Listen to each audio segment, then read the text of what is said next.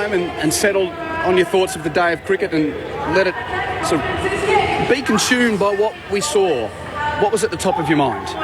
I think the Cummins captaincy, I think we talked about it at the start of the day, what we were going to see, and I really loved what we did see. I think the way that he moved his bowlers, made his changes, I thought was really good. And, you know, he's acknowledged he's probably not going to have many better starts to a test match as a captain, but I think it's a perfect start for him, and I think he's really set up this test match really well as his own performance. And we've talked about that, the importance of captains doing their best skill to the best of their ability, and he did that with 5 poles. Yeah, for me, I think it was the bowling performance was outstanding with the preparation, which I thought was limited, not too much red ball cricket, and I just thought that they stuck to their plans really well. There wasn't too many wide balls bowled. Josh Buttler came out, he tried to take it to the Australians with his aggressive way that he plays, but they were able to just bowl good areas again, use the pitch, the conditions, and to bowl out England on the first day for 147, it was a little bit of a surprise for me, but again, it was just because they bowled so well. There were a couple of shots that were a bit iffy, but ultimately Australia just played better cricket. The players are out warming up. We are starting half an hour earlier today, so the first ball is only 21 minutes away due to the fact that we lost the entire last session due to rain and bad light yesterday. And having a look at the forecast this morning, it has been tweaked a little for days 3, 4 and 5. It's looking kinder, but the forecast is for similar scenario presenting when we get to the back end of the day. So 50% chance of some afternoon and evening rain. You never know, we might get lucky and get a full day of cricket, but we're just on standby for Mitchell to tell some good stories during the rain delay again. Well, they won't be funny because I'm not a funny storyteller, but yeah, that's where the players, they just have to not worry about what could happen. It could rain. We don't know, so they've got an opportunity here to pile on some runs. So yeah, this morning's session is really important for them. Their batting lineup, I think, if they can go into that lunch break with none down or 1 down at most, I think they're going to be looking pretty good. In a moment, we're going to hear from Pat Cummins. He joined us just a short time ago on his way into the ground. We'll also hear from Chris Wokes from the England camp. But, Kristen, I want to ask you about the emotions, the game outside the game, which is the history of England's lack of performance here, Australia's ability to keep on top once it starts on top.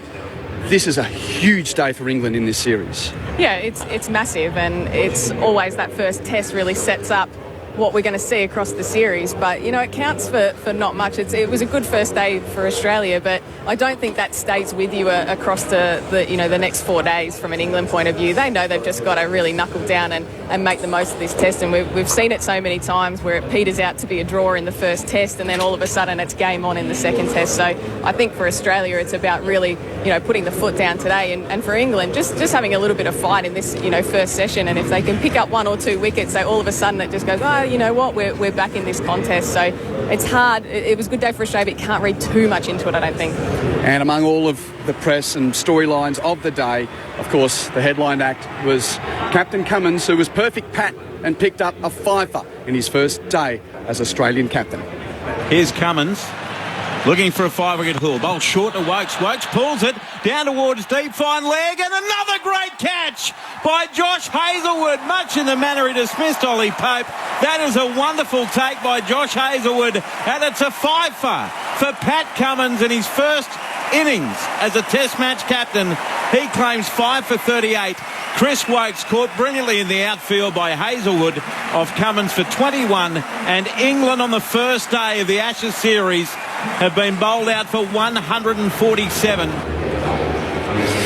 Interesting, Mitch. I was having a chat to a couple of people after the day and thought, in a way, that was a bad day for Sheffield Shield cricket. If Australia's bowlers can come out having not played red ball cricket and bowl like that, how does that happen? Well, they're just very skilled bowlers. They've been doing it for a long time, and the preparation that they've obviously been doing has been outstanding. They've had, I think, a couple of intra games. They've had a fair bit of red ball bowling leading in. Yeah, the game side of it, for me, like looking at back when I was playing, I felt like I needed a few more overs under my belt, but I don't know, it just worked out perfectly. They're such a professional unit. They've been bowling together since they were in junior cricket, these guys. So it was just good to see. I think the standout for me, I mean, they all bowled well. Paddy Cummins, obviously, they normally say captain's knock, but captain's bowling performance. And what's the fast bowling cartel's equivalent to that? I guess that's what it is. Captain's bowling. I don't know. Actually. A captain's spell? Yeah, see, you're onto it. Captain's spell. We'll go with that. So yeah, I mean, yeah, it was good to see their bowling performance and see how consistent they were. And Stark, how he started and I thought he actually got better as the day went on, and his rhythm came back. He was running in really good with the run-up pace and his lean forward. So it was really impressive to see all of them do so well. Yeah, I think Josh Hazlewood was also very good, and not only from a bowling point of view, but you think about those 2 catches in the context of the game as well, the big fella running in and taking those catches. And I think that's, again, the modern game, seeing the big quick come off the boundary and take those catches. I think that's really critical as well. All of a sudden that partnership could have gone out, another 10, 20, 30 runs, and we could be talking about an England total of around 200. So Australia well set up because of that as well. And among everything that Pat Cummins had to handle, now being captain, going out to bowl for Australia, he's done a lot of extra media, and it was fantastic to catch up with him as he entered the ground this morning. Pat, lovely to see you on a sunshiny day too. Conditions are a bit different this morning. What a start. How did you sleep last night? It was a huge day for you. Yeah, I slept pretty soundly actually last night. Got a good 9 hours in. Yeah, great start. Everything we could have hoped for, really. Day one of a big series. It's only day one, but couldn't have asked for much more. Yeah, I just want to ask about Starkey's first ball. Was that a plan to go full and straight? Absolutely, yep, round the legs. No, not at all. We've come to expect it from Starkey. That's why he gets a new ball. He just seems to have that knack in the first couple overs of picking up a wicket. He's always at the stump, so very excited. Wasn't overly surprised because I've seen him do it so often. Good toss to lose, Pat. Did you really expect that what we were going to see yesterday in terms of how the wicket played, or was that a bit of a surprise to you? It's certainly a good toss to lose. I thought it was a real 50-50. I think, I wasn't unhappy at all that we were bowling. No, not overly surprised. I mean, there's been a lot of talk and obviously, 150 odd, but I didn't feel like there was huge demons out there. It didn't swing big. Felt like if you put in the right areas, there was enough there for sure. But pretty standard Gabba day one wicket, I think. And was the plan, was it a conscious plan to bowl the way he did to Joe Root and Joshy sort of started really well, trying to get it nice and full to try and get him driving. He played that big one early on and then go wide of the crease and try and get that edge of his bat? Yeah, I think it's Joshy's and my own strength is bowling that kind of fourth stump line, full. Hopefully there's a little bit of movement, and I think it's a pretty good matchup for Joe Root. So absolutely a plan. Fortunately, it came off pretty quickly for us yesterday. It's not always going to be the case. But yeah, just a great start. Again, I think our plan's pretty similar day one to most batters. Try and get up there. If we get driven back past us, that's okay. Were you surprised with the makeup of the England team?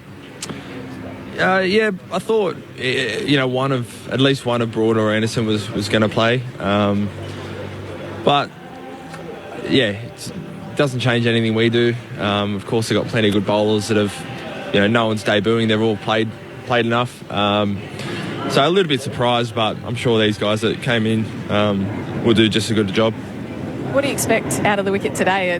Sun shining, looks like it's going to be a pretty good wicket for batting. Looks hard. Yeah, it's nice. My back of my neck feels like it's getting hit by the sun, which is a good feeling on a batting day. I thought, even after lunch yesterday, it just felt like the ball got a little bit softer and wasn't quite as much in it as the morning session. So hopefully that continues. It bakes for a couple of hours in the sun. A lot of our batters love batting here at the Gabba, so hopefully it's a big day.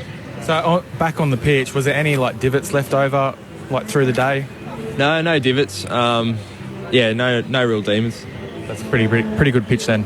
Hopefully. And your energy levels, Pat, now that you've had the whole week and you've got through the first day, sometimes they talk about second night syndrome. At least you put your feet up today. Do you feel a bit different to other day twos? No, not at the moment, but I think day one was probably as helpful as you could ask for a captain. 50 odd overs, even the afternoon we didn't have any cricket on. So I feel good so far. It's definitely a little bit more of a workload, but had a lot of help out there. Steve Smith and the bowlers helped me out. So even on a hot day, I felt like I could cope okay.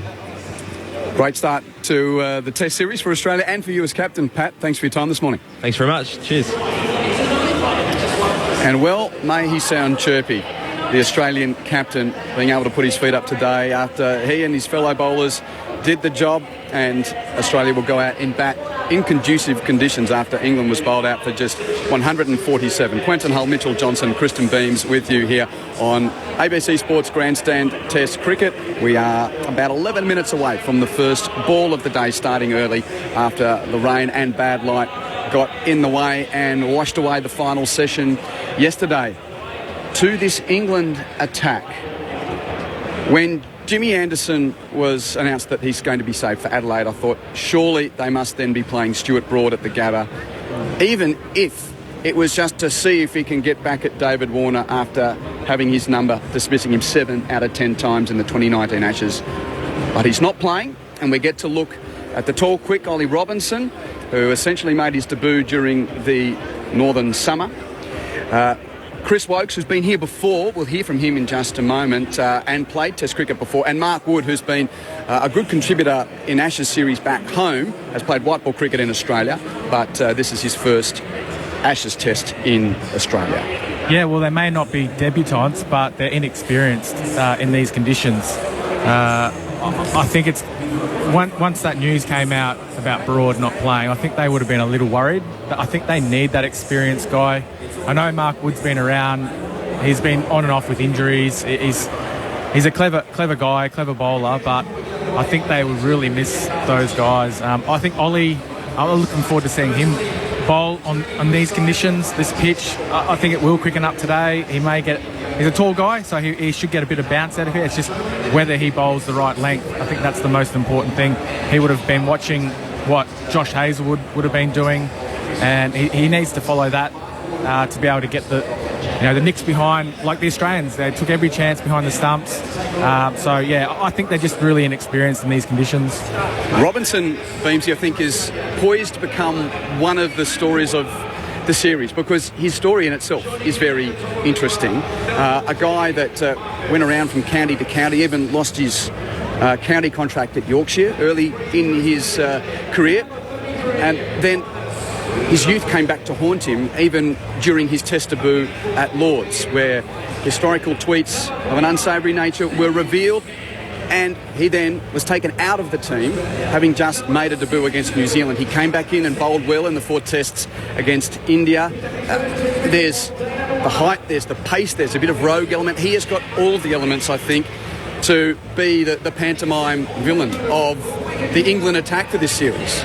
Yeah, it's a big story, isn't it? And he's had a really different journey to find his way into Test cricket. So I think it'll be interesting to see how he goes, and can he actually take a fair bit of the responsibility? We know that we're going to see Mark Wood bowl short spells, so we know we're not going to see him in long spells. So therefore, bowlers like Wokes and Robinson are actually going to have to bowl longer spells and take more of those lead roles. So again, as Mitch is saying, the omission of Broad might actually come back to haunt them in that space, because Robinson needs to start well and do that all day long. I'll get to your spin doctoring about Jack Leach's role for the rest of the Test match in just a moment. But let's hear from Chris Wokes. I was able to chat to him as he arrived a short time ago. Well, Chris, you had a session or so to watch the rain tumble down and contemplate before you even got to the hotel last night. How's the mood after a tough start to the series? Yeah, we're okay. Everyone's, we're fine. We obviously would have liked to have gone better than we did yesterday. There's no doubt about that. 147's not the score we were probably looking for. But, Australia bowled well to put the ball in the right areas and put us under pressure. And, sometimes you have to say fair play to the opposition. But, we've got a chance to hopefully go out there and do something similar with the ball now. Any concern that the captain should have given the bowlers the first option? I don't know. I mean, obviously there's a bit of grass in the wicket, but I think generally here at the Gabba, if you get through that first period, you get through that first session where it does offer a little bit with that newer ball. I think if you get through that, you can build good partnerships and put a good first innings total on the board. Australia put us under pressure and took early wickets, which obviously, made it hard for us. No, I don't think we look at the toss. I think it was more the way we batted rather than then the decision to bat first. When did you know you were playing? It was certainly a big talking point as to just how England would line up. Yeah, I obviously knew the day before. There was obviously there was a 12 name, but I'd been told that I was gonna play. So yeah, that was always nice. Always nice to get the nod, particularly in the first Ashes Test.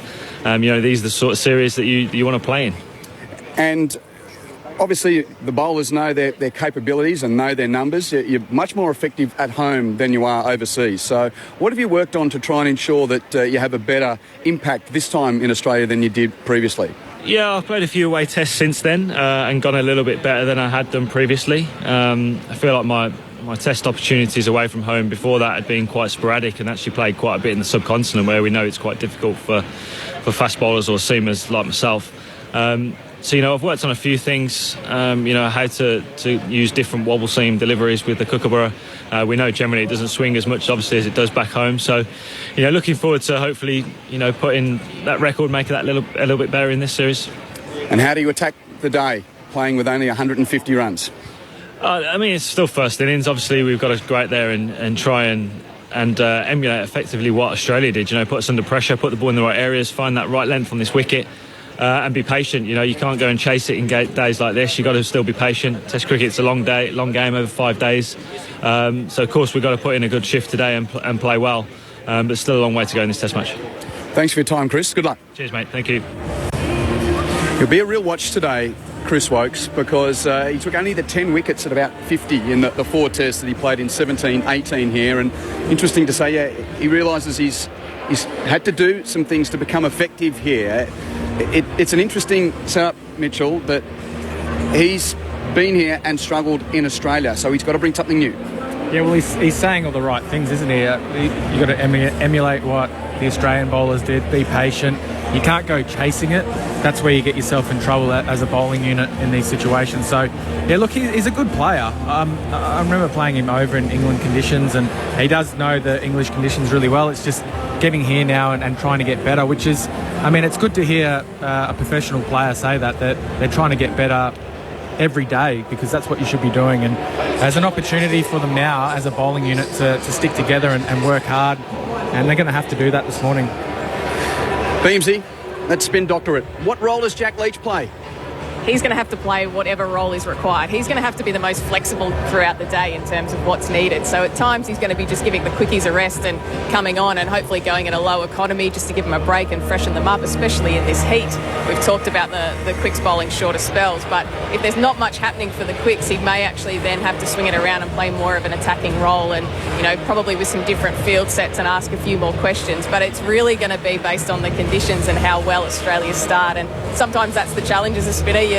Your role isn't as settled. You're actually just going to have to do whatever job is required. He is the number one spinner, and he's going to have to play that role with Joe Root maybe bowling a few handy overs if required. He's just behind you there, Kristen, number 77 on his back. Jack Leach, the England players just milling around the rope, about to burst onto the ground if you are just joining us. Play is imminent, starting half an hour early because of the rain and bad light, washing out the final session of yesterday. It's that time, with the first ball not far away, for the fearless grandstand expert predictions for what will be the state of the game at Stumps Day 2. I think Australia, I'm going to lunch with probably one down, and then I think they're just going to build on that total. I think they'll bat all day. Agree. I think they'll bat all day. How many wickets down? I think it'll be all about this first hour and how well they bowl to the two left-handers. In these conditions, just tell us the pressure that Marcus Harris might be feeling now, because this is a day where he's expected to score runs. 100%. It's a good opportunity for him today to go out there and to play some really good cricket.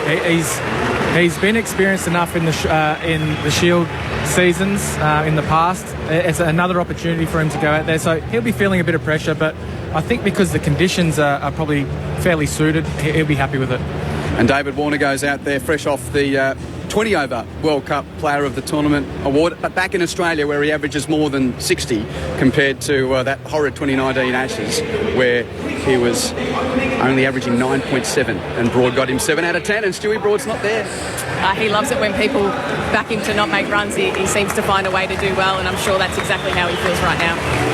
So the sun is beating down. There is not a cloud in the sky, literally. We will probably get some later on in the day with some later rain predicted, but the players are ready. England about to set out in its task of defending 147. The Australians ready to bat with Jim Maxwell and the team at the crease. Thank you, Quentin. Hello, everyone, wherever you may be listening around the country, around the world. It's Jim Maxwell and Ian Chappell here at the start of this second day in our cosy little posse in the booth, the Brian booth here in Sydney, getting ready for, well, I don't know whether it'll be hostilities. What will it be, Chappelli, as we say good morning to you? And the sun's shining at the Gabba, isn't that great?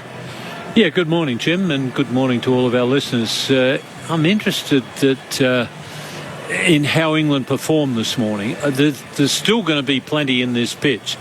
And if England were to bowl well and to catch well, and that's a big if, then they should get Australia.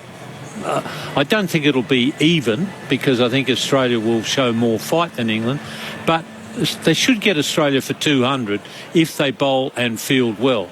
Am I convinced that England will do that? No, I'm not. Why not? Well, I'm not sure their catching's as good as Australia. In fact, it's not as good. Their catching is very ordinary. Yep. And I'm just not sure that their bowlers have got the heart of the Australian bowlers. But if they bowl well and England hang on to their catches, they should be right in this game.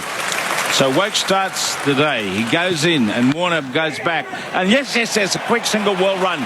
And he's dashing as the throw goes in off the back of Warner. Hit him on the back and ricocheted deep into the onside field, but he won't come back for another run. He's overrun the crease by a long way anyway.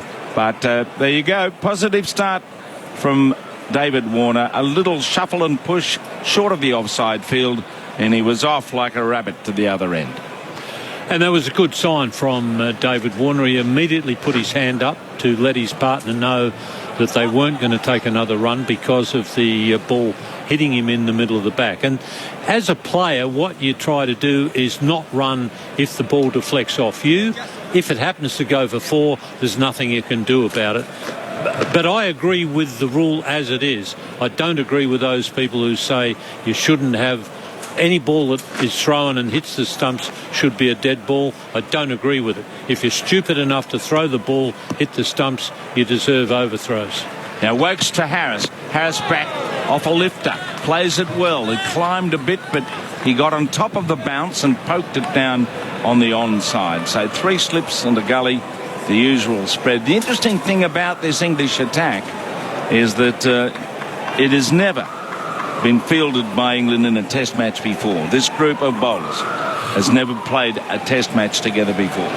Well, if they're going to continue to bowl the length that Wokes is bowling, he's too short at the moment. He's got to be a little further up and try and entice an edge. Wokes goes up and Harris goes back and gets more comfortably behind a shortish ball and plays it away on the onside, which of course is the key point that's been discussed in England in particular overnight, the fact that Stuart Broad is not playing, and you wonder at the wisdom of that selection or non-selection when you look at what England has in the field here. No Anderson, no Broad, and Broad had it all over the Australian left-handers, Harris, Warner in particular, and also Travis Head 2 years ago.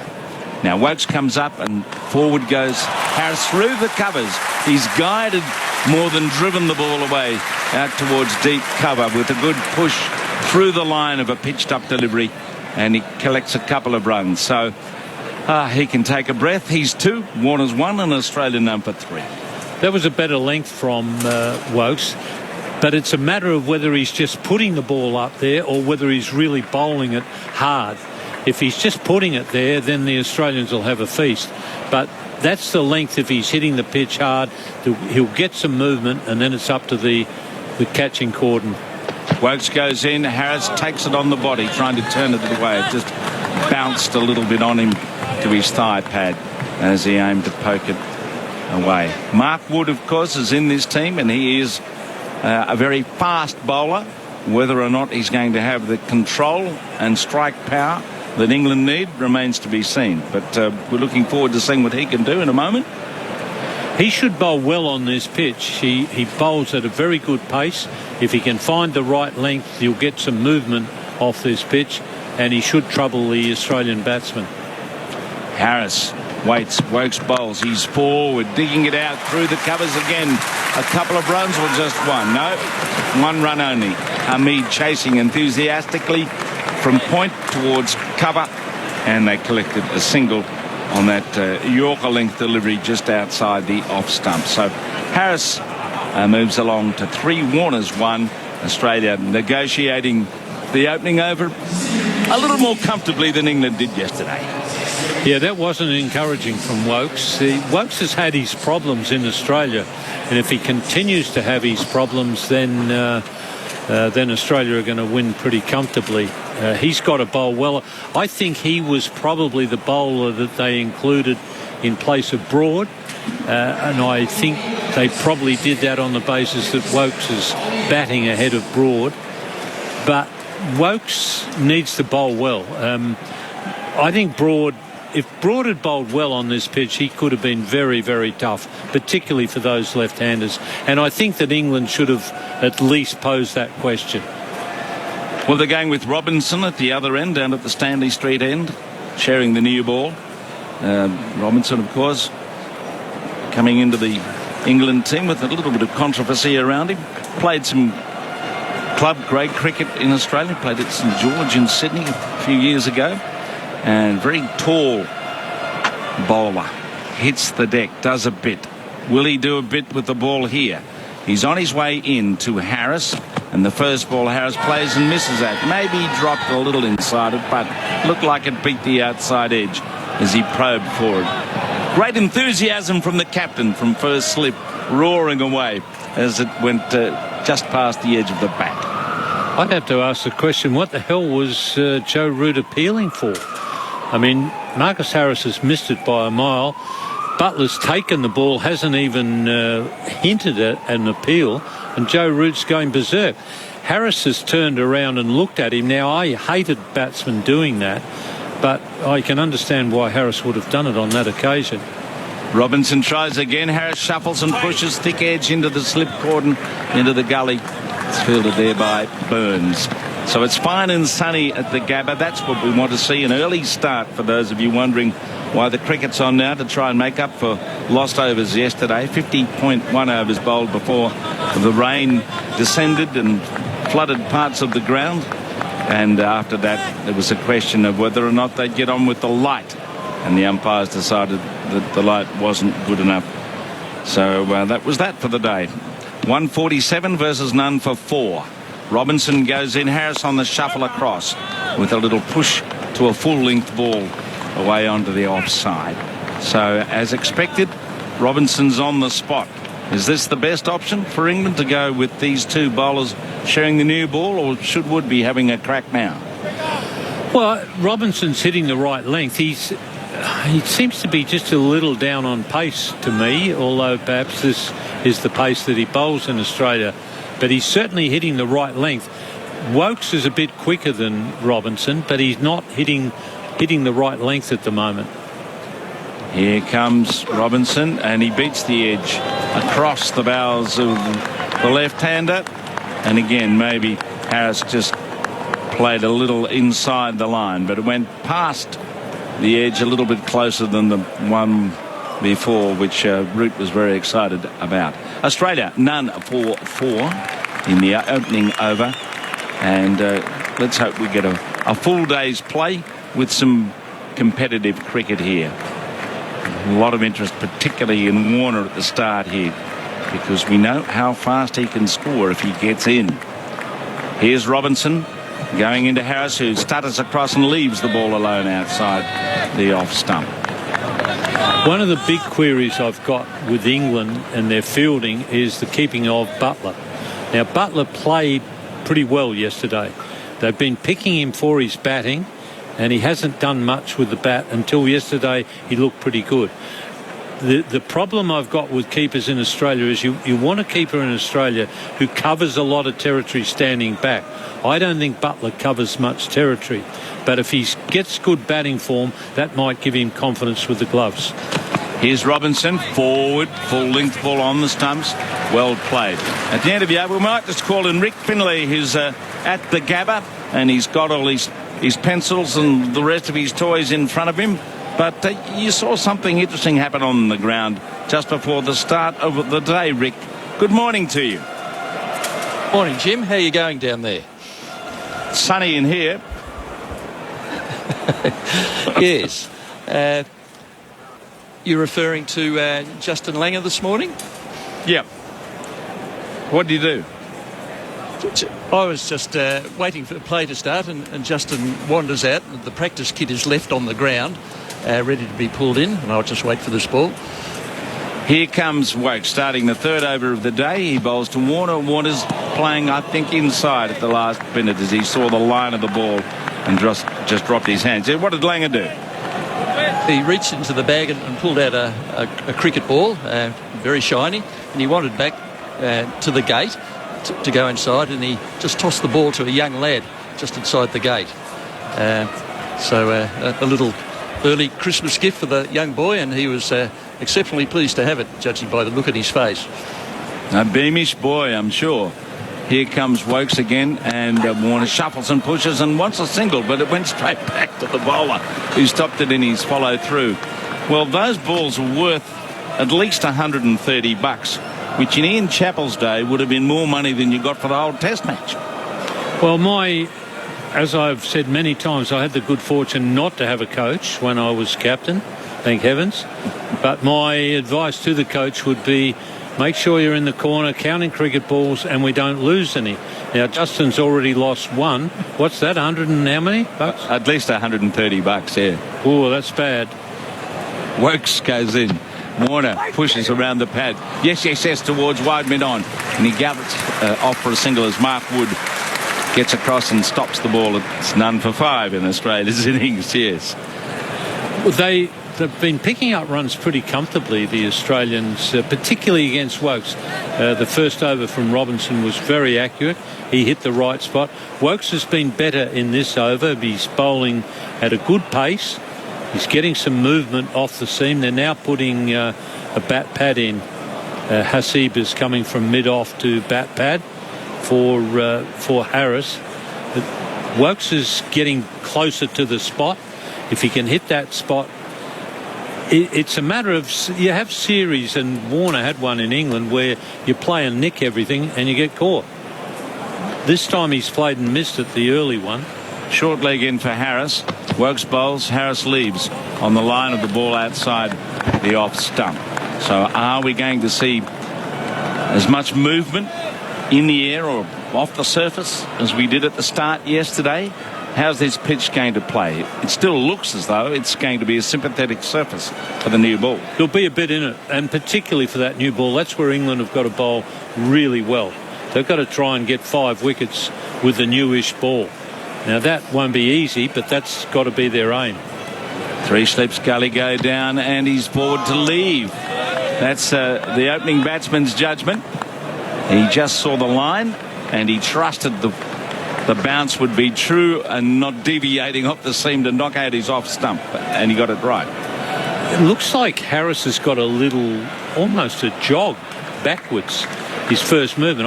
I don't have a problem with the back and across movement. I think it's a good movement for a top order player to be looking to cover off stump, but it looks like a little jump. Wokes goes in and he leaves the next ball slightly quicker across him outside the off stump, and he allowed it to pass. Australia's made 5 runs from 3 overs without, as I say, any alarm so far. Warner's 2 and Harris's 3. And it's been as steady as she goes start. Yeah, Wokes better that over, but it's still a bit short. It's the sort of length where you beat the bat a lot and everybody at the ground says, oh, wasn't he unlucky? Yes, you were unlucky to a degree, but it generally means that you've bowled just a little bit too short when you beat the bat a lot and don't get the edge. When you hit the edge, and probably the best example is Curtly Ambrose. In his first 3 tests, bit short. In Adelaide and Melbourne, he picked up, 20 wickets or something. He pitched up by probably half a metre and he hit the edge. And I think that really sums up what cricket's all about. Robinson starts his second over and he moves to Warner, who lets it go wide of the off stump. Yes, it's very much like looking at a test match in England at the moment with two guys who are just planting it there. There's no particular intimidatory menace about any of the balls. There's no blinding swinging Yorkers either, so they're just probing away. Well, you can do that in England because you know the ball's going to pretty well all day. It'll keep moving off the seam. And this pitch, it'll move around for quite some time, particularly while the seam is prominent. But you can't just put it there. You've got to make it work for you. So Robinson again, and Warner back defending a ball right on the stumps. Getting his feet moving here, so important. And we saw some good signs of that at the back end of the WT20, where he appeared to be getting his rhythm back. And, well, he did have quite a bit of time not playing in the IPL, so he needed to spend a bit of time in the middle. Footwork is very important, and that's why I always felt that the first two club games that you played before the first-class season got underway, they were important, because that's where you could get your footwork sorted out. Here comes Robinson, and across Warner, it's left alone. If I haven't welcomed you all, if you've just tuned in recently, hello from the comfort of our five-star studio here in Sydney as we're watching what's going on somewhere north of us. And, of course, we've got Quentin Hull, Mitchell Johnson and Kristen Beams up there for live coverage here and there. But in between, we're keeping ourselves well tanned under the lights here in the studio. Very comfortable. I hope you're comfortable too. Driving your tractor, your car, sitting on the beach, standing on your head, whatever you're doing. Here comes Robinson, who bowls now, and forward goes Warner again and plays it back down the pitch. I liked your terminology before when you said the Brian booth, us being in the booth. Yeah. But poor old Sam, as we called him, Sam Booth, his health hasn't been great. But I ran into Sam the other day at Alan Davidson's funeral, and Brian had just got off 87. He'd moved on to 88, and he was very happy about getting off 87. But anyhow, Sam, as we know you, let's hope your health is on the improve. Yes, cheerio to Brian Booth. Here comes Robinson pitching up and forward.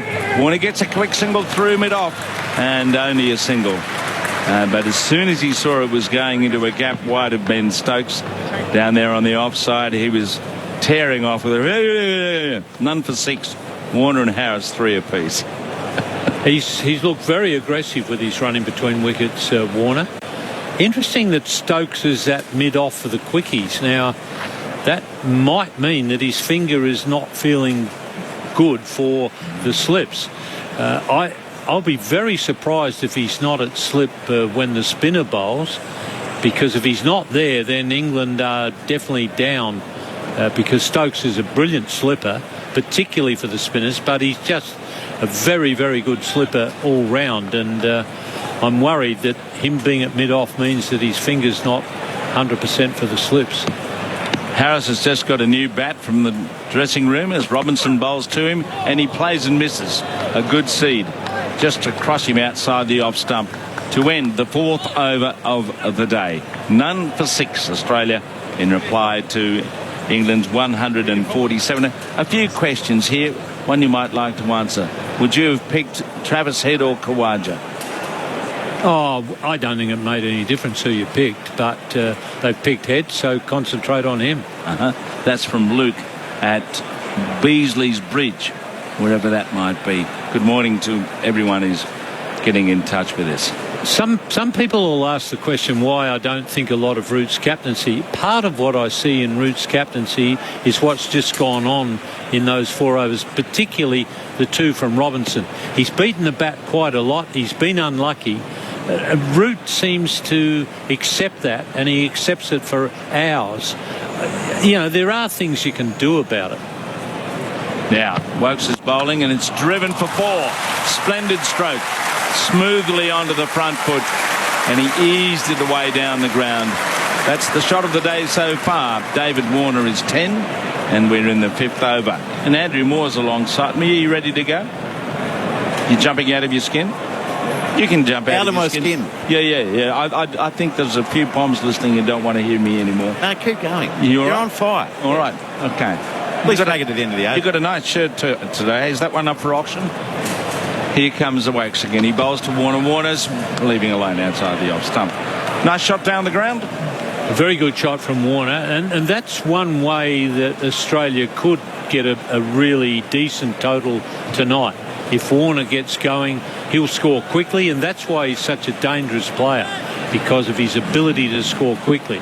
I mean, if Warner has a good 2 hours in this first session, he could take the game right away from England in this first session.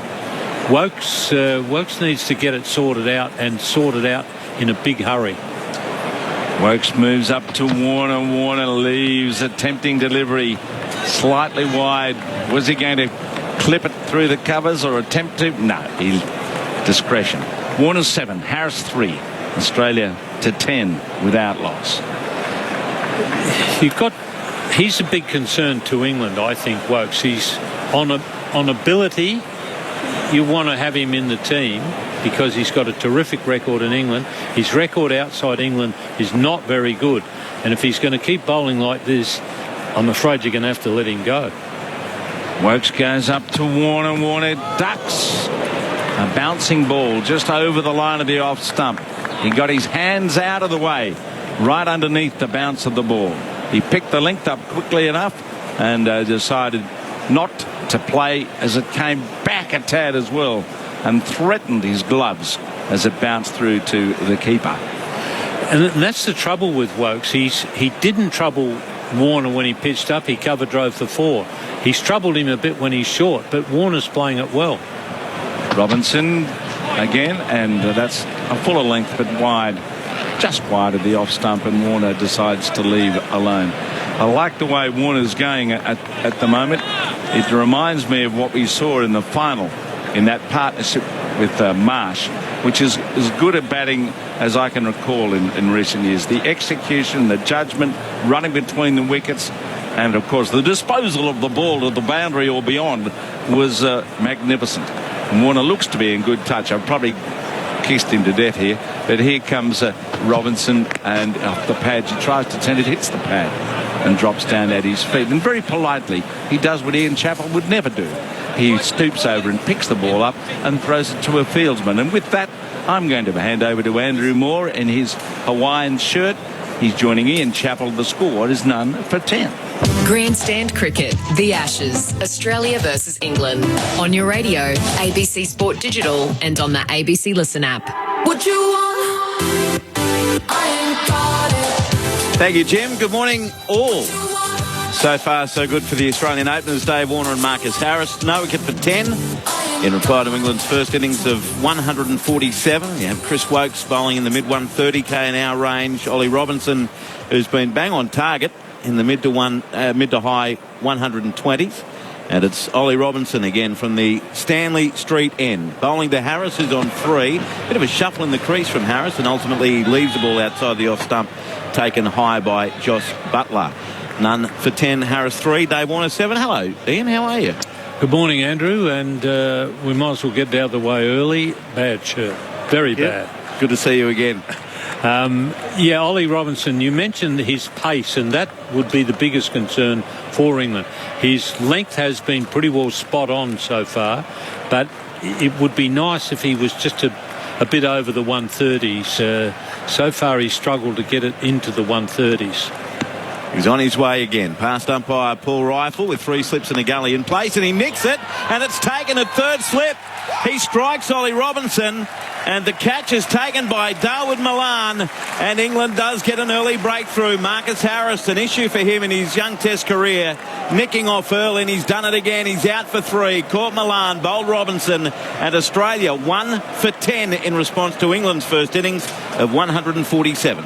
Yeah, Robinson's going to be a problem for Australia, particularly the left-handers. He's got a nice line going, a very good delivery on off stump. Harris had to play. It is an area where you can pick Harris up, and a good catch there taken at 3rd slip by Dawood Malan coming forward. Robinson has looked good for England. what they've got to do is get Wokes going at the other end. He would be a big concern for England. Now, a big job for Robinson, bowling to Labuschagne, who's coming in at number 3. Labuschagne has had a very good start to his Test career. Bad luck hasn't really hit him. Well, I guess it did in his first couple of Test matches. Yeah. But since he's been back at batting at number 3, bad luck hasn't hit him. He's had some extreme good fortune. And you find in Test cricket that bad luck does strike you along the way. It's a matter of where and when it hits Labuschagne. Well, he announced himself 2 years ago against England, didn't he? Coming in for Steve Smith. Played 4 tests, ended up averaging a tad over 50 with 4 half-centuries, and he's gone from strength to strength in his 18-test career, average of 60.8.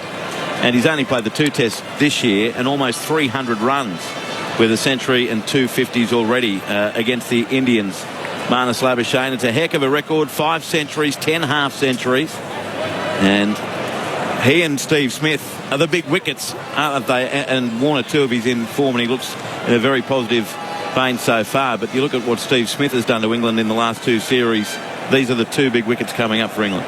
Well, I'd have Warner at the top of my list. He'd be the bloke I'd want to get rid of, mainly because Warner scored so quickly.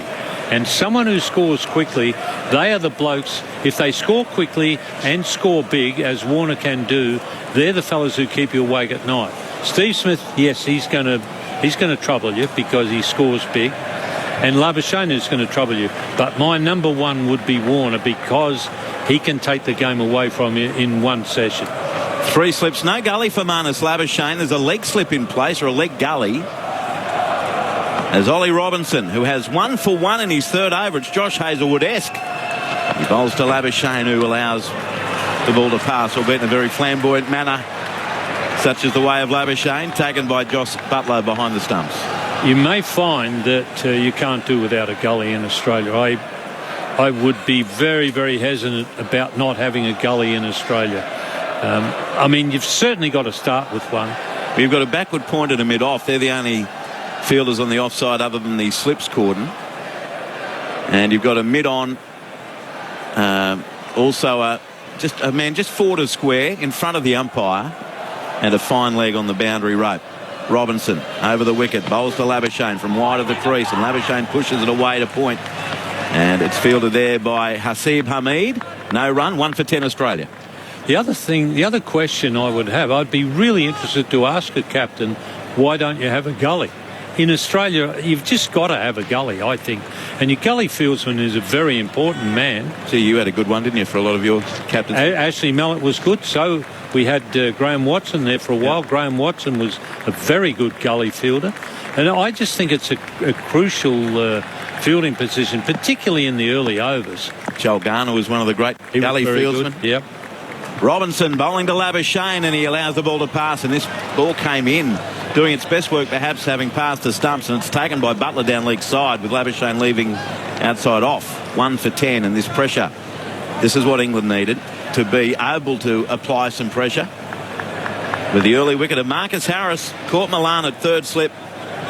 The slip fielding's been perfect so far. The Australians did a great job in the first session yesterday, and a good, nice, clean catch by Milan to start things off for England. Talk to me again tonight at stumps, Andrew. I appreciate your lack of faith in this English fielding unit.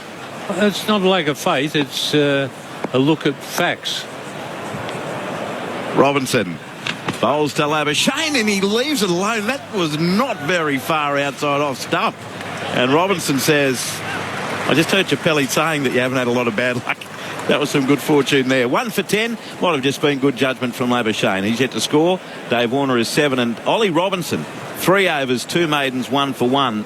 An interesting character. He's only played 6 test matches prior to this one. And the 28-year-old, in fact, this is his 6th test match. He made his debut for England, and then some very poor social media posts came out from 2012, 2013, and he was suspended for 8 games, 5 of them suspended, but it ruled him out of the remainder of the English summer. But in 5 previous tests, 28 wickets at 19.6, so he'd made a good positive start to his career. And here's a move that seems to make sense. That the quickest of the bowlers, Mark Wood, is coming on to replace Chris Wokes, with Australia having lost its first wicket.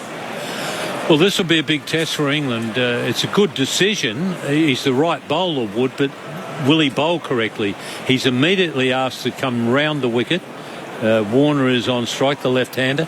Only 2 slips for Warner. It's not a lot. I'd be looking at 3 slips as a minimum. So Wood starts around the wicket. Stuart Broad style. It's short, and Warner doesn't really have an issue in swaying out of the way of that one, but good first up speed, over 145 k an hour for his first delivery, Mark Wood. He's 31 years of age. It's his 22nd test match. He debuted 6 years ago and has subsequently picked up 64 wickets at an average of 33 with a best of 5 for 41 against the West Indies. One of 2 5-wicket in an innings hauls, and gets a wicket just about every 10 overs. It's what he can do when he pitches the ball up a bit. He'll trouble the Australian batsman with his short stuff if he gets it on line. But what can he do pitching up? On his way, Wood bowls, and Warner defends off the back foot and sets off straight away. Very positive stuff from Warner.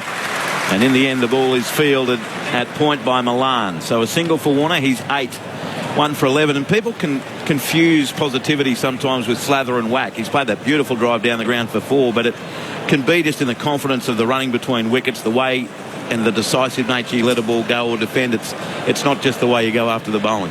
Warner's a good cricketer, a damn good cricketer. He's got a very good cricket brain. I've liked the way that he's run between wickets early on. As Andrew just mentioned, he's been very, very positive in his calling, and that pushes the partner. He'll push Labuschagne, not that he needs a lot of pushing, but I like the way that he's handled the first 2 deliveries from Wood. Wood's got a pitch on an awkward length and get some movement. If he does that, he'll be a tough customer. So the gully's in now for Labuschagne, but there's only 2 slips. There's a short leg in Hamid and a backward square as Wood bowls, and Labuschagne defends back down the offside, and Wood will pick up in his follow through. In fact, he leaves that for Stokes to do. So the score remains at 1 for 11. Text messages coming through 0467920222. Dan in rainy Melbourne, did the trumpeter make it from the Barmy Army? Well, we're hearing a little bit of trumpet, I've heard this morning. Not anywhere near what we're used to from the Barmy Army.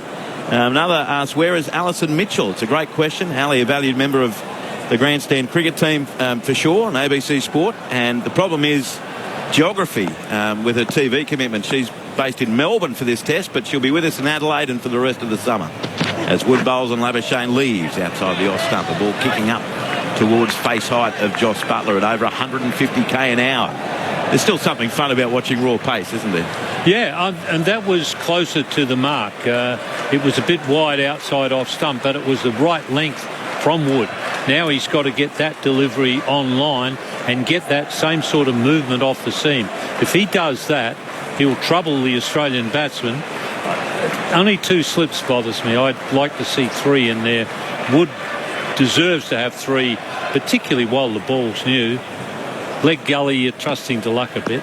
Now Rick Finlay's got some news on the trumpeter. We'll get to Rick in a moment as Wood bowls well wide of off stump this time, and that made an easy choice for Labuschagne to let go. Score remains 1 for 11. Warner 8. Labuschagne yet to score. Rick, now their main trumpeter, if you like, or trumpeter, he retired, didn't he? Now, I don't keep statistics on trumpeters, I'm sorry, Andrew. I'm not able to help you. Oh, OK. I thought that was your message on the screen. But Billy Cooper was their original trumpeter with the Barmy Army, and he's called it a day. They do have a replacement, and we're hearing it spasmodically in the crowd at the Gabba. I would have to say the worst dressed person is not in the crowd. Here's Wood. Bowls and Labuschagne closer to off stump this time, but he lets it go through to the keeper. Unfortunately, you're out now, Ian. 1 for 11 after 7 overs in reply to England's 147. Dave Warner is 8. Marnus Labuschagne is yet to score. Marcus Harris, the man to fall, caught at third slip by Dawood Milan off Ollie Robinson for 3. It was 1 for 10. It's now 1 for 11. And there's the trumpeter as we speak on our monitor. Steve Finn, former England fast bowler, still very active English county scene, of course, and part of grandstand cricket this summer. He's alongside us, looking a little happier than at times yesterday. How are you, Steve? Good morning. I'm chipper, thank you, this morning, is an English phrase to suggest that I'm in a very, very much good mood and more positive, especially after that first wicket. Mark Wood's bowling 150 kilometres an hour, the quickest in the game. I like it, and I really like Ollie Robinson here. Robinson again bowled just outside of off stump, and Warner maybe a little later that time decides to allow it to pass through to the keeper Butler. He has been spot on from his first ball, Ollie Robinson, hasn't he? Yeah, it's one of his great skills. Is his arm is so high. I think he releases the ball 10 centimetres higher than most other bowlers, or a lot of other bowlers in the world. So therefore he gets the bounce, and if he finds that right length, bringing the batter forward as he did to Marcus Harris, and you find that edge, it's just going to fly to the slip. So he's a very skillful man. He'll use the crease, he'll use the angles on the crease to work a batter over. In his fourth over, he has 1 for 1. Bowls well pitched up, and Warner just turns it away wide of mid-on. They scamper through for a single, and I tell you what, had that throw from Chris Wokes connected at the non-striker's end, Labuschagne may have been in a little trouble. It missed. So it's a single. Warner moves to 9, and Australia is 1 for 12. He's keen to keep moving, get off the mark, isn't he, David Warner? You can see he knows how to bat here, but he'd have watched also Ollie Pope and Josh Butler yesterday, where you feel like there might be a good one with your name on it at some stage. If you can just get off strike and keep rotating the strike, especially with right left hand, it can just mess with the bowler's rhythms. So with Labuschagne on strike, what do you make of this field? There's a leg gully in place, 3 slips. Mid-off is moving a little wider, almost to an extra cover. There's a point mid-on, square leg, as Robinson bowls to Labuschagne. Yet to get off the mark, and he lowers his hands on it, runs it where the gully may have been, down to the third man for 4. Rory Burns was in pursuit, couldn't catch it. A boundary, albeit perhaps a fortuitous one for Marnus Labuschagne to get off the mark, in Australia 1 for 16. A couple of friendly words from Ollie Robinson on his way back past Marnus Labuschagne there. I think Marnus might have had a little dibble back to him after it, but you got to say that he played it well. He played it with late hands, with an angle of the bat that meant that the ball was only ever going to go down. But Ollie Robinson, enthused by finding the outside edge, just leaves him from off stump. Nice bounce, but Marnus Labuschagne plays that nicely with soft hands, and it runs away for 4. Robinson over the wicket. Labuschagne leaves flamboyantly again, swinging his body almost from right to left as it goes through harmlessly to the keeper. Now Rick Finlay, our scorer extraordinaire at the Gabba. Rick, you do have some facts and figures this time in regards to Marcus Harris after he's dismissed cheaply. Yes, Andrew. 233 players have now opened the batting in all Test cricket. And when you order them by average, Marcus Harris comes in after today's innings at number 223. 223rd out of 233. There's only one way to go for Marcus Harris. Labuschagne on 4. Waits for Robinson. And a ball well pitched up this time. And he pushes it to a shortish cover where Ben Stokes bends down, does the fielding. Dot ball, 1 for 16. You'd hope there's only one way to go. But yes. There is also the potential of slippery poling it further down. But no, you hope for his sake that doesn't happen. He's obviously been picked in this series for a reason, because the form that he is in suggests that he's able to cope with the pressure of the Ashes series. He's played in an Ashes series already, and he's got the backing of the selectors, hasn't he? So getting out for cheaply in the first innings against the brand new ball on a green wicket, it's not the biggest crime. Labuschagne raises the bat. Robinson bowls, and he's forward driving Labuschagne through vacant mid-off. Ball heading towards the boundary. The pursuit is on. Who's going to win? Stokes of the ball. A dive by Stokes, but the ball wins and crashes into the rope, as does Stokes. 4 runs for Labuschagne, his second of the over. He moves to 8. Australia 1 for 20. And Labuschagne, he's away. 8. Dave Warner, 9. Marcus Harris out for 3. And now Ollie Robinson, 1 for 10 from 4 overs before a crowd of just under 10,000 to start the day. Getting underway half an hour earlier with 98 overs to be bowled, although there is the forecast for rain sometime between lunch and tea. On the SMS 0467 920 222. Andrew, nice to hear your voice outside of the footy. He's hoping there are a few rain delays for this test at the Gabba, says Parramatta Rachel. Hello, Rachel. Well, we already lost one session. Bilbo says, thanks, love the commentary. Currently on the chaser bin with ABC Grandstand coverage, making the day very enjoyable. Good on you, Bilbo. Love your work, lads. I've got Marnus to top score for the series. What's your pick for Australia's top run scorer? That's from Aaron, listening on the beautiful Sunshine Coast in Queensland. Steve, who's your money on? Oh, you'd be hard to look past Labuschagne, wouldn't you? He's come out with confidence here. He's got all the mannerisms of Steve Smith, so it's like a little second version of Steve Smith out there in the middle. But yeah, I mean, looking at the numbers that Smith's produced in the last few Ashes series, he just seems to absolutely love it. Yeah, and love beating the Poms, I suppose, and he seems to go in that state of mind. So yeah, I'm a bit worried about him. Time for a bit of speed again as Wood bowls, and his club nearly caught at cover by Stokes. Maybe getting to the all-rounder on the half volley as he tumbled to his right, and just missed time by Dave Warner. No run, 1 for 20. Fancy, Steve, it fell just short of Stokes. Yeah, I think just short. Mark Wood with a bit of extra bounce, trying to play with a straight bat. Yeah. Lands about a yard short of Ben Stokes, who looks disappointed. If anyone was going to fling himself forward and risk knocking all his teeth out to catch that ball, it's going to be Ben Stokes. But he doesn't quite get there. But it's an interesting battle, this, because David Warner won't back down. If he thinks it's there to hit it, he's going to try and hit it. He's 9 of 20 deliveries. Wood bowls to him, and he very quickly says no run as he just plays it square on the offside. Milan picks up. Dot ball, 1 for 20 after England was bowled out in the 51st over yesterday for 147.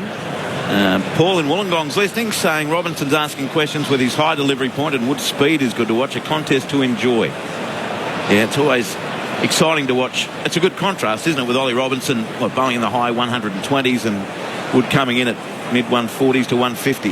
Yeah, very different skills, and I like that about a bowling attack, having some degree of diversity in it, when it comes to having different bowlers that offer different things. Short leg and a backward square, but Warner plays on the offside, straight to point. Milan, good hands. That ball was coming quickly to him and prevents a run. 1 for 20. Mark Wood in his second over, none for one. Chris Wokes, he opened the bowling from the Vulture Street end, and his 3 overs cost 9 runs. What did you make of his opening spell? I think he was searching for a length that Hazelwood and Cummins bowled, that slightly fuller length.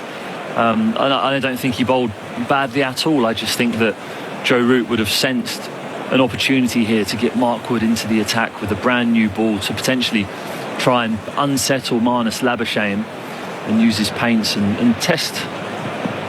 Wood to Warner, bouncer. Warner ducks under it comfortably enough. The ball flies through at 149 clicks to Josh Butler.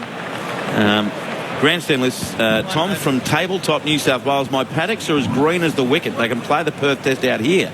I've no COVID restrictions like WA, just double back sheep. Well, we may have the answer. Thank you for that. 0467 920 222 to send a text message right throughout the summer. And that's the number to get in touch with your thoughts, questions. Love hearing about where you are, what you're doing. Warner raises the bat, staring down the ground. Wood on his way. Past umpire rifle. Wide of the crease. Warner pushes square on the offside again. Quick call of no run. Milan picks up. Score remains 1 for 20. Good pace this so far from Wood. 149 kilometres an hour average speed over the course of these 2 overs. The challenge is obviously in a 4-man attack here, a 4-man seam attack, if he can maintain that through the day, because that is obviously his point of difference out here. And when the tail comes in, keeping those speeds up to make it uncomfortable for them, because the last thing you want in a game like this where you've got 147 on the board is to do a bulk of the hard work but then be tired by the time it comes to the back end of the innings. Last ball of the over.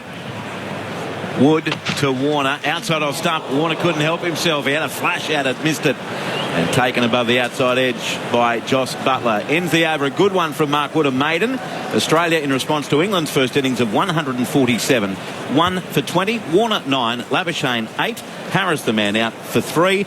And Aggers is in the house. Jonathan Agnew to join Steve Finn on Grandstand Cricket. Grandstand Cricket, The Ashes. On your radio, ABC Sport Digital, and on the ABC Listen app. Wonderful shirt, Andrew. I like that. I must try and compete with that tomorrow. I'm not sure I've got one in the wardrobe, unfortunately. Anyway, good morning, everybody. Love to be back with you again for a really intriguing day's cricket really should be. 1 for 20, so Australia were pleased with their start. I think you'd probably reckon you'd lose one of the openers to a new ball in conditions such as these. But Labuschagne already looking in good order. Warner, a bit of a flash there at the end, but that's what pace does to you sometimes. A swish outside the off stump. But England desperate here, obviously, to pick up wickets and keep themselves in the game. Chris Woakes having a change of ends. He's going to bowl from the Stanley Street end on a beautiful day at the Gabba, at least certainly a beautiful start to the day. There's a bit of cloud I can see building up behind Woakes. White at the moment. It was very definitely black yesterday, around about 4 o'clock, when absolutely threw it down and finished play early. So we'll have early starts every day now to make up time. And hopefully they'll all start off bright and sunny like this. So Woakes, a change of ends, is bowling to the right-handed Labuschagne with 3 slips, and in goes Woakes and bowls to him. That's pretty close to the off stump. Labuschagne showing certainly good discipline there and allowing that to go by. So, big day today. Steve, you warmed up with you had an Aussie barbie last night, I think, didn't you? I did, yeah, an Aussie barbecue that we had to eat inside because it was raining. It's Australian weather. I know. What's happened to it? People talk about England rain and everything else. Yeah. God, I've not even got my Speedos on yet. I've been here a fortnight. I'd love to see that, though. Well, I'll warn you. 1 for 20, in goes Woakes, bowls outside the off stump. And it's left. I mean, we're 200 metres from Coogee Beach. It's ready for me. It's ready for me, but I just haven't. Should we go tomorrow morning and report back? Well, it depends on the weather. I mean, I'm not, cold, miserable, wet. It's been like Manchester. Yeah. I have been in the sea a couple of times. Have you? I'm slightly nervous about sharks, if I'm being honest. They're out there. Yeah, and jellyfish as well. Not happy with the jellyfish. Could potentially get you. Then goes Woakes, bowls, hits him on the pad there. Looks with leg side. Labuschagne looked to play out towards mid-wicket. Hamid comes in and fields. There was a tremendous sort of sea swimming race there the other weekend. Did you see it? I did. A lot of people swimming a long way out to see it. Seemingly coming back again. Lots of lifeguards on duty and so on. It's a lovely part of the world down there in Coogee. We've got to know it pretty well over the last couple of weeks. Walk to Bondi, go and see Victor Trumper. Yeah. And that enormous cemetery there. The old boy who's got a good view of proceedings. 1 for 20. In goes Warner, bowls, and Labuschagne forward.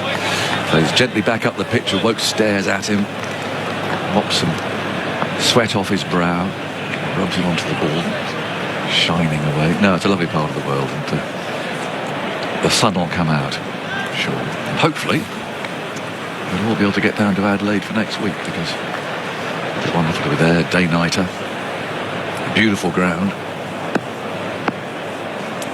1 for 20. Woakes. That springy run is on his way again. Bowls outside the off stump, and Labuschagne, that rather curious way of his, leaves it, but with a horizontal bat. It's a deliberate withdrawal of the bat. A bit of a swish. It's taken by wicketkeeper Butler. They play well so far, the Australians. Nice catch from Merlando to remove Harris. He's out for 3. So Australia are 127 behind. And Woakes again, it's beautiful sunshine, moves in bowls, and that's well played by Labuschagne. He sets off for a run though, sent back by Warner immediately. Warner's gone nowhere, saying no, get back. So Labuschagne there gets scampering out of his crease. So Warner having nothing to do with it. They come down, touch gloves, and have a little conversation about that. I think it's just to look busy as well, and certainly Warner, when he first came out today, looking to push and run and push and run.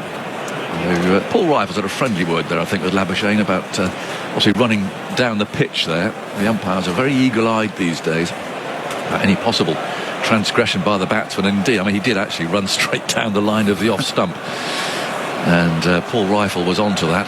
Only a friendly little tap on the shoulder, and please don't do that again, but you're not supposed to do it, and the umpire would have made a note of that. 1 for 20, and Mark Wood, express pace. He's bowling from the Vulture Street end, from round the wicket, and it's on his way now. Bowls outside the off stump, and there's a second loose stroke from Warner. Again, just a little flick outside the off stump, and he's hammering away there at the pitch with the end of his bat. I don't think it was much to do with the pitch. I think it was just a misjudgment, if I'm honest. Yeah, he seems a little bit more amped up facing Mark Wood here from round the wicket. I think Mark Wood's getting the ball to just slightly leave him, so it's angling in towards the stump, so Warner will feel as though he always has to play. And then because this is a brand new ball, just holds in the wicket slightly and leaves him, making it hard for him to decide how he wants to play this. Wood turns on the run, goes scampering in once more, bowls, and Warner right behind this one, plays back up the pitch in Wood Field. And of course it's round the wicket, from round the wicket, that Stuart Broad has found Warner out in the last series, time after time after time. And Wood probably is the more comfortable of the three that we've seen so far to come round the wicket. Yeah, I think the other two guys, Robinson and Wokes, generally their shape is back into a left-handed batter or away from a right-handed batter, apart from sometimes forcing it maybe across from over the wicket. But yeah, Mark Wood here able with his pace and with a slightly more defensive feel, given we've only had 8 overs or so. Wood again, a big spring bowls. Oh, that's hit Warner round about the thigh, maybe a little bit higher even, but really thumped into his body. And he twitched there and jumped as that one flew at him. He fended it away well, but it was a short leg fieldsman there, very close. That really took off. Yeah, got him in the ribs. That's a sore one.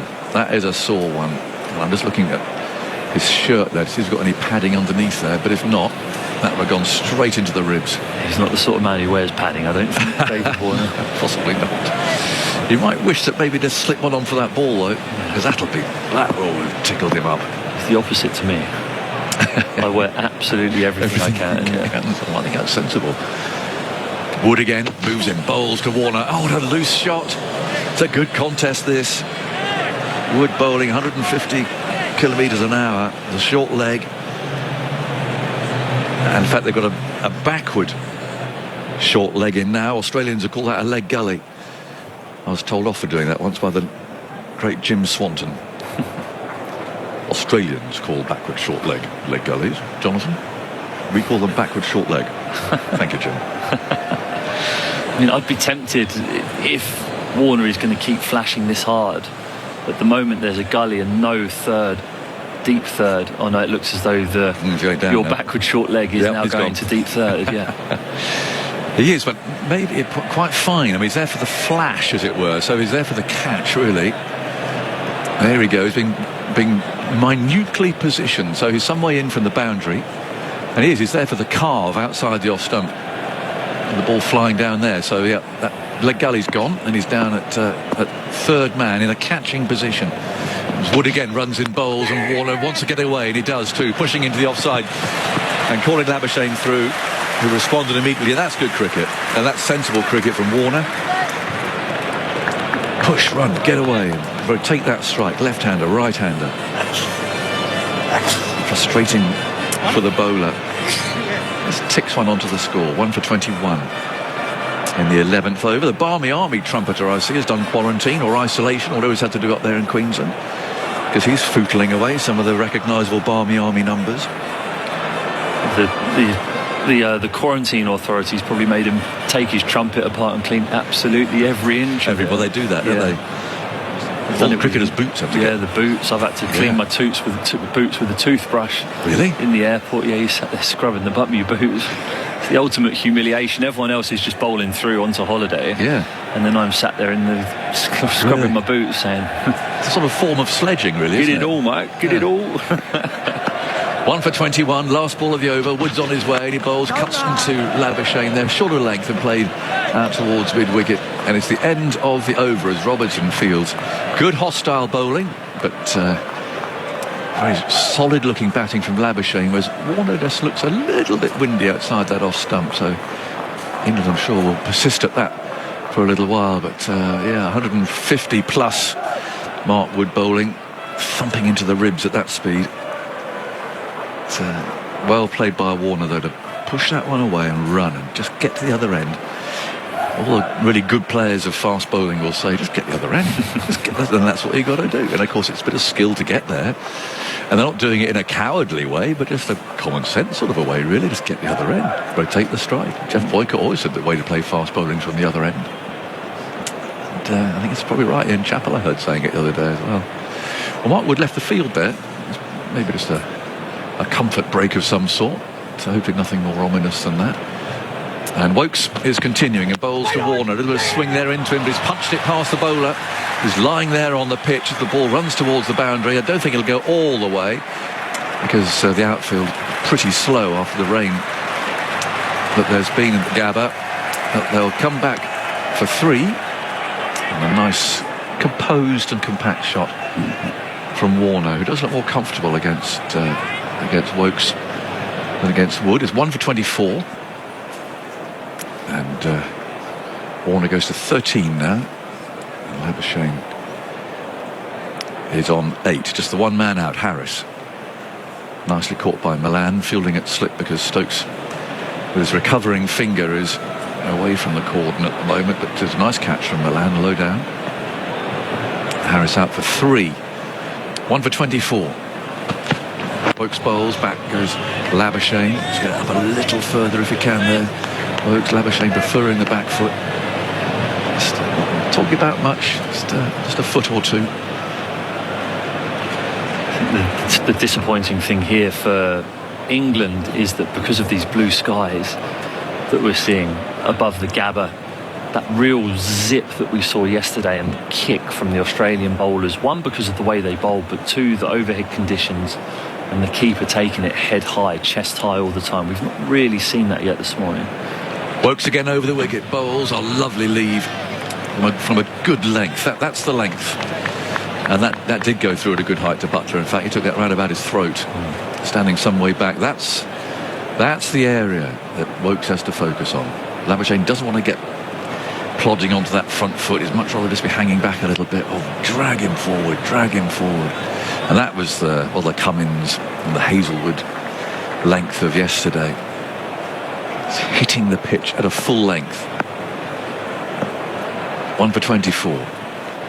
Wokes over the wicket, bowls, and Labuschagne lets that go through. And go through with quite the same venom as the previous delivery, and Labuschagne wanders off. A little stroll there, a little talk to himself, passing the time while Wokes wanders back to his mark again. And then he really says an extraordinary career, really. Labuschagne, he came into bat, remember, as replacement, concussion replacement for Smith when Jofra Archer hit him at Lord's, and has never looked back. It was as simple as that. That's how it began, really, certainly in Ashes cricket for Marnus Labuschagne. And his career now averaging 60. And goes Wokes, bowls to him, he's squared up, pushing away out into the offside. Wokes mops his brow.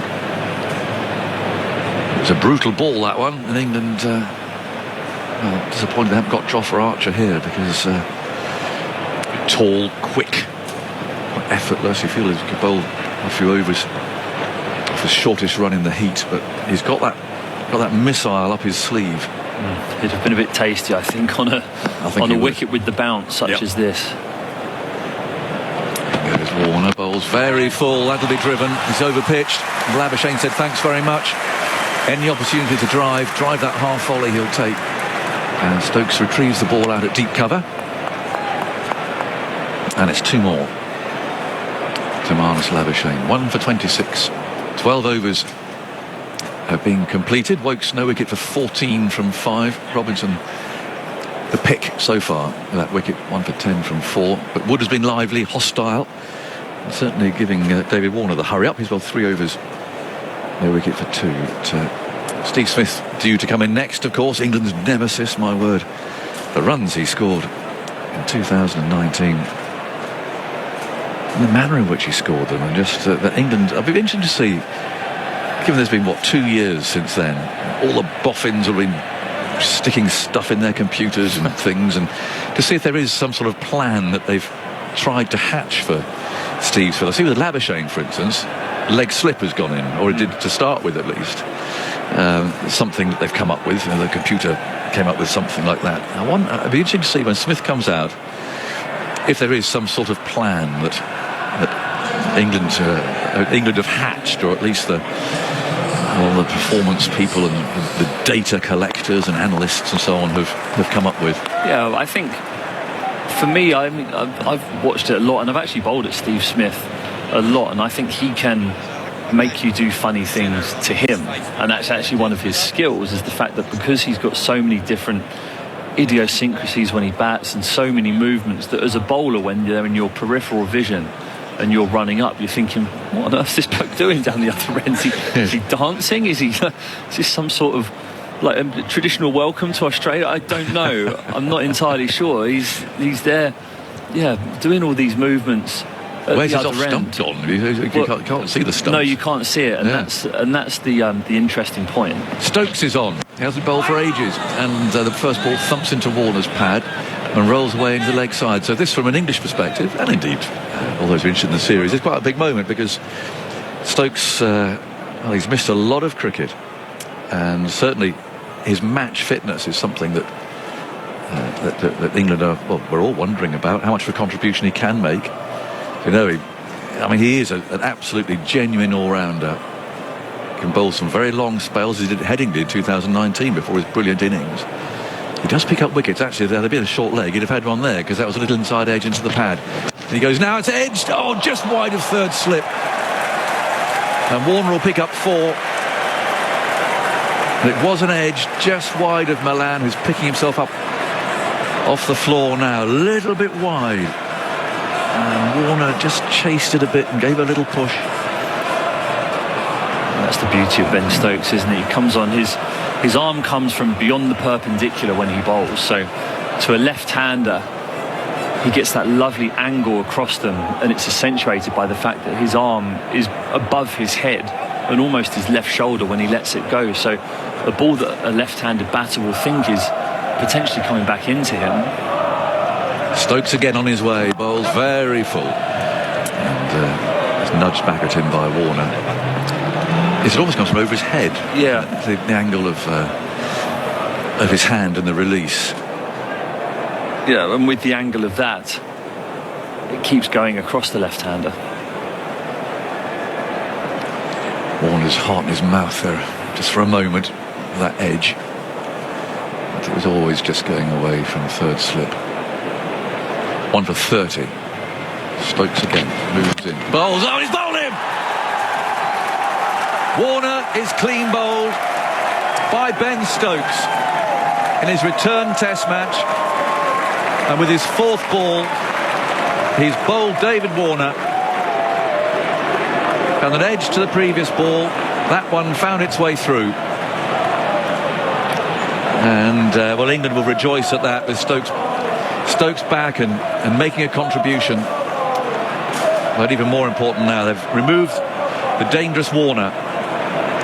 And it's 2 for 30, but just checking the no ball, though.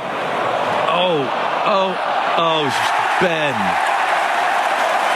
And it's a big one. That is a big no ball. It's a reprieve for Warner on 17. And listen to the gabber. Stokes knew. He knew as soon as he took that wicket. He thought, he's not celebrating that hard here. And he's usually, if he's come back after a year or a little while not playing test match cricket, he's celebrating that hard. Especially David Warner at this stage of the game. He barely celebrates. He turns around, looks at Rod Tucker standing over the popping crease. It's a big one. It's a very, very big one. Stokes again moves in bowls, and Warner, who took a fresh guard there, I noticed, as if he's starting again, allows that to go through. And he will have known, because that was such a big no ball. Yeah. That any bowler worth his salt will have certainly feared the worst there. They just brushed the back pad and into his stumps. I mean, aside from the no ball, how critical might that be? Yeah, aside from the no ball, a slight little bit of shape back into the left-hander completely surprised Warner. Stokes again moves in bowls. Warner allows that to go through. Butler throws the ball in just a slightly dejected looking manner there into the slips. 1 for 31. Of course, umpires don't call no balls anymore. It's all done by the third umpire. Rod Tucker, I suspect he'll have known. I'd imagine the umpires still, just through habit, look at that popping crease, but he waited for the official word to Didn't take too long. Here's the last ball of the over. 1 for 31. In goes Stokes again. Bowls very full. Warner just drives it out to cover.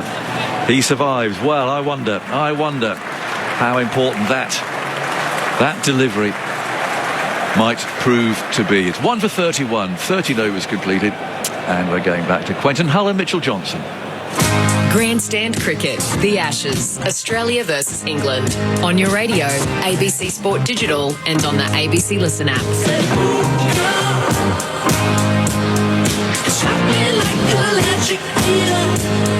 Box office band. How about that one, MJ? Yeah, seen that a few times with Davey Warner in his career. But, oh my goodness. Stokes comes on to bowl. He's been out of the game for a while and he's already making something happen. Unfortunately, he's just overstepped. He knew it too. He had a gut feeling. Real hum around the Gabba. Seems like it's been omnipresent from that first ball yesterday. Now it's Wokes to bowl from the Stanley Street end, bowling to Labuschagne, who defends down the onside of the pitch. You can just see a hint of a cloud down to the south. But it is a blue sky day here, very different to yesterday where we had cloud throughout the day and then the bucketing rain after tea. Still some forecast rain for later on today, but at the moment it's a blue sky day, a batting day for Australia. They need to keep England out there for a very long time.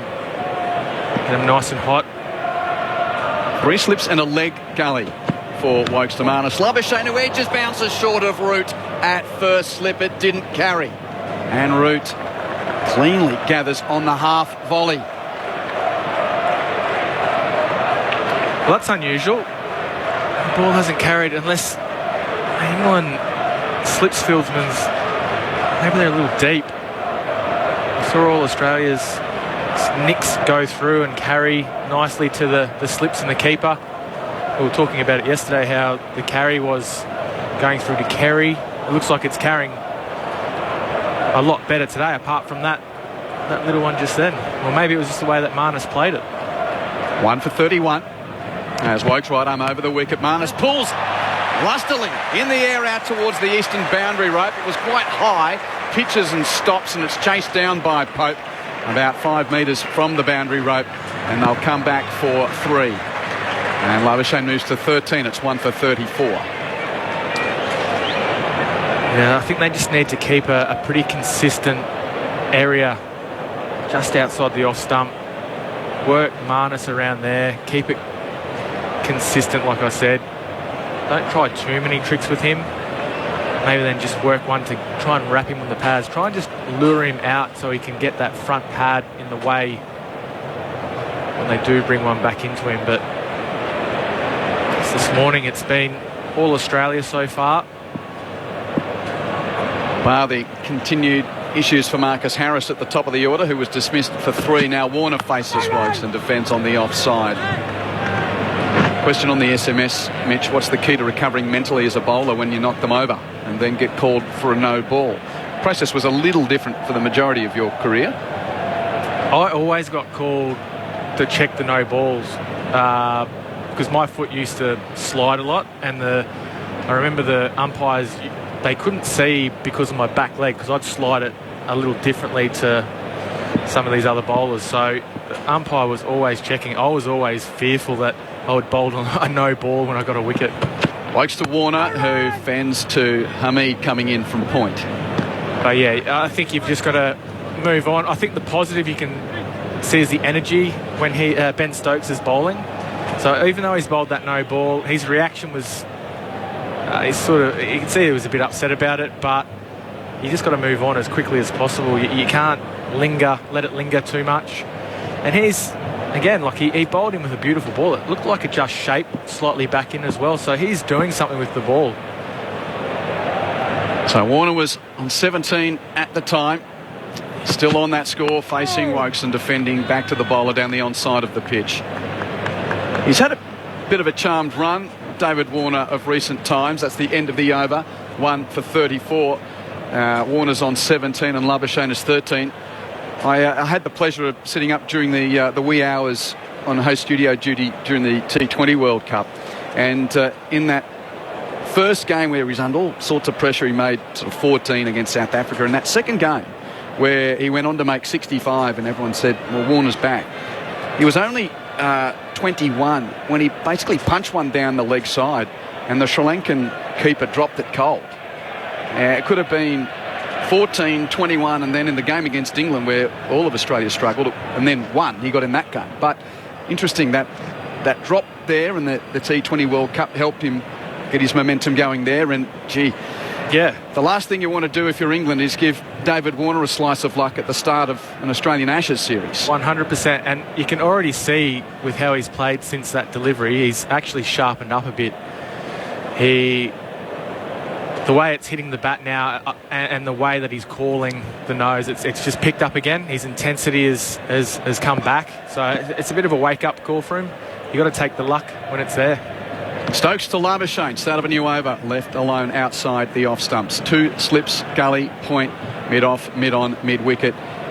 Deep backward square is out, and fine leg is in the deep as well.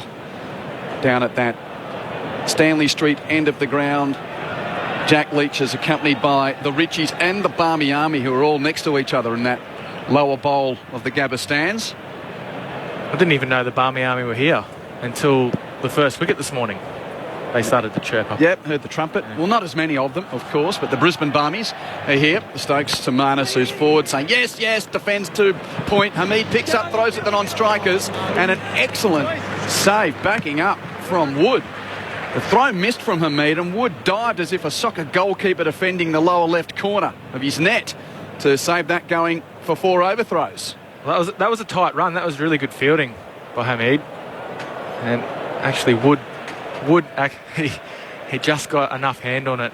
I don't think the throw was quite as straight as he was hoping for, but if that went past him, that was going to be overthrows for sure. A good piece of fielding there. Trying to put the pressure back on Australia. No easy singles. Well, he slips in the gully for Stokes to the left-hander. Warner leaves a bouncer through to Butler. If you have just joined us, Harris out caught Milan at third slip off the bowling of Ashes debutant Robinson for just 3 when the score was 10. Warner now 17 and Labuschagne 14. Steve Smith next. What will the 2021-22 version of his Ashes entail after that amazing storyline of his 2019 series? It was unbelievable, that. Being over there and seeing the amount of abuse, I guess, that was coming his way. Stokes bowls to Warner, lets that go on height through to the keeper. Edgbaston, they don't miss you there as well, so they didn't know a thing or two about sledging in the UK, Mitch. Oh, it's all part of it. It's all part of the game. But yeah, Edgbaston, it's very loud there, and they do get into it. They like to dress up as well, actually. But yeah, Steve Smith, he was quite determined in that series, and he's been putting in the work again for this series. He knows how big the series is. I saw the average pop up on the screen, the big screen here, with 61. Stokes over the wicket, full. Warner turns it on the onside, but won't get a run to big Robinson, who's patrolling there near the square leg umpire. Yeah, I know as a player on the field, you don't want to see that pop up on the big screen when the next 3 batsmen, it was Marnus, had Smith, both 60 and 61 respectively, and then it was at 5. How about Travis Head? He was just under 40. So, yeah, it's not what you want to see when you're out there in the heat. Stokes working away from the Vulture Street end. Warner is defending on the offside and quickly puts up his hand and says no run. Outside of the cricketing skill, of course, of Ben Stokes, I spent a bit of time up at Norths just to see the practice game, to see how things were going there, and it was so apparent how chirpy Ben Stokes was in the field. The other guys are, going through the motion, but here's the guys like, I actually want to be around my mates again. I'm ready to play cricket again. Yeah. And that energy is something that's so easy to see if you're at a quiet suburban ground with a picket fence, and there's the great England all-rounder doing his bit as he runs in and bowls to Warner. Struck on the pad. not out. Bit leg side-ish. That's the end of the over. The second from Ben Stokes. Australia is 1 for 36 in reply to England's 147. Labuschagne 14, Warner 17. Quentin Huller, Mitchell Johnson with you for ABC Sports Grandstand Test Cricket. Thank you to Chris at Tumbarumba, not far from my old territory in the Riverina. Absolutely loving having Mitch Johnson in commentary. So insightful. Great job. Thank you, Chris. Thank you. David Dulwich Hill, who's doing his Christmas cards. Why didn't the umpire call the no ball? Well, that's the duty of the TV umpire these days. That's a new method, isn't it? They just let the umpire on ground just watch for the LBWs and what's happening at the action at the other end. So Paul Wilson had the job of looking at big block A's. He's on the couch in the air conditioning. Yeah. Oh, it's a good spot to be, isn't it? Robinson's brought back into the attack from the Stanley Street end. Hits Labuschagne, who doesn't offer, but it was too high, hence no appeal. Seems a little bit of jag there from Ollie Robinson. Now we've had a bit of a chance to look at him now, Mitch, apart from seeing him off the telly in England through the summer there. Now that you're getting a look at him, what are you picking up? Yeah, I quite like him. He's got a nice run up. He's a strong guy at the crease. I'm just trying to think who it reminds me of. I sort of thought maybe slight sort of Flintoff, like with the strength that he has at the crease, he sort of just lets it go. 3 slips and a leg gully, and Marnus leaves that alone outside the off stump. Just how strong and powerful he is at the crease, but probably doesn't quite have the same pace as the Flintoff. Flintoff used to really hit the bat hard, very quick bouncer. But what I've liked about Ollie Robinson right at the moment is he's found that the back of a length is actually moving for him, but then he's also pitched it up, and he's realising that you still, when you pitch it up, you still have to hit the deck hard. And his line's been pretty good as well, so I'm impressed with him so far. On the approach to Labuschagne, but turns it off his pad in between leg gully and mid-wicket for an infield single where Pope does the fielding. So Labuschagne moves on to 15, and it's 1 for 37. Yeah, it'll just have to be a patience game for him, and they'll be rotating the quicks. They don't want to have long spells here in this heat, so they've already started to do that. They've rotated pretty well. The captain has to be on top of that. But they need to build a partnership as well in the bowling side of things, England, if they want to break this partnership, this duo out there. Change of field for Warner. 3 slips and a very shallow gully. Robinson over the wicket to the left. He slides across him through to the gloves of Butler.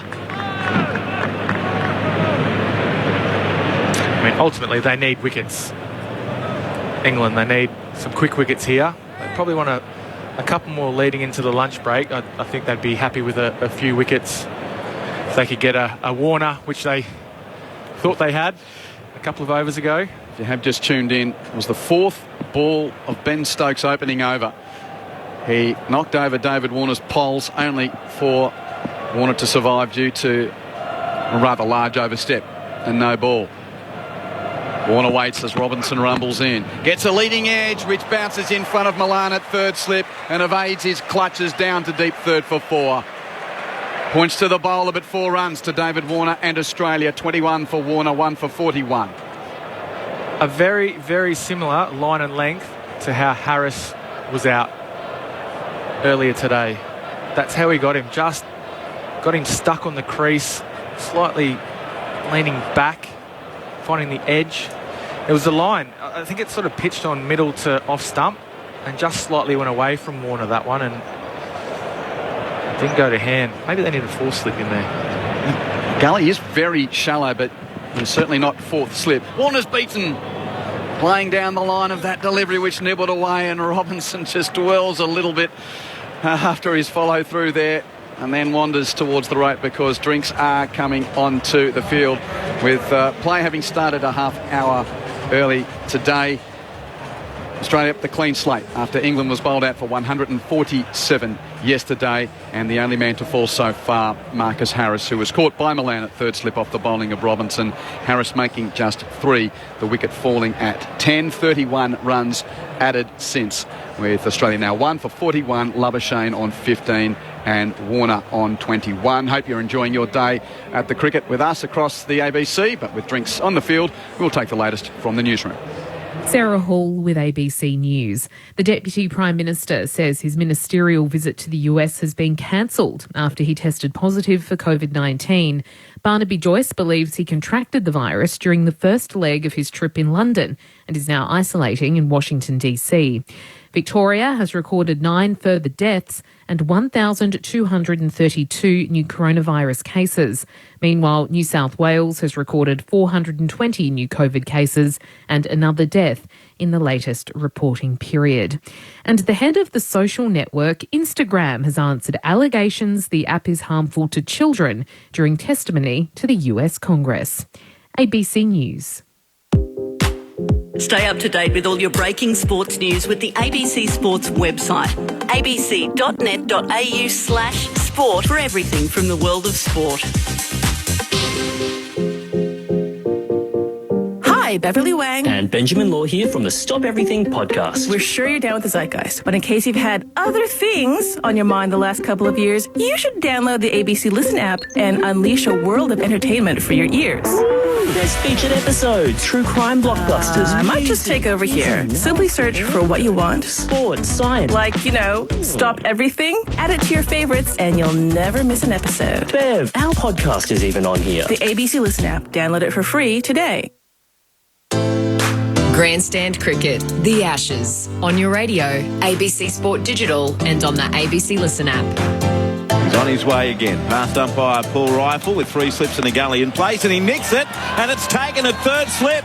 He strikes Ollie Robinson, and the catch is taken by Dawood Malan, and England does get an early breakthrough. Marcus Harris, an issue for him in his young test career, nicking off early, and he's done it again. He's out for 3. Caught Malan, bowled Robinson, and Australia 1 for 10 in response to England's first innings of 147. Stokes again moves in. Bowls. Oh, he's bowled him! Warner is clean bowled by Ben Stokes. And it's 2 for 30, but just checking the no ball, though. Oh, Ben. And it's a big one. That is a big no ball. It's a reprieve for Warner on 17. And listen to the gabber. Grandstand Cricket, The Ashes, on your radio, ABC Sport Digital and on the ABC Listen app. The sounds of the action on day 2 from the Brisbane Cricket Ground. Great to have you with us on Grandstand Test Cricket. Quentin Hull and Mitchell Johnson with you, Australia, at drinks through what is an elongated first session today, 1 for 41 in reply to England's 147. Keep your text messages coming on the SMS 0467 920 222. And just remember, if you want to have further accompaniment to listening to the cricket, jump on the blog, look at the website, abc.net.au/sport. Keep you up to date with everything that's happening there, as well as the magnificent 40 Ashes moments features that we have, both the words and the audio. Although I must admit, it felt, Mitch, that dated only 1 ball into the series, because we needed a 41 best moments following Mitchell Stark's start to the series yesterday. Stokes continues after drinks, bounces Labuschagne. That's too high for Marnus to even worry about. He didn't even have to duck as it went through to Butler. Yeah, so you're there. Your 13, 14 performances are a part of the 40 greatest Ashes moments. What was your favourite Ashes moment that you might not have been involved in as a kid? I was sort of the one that I remember a few, but one of them was being at the MCG with Warnie's. Was it 700? Yeah, that's among the list. That's a good one. Stokes bowls to Labuschagne and lets it go. And the reason why I say that one is I was the 12th man during that series, and I think Peter Siddle actually was helping out with drinks as well, so he was around the group, and I just got to experience the Ashes and what it's all about, and the crowd at the MCG, and obviously one of the great spin bowlers of all time, going out there and doing his thing and getting the 700th, so it was a pretty special moment. MCG, the celebration, Strauss knocked over with a beauty. It was a great delivery, a great moment as Stokes bowls a very short bouncer. That's almost a high wide. I've called a wide on that. It was very, very short. As long I as don't they think stay, that would have troubled Joel Garner standing on a milk crate. It was that high. Yeah, it was pretty high. As long as they're consistent with it. I mean, there was probably one or two yesterday from the Australian bowlers that maybe a foot over. That was probably a little bit more than a foot though. What's he doing here, Stokes? A couple of short ones trying to set something up for Labuschagne. He tries again here. That's Fuller and defended by Labuschagne on his toes. And that's a no ball called by the umpire. So it must have been a pretty obvious one if he's calling that. Umpire Tucker standing at the Vulture Street and has called no pill. Just waiting for a replay, but it's not forthcoming at the moment. But yes, you're right. And they're reticent these days, aren't the umpires? Well, they're essentially directed to leave it to the third umpire, and you don't see it happen very often, so it must have been a rather large overstep. This time Stokes bowls full and wide outside the off stump and no offer. Yeah, it looks like Stokes he's bowled a couple of short ones, and now he's trying to, it's like he's trying to swing the ball or try to do something with the ball. He's very good with it, with the Duke, can swing it both ways, very skillful, and when he's bowling at that pace, it's hard to face. Just getting a note, the television broadcaster actually has replayed Stokes' first over, and there were 4 no balls in that over. So perhaps umpire Tucker has had enough as Stokes delivers full. Left alone by Labuschagne outside the off stump. That tailed a little back towards the stumps, but no issues on the way through to the keeper Butler. So why is that not getting called then? Yeah, and that's an interesting point. As a bowler, would you still prefer to have that power?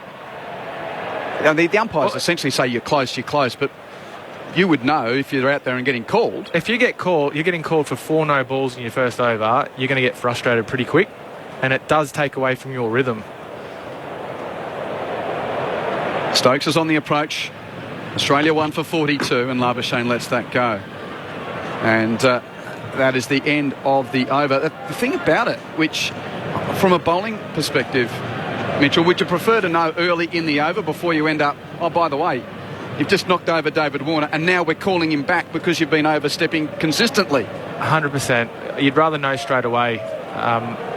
Like I said, I think it's through the 13-14 series actually. Every wicket that I got was, you basically had to wait for the no ball call, and that gets really frustrating as a bowler. But yeah, like I said, to me in that first over, if he's been called for 4 no balls, that's going to frustrate him a lot, and that helps the batters out there as well because they can see his frustration, the body language. Robinson will continue from the Stanley Street end. A tall, quick is bowling, and Warner leaves that on height. Bounces over the stumps and through to Butler. He seems to have found a rhythm here. He's around that low 130s. Rick's got something for us, Rick? In that 2013-14 series, Ben Stokes bowled 10 no balls, more than anyone else in the entire series. And Mitchell, you were second with 7. No, that's fake news. I never bowled a no ball in my life. You're challenging Rick's stats. My foot must have slid. You're a brave man. Robinson to Warner again, lets that go through. Again, just a little too short for Warner to be tempted on height, not so much the line. I want to go back to stats. So if you want to call me on these no balls, I get a bit wound up about this actually. What about drop catches? Have we got drop? Do they get recorded? Sorry, not in the database. But no, not in Rick's database. They obviously get recorded in the memory of fast bowlers. They do. Yes. How many catches were dropped during 13-14? Not too many. It wasn't too many through that series. You got 37 wickets. There wasn't a chance they had too many dropped. Warner defends Robinson down the offside of the pitch. Yeah, I can't complain, can I? Yeah. No, but it is one of those things that you think about your career. Obviously, with Ben Stokes bowling a no ball, getting a wicket, some of the drop catches that happen, it can frustrate you as a bowler. But you've got to move on pretty quickly and get back on the job. Got a very Australiana text from someone in your part of the world over in the West. I'll get to you, Ben, in a minute, from Kukeren. I fancy it is. Here's Robinson bowling. Beats Warner. That time he did have him playing, and it's gone past the outside edge through to keeper Butler. Well bowled. G'day, Ben. Currently sitting on the header in my budgie smugglers as my boss is too stingy to get my aircon regassed. Excited to hear Labuschagne and Smudge get to put the Poms to bed. So there you go, Ben. I hope you're comfortable enough. Well, I hope Ben's not wearing the Nathan Lyon, the Gaza or the Goat budgie smugglers. They're horrendous. Are they? Yeah. Robinson working over Warner here. He got him defending on this occasion.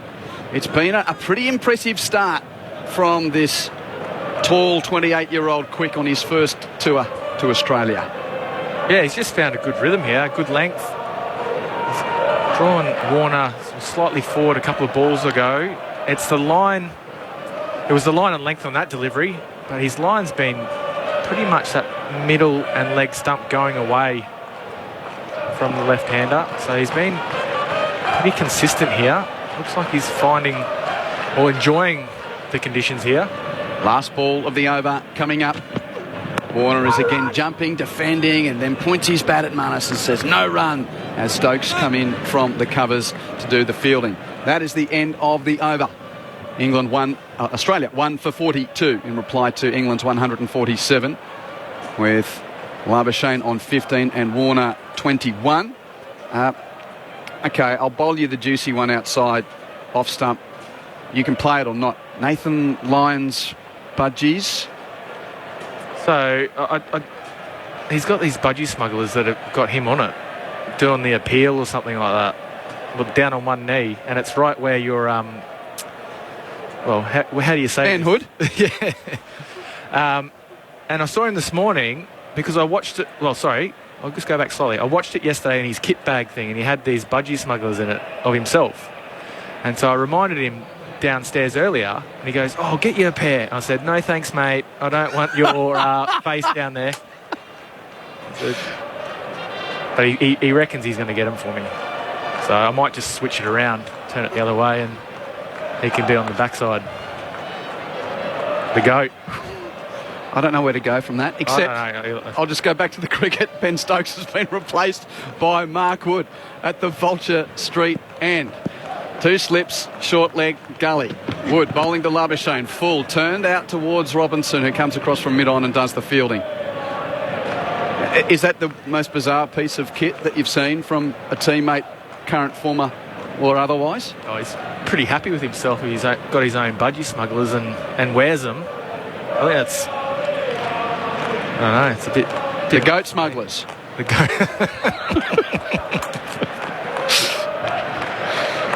Oh, no, good on him.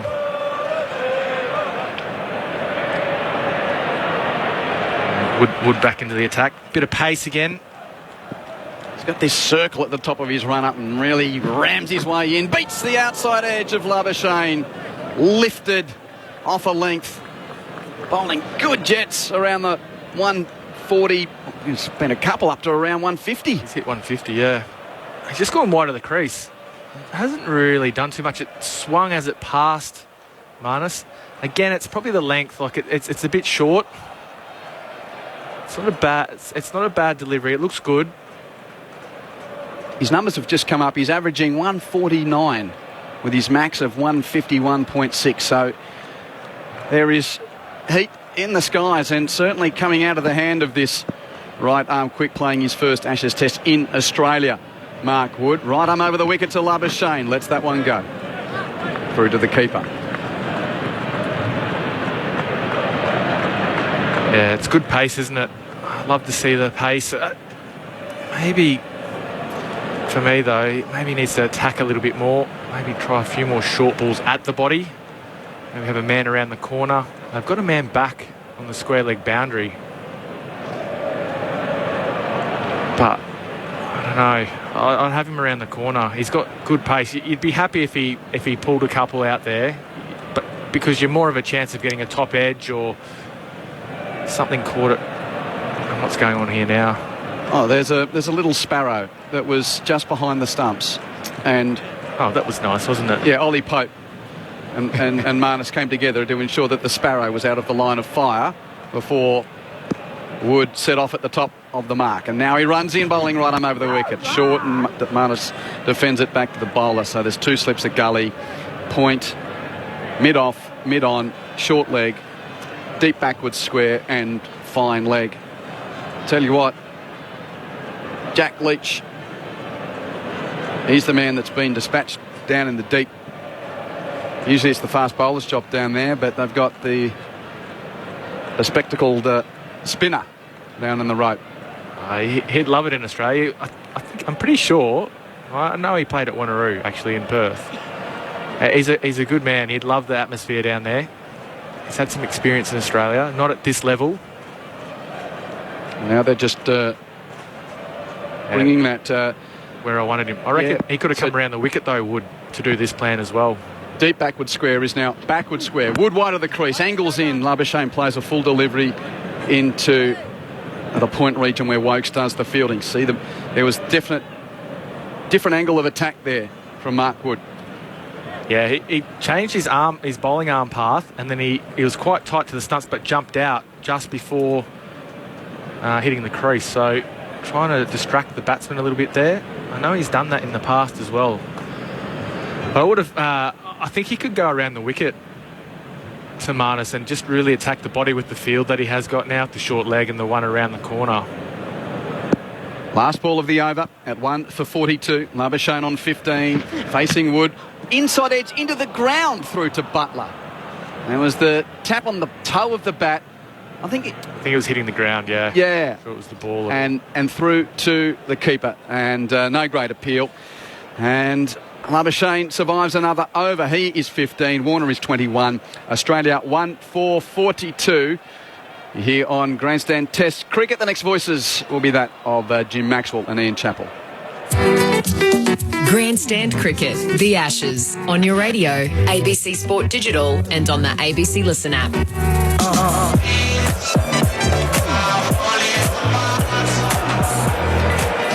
So Australia wobbling along here, finding it hard to muster some runs against this well-directed English bowling, particularly from Ollie Robinson, who's been right at the batsman, gnawing away at the off stump.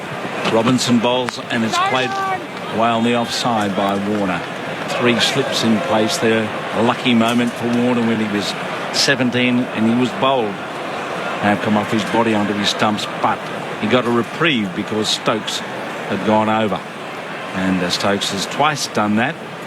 The second time called by Rod Tucker, and it was a feature of Australia's excellent bowling and fielding yesterday. They didn't bowl one no ball during that innings of 147. Very good discipline. And Robinson showing plenty of that with his accuracy, his control. Getting at the outside edge mainly. 4 slips in place. He bowls to Warner. Warner pushes again. Another well-directed ball on the stumps. This has been a tough time for Warner. And so far, he's survived on 21. Ian Chappell is alongside me. Good afternoon, James, and to all of our listeners. Yeah, 4 slips now for Warner. And once again, that's a bit symptomatic of the captaincy of Joe Root. He always tends to be a little bit behind the game. He's only just brought the 4 slip in. He's taken a gully and moved him to 4 slip. 4 slip's a good position, but you'd have to ask the question, why wasn't he there when the ball went through there? Away goes Robinson, pitching up and wide of the off stump, and it's allowed to go through to Butler. We used to talk about captains who were just behind all the time, and we'd call them soccer captains. You know, they were following the ball around the field all the time. And Joe has a bit of a tendency to be just behind the game in that regard. You don't want a captain who's just behind the game. Richie Benno always used to say about captaincy that you needed to be 2 overs ahead of the game to actually be in line with the game. Now Robinson decides to go around the wicket, which may have been a tactic used by Stuart Broad if he was playing in this game, but he's not. He's not playing. Amazing that he's not playing. Robinson comes up and bowls to Warner, and Warner's driving. He likes that. It's gone away through extra cover towards the boundary, and it might even get there. It will. 4 runs.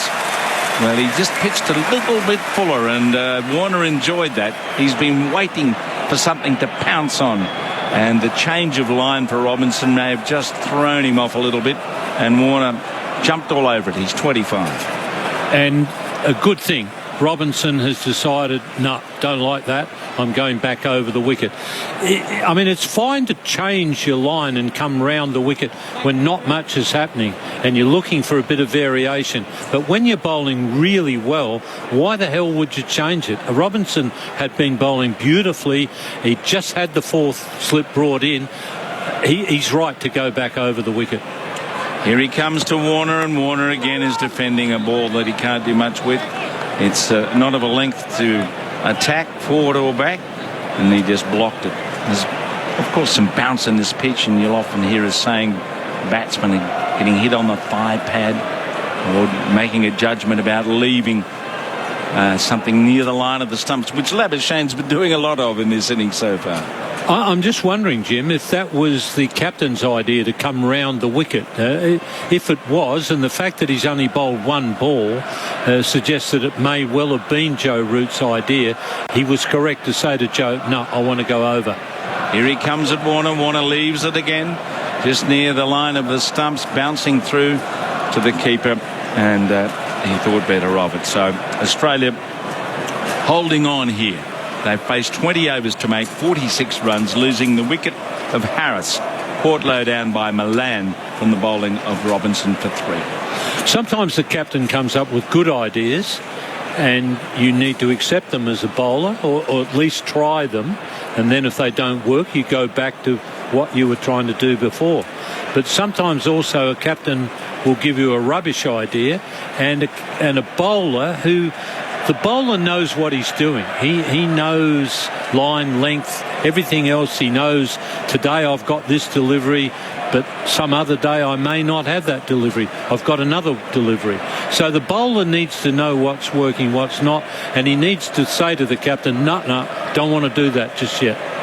So here's Wood from the Bolter Street end. He runs in wide of the crease, banging it in, and Labuschagne ducks out of the way of a fairly harmless delivery that goes over his rump down the leg side. So Woods fired a few in short. It caused a little occasional consternation. He's certainly got pace, but has he got the control? Can he bowl the bullet that's going to get a wicket here? So I guess what I'm saying is mostly you need to leave it to the bowler. The bowler, if he's an experienced bowler, he knows what he can do and what he can't do. He knows what he can do that day. But every now and again you make a suggestion to the bowler. Wood charges up and bowls again, and once more it's left, this time outside the off stump as it goes through to the keeper. Was there any bowler you could ever talk to who he knew was going to say, get lost as it were, I'll do my own thing? I don't recall any bowler telling me that. I mean, in the early days of Dennis Lilly, I told him a couple of things and he did them, and they happened to work. But they were mainly, don't bowl flat out on this pitch like Old Trafford in 72. You need to bowl 3/4 pace here, and if you keep hitting a good line and length, which Dennis did, and he got 6 for 66. Here comes Wood, charging in again, pitching up and just wide of the off stump again. And Labuschagne with a flourish, very demonstrative lever of the ball, lets it go through to the keeper. I remember Jeff Hammond's first test match was Sabina Park in Jamaica, and Alvin Kalachurran, a good hooker, he was on 50, and Jeff Hammond came to me, he said, I think I can bounce him out. And I said, listen, Bomber, his nickname, this is a good track. One of his nicknames. One of his nicknames. This is a good track. I'm not sure you can do it. He said, I'd like to have a crack. And I said, all right, you've got 2, and at least I know I'll be able to give you a field. It only took him 1, and he got rid of Kalachurran. Here's Wood again. Fresh guard from Labuschagne, who's again on the leave outside the off stump. 2 slips gully, short leg, and a leg gully in place here. And I guess the advantage I had there was that I knew Jeff Hammond from South Australia, where he'd played, and I knew that he was accurate. Anyhow, he bowled one bouncer to Alvin Calacharan, got him caught by Rodney Marsh, and it made me realise you never know where your next good idea is going to come from. That was Jeff's first test match. So I think in answer to your question, I don't recall a bowler telling me to go jump in the lake, but one may have told me that. I can think of a few. Here comes Wood charging up and full of length in at the stumps, and Labuschagne pushes it away. And just watching Wood's got a lot of pace. But when he bowls the bouncer, there's only on one or two occasions I can recall so far it's been of a concern to the batsman. You've got to make the life uncomfortable. You don't want it going way over his head or wide. That's the important thing with the bouncer. You've got to make the batsman do something. And Andy Roberts was an opposition bowler I faced who was very good. He made you do something with all these bouncers. And that's the important thing. Everything was sort of at your throat. You either had to hook, duck or stand and play. Here's Wood again. He bowls short. Back goes Labuschagne. Pushes off towards Hamid at short leg. And that ends the over.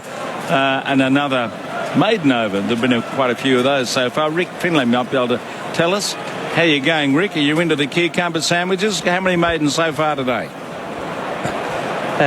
Just looking at the last couple of overs, we've gone 1, 2, 3, 4, 5 overs with one no ball and one scoring shot. The rest have all been dot balls. So England have tightened up.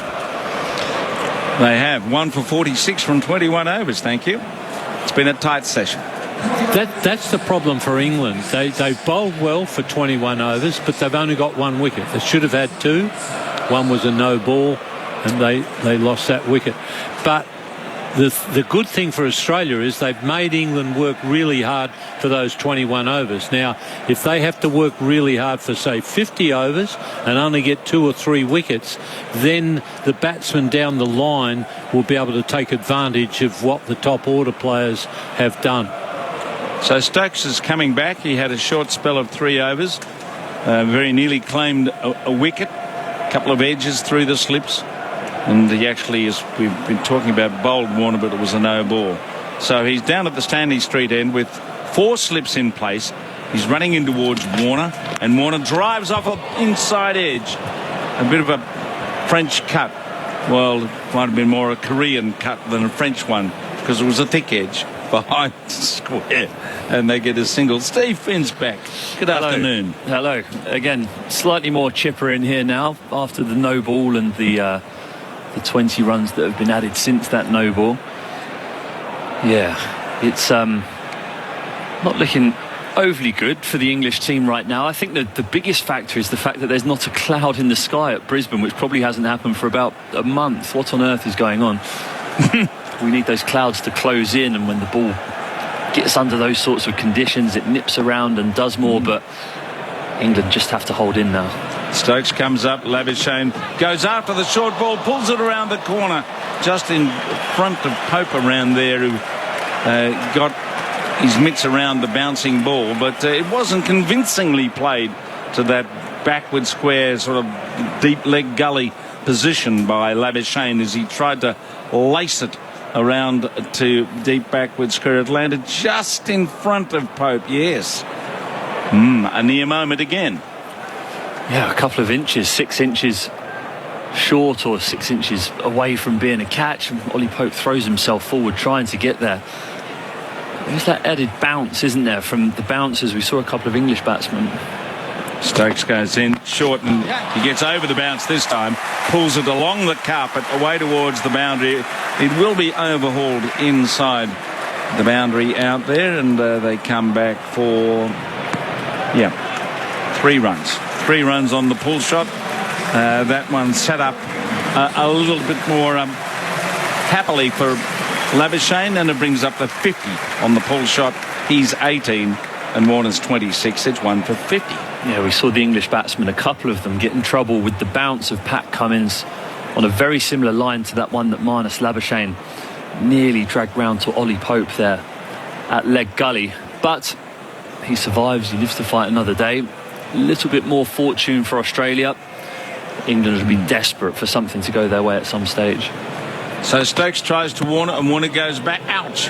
That bounced and took him in the ribs, I think, as he attempted to poke it away. And he's just grimacing a little bit after copping that ball that bounced surprisingly in at the line of the leg stump on the body, and took him up in the rib cage. Oh, a rib cage. That gives me the shivers. It's been a few occasions here when I've walked out to bat and I've had the slips and wicket-keeper Brad Haddin, Shane Watson all just laughing at me for the amount of protective gear I've got on. Show me the way to Armadillo. Shouting about me having my mum's mattress under my shirt. Here's Stokes pitching up, flicked away hard and stopped out there on the onside. Otherwise there could have been a couple of runs with Leach doing a good job just in front of square to stop it. But then I see someone get hit like that and I'm like, well, you're the fool for not wearing one. But how far can you go with protective stuff? Because it's got to inhibit the use of the bat, hasn't it? Yeah, but I bat 10 or 11. Yes. I don't use the bat that frequently. You don't class yourself as an all-rounder, I know that. But still. Not quite, although Test Match 50, I mean, I'm happy to talk about that at some stage. Well, okay. Over the next few weeks. Well, you might get your chance here. The game's sort of going quietly. Stokes bowls now, and Warner pushes forward and gets a thickish edge out towards point. Who was that against, the 50? New Zealand, the world's #1 Test team.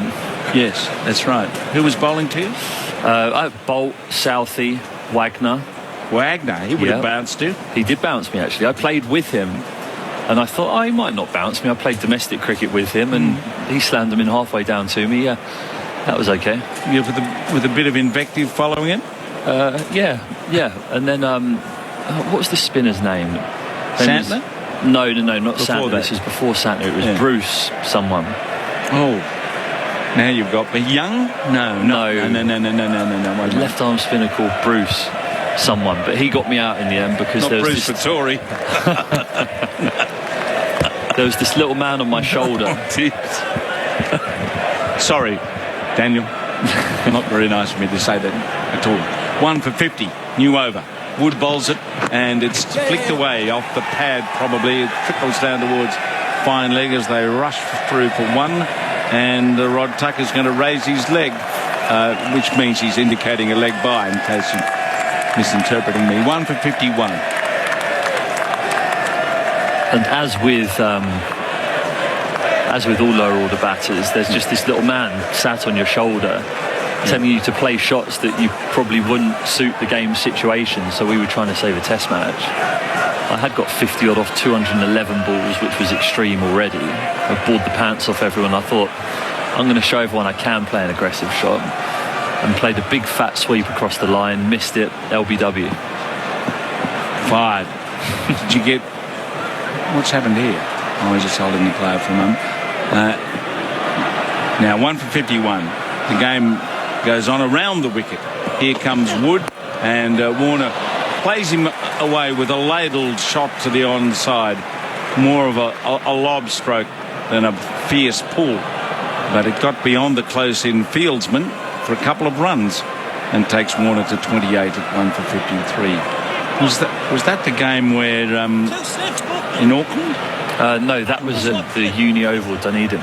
Oh, yes. Nice place. Yeah. Lovely place, yeah. Yeah. More attractive than the old Carisbrook. Yeah, very quaint. He didn't get a lot on that. He just fished it away, didn't he, over Hamid's head. Yeah. He can get himself in a tangle there sometimes. He tries to chop down on it and sort of takes a top edge. We've seen him out a few times in Test cricket doing that and spooning a catch. So he's trying to be a bit more productive, I think, out there against this bowling. Wood around the wicket, Warner back. Yeah, he wants a single, sending it just in front of point towards Bairstow, who collects it. Busy. 29 Warner, 18 Labuschagne, 1 for 54. Jim Maxwell and Steve Finn here in the Suntan studio in Sydney. It's not quite as muggy as the Gabba, is it? Not I'd quite, imagine. No, I feel like I'm in England. I'm sat underneath an aircon unit, which probably a few of the England players wouldn't mind being sat under an aircon unit. You haven't done much with your tan in the 2 weeks you've had here. Well, it's because it's not been sunny. That's true. This is one of the wettest cities in the world, you know. Yeah. We do rain very well in Sydney. Here comes Wood now, pitching at Labuschagne, who with a jerk gets onto the back foot and sends it square of the wicket. So what have you done? Had a trip on the Manly Ferry? Gone to the zoo, the Opera House? No, none of those. None of those things? None of those touristy sort of things. No. I've been to a place called the Coogee Pavilion a few times. That's been good fun. That's very nice there. Great spot, yeah. Yeah. Well, the bloke who does the catering there is doing it at the SCG, you'll be interested to know. Really? He's got the contract out there, yes. Well, we'll tap him up then. So the standard of Tucker could improve a lot from shark and chips to whatever. 1 for 54. Here comes Wood. Bowling at the pad, squirted off by Labuschagne. A nice little shot. He's nipped that away out towards the boundary at deep square. They're going to go for 3. And the long chase by Bairstow gets the ball back. Another 3. Australia is a country of 3s. Big grounds. 1 for 57. And Labuschagne moves to 21 with still 1 more to come in the 8th. Yes.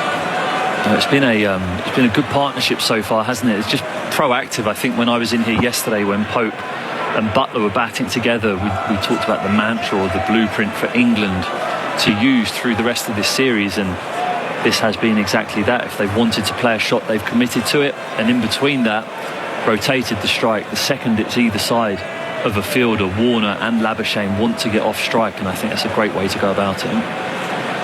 Now Wood again, he's around the wicket at Warner, and Warner's pushing away. No, not this time. It's gone straight to Bairstow, and it's 1 for 57 at the end of the over. Warner's 29, Labuschagne 21, Harris out for just 3, and Andrew Moore is about to join Stephen Finn. Grandstand Cricket, The Ashes, on your radio, ABC Sport Digital, and on the ABC Listen app. Thank you, Jimmy. 47-run partnership between Labuschagne and Warner from 109 deliveries, alongside the man who once scored 56 off 203 deliveries with 5 boundaries against New Zealand, Stephen Finn. What an innings. What an innings. I mean, I'm sure the YouTube video is there if you want to see it, or it'll help you get off to sleep at night. Might save that up to when I get home, if that's okay. Absolutely. So it'll be Ben Stokes to continue from the Stanley Street end, bowling his 5th over in his 2nd spell, and it's becoming increasingly important that no ball to Dave Warner in the 13th over of the innings, his first. He's bowling to the right-handed Labuschagne with 3 slips, and it's beautifully punched through extra cover. The ball on its way to the boundary. It'll be overhauled well inside the boundary, and they'll come back for a 3rd run. Gee, that's good running between Labuschagne and Dave Warner to bring up the 50 partnership. Labuschagne moves to 24 with a stroke, Warner 29, and Australia 1 for 60, having been 1 for 10, a 50-run standoff, 110 deliveries. Yeah, I walked into this commentary box the first time today, very optimistic, 1 for 10, thinking England could make inroads. The bowlers were bowling disciplined. Are you slightly less chipper now? Slightly less so, yeah. I think naturally the wicket no ball just sucked a tiny bit of momentum out of the England bowling innings, and actually sometimes when something like that happens, it focuses a batsman's mind so much more to what he is trying to do, and it's certainly looked the case since that point. It's Stokes on his way to the left-handed Warner, who cuts it very close to his body, but he pierces the gap, and this is a danger time for England's bowlers approaching lunch, and the chase is on that time from Hamid, a sliding save. He picks it up just inside the rope, and they thought about a 4th. They end up being content with 3 as Warner moves along to 32, 1 for 63, maybe a little short from Ben Stokes. It was close enough to the body, and it's a brilliant cut shot there by Warner. Yeah, trademark Warner, really. And I think the slowness of the outfield, any other time, that's probably going for 4. But right up on his toes, waits for it and pierces that gap between point and extra cover, or a wideish mid-off that England had there. But Warner certainly, since his reprieve off Ben Stokes, has looked like he's in the mood to, if anything's off, try and punish it. But in and around that, his discipline of letting the ball go, playing defensive shots, has been outstanding, and he's been ably supported at the moment by Marnus Labuschagne, who's just accumulating. It's Stokes again to Labuschagne. He's bowling, and it's driven by Labuschagne through the covers with a little more timing perhaps. They have one, they're coming back for a second. The ball on its way to the boundary rope, and it finds it. Marnus Labuschagne gets a 4, his third of the day, and all of a sudden the runs are coming a little more freely for the Australians at 1 for 67, and that pleases the Richies in the crowd. And Labuschagne up to 28. The partnership along to 57. Jim mentioned that this is the nation of threes. There have been 6 threes in the last hour. I assume that's on the screen courtesy of our man Rick Finlay, who was nominated on my screen as Anonymous Sheep, was the title given as that typing was done. So thank you, Anonymous Sheep. 6 threes in the last hour, and now boundary to Marnus Labuschagne. Jimmy from Newcastle says, you know, it's summer when you're listening to the cricket on grandstand, picking them up, putting them down 1 bin at a time. Good on you, Jimmy. Hope you're having a good day. Hope there's some sunshine there in Newey. There's now Labuschagne. Waits for Stokes, who's in, and he beats him with a perler outside the off stump. That ball lifted, moved further away, and Labuschagne fished, missed, taken by Butler. It's one thing, Steve, I would have thought England can at least be optimistic about, is that there have been so many near misses and half chances, and while that on the surface leads to some frustration, if they can at least maintain their discipline and the way they're bowled for the majority of this first session up until lunch, they may not be that far away from picking up 2 or 3. No, and that's the key point, I think. In these scenarios where you know you have a low score on the board, what's the lead now? 80 runs, I think. And you know you don't want to get to that desperation phase. Stokes to Labuschagne, goes back, pulls it to square leg, diving save at square leg. In fact, it's parried away in the end by Jack Leach, and they'll go through for a run. Labuschagne 29, 1 for 68, 11 runs off the over so far. You don't want to get to the desperation phase where you're trying to get wickets and trying to buy wickets, whether that's by bouncing people out or trying to bowl absolute jaffers, because then that is when the scoreboard just races along and then the situation gets way out of hand. So the important thing here for the England bowlers, and however hard that is subconsciously, it's just bowl the ring field. The catches are still there because they feel like that if there is an edge, it is going to carry. But retaining that discipline and just bringing the batsman forward. A 4th slip in for Warner as Stokes bowls to him, and it's a straight delivery that Warner defends down to mid-on. Wood picks up, ends a good over for the Aussies. We'll have 11 runs off at 1 for 68 in reply to England's first innings of 147. Warner 32, Labuschagne 29. Hello, gentlemen. Any reason why the Test match is starting on a Wednesday, not the traditional Thursday? This match might not make it to the weekend by the way it's going. How good is it having the cricket back on? Love listening in from Tom in Tamworth. Thank you, Tom. I only assume it's to do with the scheduling with back-to-back tests and then having some sort of a gap between a Boxing Day start in Melbourne. At least there will be weekend cricket, or there should be, in Brisbane and Adelaide. But you're right, normally a Thursday start. In fact, when there were the calls around in the last 18 months to 2 years of having 4-day test matches, that was part of that synopsis. Thursday, Friday, Saturday, Sunday. Always had the last day on a Sunday. But who knows, this may still go the 5 days. There's weather about, Stephen. It's due in about 2.5 hours, if you believe the Euro. Stuff like yesterday? Could be. That tends to be what it is when it hits at the Gabba. So we shall see. And text here from Lockie 0467 920 222. I could listen to Steve Finn talk about his Test match 50 all day from the header down in Lockhart, New South Wales. Cheers for the coverage, legends. Here we go. Right, what do you want to know? I want to know, Neil Wagner, how many times he got you in the padding? No, he didn't. He didn't? He didn't. No, he didn't miss any? No. I had a very simple theory that day that if it was slammed halfway down, I was just going to duck it. And I never actually got in the way of one. Yeah, that's not as easy as it sounds at 6'7". You need some judgment there. No, it's true. It's probably why my knees are dodgy now. I spent most of that innings on my haunches in my crease, watching the ball fly over my head. I had an early reprieve from Asad Ralph, I left one and it just felt so out. Like you know when you leave one and it just hits the middle of your pad and you're like, oh dear, I'm in trouble here. Yeah, I'm a night watchman. I think it's time for me to go, and he didn't give it out, and they reviewed it, and it was umpire's call hitting off stump, and I thought this could be my day. And it was. Yeah. Now here's an interesting development. Spin for England for the first time. Jack Leach comes on to replace Mark Wood, who's bowled 2 3-over spells, 6 overs in total, none for 8, and bowling at 150k an hour. And now Jack Leach in his 17th test, 62 wickets to his name at an average of around 30, 2 5-wicket hauls, gets a wicket every 10 overs. He's got a slip and a leg slip in place as he bowls to the right-hander Labuschagne, who drives down to mid-off, and there's no run as it's picked up there by Dawood Malan. Now, he's played 4 tests against Australia for 12 wickets at an average of 26. They were all in 2019 in English conditions. 6 tests this year for 28 wickets. Leach bowls to Labuschagne and he whips it off his pads. Past the square leg umpire. The fielding is done by Chris Wokes. They get a run. Labuschagne 30, 1 for 69. What to expect here, Steve? Well, this is actually a really, really big period of the game now, because England have only taken 1 wicket. They've bowled Robinson a fair bit. They've bowled Wokes a fair bit.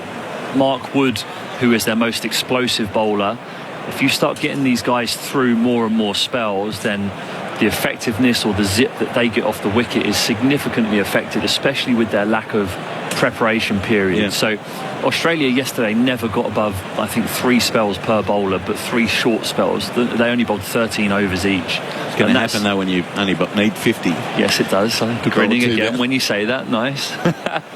But here, if Warner and Labuschagne do decide to go after Leach and he leaks too many runs just through their aggression, then the seamers have to come back sooner. Warner's on 32, 1 for 69. Leach bowls to him. He surrounded Warner and he clubs it back at the bowler, and the ball hits Leach rather than Leach field the ball. He's got a grin on his face, but I think that might be hiding some pain. It's a dot ball, 1 for 69. But I've seen 3 balls here. Labuschagne's wound up to have a big drive through the offside. He's then clipped a straight ball off his legs, and here Warner's thrown the absolute kitchen sink at a full one. His voice may go up an octave too after where that ball collected him. Leach well flied at full toss. In fact, Warner can't put it away. In the end, he strikes it down to mid-off and there's no run. The Australian top-order batsmen, especially in this country, don't tend to respect finger spinners all that much. So it'll be interesting to see whether they see this as a chance to release the pressure valve. And he comes over the wicket, and Warner's defending very respectfully down towards the short mid-wicket. No run, 1 for 69. Pope picks up. Yeah, I don't think they'll be too cowboy with the way that they try and take Leach down, but I do think that if the ball is anywhere near their area, then they're going to try and belt it. Roots at leg slip. Burns at a very fine slip as Warner defends. Back to the bowler. No run. So only the 1 run off Jack Leach's first over of the series. Australia 1 for 69 in reply to England's first innings of 147. Labuschagne 30, Warner 32. It's a 59-run partnership. I heard you with Aggers earlier, Steve, talking about your trips down to Coogee Beach, and as you revealed to Jimmy not long ago, you haven't ventured outside Coogee too far. Not too far. And you're talking about what worried you, sharks and jellyfish. Yep. Blue bottles, mate. What's a blue bottle? Blue bottles are little mini jellyfish with a white bubble and a long blue tail, and mate, they sting. And they're in Coogee Beach, are they? Well, not every day. There'll be warning signs and everything, and you'll see them walking along the beach. If you've come in after a high tide, you'll see them on the beach. Don't step on them. And if they'll wrap themselves around you, and all I can say, if it happens, it stings. Yeah. Boiling hot water. It happened to me a couple of years ago for the last time. Fingal Bay up at Port Stephens. I had been in the water for less than 3 seconds, and I got this blue bottle wrap itself around my arm. I hadn't had one since I was about 15. And the lifeguard gave me some cream to put on. It made it worse. And I said, what do? I said, go into the surf club and just boil a kettle and pour water on yourself. What? Well, so you gave yourself 3rd-degree burns while basically, and it was for the pleasure. Such a relief. Oh. So just watch out for blue bottles. Oh, Matt, well, I'm not going in the sea now. I tell you, I've also had 2 other wildlife experiences since I've been here. Oh, good. I was walking up the road in Coogee, maybe slightly inebriated at the time. Meanwhile, Chris Wokes, who's not, he's back into the attack, and he bowls to Labuschagne, who passes, or lets the ball pass outside the off stump through to Josh Butler. It's when I was trying to get over the jet lag, so staying out late was acceptable. You know, obviously now the test match has started. I'm in bed by 9 o'clock, reading my notes and stuff like that. Sure. So. And I notice you're always here when we get here, about 7 a.m. Yes. Yeah. In bed then. I was walking down the street, or up the street, in Coogee, and this thing ran in front of me. Because I was a bit disorientated, I was like, what on earth's that? Looked at it.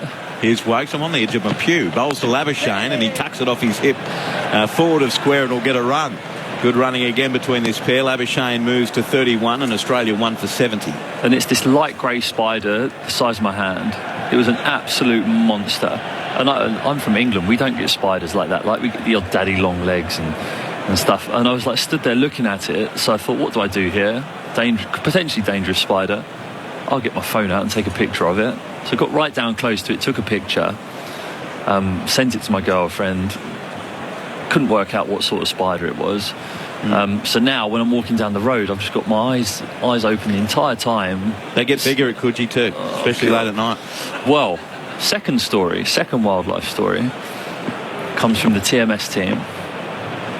Here's Wokes bowling to the left-handed Warner. I hate spiders too. He bowls and Warner is pushing it away on the offside towards cover. There's no runner. Stokes picks up.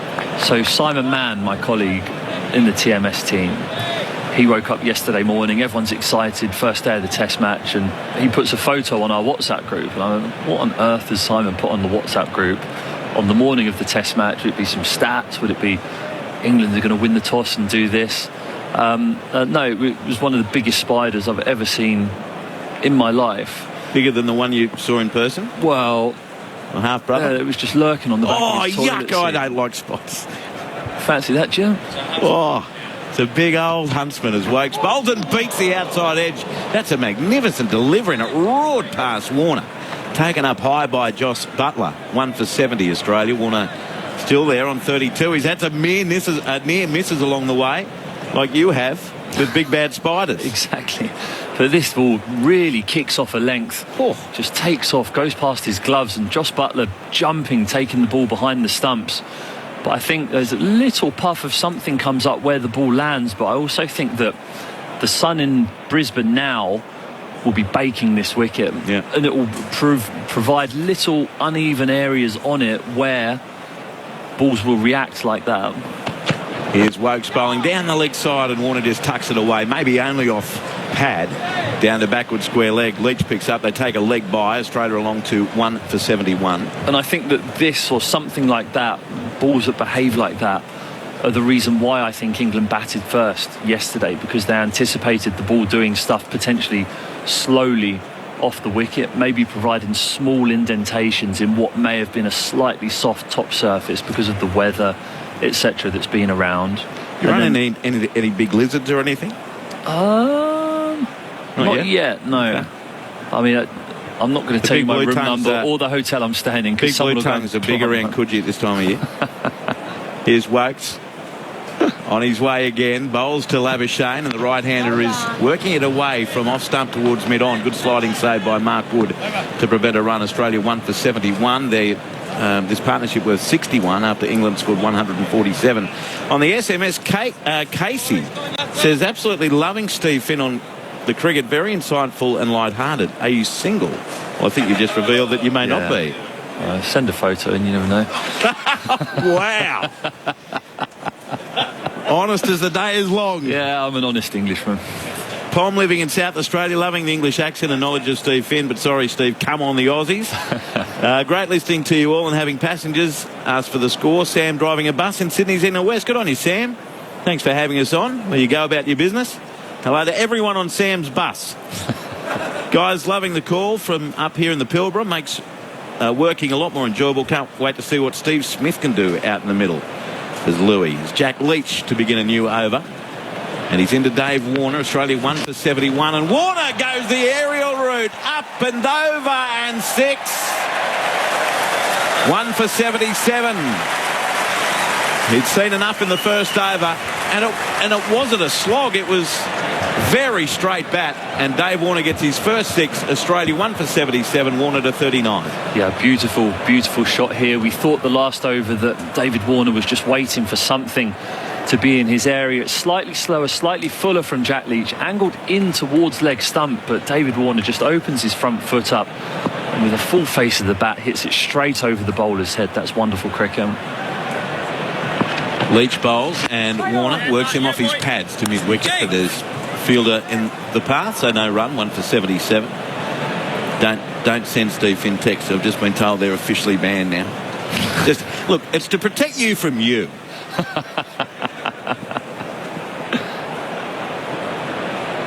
Lunch still 18 minutes away as Leach bowls to Warner. Comes down the track. Offs over mid-on. Heading towards the boundary. 6 more. Crashes into the fence. 2 in 3 deliveries for Dave Warner. And this will start to worry the Englishman. Warner 44 of 79. 1 for 83. Yeah, this is the tricky period now for England because you want Jack Leach to come on and go at 2 and over just so the seamers can get some rest in that heat, recuperate, regenerate, and then come back pretty fresh. But the advantage of having someone such as David Warner in the team, especially with a left-arm spinner bowling, it means that there's minimal risk for him to just walk down the wicket. We're on a day 2 wicket that's only had 86.4 overs bowled on it across the 2 days so far, so it's not going to be taking any turn whatsoever. And now David Warner sensing an opportunity to get more miles in the English seamers' legs, which in the context of the game is important, but also the context of the series. I think that's one of the things that when I played in the very good test team that I played in 10-11, that's one of the things we spoke about all the time, was that when the inexperienced spinners in that 10-11 series come on, Michael Beer and Xavier Doherty, that if we take them down, that's the more overs that Johnson, Bollinger, Hilfenhaus have to bowl, and it makes them more tired. So now the leg slip's gone. There's a slip. There's a short mid-on in Joe Root as Leach bowls and Warner's pushing. Thought about a run to mid-off as the fielder has to move to his right. Robinson, no run. 1 for 83. And Leach contemplating life back to the top of his short runner. Bowling to Warner, who's 44. 73-run partnership.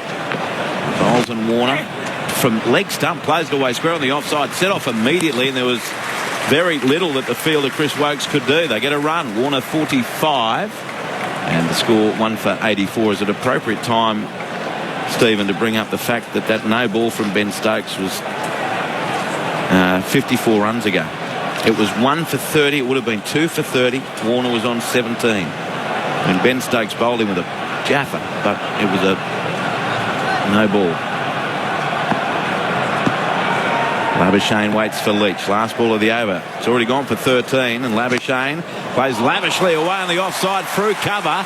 In pursuit is Stokes from mid-off, but he has no hope. It's a boundary. So Australia announced its intention against England's left-arm spinner, and they take 17 off the over. 1 for 88 Australia. Warner 45, Labuschagne 35, Leach 2 overs, none for 18. Stephen, thank you. Let's head to the Gabba where Quentin Hull and Kristen Beams, Sonia Beamsy, will take you through until lunch. Grandstand Cricket, The Ashes, Australia versus England. On your radio, ABC Sport Digital, and on the ABC Listen app. Just thought we'd wait for a 17-run over off a spinner before bringing our own on, Beamsy. It breaks my heart, even though it's an English spinner, I must say, and it is a tricky time for Leach to come into the attack, and I think for David Warner and Marnus Labuschagne, probably just feeling that sense of relief leading into the lunch break, rather than that pressure that you want to try and build. Just try and pick up that nice little cheapie. So this is an important over, I think. And an important little period before lunch on the second day. England defending just 147 and Australia at 1 for 88 as Warner leaves outside the off stump. Again, a bit of height as well about that lead from Wokes probing away from the Stanley Street. And if you have just joined us, play starting at 9:30 local time today after we lost the last session yesterday. And Marcus Harris was out early with a score on 10. He made just 3. It was well caught by David Malan at third slip off the bowling of Ollie Robinson. His first test wicket in Australian conditions. 1 for 10, but now 1 for 88 as Wokes delivers and Warner defends. And as Andrew was just talking about, the big moment which became heartbreak for England, David Warner on 17 when the score was 1 for 30. Lost his poles from the 4th ball that Ben Stokes bowled, but it was a no ball. And frustratingly, it was the 4th no ball in that over, and it just makes me think, if that first one's called, what difference does that make? If he gets his foot behind the line, it could have been a very different story. Wokes right arm over to the left-handed Warner. 4 slips go down into his ribs and turned on the onside. It's probably the only part of the day that has been a little tough for David Warner. He's copped a couple in the rib cage. It's tough, isn't he? I think you don't mind. I think you'd rather cop one on the body than be nicking them around. In some ways, I think he quite enjoys the little fight, the little byplay. I think we've seen Matthew Wade do that a lot for Australia as well. That it nearly gets them into the contest, that little bit of niggle, balls hitting the body, a few things being said. I think every player is a little bit different in how they like to get into the contest. Wokes has none for 18. One single. That ball goes along the deck and it beats Butler for 4 buys down to the rope behind the keeper. That's extraordinary. We've not seen a ball do that. Well, last over we saw one pop. That one's gone along the ground, almost. I think you're happier if you're Australia at this point, 1 for 92. If you're starting to see some variable bounce, you're knowing that you're going to be into the England second innings. I think you're happy enough to be in that situation. We were out there this morning having a look at the pitch. There didn't seem to be any types of indentations or... Looked hard and still some grass. Really surprising. Wokes tries again. Warner lets that one go and Butler doesn't handle it properly. I think he was surprised or still perhaps a little bit miffed or put off by what happened previously. And he sort of jumped into to trying to glove that around his midriff and spilled it and got a few jeers from the crowd. Well, I think it can kind of get in your head a little bit, can't it, when you're seeing the ball do different things and you start to question whether you need to be up an extra step, where you need to be, knowing that you've got the responsibility to line up that slip cordon as well. So it's just a bit of more doubt in the mind, and a bowler probably never enjoys seeing a keeper put one down, regardless of whether they've nicked it or not. Dave Warner on 45, and Wokes tries again. Nick through to the keeper. No, not an edge. He had a big flash at it, and it's gone through. Butler did handle that one properly. And that's the end of the over. Bit to talk about in that one, Beamsy. 1 for 92 at the end of the over with 11 minutes of playing time before lunch on the second day. I think he flashed so hard at that it nearly gave the sound that he'd nicked it. And I've gone with Leach again this over, and be interesting the intention. Both players finding the boundary in the last over. Do they continue to try and attack him? And I see Joe Root going over for a chat, and I think it's just about being really clear on what their plan is. Is he going hard into the wicket with more of an attacking field, or is he going to throw a few fielders out deep and continue to try and give the ball a little bit of air? And I'm sure that's part of the conversation. It's nearly it's not quite a 3/4 long on, but mid-on's probably a little bit deeper, and a sort of a genuine mid-wicket, probably 10 metres in off the rope. Slip and leg slip. Leach to Labuschagne, who slashes through the covers again. And there's a long chase for Stokes out towards that eastern boundary rope. He'll haul it in, and the batters will come back for 3 as the return comes in from the England all-rounder. And Marnus moves to 38. It's 1 for 95. One of the challenges for Leach compared to a Lyon is Lyon gets a lot more overspin on the ball. So on a Gabba surface, or if you're playing in WA, you can actually get a bit more bounce off the wicket. Leach looks to be just skidding on a little bit, and unfortunately there's not a lot on offer spin-wise. So therefore for Labuschagne, probably more comfortable to still actually try and slap through the covers.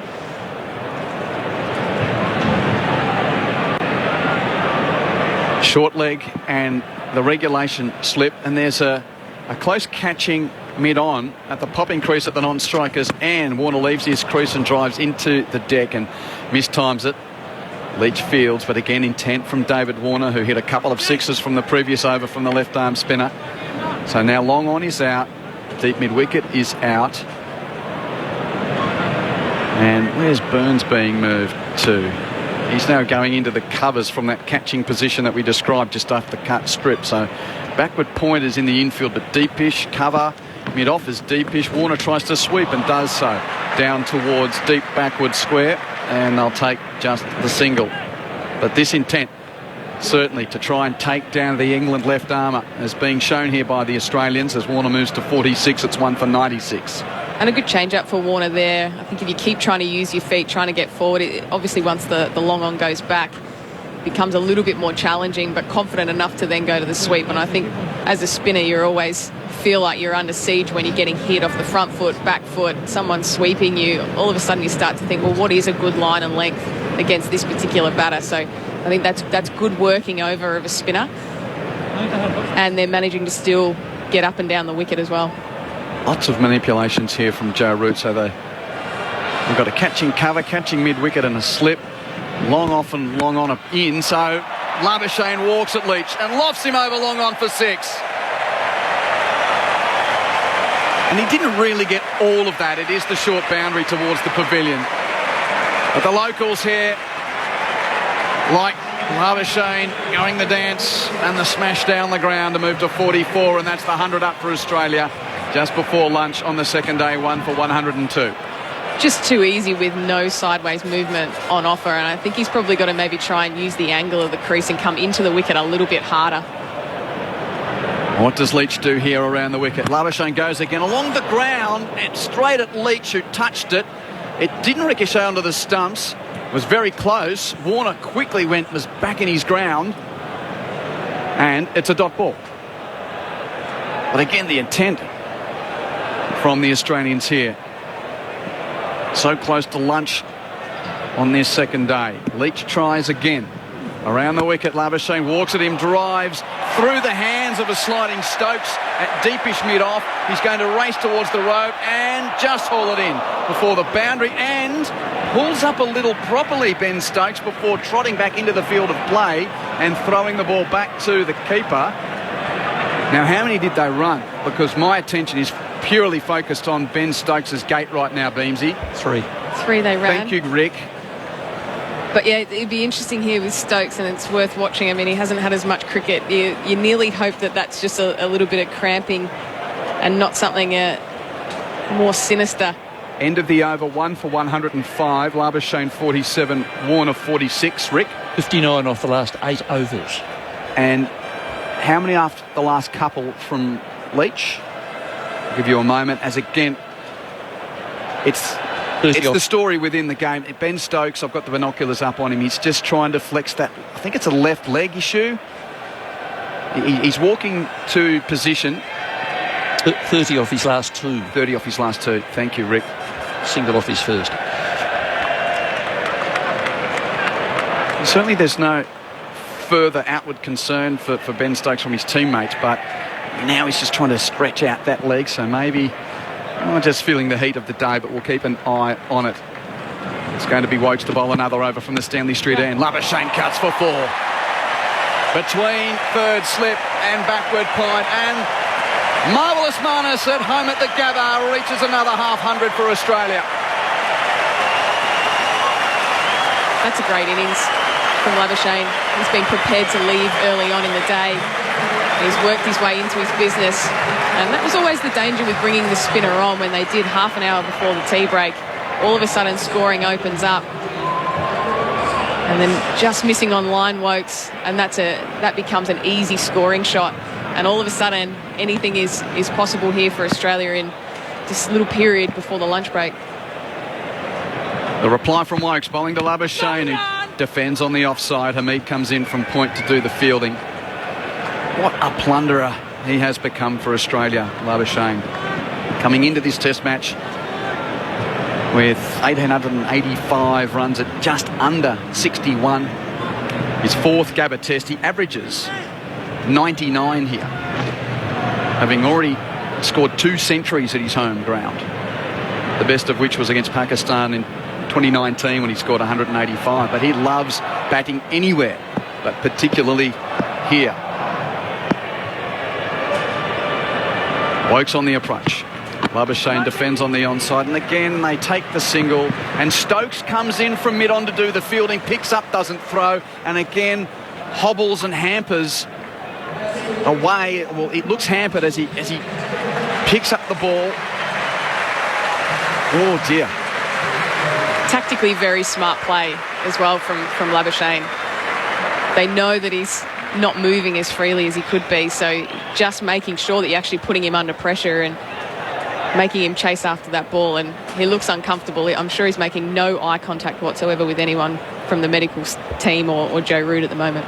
The left side again, just watching Stokes through the binoculars there. He is hampered. 4 slips for the left-handed Warner facing Wokes, who leaves it alone.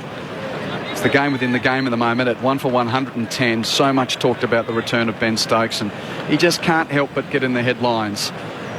Having bowled David Warner off a no ball in his first over, and now looking like it's not the finger that's the issue, but some type of left leg complaint. And what pressure that will put on Leach as well from a bowling point of view when he struggled early on in this test match if he's not able to bowl.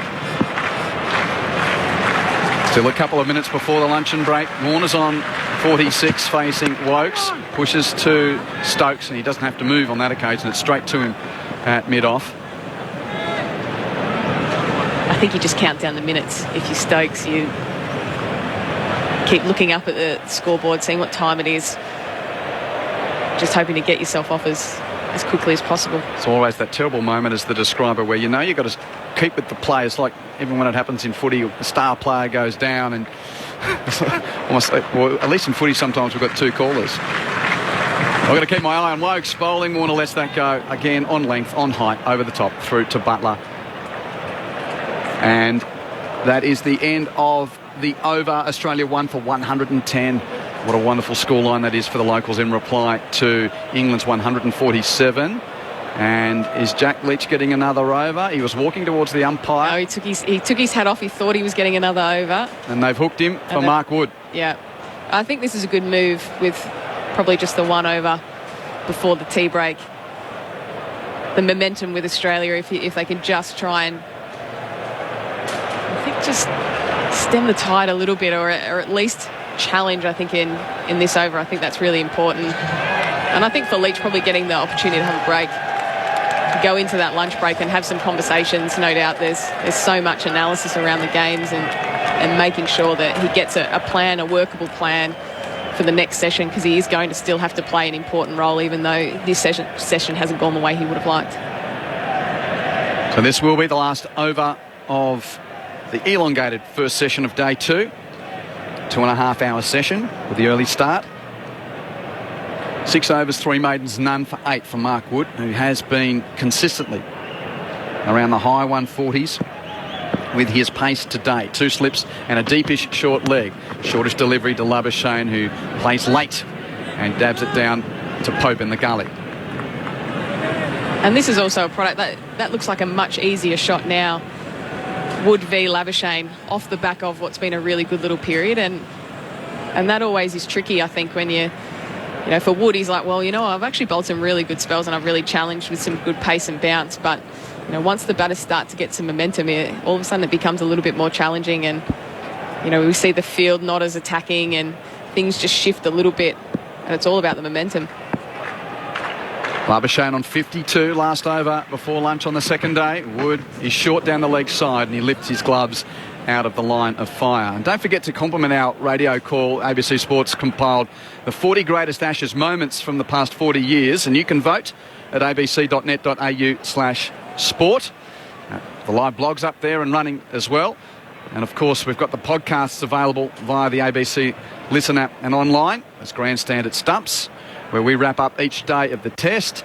The Ashes' greatest moments, looking back at the likes of 1981, 1993 and 2005, and also the Grandstand Cricket Podcast Weekly with Corbin Middlemass and Ed Cowan. And they're also doing one after each test as Wood bowls short, and again Labuschagne defends with soft hands late into the cordon. I like the line of that a little bit better, just a bit tighter into the body. Just asking a few more questions. Knowing it is the last over leading into the lunch break, you're pretty comfortable to leave on length here. So the more opportunities to play from Wood is going to be probably the key.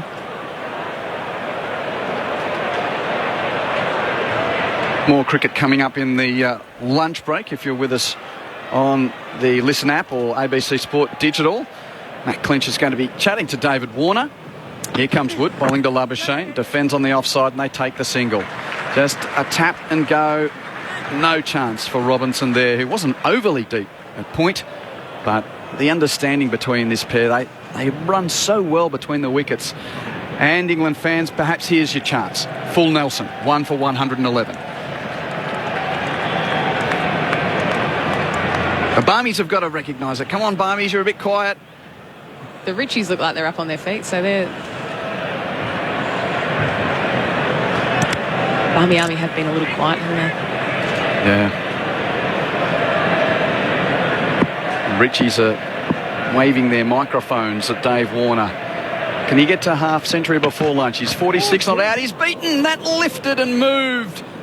Beautiful delivery from Wood coming around the wicket to the left-hander. Oh, and that's where he needs to be, and it's what there's been so much talk about leading into this Test match. Around the wicket to Warner. Would have been an absolute dream for England had that one taken the edge. And all of a sudden it would have looked a little bit different. 2 for 111 going into the lunch break. But at 1 for 111, it's advantage Australia.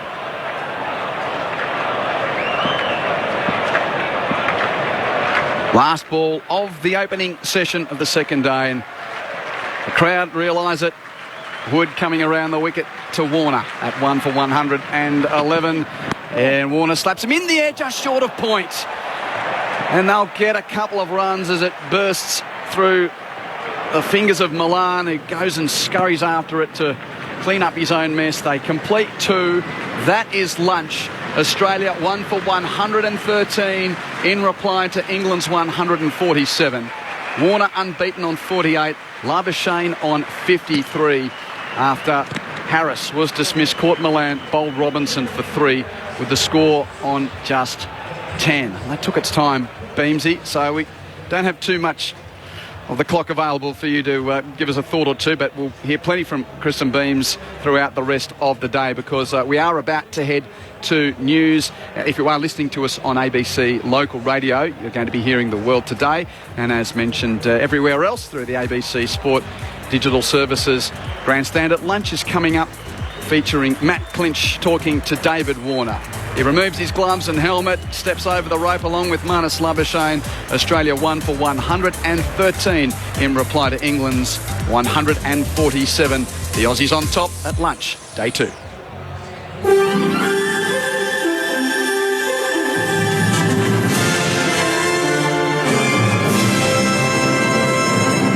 Sarah Hall with ABC News. Australia's ambassador to the US is self-isolating after Deputy Prime Minister Barnaby Joyce tested positive to COVID-19. Jade McMillan reports from Washington. Arthur Sinodinos says he met Barnaby Joyce at his Washington hotel last night, shortly after his arrival from London. The Deputy Prime Minister has since tested positive to COVID-19, sending Mr Sinodinos into isolation. I'm self-isolating until I can have a test and see where things are going. Mr Joyce was set to meet with US politicians to discuss the Australian government's plan for new social media regulations. He's reported mild symptoms so far. Jade McMillan, ABC News, Washington. Every state and territory except Western Australia has now achieved 80% vaccine coverage. Nationally, more than 93% of Australians aged over 16 have received a first dose, and nearly 89% have received both doses.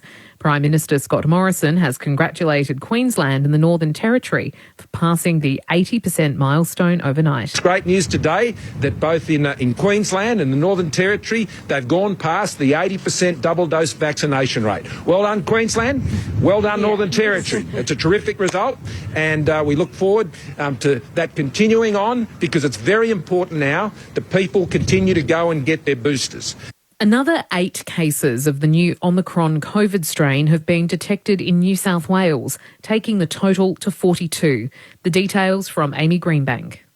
There's been 420 new coronavirus cases in the state and 1 death. It's the highest figure in months. 8 cases are of the new Omicron variant. Pfizer released preliminary lab findings overnight that suggest 2 doses of its vaccine are not as effective against Omicron as they are against Delta. The CEO says a third booster shot is needed for full protection. The New South Wales government is considering whether to bring the booster shot forward, which would allow people to get it sooner than the recommended 6 months after their second jab. Victoria has recorded 9 further deaths and 1,232 new coronavirus cases. The Delta death toll now stands at 580. Victoria's first case of the Omicron variant was confirmed yesterday in a returned traveller in hotel quarantine. And genomic sequencing is underway on 2 suspected cases in the community in the Melbourne areas of Casey and Brimbank. 91% of Victorians aged 12 and over are fully vaccinated. The ACT has a total of 76 active cases of COVID-19, with another 4 locally acquired infections confirmed. There are currently 5 people in hospital as a result of COVID-19. 2 people are in ICU, but no patients require ventilation. 98.1% of Canberrans aged 12 and over are fully vaccinated. British Prime Minister Boris Johnson has imposed tougher restrictions in England in an attempt to slow the spread of the Omicron variant. He says it's becoming clear that Omicron spreads much faster than Delta, with 568 cases confirmed in the UK so far. People will be asked to work from home. Face masks will be compulsory in most public places, and vaccine passports will become compulsory for entry into nightclubs and large venues. Mr Johnson says it's not clear whether Omicron is less severe than other variants, so precautions must be taken. We know that the remorseless logic of exponential growth could lead to a big rise in hospitalisations and therefore in deaths. And that's why it's now the proportionate and the responsible thing to move to Plan B in England, so we slow the spread of the virus, buy ourselves the time to get more boosters into arms. Lives and homes remain under threat by a bushfire burning near Margaret River in WA's southwest. An emergency warning is in place for people in an area south of Redgate Road, east beyond Caves Road to the coast, and north of Reserve Road. Authorities say anyone in that area is in danger and needs to act immediately to survive. The fire remains out of control and uncontained as it moves in a northwesterly direction. And a multi-billion-dollar offshore wind farm has been proposed in Bass Strait off Tasmania's northeast. The wind farm would generate between 500 and 1,000 megawatts of renewable energy, enough to power over 325,000 homes. Proponent Nextsphere hopes to have the Bass offshore wind energy project operating by 2026. ABC. Share the joy with a feast of gift ideas from ABC Books. In Writing in the Sand, discover how Yothu Yindi and their song Treaty gave voice to a movement. Follow Paralympian Curtis McGrath's journey from Afghanistan to gold in Blood, Sweat and Steel. And in Lawson, explore the rise, ruin and legacy of Australian icon Henry Lawson. Books and audiobooks available in bookshops and online. For more great gift ideas, head to abc.net.au/shop. Grandstand at lunch. Goes forward and hits it in the air. He's good. Yeah, he's bowled him. Hits it high in the air down towards long on out. Marnus Labuschagne rocketed it to his half century, so just before lunch on day 2 at the Gabba. Australia 1 for 113. David Warner will have to wait till after the break. He's on 48 not out. Hello, welcome to Grandstand at Lunch. Matt Clinch alongside the voice of summer, Jim Maxwell, and Andrew Moore in our commentary position. It started off so promisingly for England. The early wicket of Marcus Harris out for 3, and then unfortunately the no ball in which Ben Stokes conducted, giving David Warner a life. Jim, what did you make of the first session? It was good cricket. Australia had to fight hard. Robinson was superb, I thought. He hit the spot all the time and looked like creating a wicket-taking opportunity most of the time, and he did, of course, getting rid of Harris and a few other outside edges from the bat of Warner mainly. I thought England's first hour and a half was very, very promising, and they could well have had another wicket.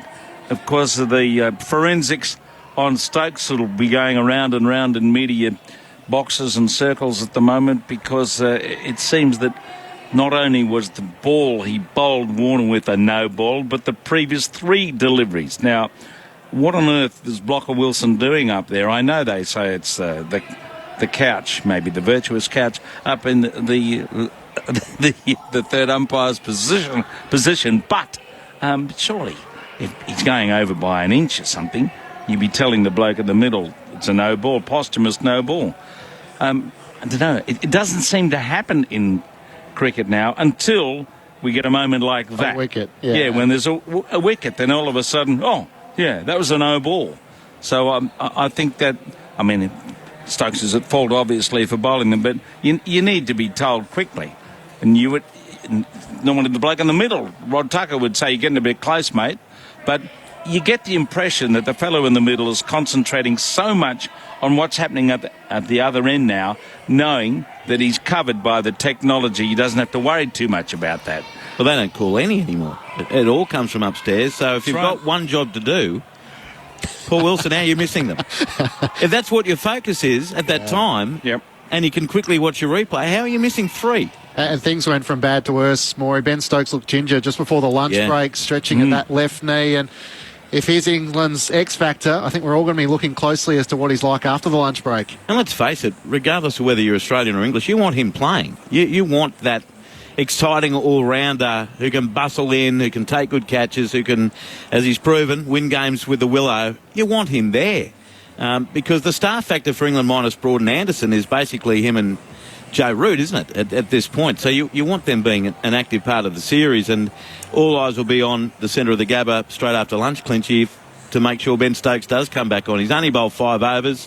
He's gone for 23 runs. He should have had a wicket, but he's looked like he could be dangerous, especially when you consider how little cricket that he's had. But let's all hope he's okay and he's back out there after lunch. England all out for 147. They would have arrived this morning at the Gabba. The sun's out. All of a sudden it seems a great place to bat. Marcus Harris fell for 3. He obviously gets the first crack at it at the start of the summer. Whether Will Pucovski is playing some cricket at some stage. What did you make of, unfortunately, a rather short innings from him? Well, he gets out like he often gets out. Nick one. He averages 18, I think, at the Gabba, doesn't he? In first-class cricket. First-class cricket. So it's not his happiest place. Look, anyone can get out in that fashion, I suppose, and he'll probably get another dig in this game. But I think it's going to be a concern for Australia as the series goes on about what is the best opening partnership. Does another failure from Harris, if it happens in this match, give Khawaja an opportunity? He's playing in that Australia A game as we speak. I don't know how Khawaja fits into the side in the near term, because Travis Head's obviously going to get a couple of tests, if not more, if he scores some runs. So what is Australia's best 6? We still ask that question, even though we've got Warner, Labuschagne and Smith as the fixtures and Green as the coming player. It's going to be interesting to keep an eye on that one as we go. Just on that match, so lunch in the Australia A game versus the English Lions. Australia won the toss. They elected to bat. They're 1 for 51 with Bryce Street on 12 and Matthew Renshaw on 2. So Street's, I guess, the other possibility when it comes to opening, but that would seem far-fetched. Well, I was going to throw out the name Matt Renshaw. Yeah. He's back amongst the runs again. He probably was given an opportunity, Jimmy, before he was We love left-handers, don't we? Left-hander, stoic. Very good defensive technique, but he seemed to have found the ability to push the run rate along, and he's been scoring good runs for Queensland over the last summer and a bit, so I wonder if he's a name in the frame, or is it just unfair to pick Marcus Harris when it's been an up and down thing? We remember calling the Australia A India game last summer at the SCG when all eyes were on Marcus Harris.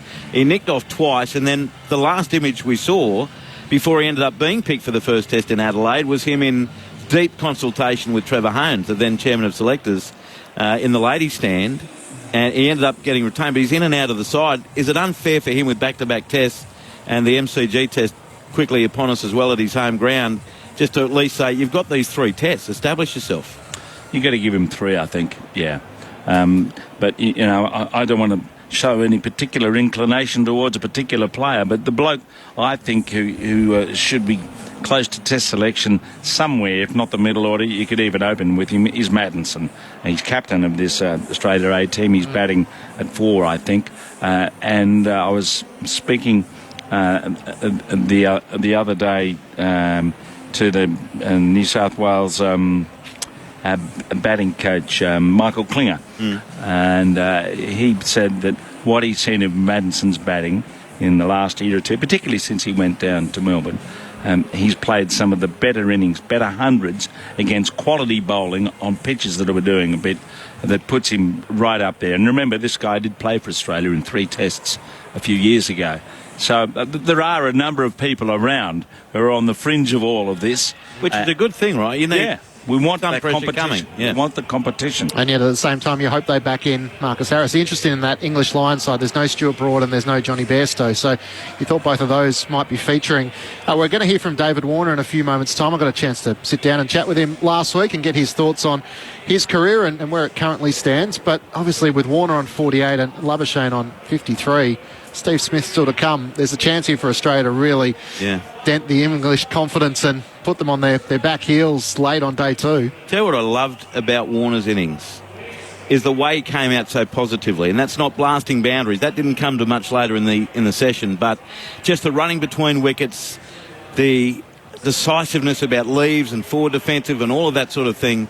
Now, as the innings went along, he's had to survive some nicks that fell short and being beaten. It wasn't all roses for Warner, but the fact that he ended up with those 2 sixes off Jack Leach's second over, and he goes into an extended session at lunch, only 48 off 94 deliveries, speaks to the mindset. That would worry me if I was England as much as if he'd blasted 70 off 75. It just, the determination he's showing, and as you say, or as you said in the broadcast, Jimmy, he came in to that T20 World Cup in no form at all and failed early on and then ended up having a great series.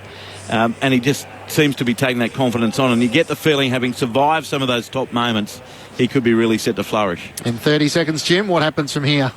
Australia makes 450 and wins by an innings. Oh, boy. You asked me for a quick summary. Nice. It mightn't happen, folks. It mightn't happen. But I'll just throw that out there. Just have that on record, just in case. I was going to say, as we've seen leading into the summer, you can throw out all these sorts of comments and predictions, and some stick and some don't. Great to have Jim Maxwell, the voice of summer, and Andrew Moore with you on Grandstand at lunch. Matt Clinch with you. Had the chance to catch up with David Warner last week. He's playing in his 5th Ashes series. I started by asking him whether it was still the pinnacle for him, Ashes cricket.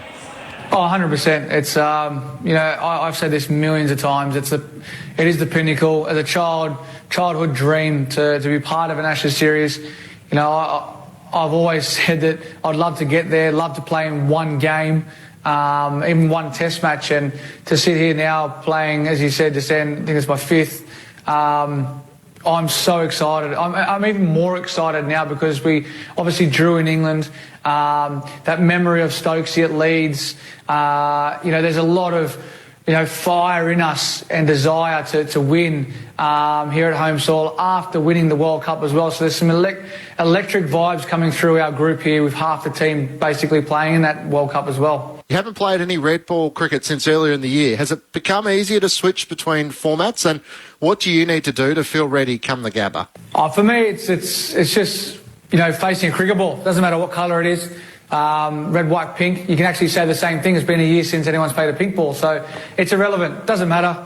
It's about going out there and putting your best foot forward and, trying to score runs in the middle. I've always been a person who trains light, does all my work in the middle.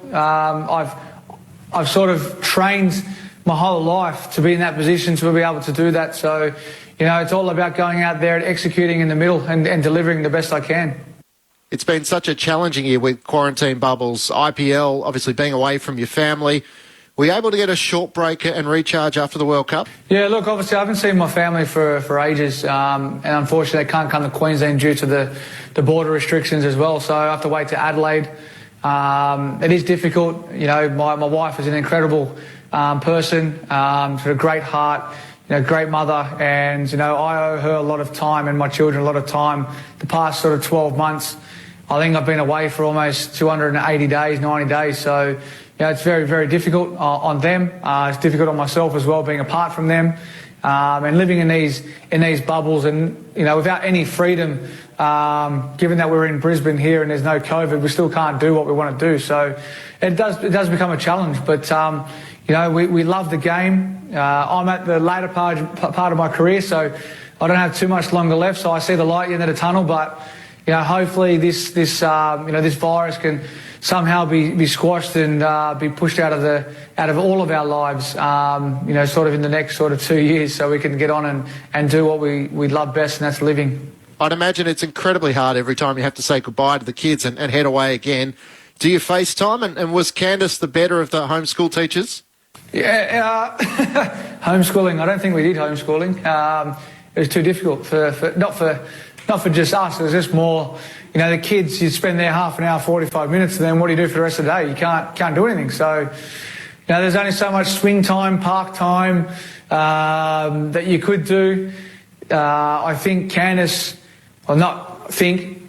was the better person at all that. She obviously got a lot more patience than what I do, but I think what you just said there about FaceTime, I think the girls had enough after day one. I left with FaceTime. I rang them straight away as soon as I was at the airport. So, they're well and truly over FaceTime now, so's Candice and so am I. So hopefully I can be with them soon. David Warner with us on ABC Grandstand. You had a great battle with Stuart Broad back in 2019. How different do you think it'll be on Australian pitches, where probably your game is more suited? Yeah, look, there's obviously always a lot of talk about that, but, history suggests that I've got some good numbers on the board in Australia. Yeah, sometimes you don't have the best of runs when you're overseas, and I'll go back to the series before that where I think I averaged 45, 50 as well. So the conditions obviously suited them quite a bit. I think I look back at the stats and it suggested, well, it proved that Stuart Broad pitched the ball up a lot more in that last 12 months. He had a lot of success in England by doing that, and it's credit to the hard work that he put in to obviously create another sort of good vibe for himself. He got a lot of wickets in that 12 months. That's what we do as athletes. We go back to the drawing board and work out how can we get better? How can we keep improving? We're not satisfied with taking either 1-5 for scoring 100 in the series. We always challenge ourselves to get better. So, from my perspective, it was all right. I didn't have the best of series over there. Openers didn't do too well over there. I think a couple of times their openers scored some runs, but everyone was losing 2 for quite early. So from my perspective, it wasn't an opener series. It was a grinding series. Come to Australia, obviously, just alluded to before about playing against Pakistan. I was just out of runs. I don't like using the word form. Form's a poor analogy in this format of any format of any cricket when you've played for so long. People are going to have rough trots. It's going to happen. But I've done the hard work over the years to have that failure. I accept sometimes, as I said before, I'm going to fail, and you move on. You move on by trying to keep putting your best foot forward, and that's all I try and deliver every time. Justin Langer made the comment during the World Cup that you were as fit as he'd seen, and you'd done the work, and it was just a matter of time. Were you always that confident that you'd done the work and it would change eventually? Yeah, a lot of guys love to spruik that I'm a silent trainer. I do train a lot behind closed doors. I don't put anything out there to suggest that I train a lot, but I do train a lot behind closed doors. It's something that I'd rather go for a run, go to the gym or play golf than sometimes take that option and go to training. It's me hitting more balls isn't going to help me. It's in the middle. It's in the middle where you get the confidence. That's where the runs matter. It doesn't matter in warm-up games. It doesn't matter in the nets. It's when you're out in the middle that counts, and that's all you're judged on. You're not judged on how well you hit them in the nets, because I've hit them so well in the nets before, gone out and batted crap, and have hit them so bad in the nets and gone out and scored hundreds. So there's no secret formula to it. A lot of other guys like volume. Steve Smith, Marnus, they love volume. I'm not a volume player. I'm a feel player. For me, it's about cues. If I'm happy off the field, clear mind, I do my job out in the field. So that's what I'm about. You had 3 opening partners last summer, Burns, Bukowski and Harris. Harry's going to get the opportunity to start the summer. What's your role in trying to ensure you get off to the best start? And when you do have those changes to partnership, how do you try and build that connection and comfort? Yeah, it's always a challenge having, so many different partners. And, Alastair Cook was in the same position that I was as well. You've got to try and form a good relationship with your opening partner, and I've generally got that with everyone that I've batted with. I you talk about how do you take pressure off as opening partners. It's about, coming out and backing your game, sticking to your game plan. You've got to try and get on top of the bowlers before they get on top of you, because if they hit their line and length and you allow them to dictate, where are you going to score? So, they're things that we communicate about, drop and run. Where's our release shot? What do we have to speak to each other when we're out there, or tell each other, or to look for if we're getting into different positions that we, don't usually do. If the ball's coming back at us, keep hitting down the ground, or if it's swinging, go with the swing. These are things that we look for as a partnership and we speak about, and that's what gets you through. Those type of innings and circumstances, if I say. Do you feel there'll be a couple of defining aspects that will separate the two sides? Up here, the weather, it's been horrendous. That's one. I think what will separate us is who bowls better, I think, and bats better at the SCG and the MCG. I think they're two test matches always, that it's a little bit of a flatter surface. It's harder to take wickets after day one. And then it's about how do you move the game forward when you're batting, and you've got to be in the position to dictate that in the game. Melbourne there've been a lot of talks about the Melbourne wicket not breaking up for years. I obviously wasn't part of last year's Boxing Day test match. The boys say that the wicket's a lot better down there. Unfortunately, the SCG, they had 4 or 5 days of rain leading into the game. It burnt the wicket, so that was way out of everyone's control.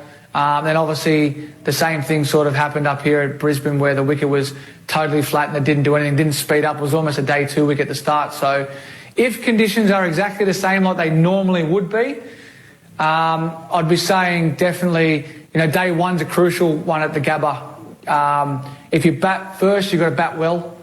If you're bowling first, you've got to bowl well and start well. That first session really dictates how that game sort of, will pan out.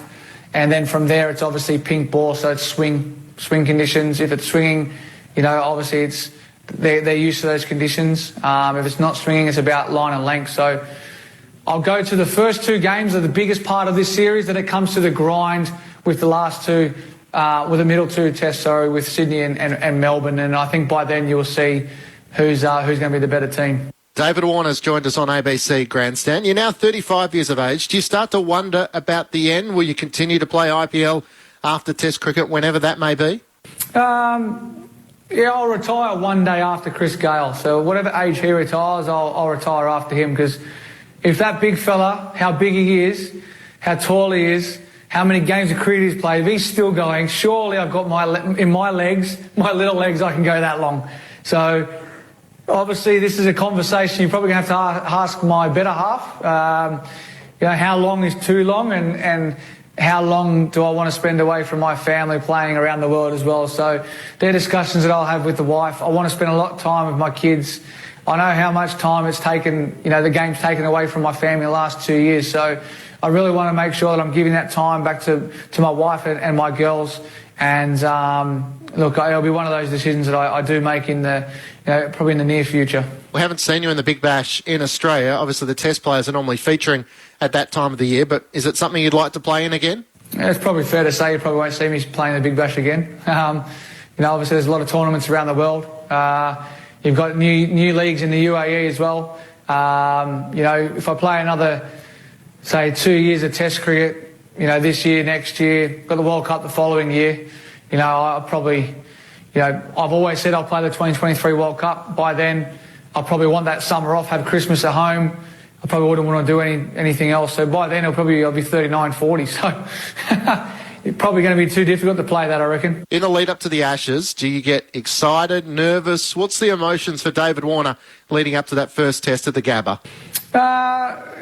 Everyone that knows me, even players, my family, everyone, I don't get nervous. I don't, I just see it as this is my hobby. I've always loved playing cricket.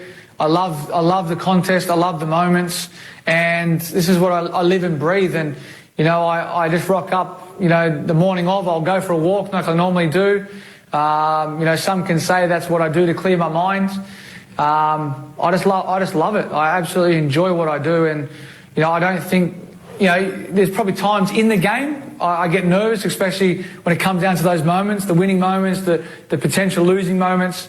That's when I think the nerves start setting in. But before games and everything, I'm good. I just love it. I love that thrill of it. You get that little bit of, I think, energy about it. It's just, when cricket's starting, the summer's starting, and it's going to be a good one. Your second daughter, Indy Ray, became a Virat Kohli fan last summer. So have you converted her back to being a dad fan? Well, if you go back into my history of my social media, I think it was Ivy.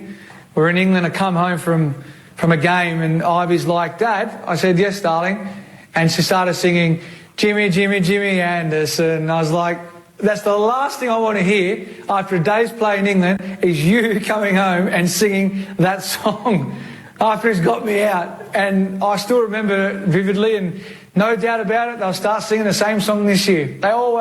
It's funny how kids are. Kids just say it as it is. And, I think with Indy, because Indy had seen Virat, met Virat plenty of times, and when you're in India and all the highlights are basically Virat and MS Dhoni, it was just in her mind to say that her favourite cricketer is Virat Kohli. So, we're, as kids, they're sort of brainwashed with what we do. So, it's great. I love it. Hopefully they say me soon one day. Good luck with that, and good luck with the summer. David Warner, thanks for your time. No worries, too easy. David Warner, our guest at Grandstand at lunch on day 2, Australia 1 for 113, with David Warner on 48 and Marnus Labuschagne on 53. Certainly keeping the Barmy Army quiet with a couple of big sixes in that opening session of day 2. Don't forget, of course, if you miss any of the action, Grandstand at Stumps at the end of the day is your best wrap of what's taken place. It's available as a podcast and up online at abc.net.au/sport. And, of course, we're counting down the greatest 40 moments in Ashes history over the last 40 years. So if you want to cast your vote, so many iconic moments both in Australia and in the UK, log on abc.net.au/sport. Scroll through and you can cast your vote. And we're also providing the Ashes greatest moments, a look back at some of the iconic moments. So up at the moment, there's still some more to come. Of course, the famous Shane Warne ball. We'll take you through, and behind the scenes, Merv Hughes provides a nice narrative there. Not to mention Edgbaston in 2005 and Ian Botham, the hero of Headingley. So all those podcasts are up. Search the best of ABC Sport is where you can find them. So Australia, 1 for 113. Can England find a way to fight back after lunch? Or will this combination of Warner and Labuschagne continue to power on? You won't miss a minute of it on ABC Sport. Coming up after the latest sporting news with Ned Hall, who'll be back at the Gabba to be joined by Quentin Hull and Mitchell Johnson. Stay with us.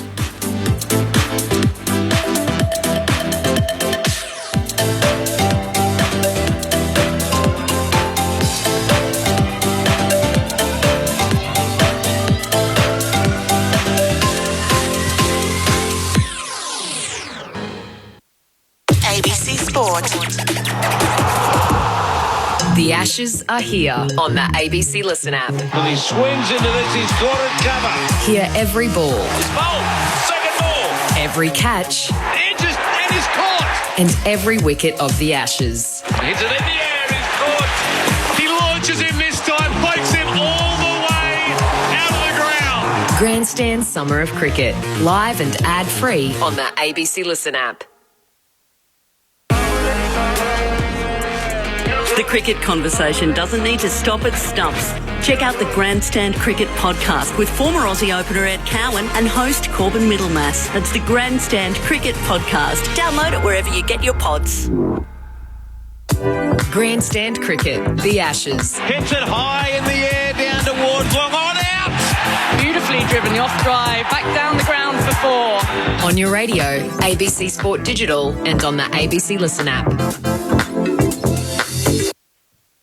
And Ned Hall with you in the host studio, back to the Gabba very shortly for the start of the second session of the day, having just seen some pictures from the ground. Still blue sky overhead at the moment. Let's hope that persists for a fair while longer yet. Australia will resume 34 runs behind, 1 for 113. Obviously, England bowled out yesterday for 147, and the only wicket to fall today, that of Marcus Harris. Marnus Labuschagne on 53 and David Warner on 48, when the players return to the middle. Elsewhere in the Big Bash, one match to take place tonight. It's Adelaide Strikers hosting the Melbourne Renegades. The player played 2 days ago. That one was in Melbourne, and the Renegades won by 2 runs thanks to that spectacular catch by Jake Fraser-McGurk, amongst other things. And there were a couple of matches played last night as well. Perth Scorchers got their campaign underway with a win by 6 runs against Brisbane Heat. The Heat all out for 151, chasing 158 for victory. And the other game yesterday as well, the Sixers picked up their second win of the season. They beat the Hobart Hurricanes by 14 runs. Sixers posted 9 for 144 and the Hurricanes 8 for 130 from their 20 overs. I mentioned yesterday there was a test match underway. It was in Dhaka. It was the second test of Pakistan's tour of Bangladesh. Well, it finished up yesterday as well in an innings victory for Pakistan. I mentioned before that Pakistan declared with only 300 runs on the board. 4 for 300 they were. And then in the first innings for Bangladesh, they were skittled for 87. They followed on and were all out in their second innings for just 205. Very impressive bowling performance by Sajid Khan. He picked up 8 for 42 in the first knock for Bangladesh, and in the second innings he picked up 4 for 86. Not surprisingly, he was named as the man of the match. Now, elsewhere in the world of football, some big news from the Champions League overnight. One of the giants of European football, Barcelona, out of the competition after they were beaten by Bayern Munich last night. So a major shock with a super big Spanish side going out of the competition last night. Elsewhere, Manchester United go through despite a draw against the Swiss side Young Boys, and that's with Manchester United resting some of their senior players. Elsewhere, though, I know yesterday we were talking about Jake Fraser-McGurk's incredible catch that was worth looking up if you get chance. The bit of footage you probably need to look up overnight or over today is Sam Kerr in action for Chelsea in the Women's Champions League against Juventus. She picked up a yellow card, but brought out her inner Andrew Simons, taking on a pitch invader, dropped the shoulder, knocked him to the floor, and got booked for it as well. So Sam Kerr, well worth looking that up if you can see online as well. Dominant performance, incidentally, by Chelsea to beat Juventus in that match. But Sam Kerr getting a yellow card despite not really much else she could do out on the field. Now, probably time to return you to the Gabba now. Just waiting for the players to make their way out onto the field. So let's hand you over to the capable hands of Mitchell Johnson and Quentin Hull. Thank you, Ned. Yes, 1 for 113 Australia in reply to England's 147. It's a very strong position for the locals. Marnus Labuschagne to resume on 53 and David Warner on 48.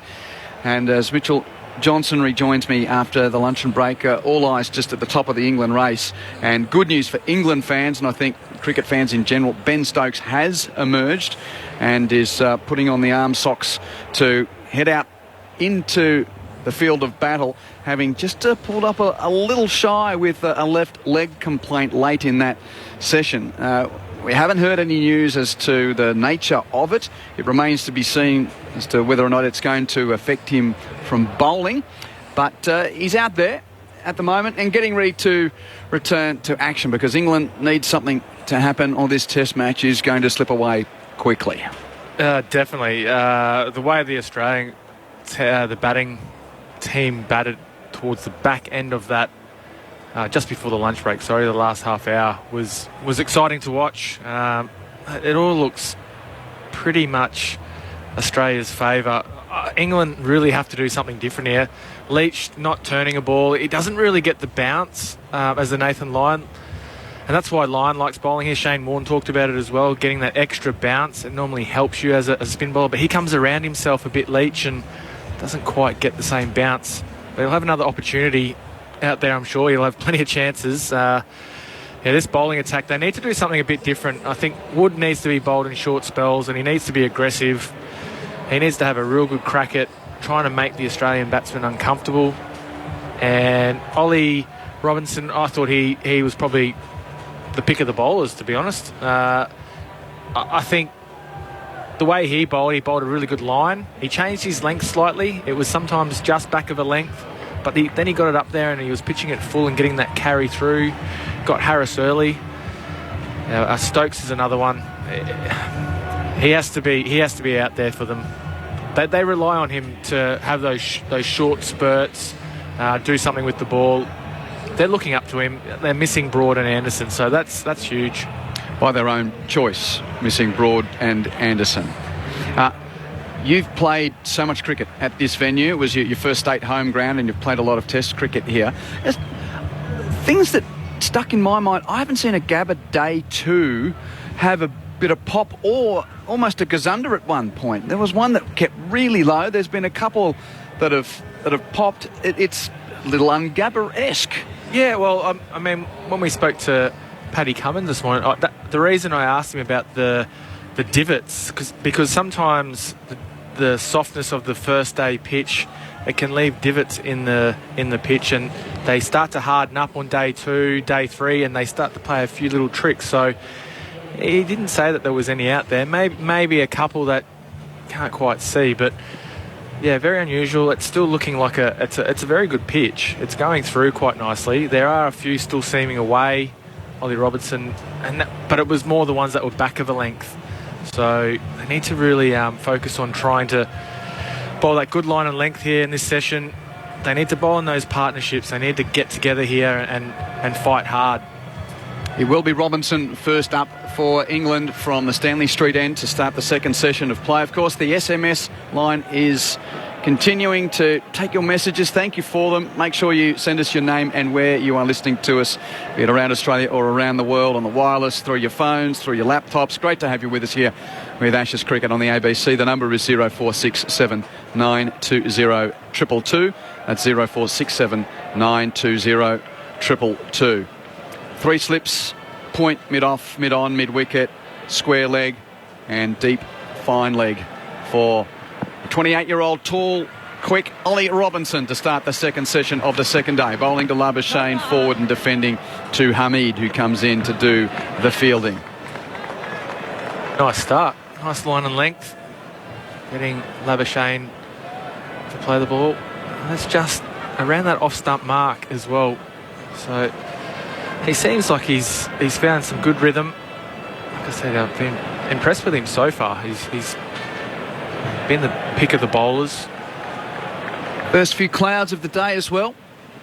High and fluffy. No impending storms right now, but I have to have another look at the latest from the bomb. Expecting chance of rain later in the day. Robinson delivers outside the off stump, and that's left alone. And as ever, our technician extraordinaire, Robert Apolloni, a.k.a. Aussie Bob, puts up the radar and the screen. And just out west, there's a few storms about, which is pretty much standard for late calendar year, early summer in southeast Queensland. Might get lucky, it might miss the cricket. It might get dumped on like yesterday. You never know. Every chance here at the Gabba. Always get a little bit of rain in the late afternoons.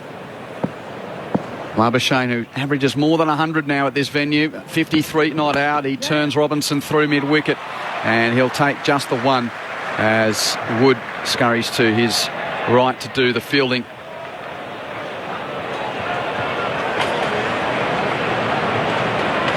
One for 114, and piece by piece 147, although Rick will give me some type of statistical sort of look down his glasses at me, because 147 is 147, but what I'm about to say is 147 is starting to look skinnier. You know what I'm saying? It is just 147 to be precise, but it's starting to look smaller. I'm not going to argue with it. Mathematical logic. Yeah, exactly. Now it's Warner. 3 slips behind. Robinson over the wicket. Warner beaten. Through to Butler. And we've seen that a bit. Yeah, I was about to say that. We've seen that a fair bit. I think he gets it to move quite a long way. It's the line as well that they feel they have to play there. It's that middle to off stump. I think it's pitching on middle. Squares David Warner up. And it's just that back of a length, moving a little bit too much to find the edge. So he'll work on trying to pitch that ball up a little fuller. Just going to set him up. just seen an interesting tweet from one of our colleagues, Jeff Lemon. I'll bring it to you in a moment as Robinson delivers. Warner drives and it's dropped! Dropped by Burns at second slip. And England fans will be thinking, not again. He had a horror with his hands in the fourth test against England at the Oval. That was regulation to his left, Rory Burns, and he has shelled it. And Warner gets a run as well to move to 49. Absolute sitter if you're talking about slips catches. Just had to go slightly to his left. Catchable height at it's about hip height. Perfect bowling by Ollie Robinson. No reward for good bowling there. That's 2 chances now. Well, he's got form. As I said, England fans will be thinking, oh, no, not again. And that, it doesn't get any easier than that at international level, does it? He's having a good test match so far, Burns. Yeah. Take that tongue out of your cheek, MJ. Here's Robinson to Labuschagne defending.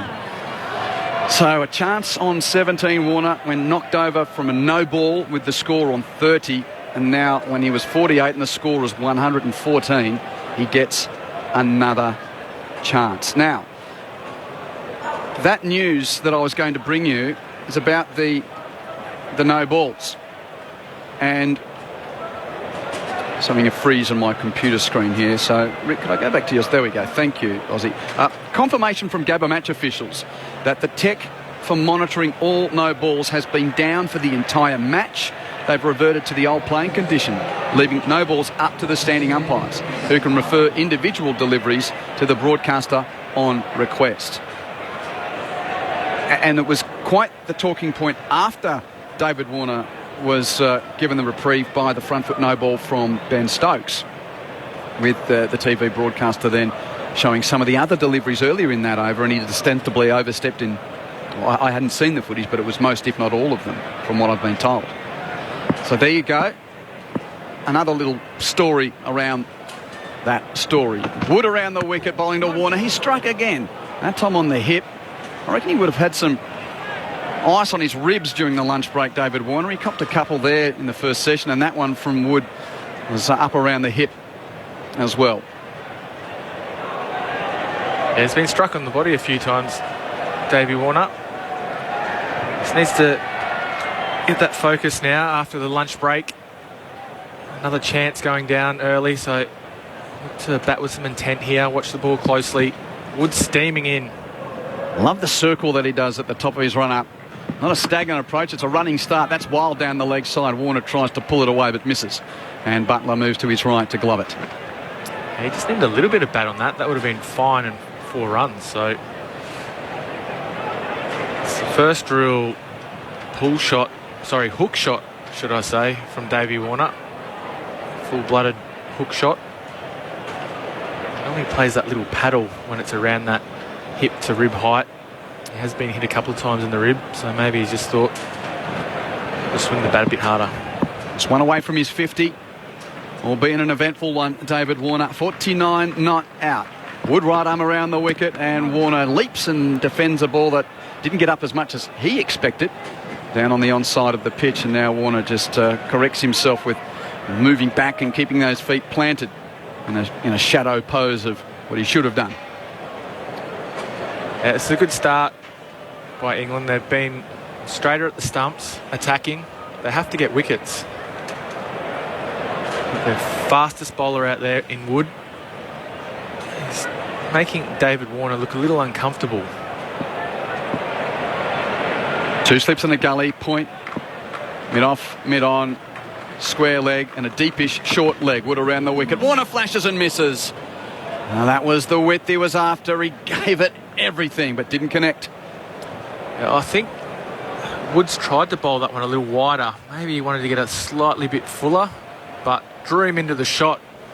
He bowled the first few deliveries a short ball, and he bowled into the body. He's bowling it straight at the stump. Bowling at 150 here, Mark Wood. He's bowling some serious wheels. I love the way that he doesn't have the standing start. He's got, the rolling start at the top of his run-up, just sort of gets to the mark and then wheels around in the U-turn and then hums his way in Right arm around to Warner. Bounces him. Underneath goes the Australian opener.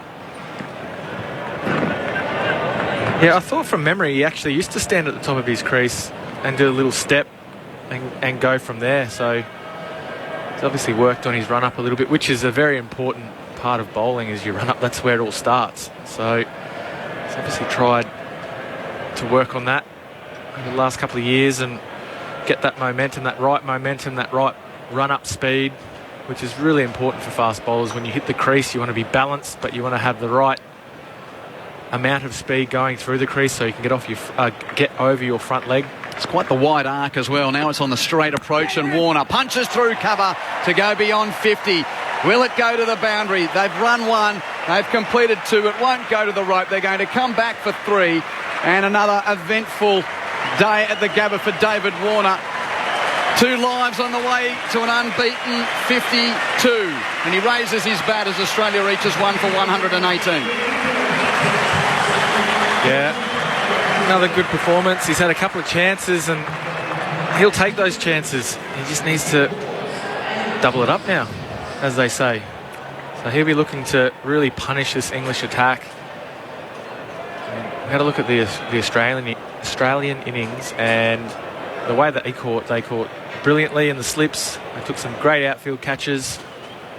Very different here to what England have done. They've probably dropped their heads a little bit. Haven't taken the chances when needed. Interesting point on the no balls as well from Dean on the SMS at Mount Benson. If the umpires won't call the no ball during the over, they should add those runs to the total at the end of the over. Those runs could win the Test or even the Ashes. Interesting point from Dean. Thank you. Robinson starts again to Warner. Bounces and left alone. Good carry through to Butler. That number again is 0467920222. Yeah. Hello, Quentin. My name is Alex. I'm listening from the Gold Coast. Today is my 19th birthday. Happy birthday, Alex. Thank you for sharing it with us. Well, happy birthday, Alex. Good on you. To be 19. G'day to Hamish, who's listening from Lucky Bay in Esperance. Sunny and 27 degrees here. Loving the coverage. Thank you.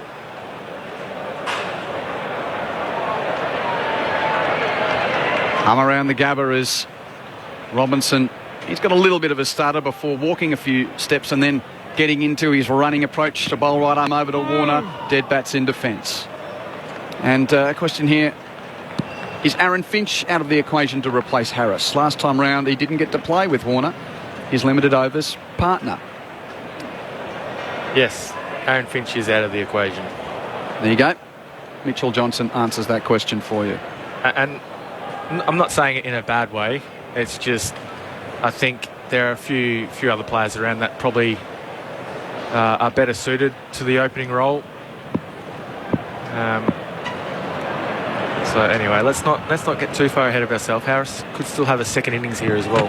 Warner leaves again. That length. It's probably the one criticism. The big English quick David Warner on a number of occasions has been able to realise that's bouncing over, and he's left a lot on that back of a length delivery from Robinson. Yeah, it seems like it's probably his stock delivery. Because he's a tall man, he tends to hit the deck hard, and it is back of a length. And it is hard when you're a touring side and you're playing in conditions like this where it does bounce a lot more. You do have to be another metre or so fuller. Warner waits and again just lifts his bat, lets it carry through to Butler, who was influential when you started playing for Queensland to teach you the nuances of bowling here. And what was the main thing they told you? Oh, look, Andy Bickle and Michael Kasperwich, Joey Dawes, Ashley Nofke. We had a lot of. I've probably missed out some names, so I'm sorry, but I mean, Bick for me was one of the guys that I used to love being out there and learning from. Run up was such a big key. We used to talk about that, like how we'd run in. As Robinson is now, Warner waits. So that's fuller and defended back to the bowler. And the importance of getting the right momentum. The length here that you bowl is different because of the bounce and pace, as we've seen in this Test match. It's just being that little bit fuller. And I remember a lot of the times that Bick and Casper would talk about being fuller rather than shorter early on. Be happy to be driven through the covers or straight, and then you can always work your way back a little bit to find that length. Well, he slips behind Warner, who again pushes Robinson down the pitch in a defensive mode. Picked up by Stokes at mid-off. End of the over, Australia 1 for 118. Labuschagne is 52 and Warner... Labuschagne is 54, should I say, and Warner is 52. Yeah, those guys for me definitely helped me a lot in my career, and I learned a lot from them. And they taught all the bowlers great things. But yeah, at least I can hear him now actually. He used to do the turn, but he used to do it twice. He'd do it twice occasionally and be the bull. We called him the bull. Oh, he was snort and get ready to from the far end, never from this end, from the Stanley Street end. He'd have that little grunt and noise, and it used to crack me up. But it was so good though, like just how passionate he was and how much he loved the game and doing well for his state. Well, it's Wood. Well, at the start of the over, he does have the standing start, so to speak, not the running start. Over the wicket to Labuschagne, again left on length and height and through to keeper Butler. And you mentioned Joe Dawes, who of course never played for Australia, but had a very distinguished state career and former coach of Papua New Guinea. He's back in working in advisory roles in politics at the moment. And speaking of the starts of run-ups, Kevin Mitchell Jr. used to hate Joe Dawes playing here because his big boots, he had this big stutter at the start of his run-up. And you knew there was a Shield game when Joe Dawes had played here because there was almost a hole. There's a couple of craters at the start of his run-up. Oh, and then the sweat that came with it. The amount that the sweat. There's a leg gully, 2 slips, regulation gully. Again, Labuschagne leaves on length with Wood probing just outside and around the top of off stump. And very good bowlers for Queensland, and some of them not getting the chance to play for their country, but great to learn from. He got rid of that stutter in his run-up as well by the end, Joe Dawes. Did he? Yep. I can't remember that. Now, I think you'd defected by then. Love had sent you west. It did. Tough move, actually. It was quite hard to leave because there's so much history here and so many great mates.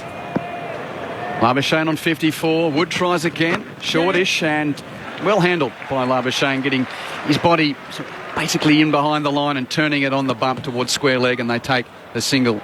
He's up to 55. It's 1 for 119.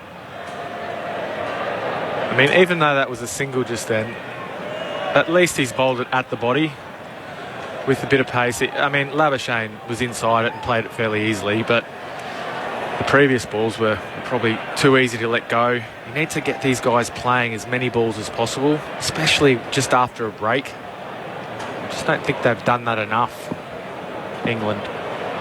If it did just miss the start of the session, coming back after the lunch break, Warner given another life, dropped by Burns in the slips on 48.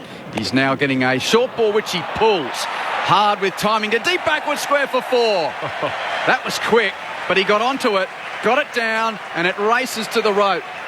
And he moves to 56. It's 1 for 123. I can tell you, he did not watch the ball there, Davey Warner. It was the perfect short ball. Wood should take some encouragement from that because he did bowl it well. It wasn't too far away from the short, a guy just around the corner. I think he's probably a bit too square. I think he needs to go a little finer, to be honest. 2 slips gully, point mid off, mid on there, and square. The short leg is almost 2 strips away from the cut strip, and then you're right, the guy at backward square is too close to the square leg umpire, not backward enough. Wood tries again, full, missed by Warner, who was trying to nudge that one, I think, between second slip and gully, and it beat the outside edge. Yeah, I wonder if this one moved a little bit as well. Again, probably just a bit too short for the follow-up ball. I think it's moved a little bit, and we've seen that from all the bowlers of the England attack. There's just anything back of a length has probably just done a little bit too much. And what you try to do as a bowling unit after a good short ball like he bowled, you try and get it up there because the batsman's feet are a little bit muddled up and they're not quite going to get as forward as you'd like. You need to get them driving forward. Wood round the wicket once more, and Warner jumps, defends. Yes, no, says Marnus. Get back there. And he does obey as Milan comes in from point to do the fielding. You can see there he was keen, Davey Warner, but that is the end of the over. And Australia is 1 for 123 already. Only, 24 runs away from England's 147. Labuschagne 55, Warner 56. Time for Jim Maxwell and Steve Finn. Grandstand Cricket, the Ashes, Australia versus England. On your radio, ABC Sport Digital and on the ABC Listen app.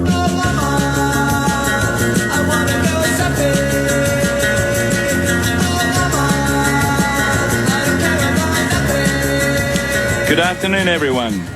And it's turned into a pretty good day at the Gabba. The sun shining for most of the time, and hopefully it stays that way because the cricket's been pretty compelling to watch. Good battle going on. Robinson bringing it up to the batsman again, and Labuschagne defends the first ball of a new over back down the pitch. He's 55, Warner 56. A bit of a sketchy innings.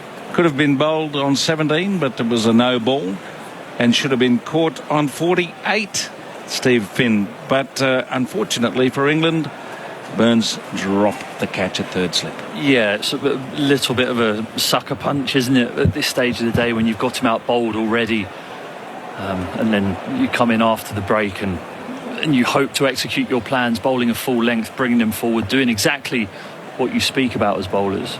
Robinson bowls, Labuschagne leaves outside the off stump. And the catch goes down. I think there's probably a number of reasons for it. I think England haven't had a settled slip cordon for a long time, and guys who have fielded in the slip cordon will know that the best cordons field together for years and years. And I think the traffic through the England side, the changing of top order batters who would generally field in there, you don't have that understanding, not that there was anyone close to him for that catch to put him off, but your spacings and where you stand, you just get used to each other's size and reach and stuff like that. So I think that's one element as to why they may not have been able to hold on there. So Robinson's bowling, and again Labuschagne is leaving, as he's been doing so skillfully in this innings, and it stays at 1 for 123. Now the other factor is Stokes, I suppose, who's had this finger injury. He's not in the slip cordon, so would he normally be there at third? Yeah, I think your usual three here out of this team would be Root, Malan at 2, Stokes at 3, and then someone else in the fourth position, whether that's Pope or Burns, or I quite like Ollie Robinson. He does it for Sussex. He actually fields at second slip for Sussex and has a very good record doing it. Well, Robinson bowling at the moment to Labuschagne, who's forward driving, punching past the bowler, but there's a straight mid-on in place, and it's fielded down there by Wokes on the onside. So Australia building nicely with a little bit of good fortune as they go, but some skill as well. And Warner lathering the bowling of Leach prior to lunch and taking 30 runs off 2 overs. But good change-ups from Robinson, a little bit of variation in the pitch as well. Yeah, there's still definitely enough there for the bowlers. It's just about patience now that the ball has got a bit softer. 123 for 1. He comes in again and just outside once more. That's like old Slasher Mackay used to be famous at doing that. Mark Taylor. John Edrich is another I remember, knowing exactly where their stumps were and when to leave, knowing when to leave, which it can be applied in other aspects of your life, but it's pretty handy when you're opening the batting. Yeah. I don't know which is more important, other aspects of your life or opening the batting, but I do know that here, especially at the Gabba, you can actually leave on length a lot as well. We've seen a few balls go over the top of the stumps just because people trust the bounce of the wicket, whereas in England, it's not often you do that. Robinson tries again, and once more Labuschagne is leaving. Well, he knows this backyard pretty well. That was fuller and closer to the off stump, but it still bounced over and outside the off bail. Acute judgment from Labuschagne. He's 55, Warner 56. Harris the man out for 3, 1 for 123 at the end of the over. Yeah, and another fascinating period of play, I think, here. England are going with their 3 main bowlers. We don't know how fit Ben Stokes is after his little tumble just before the lunch break. Jack Leach bowled 3 overs for 31, which was the worry coming into this day, was that if you're asking Wood, Wokes and Robinson to bowl big long spells and the team aren't taking wickets, and then the spinner comes on and he gets hit out of the attack by an aggressive David Warner and Marnus Labuschagne, it means that your three main bowlers have to bowl a majority of the day, which then makes them more tired, makes what comes out of their hand it will have less venom on it. Mark Wood is bowling quick here still, and I'd be super impressed if he can bowl at 145 kilometres an hour the entire day. So this is where the wearing down and the disintegration of the England bowlers. Now Wood around the wicket, pitching right up at Warner, who's down with his bat, keeping it out of his stumps, and it goes well on the offside. Yes, Wood's bowled rapidly, but doesn't seem to me have quite got the consistency or the sequence of balls to create the wicket he needs to get.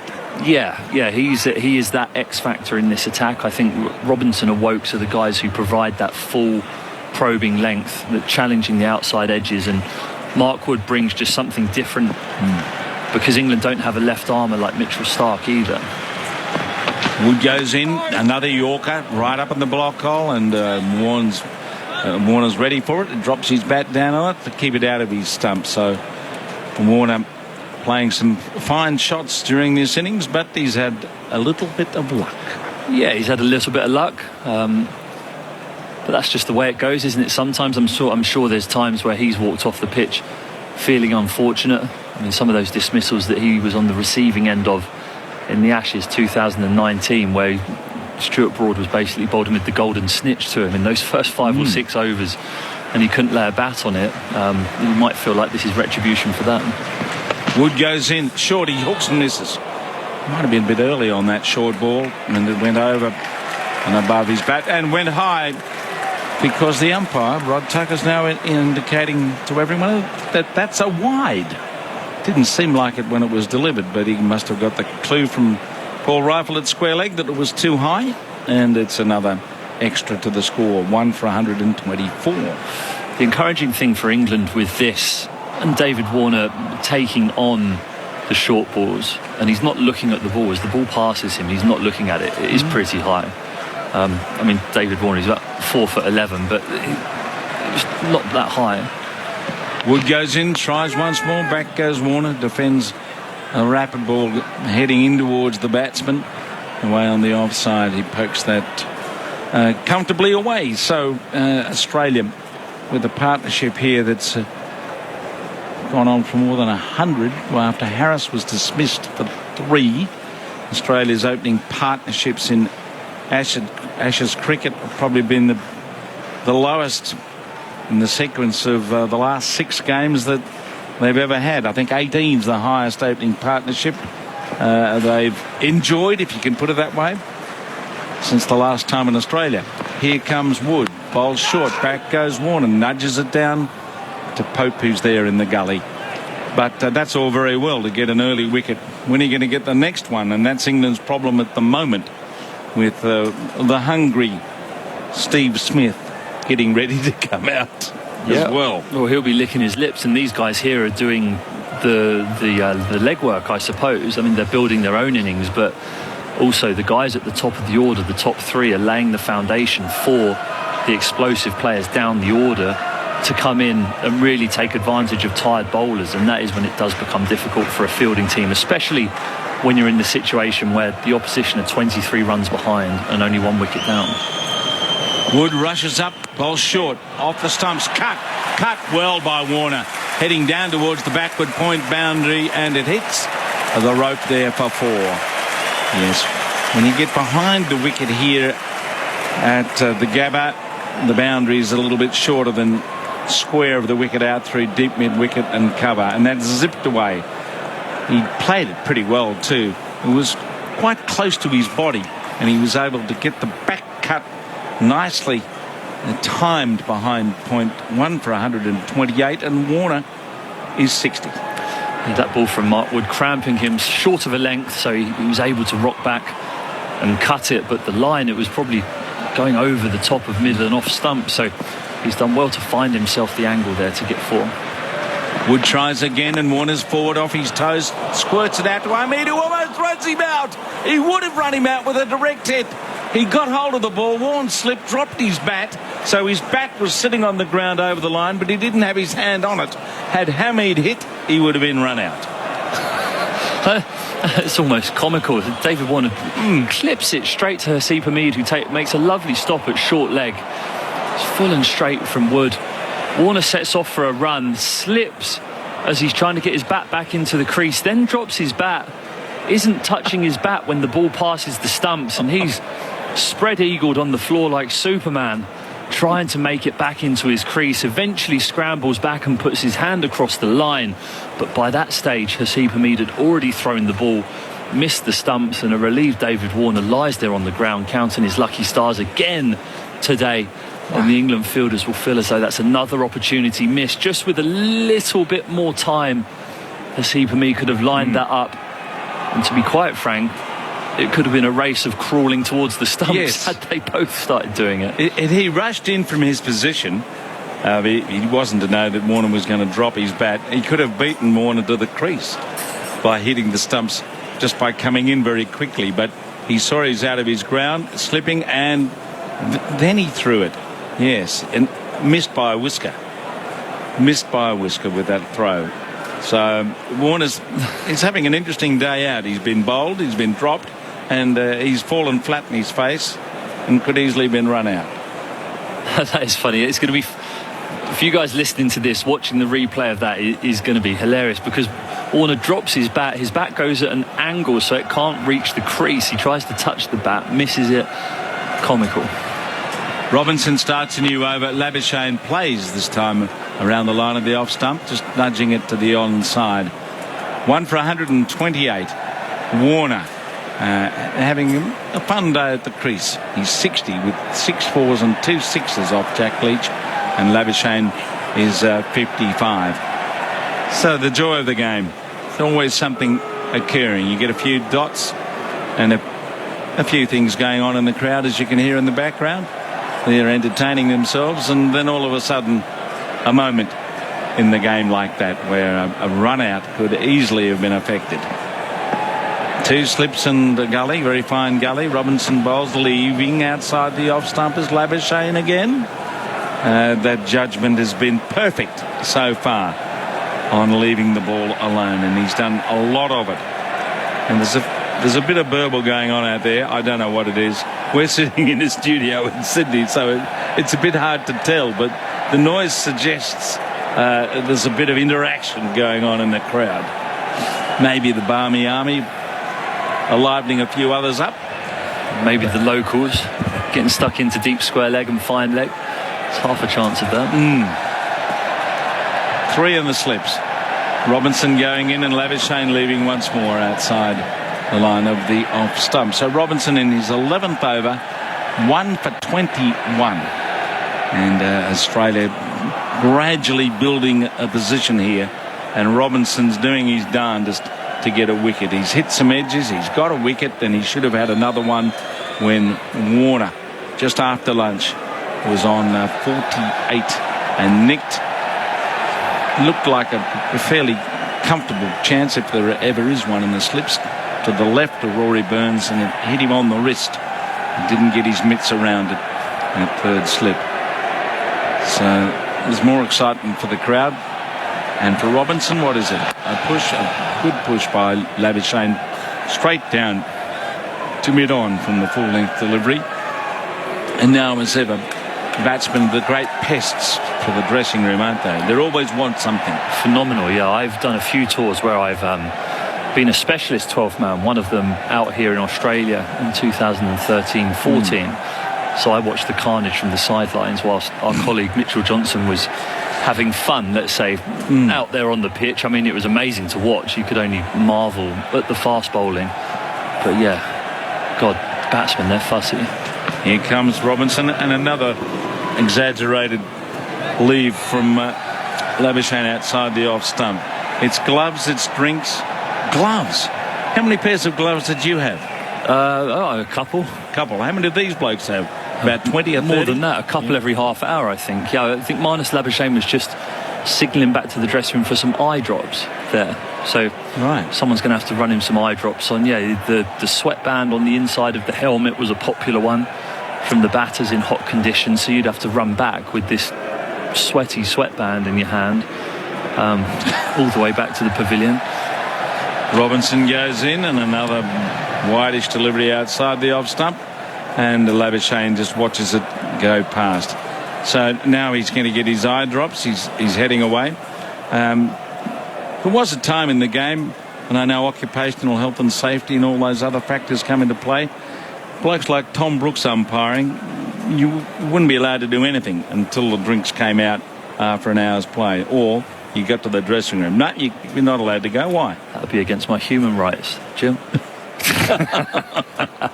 Well, is it fair call that all these stoppages occur in the game? Well, I think it definitely slows the pace of the game, doesn't it? Yeah, you can't overrate. No, absolutely. Yeah, you want the game to flow, and the people watching want the game to flow. Yeah. I mean, unless it's sometimes you can tactically try and slow play down, especially when Australia are building a partnership such as this. You're quite happy for a small little break in the play that could potentially break Labuschagne or Warner's confidence. So a little bit of gamesmanship comes into play with that element of it, which I'm absolutely fine with. I mean, I've gone down and done up my shoelace when I'm trying to waste time a number of times at the back end of a day or a back end of an innings. But yeah, I think if batters are calling for gloves every 15 minutes, then that's a tad excessive. You need to have some practice procedure, though, if you're night watchman, in order to stop that extra over. Yes. And without getting the umpires to censor your behaviour. How do you do that? It's difficult, isn't it? It is. I mean, shoelace is a classic. You can't question a shoelace. I can't face the ball until my shoelace is done up. Now, I feel like we might have a streaker. There's something going on out there. Yeah. There's someone on the field. There's a streaker on the field from the look of it. No, not a streaker. A non-streaker. But he's running well. And he's being chased and tackled by the security. They're all over him now. And we're going to have an All Blacks ruck on the far side of the ground between the fence and the rope. Lots of yellow vested chaps out there doing their business. And those who are watching on television probably can't see these pictures because they tend not to show them. But that's the reason why the batsmen and everyone else are just hovering until they've removed this intruder who didn't oblige us like they used to 20 or 30 years ago by running on without any clothes on. Maybe that'll be a lesser fine. I don't know. He only sidestepped one as well. Jarvo. How on earth does he keep getting on the ground? Phenomenal, isn't it? It is extraordinary. You'd reckon he'd be banned for life. I mean, he's not a midget. He's not going to squeeze through the fence. He's bigger than an elephant, isn't he, that bloke? He's unmissable. And he keeps turning up. Like that chap years ago, he used to... He came out at Headingley in a test and padded up. He did the Manchester United team photo as well. Yes. And there's a good photo of him on the end, and Roy Keane spots him from about 15 metres away. And now Wokes is bowling and Warner's cutting straight to Hamid at point. So the game's back underway. But yes, there are things that happen in the game that make you laugh. But sometimes that kind of intrusion is just a waste of everyone's time. You got to do it with some style if you're going to do it. A couple of side steps, put a couple of the security blokes on their backside. Like Michelangelo, the streaker who came out at Lord's years ago and hurdled the stumps. Yes. And, Brian Johnson of course said, he wants to be careful, he might get no ball. That was very funny. But that was seen to be humorous at the time. Nowadays, no. He ends up at the bottom of a six-man ruck. Yes. So it's 1 for 128 in case you're wondering what's happening out there in the middle. Warner's 60 and Labuschagne's 55. And it's Wokes who wanders in from the Bolter Street end, and he's pushed away firmly but not past mid-off where Stokes is fielding. So I wonder what all the preliminary burble was. Maybe someone was hovering and ready to attack the ground. But it was a pretty clumsy sort of show. I'd much rather see blokes like Gravy and Antigua come out with a medical bag to administer aid to a batsman who's been hit, or with a long Christmas sack and pull something out to give to the batsman, he's made 100. Now, Wokes bowls just outside the off stump and he's taken behind. You don't mind that kind of comedy in the game, but when it's just a silly lad going out there for a bet, I suppose, it's just an intrusion. Do you ever see Gravy in action? No. At the Antigua Recreation Ground? No, I missed that. No, you're too young. Yeah. Mayfield was the other one, the Trinidadian fellow who in Antigua, but he came from Trinidad, and he used to sit on the fence and hover, right? It was literally like sprinters on the fence, but not quite, as it's allowed to pass, pull them right of the off stump. And when Lara was getting all those runs in Antigua, he had a record, right? An LP record on his chest with a piece of steak, because the sign was recorded steak. Recorded steak. It's very funny. But he used to sort of fall into the crowd or fall onto the field from the top of the fence. That was good fun. Wokes goes up and he bowls it, and it's pushed away off the thick inside upper part of the bat towards square leg, and there's no run. 1 for 128. So a bit of an interlude here with a nut job coming out onto the field to have his fun, and the game continuing with Australia looking to push on, but it's happening a little slowly at the moment. And all those characters, wonderful characters, particularly in the West Indies, he used to make the whole experience of being in a test match all the more worthwhile. Okay, Warner's 60, Lavishane's 55, 1 for 128. Stokes goes in, he bowls it, and is pushed away by Warner, and it ends the over. So it's all a bit more tranquil now, as Andrew Moore's about to come in and join Stephen Finn. Grandstand Cricket, The Ashes. On your radio, ABC Sport Digital, and on the ABC Listen app. Thank you, James. 1 for 128 as this partnership reaches 118 between Dave Warner, who's 60, and Marnus Labuschagne, who's on 55. And Chris Wokes completing that over. He now has bowled 10 overs for 23. Ollie Robinson, he's been good without luck, Steve, hasn't he? 11 overs, 1 for 21. He's got many deliveries in the right spot, and just the breaks haven't gone his way yet. Yeah, he's been the most consistent probably of the England bowlers in terms of his length and his hitting of the pitch. Yeah, he's beat the edge a number of times, especially the left-handed David Warner, and he's bowled a lot already. He's into his 12th over now. We've only had 39 of the innings, and there's still a lot of overs. If we do get a full day's play, there's still 50 overs left, and you'd anticipate him having a fair amount of bowling left to do. But this is all part of Australia's plan to just make England's main bowlers as tired as possible. So Robinson on his way from the Stanley Street end, and Labuschagne turns him off his pads just forward of square. He gets a run as Joe Root gallops to his left to field, not cleanly, but only one run. Labuschagne 56, 1 for 129, and so far, I mean, when you come in and I'm working with you, Stephen, I want to have some positivity with you. I mean, no, you don't. I do, deep down, deep down, especially now that we're kindred spirits with our lack of love and respect for spiders. Yes, fair enough. But just so many near misses through the day, and you just wonder how it's going to affect this test and the series. That the no ball by Stokes, the mischance by Rory Burns, the run out just recently that was missed by Hamid on Warner as Robinson bowls to Warner, and he pushes back down the pitch. Robinson gets a hand to it, and then the ball ricochets down to Bairstow at mid-on.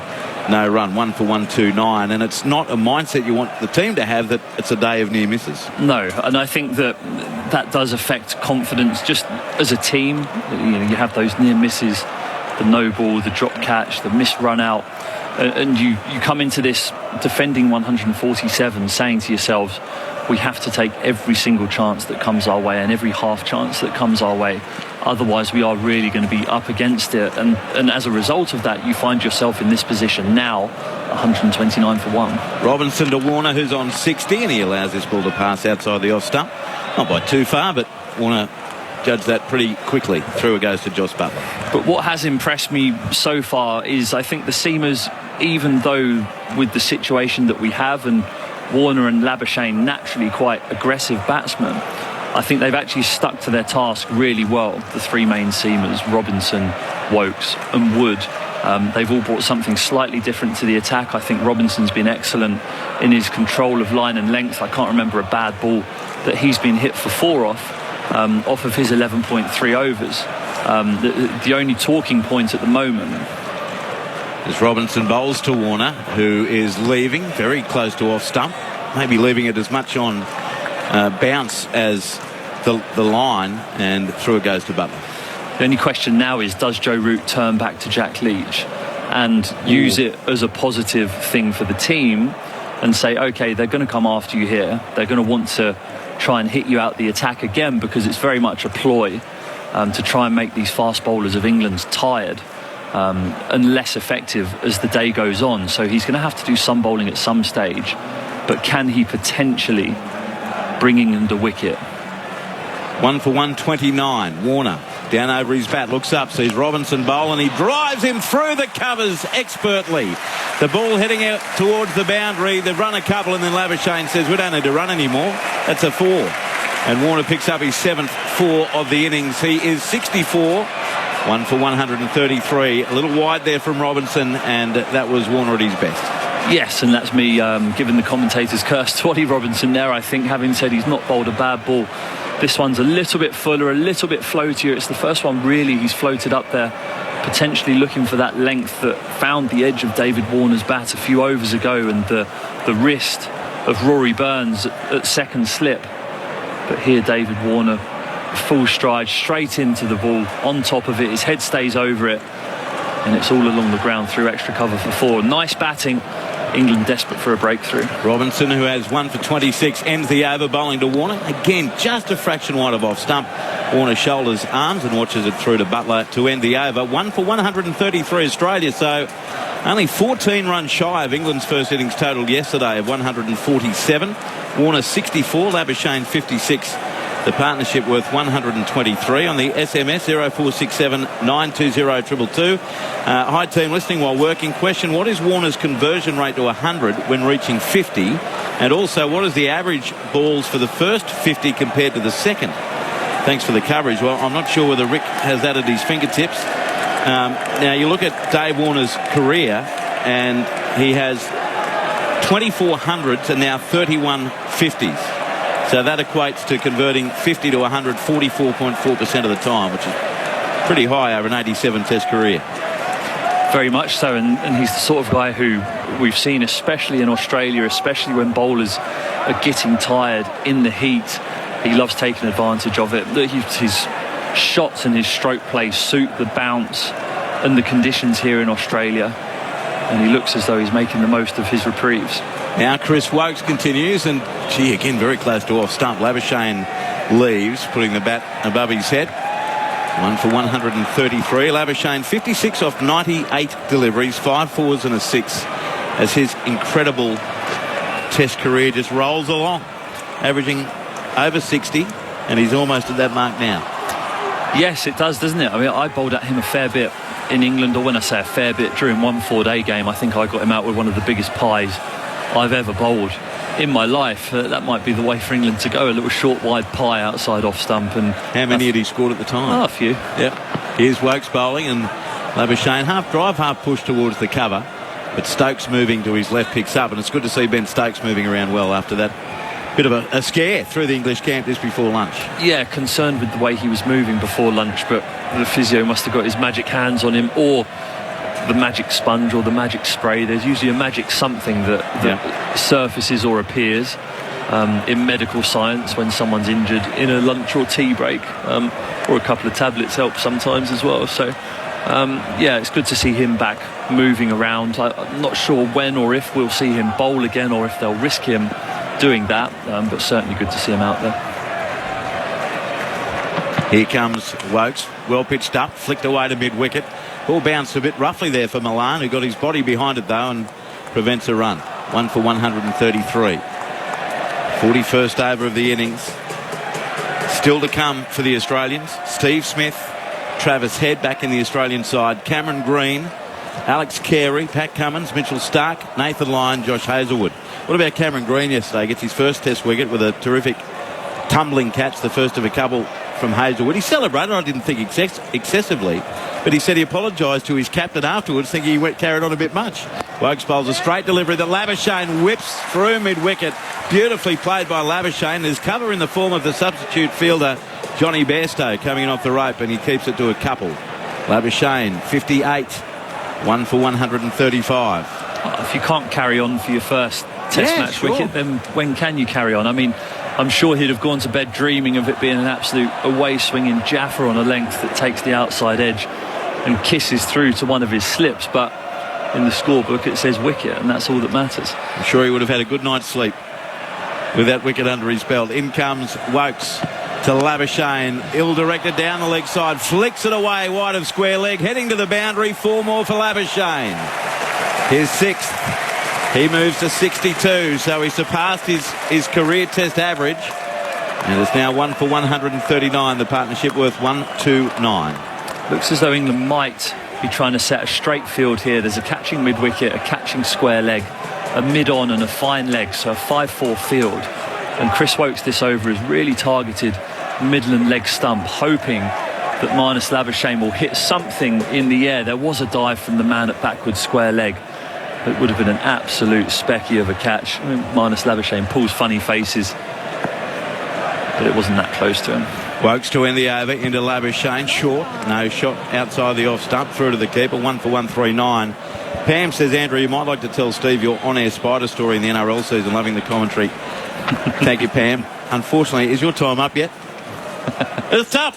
Oh, what a I'd love to have told you how scared I got by a spider. I'll see you next time. I have no idea. I don't want to rush you out or anything, but it's an embarrassing story. Steve Finn, former England quick, replaced in the attack by former Australian captain Ian Chappell. Chappelli, it's all systems go for the Australians at the moment, isn't it? Who was smart enough to know when not to bowl himself. When the opposition kept telling you you under-bowled yourself, you knew you were doing it just right. Yep. England, they've got a problem again. You know, they bowled pretty well in that first session, but didn't get the results they wanted. Now Australia have got exactly what they wanted. They've made the England bowlers, the specialist bowlers, work hard.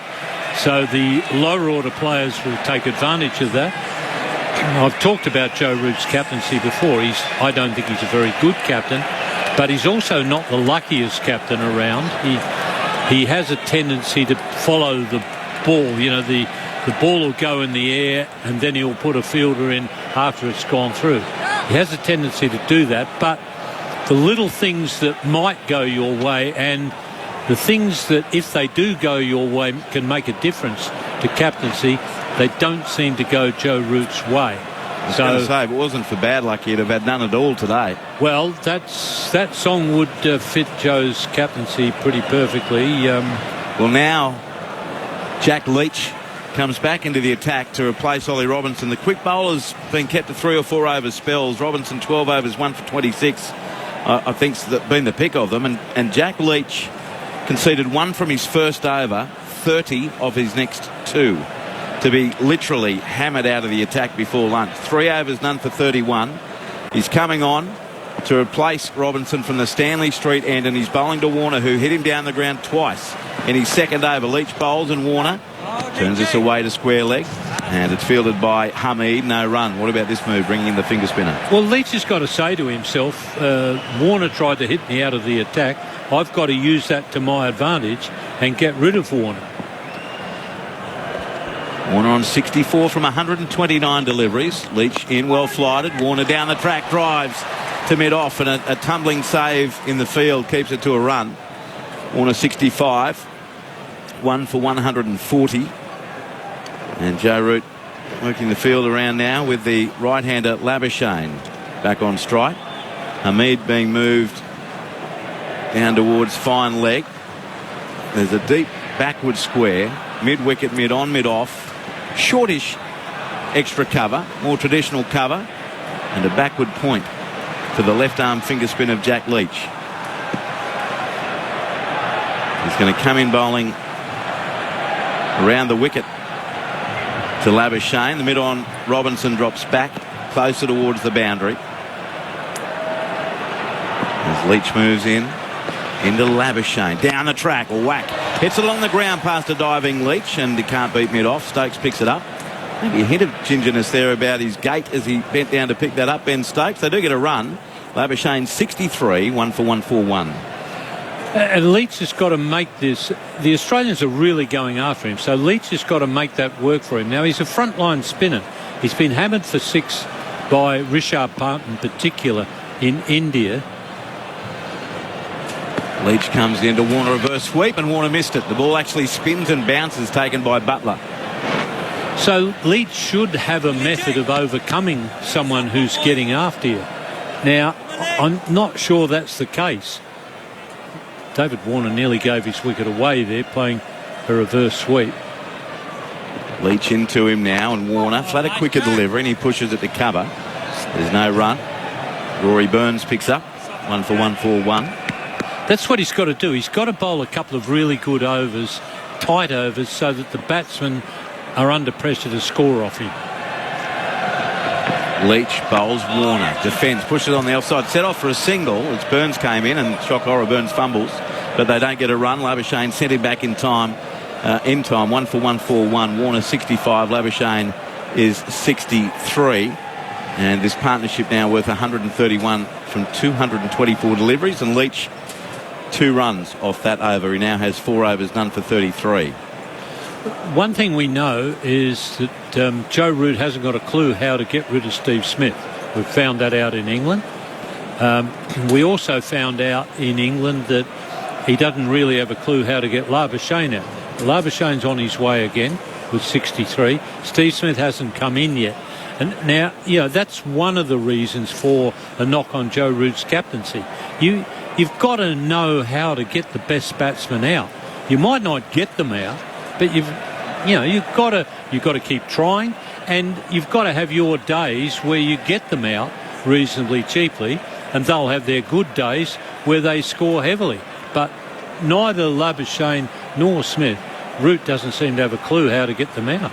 Chris Wokes to continue, bowling from the Vulture Street end. He has 11 overs, 3 maidens, none for 29, and his first target is Labuschagne with 2 slips in place. Deep fine leg. There's a shortish backward square, a deepish square leg, a mid-wicket, mid-on, mid-off point as Wokes bowls, and Labuschagne defends a straight delivery down towards mid-wicket, picked up by Dawood Malan, who has claimed the only catch of the day, getting rid of Marcus Harris, taking the catch at third slip off Ollie Robinson when Marcus had scored just 3. In the 6th over, it was 1 for 10. This English bowling rate is very, very slow. Meant in effect, I guess, with a 98 over day to have bowled 38 in the first session. They only bowled 31, and it's been slow going since. We're in the 43rd over of the innings. Still, the sun shines brightly over the Gabba as Chris Wokes into Labuschagne, and he turns this off stump to mid-wicket, picked up by Milan again, no run, 1 for 141. The other thing that should concern Smith is not only hasn't he got a clue how to get Labuschagne out, but Labuschagne seems to be able to score off the England bowlers basically when he wants to. He seems to pick up a boundary when he needs it. So, and the other thing you alluded to there about the over rate, that's one thing you can do as a captain is you get your fielders on their toes by keeping a reasonably quick over rate going. If you've got a slow over rate, they're on their heels. Wokes to Labuschagne, beats him outside the off stump. That was a good delivery that moved away from the bat after it hit the pitch, and Labuschagne shakes his head ruefully, but he's still there. He missed it. 1 for 141. That's one of Wokes' better deliveries today. And you've got to say to yourself, well, that's where I've got to keep bowling. Now, okay, he's played and missed there. He might play and miss another 5 times, but that shouldn't stop you from bowling a lot of balls in that area, because it's obviously an area that causes him some trouble. He's on his way again. Past Paul Rifle he goes. Bouncer, and Labuschagne ducks underneath it. And harmlessly it goes through to Josh Butler. It's amazing, Chappelli, the modern day. So for the last, year or two, we've had this third umpire controlling the no balls. And now there's big kerfuffle because there's a technology issue and the umpires actually have to determine a no ball, and they can only check at the fall of a wicket or on the umpire's request for the third umpire to look at a no ball. It's how the way the cricket was officiated for a long time. Here comes Wokes to Labuschagne, and he defends. Gets it down towards mid-on. Dot ball from Wokes. And it's a maiden thus far with 1 ball to come. Well, it makes you wonder how much the administrators really know, because the front foot law has never worked.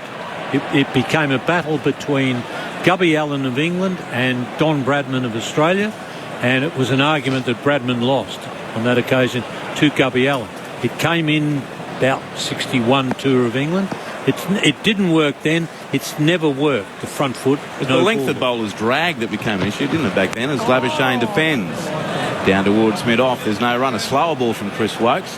That will end the over, and that will bring drinks onto the field with Australia well placed, only 6 runs behind in the first innings at 1 for 141. Dave Warner is 65. Marnus Labuschagne is 63. The partnership worth 131 after the wicket fell much earlier in the day. Marcus Harris gone for 3. 1 for 141.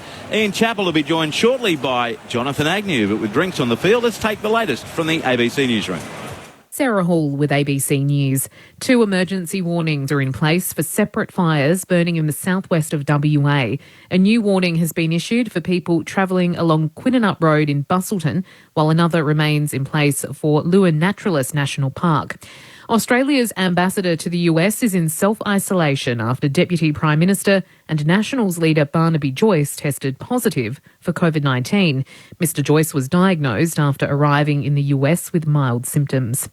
The number of Omicron infections in New South Wales has risen to 42, with 8 new cases reported. And South Australia's Premier says authorities will stop sending international travellers approved for home quarantine to Medi hotels. ABC News. Share the joy with a feast of gift ideas from ABC Books. In Writing in the Sand, discover how Yothu Yindi and their song Treaty gave voice to a movement. Follow Paralympian Curtis McGrath's journey from Afghanistan to gold in Blood, Sweat and Steel. And in Lawson, explore the rise, ruin and legacy of Australian icon Henry Lawson. Books and audiobooks available in bookshops and online. For more great gift ideas, head to abc.net.au/shop. Do you want even more great sports content? ABC Sport. ABC Sport. Follow ABC Sport on social media. Hit us up on Twitter, Facebook and Instagram. That's ABC Sport wherever you scroll.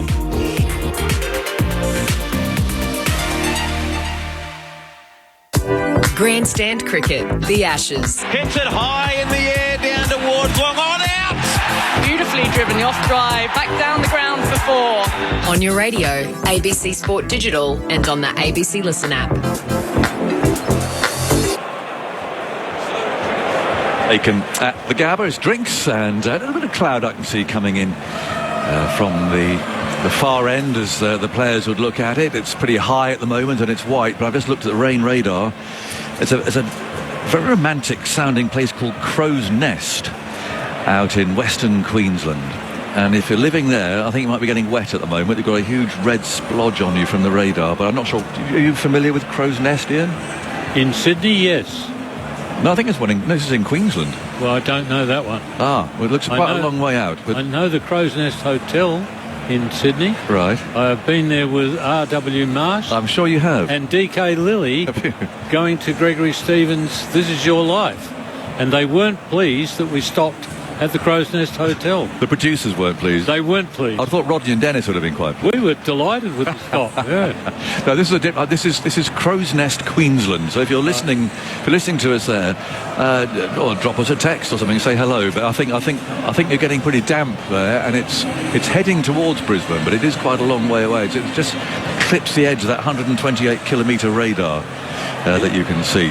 Are you hoping? Well, I'm just sort of casting my fishing rod in that direction. But no, not yet. This is a game. I'll tell you something. Look at the score. Okay, 1 for 141. England haven't bowled badly today. They beat the bat a lot. There's been chances. They put them down. That's entirely their fault.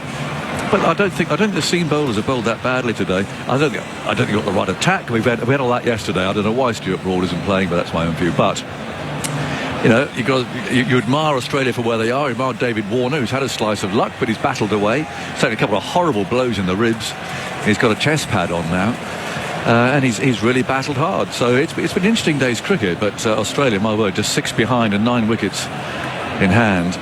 They're in a very, very strong position, obviously. And Leach is going to continue. They've had their drink.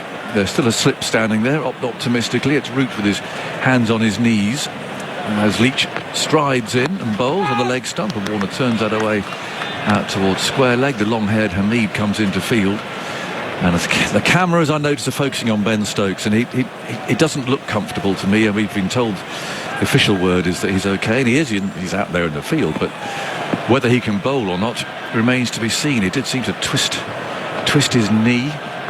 There's Leach again and bowls, and Warner turns him around the corner this time. Be a chase for the man out at deep backward square leg, who hurls the ball on the run. It's Mark Wood who fields very well there to keep them down to 1 run, and it's 1 for 142. But if he can't bowl, there's a hard work ahead for the others. You're correct about England. They have bowled very well, but the problem for England is they've bowled very well. And have a look at the score. Yeah, absolutely. That's their problem. Yeah. It's ideal for Australia that they've had plenty of batting against the top bowlers. Yeah. No, they've beaten the bat a lot, and there's been opportunities. Leach round the wicket, bowls, he's down the pitch. Labuschagne actually got done there in the flight, rather, but he's got away with it, driving square through the offside. Some clever readjustment needed there, as he came rushing down the pitch, didn't get to where he wanted to be. But some late adjustment, he picks up 2 through the offside. I don't think Leach saw him coming, but he was look at the replays. He's a long way away from that one, but he adjusted the shot very cleverly. 1 for 144 as Leach again strides in, bowls very wide outside the off stump. Butler applauds that, as if it was some sort of plan. Maybe in case he was coming down the pitch again, but that was fired very wide of the off stump. Labuschagne had nothing to do with it. 1 for 144. Leach again, the sun's still with us just, and there's a little bit of slow turn there, but Labuschagne to work it away against the spin for a single into the leg side where Burns fields. Burns, I'm afraid, rather on the naughty chair, having put down that very straightforward chance, and it's not the first of the year that Burns has put down. He's dropped a few this year at slip. I mean, Leach is supposedly there because he can contain the Australian batsman. I don't think he can do that. Strides in again, he's bowling, and Warner turns him away again. Another long chase for Wood. He won't want that out there at deep backward square leg. He's got a lot of bowling to do, but again, he rushes round, keeping them to a single. And they're rather than attacking Leach now, they're just rather milking him, it seems. He's bowled 5 overs for 38. It was a very obvious and deliberate onslaught against him in his first spell when he came on, and bowled 3 overs for 30. Well, he's bowling outside leg stump to Warner. Now, that's not going to tie anyone down. My point is, if you're going to play Leach because he contains the Australians, but he doesn't contain them, then why don't you play Parkinson, who will probably go for a few runs, but he might take some wickets. What I saw of Parkinson, I quite like the look of him. Yeah, it's developing. Yeah, good spinner. Yeah. Lancashire lad. I think you'd be better off playing him than playing Leach. All right, if you're not going to play Leach, well, then play Broad, who should have played here in Brisbane probably. Well, that's what I'd have done, and use Root for his off-spin. I mean, he's no mug with the ball, Root. In comes Wokes over the wicket, bowls down the leg side, he's swung away down towards the boundary, chased the fielder down there with his sun hat on, very well stopped. Lovely acrobatic piece of fielding way down there in the deep by Crawley, I think that is, with his sun hat on. Not sure where he popped in from. But it takes Australia into the lead by 1 run. They're 1 for 148. It is Crawley. He slipped on the field for somebody. I think Bairstow was on there a minute ago as well. So a few comings and goings here now. Crawley with a big sun hat on. Lost his place during the summer. Again, he's a promising player. He'll come again. Warner on 69, waits, and Wokes bowls him outside the off stump. He lets it go through to the keeper. So who was Bairstow on for? Rather hard to tell, isn't it, chaps? I'm not sure. I'm not sure who Crawley's on for, because Wood's on the field and Stokes is on the field. So maybe Robinson's having a breather. It's possible. It's hard to tell when you can't see the whole field. Yeah. Crawley scored a wonderful double hundred against Pakistan a couple of summers ago. Stylish player, rather lost his way last summer. In goes Wokes, bowls to him, back goes Warner. Immediately shouts no, wait, as Milan fields in the covers. The thing about Crawley is I think you're going somewhere with Crawley. With Burns, I don't think you're going anywhere with him. Now, if you're going to go down the mine, as England may do, then I'd rather go down the mine with someone who I think is going to be good in the future. I mean, he needs to sort his fielding out, but I think he's a decent player, Crawley. Oh, he's a very promising young player. In comes Wokes there, and he bowls outside the off stump, and it's ignored by the left-handed Warner. He's only 23, Crawley. I mean, to have a double 100 in the bag at 21 years old, it's not bad, is it? They're a good attack, Pakistan, too. Yeah, I think he's a very good player, and he to me, he had one of those series where he nicked everything. Yeah, but I think I think he's a pretty decent player. I think Pope's a good player. He needs just a little bit of tweaking in the head, but he's a good player. Make him sound like Frankenstein. In comes Wokes and bowls, and that's short and cut away. Pass backward, points right hand. He dives there to his right, misses, and Pope's able to field. They come back for two. Who are you tweaking in the head? No, he gets a bit anxious when he hasn't scored for 3 or 4 balls, Pope. Right. Because he's a stroke player, which is a good thing. But he just needs to understand that I'm facing some pretty decent bowling here. The best thing I can do is just push a single, get down the other end, leave it to the other guy for a bit, and just calm down. It's only over-enthusiasm that gets to him. Warner did that well this morning, didn't he? Warner was really busy, I thought, at the start of his innings. Very clever, push and run. He knows what to do, Warner, because he's been around for a long time. 1 for 149. Australia lead by 2. They've got 9 wickets in hand. Wokes comes in again, puffing out his cheeks, and he bowls, and Labuschagne can work that away off his pads. Another straightforward single. Crawley again with the sun hat on. Comes in and throws the ball back, and there's the 150 for Australia. This partnership with 140. Harris's dismissal seems a very long time ago, and England had a spring in their step. There's been opportunities since. Warner bowled by a Stokes no ball. He was dropped on 48 by Burns. There was that run out as well. I mean, it all happened so quickly, those run outs, and if Hamid had simply run in and taken the bails off rather than throw the ball at the stumps, Warner would have been run out, scrambling for his ground. It's quite comical, actually. The bat never did make the ground. He actually dived over the line with a glove in the end. But that was an opportunity. So there have been chances. The ball has beaten the bat quite a lot. But in between it, these two have played very, very well indeed. They deliberately attacked Jack Leach before lunch when he came on, hitting him for sixes. But he's in there now with a job to do, to try and give the seamers a rest.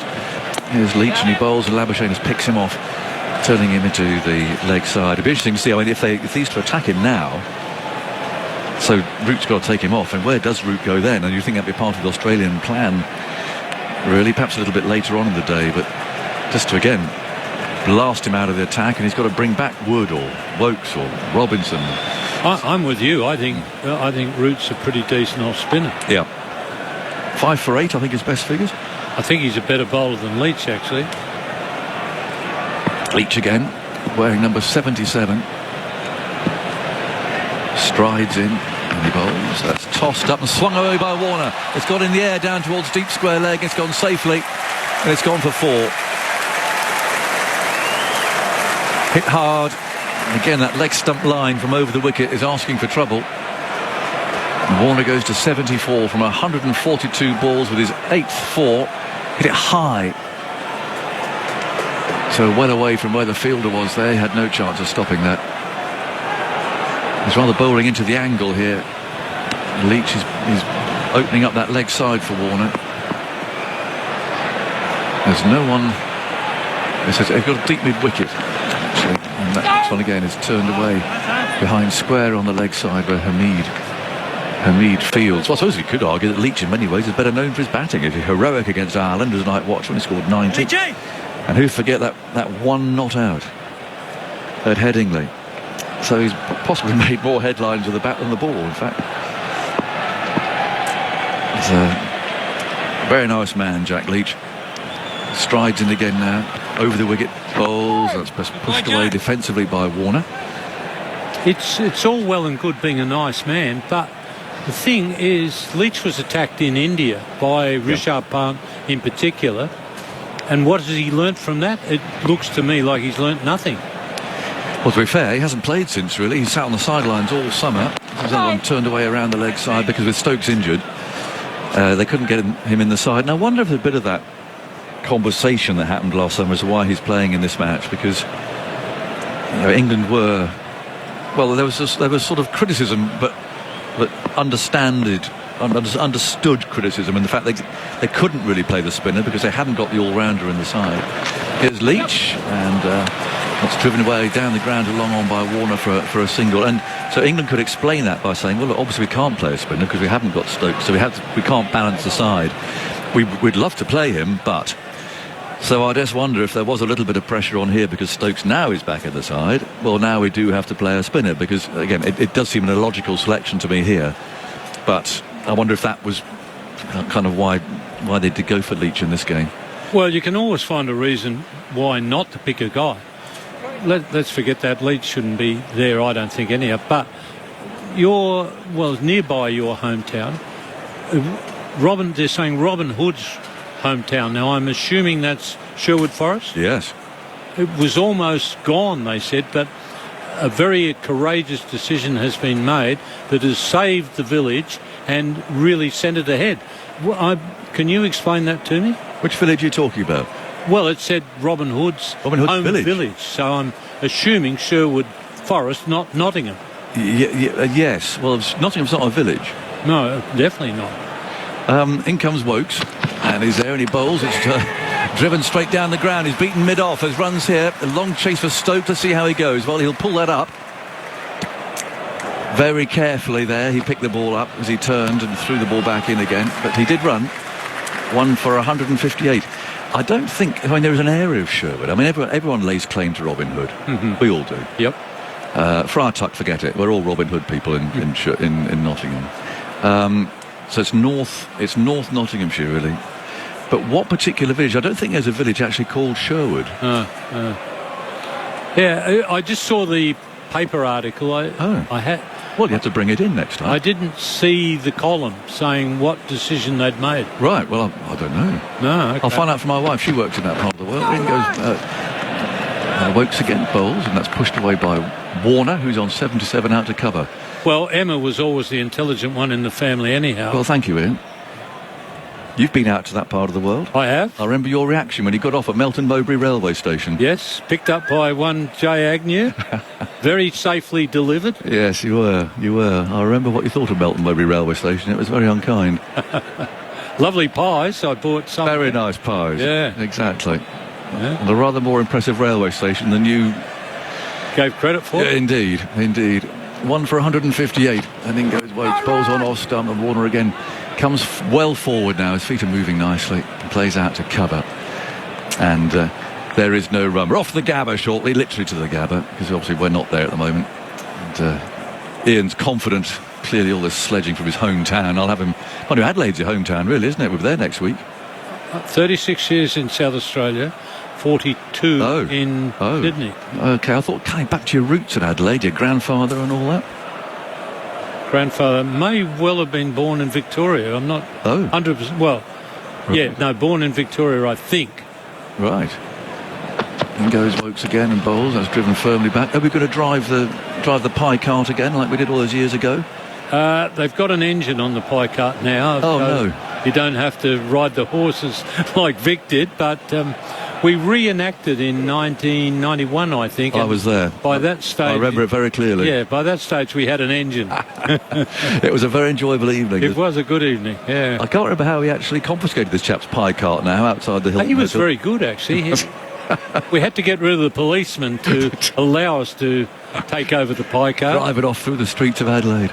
I was done for jaywalking there too, of course. One for 158. In goes Wokes, bowls, and a late leave from Warner there. The ball actually thumps into the bat. It's picked up in the gully. I mean, the police won't remember me, will they? Or will I be on file when I go in? Did you go for jaywalking there, did you? I was done for jaywalking at 10 past midnight on a totally deserted North Terrace. There was nothing to be seen. There was nothing. Obviously, my message got through. I told them to pick you out. There were 3 of them. Yeah. I got leapt on like I was... I must admit, I've been pinged for jaywalking in Adelaide as well. Wow. I think my fine was more than yours. Well, they took down my credentials, as it were, my particulars, but I didn't hear from them again.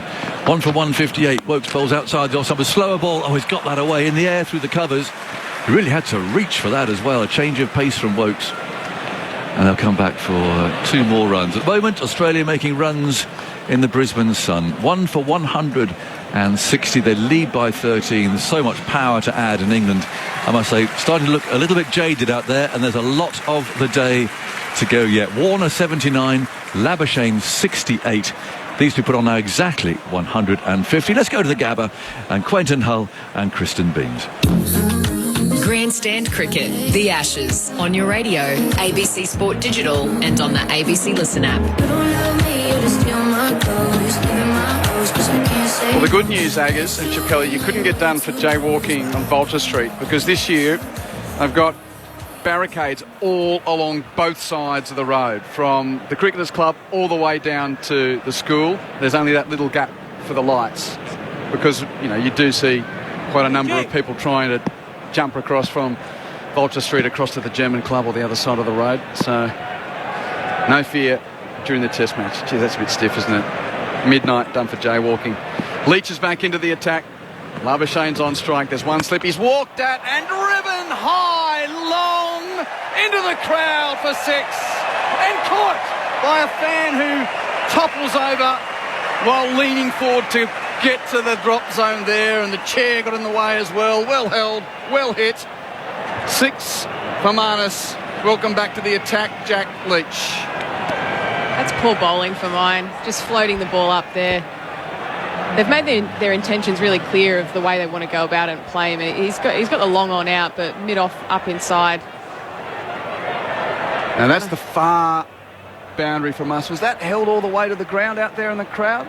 I just saw a few fans around him sort of put their hands to their heads. He shelled it. And taken a big tumble there too. Oh, he's had a Rory Burns moment out there. If we're wondering what we're referring to, David Warner was dropped terribly by Burns at second slip when he was 48. That was after he was bowled by a no ball when he was 17. And I'm just thinking the only false stroke from Marnus, he got an edge at one point which dropped in front of Root at first slip, but outside of that, it's been peerless from Labuschagne, who's on 74. Leach around the wicket. Labuschagne is out. He cuts it straight to backward point, and the catch is taken by Wood. Well, was that the double bluff? Jack Leach has got a wicket, and Marnus is out for 74, and he is barely putting one foot in front of the other. Such is the snail-paced trudge that he's taking back to the pavilion. And that's the length that he needed to bowl. We've been speaking about it a little bit. You know, the previous ball just floated up. That one hard into the wicket. He goes back, maybe getting a little bit more bounce because he's been prepared to go into the wicket. Suddenly becomes an easy catch to point. And that's maybe just what England need to get something going in this game. But as he walks off, you see Steve Smith walk out. And he doesn't mind batting here either. Labuschagne departs. He is doing the best effort he possibly can not to outwardly display the disgust that he has with himself at the moment. Yeah, disappointing, no doubt.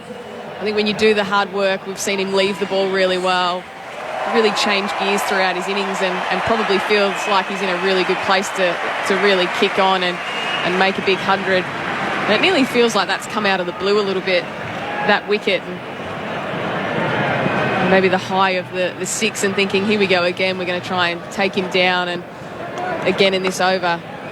But that's much better bowling from Leach, and I think he's just got to be really clear on what he's trying to do, and I don't think floating the ball full is going to be to his advantage with not a lot of sideways movement. So that might really spark something in him around the length and actually just getting some good revs into the wicket. It took everyone by surprise after the 6, and then It was a mistimed cut shot, giving himself room, and it went slowly to Wood and was able to catch it on its way down. You don't usually, if it's a slash to backward point, sort of on the up, but that one was so poorly timed by Labuschagne that it was dipping. And now, indeed, Steve Smith is out there. I think when you've had a couple of drop catches too, it probably helps that it was, had a nice little bit of loop and it becomes a nice little easy catch. And just to get themselves going again, it feels like it can be contagious sometimes when there's a drop catch. So it might be something that really just gives them a little kick start here in this session. And that's what they need to do, start winning an hour, trying to win a session, drag their way back into this game. So Steve Smith will face his first ball. Leach delivers and Smith is forward defending. What a focus he was of that dramatic 2019 series. Dare we say, had it not been for Steve Smith, Australia might need to win the series to have the earn, not just draw it. So influential was he during that 2-2 result. Leach is around the wicket. Smith walks at him and whips him out. Airily through mid-wicket for 4. Second ball, Leach has charged that by Smith and he thumps it to the boundary. Great shot. Courageous shot early on in your innings. Hasn't faced a lot of balls. From an England point of view, all of a sudden the field changed and we saw the cover and mid-wicket come in really tight to catch. No fielders out on the boundary, and for Steve Smith probably to walk out and say, you know what, I'm not going to let you dictate here. And I think that's the right plan. I think when you're 2 for 170, I think to show that intent, and all of a sudden we actually see that fielder go straight back to the boundary. So you go big win, Steve Smith, tick. They've pushed mid-wicket back a little, 2/3 the way to the rope out on the eastern side.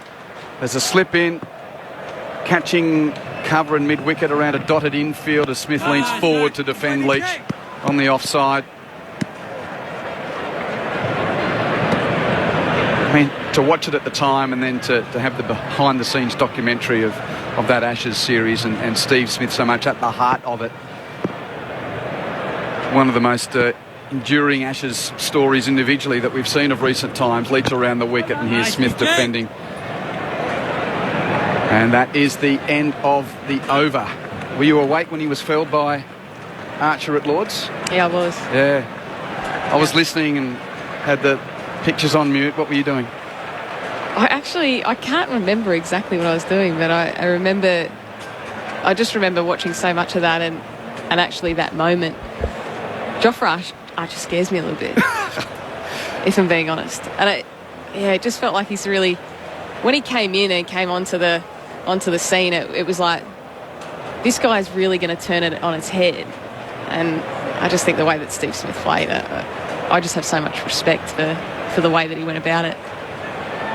Well, in essence, it accelerated the career of arguably the next best test bat that Australia's got behind Steve Smith, because Marnus Labuschagne came in as the concussion sub in the second innings of that test match. So it might have been the war to Jofra, the battle to Jofra, but the war to Australia, with Labuschagne being accelerated in his development through those bizarre circumstances. Well, it's a good question, isn't it? Like, would his opportunity have come not far from then, or would he have had to wait in line for a little bit longer? I'm not sure. I think he would have found his way into this team. 2 for 170. As Wood's going to continue around the wicket to Warner. Short and he's up on his toes, defending out on the offside to Malone. And the numbers outside of the theatre, it was extraordinary from Steve Smith. He only played the 4 tests, 774 runs at 110. And the 300s were innings 1 and 2 of the series. Nearly got to 100 after coming back out at Lords, and then a double 100 in the Ashes Sealing Test match. Yeah, and he just had that defiant look across his face the entire time. He's at the non-striker's end. Warner's facing Wood, turning on the onside and won't get a run.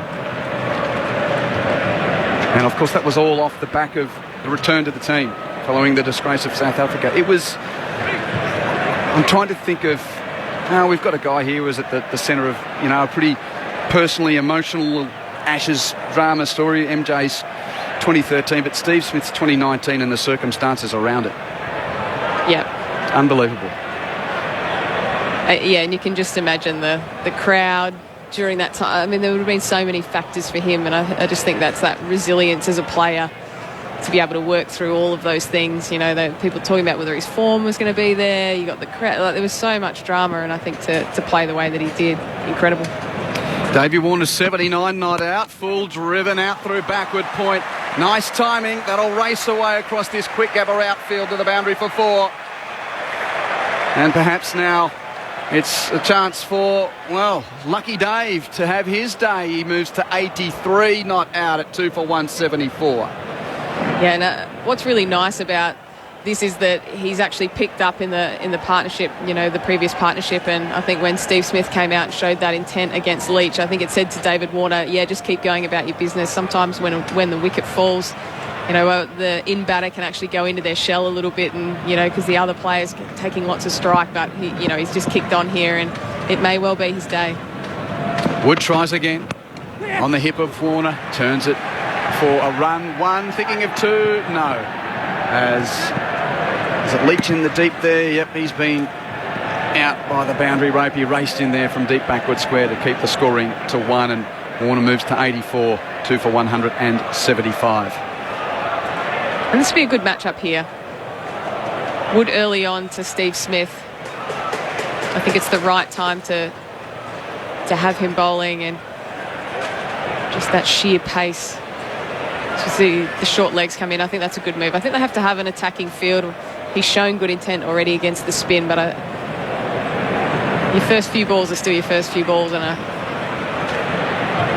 if they can pick up another one here, and just a little one round the corner there as well. So fidget here, fidget there, gloves, pads, tap, tap, look around, tap, tap again, feel the thigh pad. Yep, okay, get settled. Here comes Wood, bowling to Smith. He turns it on the onside on the bump to Hamid, who's at short leg. Here's another question. The short legs have been very deep here. Yeah, I did wonder whether that was a personal choice by Hamid, because he's... I don't mind it against the quicks, but it is not a genuine short leg. That's probably back at least a couple of paces, at least. 2 playing strips from the cut strip, or 2 strips width from the playing strip. It was definitely too deep against the spin, no doubt about that.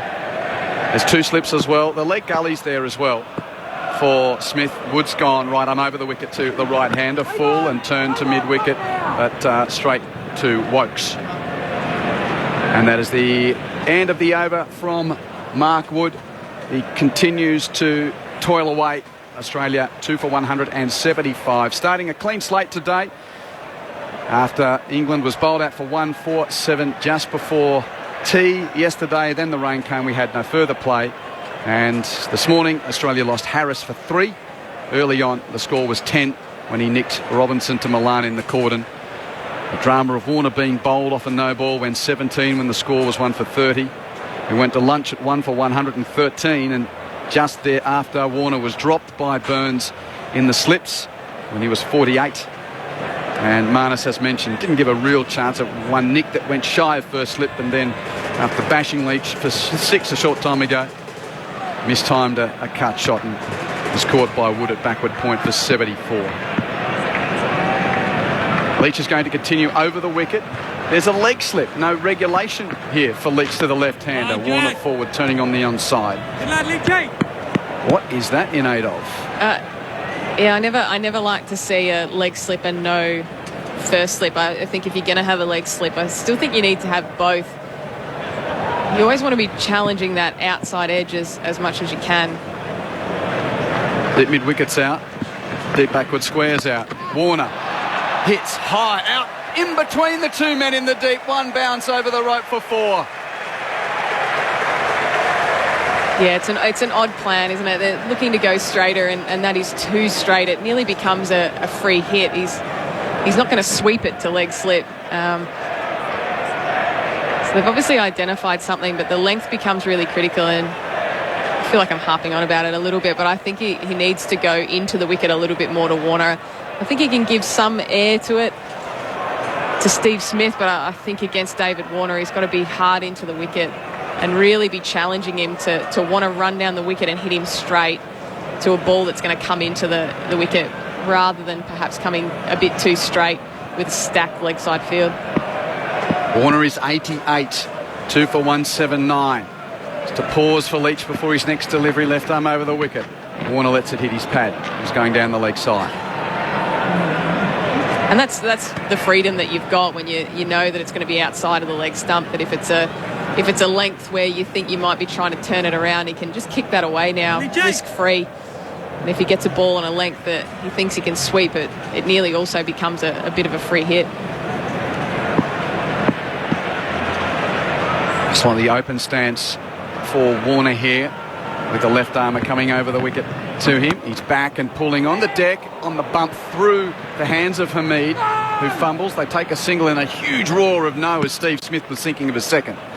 But it was quickly cleaned up by Milan, and just the one for Warner to move to 89, 2 for 180. And perhaps the thinking is this is a way that he can go at a lower economy to get through some overs, to give the quicks a bit of a rest. But I certainly don't think it's a wicket-taking plan. But that might be the conversation with Joe Root to say, well, how can we get through some overs in quick succession, give the quickies a rest, and away we go. It's a funky-looking field.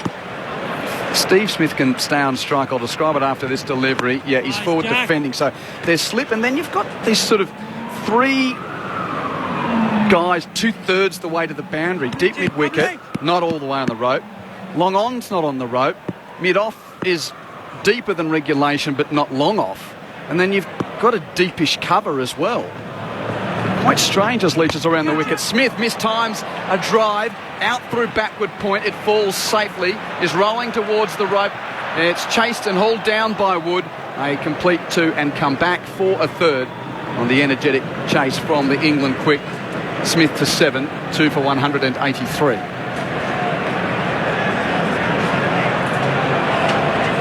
And is that the over? Yes, that is the end of the over.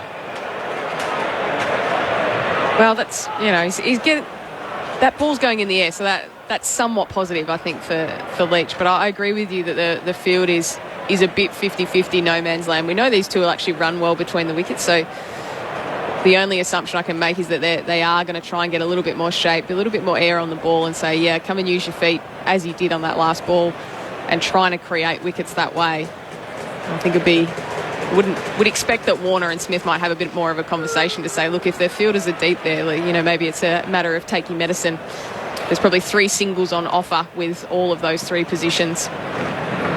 Question on the SMS from Bill, thank you. The number is 0467920222. He asks, Kristen, would England have played Leach if Australia had not already named Lyon? That's a really good question. I think that if... I'll let this ball go through first. Wood from the Vulture Street end, bowling 2. Smith, who defends. I think yes, it's a factor, because I think when they named 12, I think the decision that they were looking to make was whether they would actually go all-out pace and no spin. We were talking about that, and even our chat with Chris Wokes this morning, because we thought, was he the last guy in? But we spoke to him, and he said, no, I knew I was playing the day before the game, and then by process of elimination, we must have thought, well, hold on. Obviously, Wood and Robinson were in there, and we thought, oh, maybe Wokes came in instead of Broad, and Leach was already there. But probably leaning the other way now, aren't we? That maybe Broad was left out for Leach as Wood delivers. Smith's hit on the pad, an appeal for LBW. Beseeching is Wood. Not out is the umpire's decision. And we now look to Joe Root. Is he going to challenge? Yes, he's gone to DRS. He was able to make the signal with about 4 seconds less on the timer. I think they have to have a crack at it, don't they? First challenge, first DRS, second. To the umpire director, we have a player review for LBW. The original decision is not out. Can we start with the front foot, please? We have a second of the England innings. One in Starks, 8th over. Caught behind. Okay, that's a fair delivery. Can we go on to front spin vision, please? Yeah. So the one from yesterday, which was an Australian lost review. This is England's first. Thank you, Rick. What do you it think, looks as though Benji? it's gone past the edge of the bat to the pad. Can we go to offside hotspot, please? This is third umpire Paul Wilson. Roll through. Just roll through, okay. Roll through, okay. Do you have like a split screen at all? Some sort of split screen we can show sort of side on and front on at all? There's Slats. So it's hit the top flat of the back pad. Just roll through there. So we obviously don't have any RTS. There's nothing in the bat. We can see that mark on the back pad. So there's conclusive evidence there's no bat involved. So we go through the ball tracking when it's available, please. Come out now, Rod. Pitching us sort of impact outside. So you can stay with the original decision of not out. I'll let you know when you're on screen. And that's a review burn from Joe Root. And Smith survives. I always would still like to see whether it was hitting the stumps. I know it's outside of the line, but you're always curious as to whether that's going over or not. The height looked okay. It looked tight, but I do think it was a good review it's not a good review because it's not out, but it's certainly closer than perhaps the one was yesterday. So Wood continues his over, tries again, full and worked by Smith out to mid-wicket. They take a quick single to Milan, throws at the non-strikers. He would have been out had that hit. Smith didn't slide his bat and the throw missed. And there's just a little gesticulation there from Smith towards Warner. That was a half chance. Yeah, definitely a half chance there. Good piece of fielding. And now we can see why he didn't make his ground, because he almost ran into Mark Wood, who was at the end of his follow-through. And that's why Steve Smith was sort of, a little flummoxed by the whole experience. He's not done anything wrong there. No. Wood will now go over the wicket to the left-handed Warner. It's on his hip and works comfortably down towards deep backward square. They take one and just the one to Leach in the deep. G'day to Weeksy from Esperance. Loving the coverage, guys. Listening in on the header out here on my ranch. Sorting the wheat from the chaff. Life's good. Keep up the good work, legends. Thank you, Weeksy. That's 2 for 185. Warner to 90. Rick? Since Headingley 2019, this is David Warner's 20th innings. He has reached 53 times in those 20 innings, and each time he's got to 100. Thank you. And looking to go outright 8th on the list of Australian century makers in Test cricket. There's a bouncer from Wood, and Smith gets underneath it. He's currently equal 8th with the younger brother of our broadcast team member, Greg Chappell, and D. Warner, 24 Test hundreds. Still a few behind RT Ponting, 41, at the top of that list. Great man. And 4 of those have already come at the Gabba as well. He does like going big here. He's 10 away at the non-striker's end at the moment. 1 ball left in this over from Mark Wood.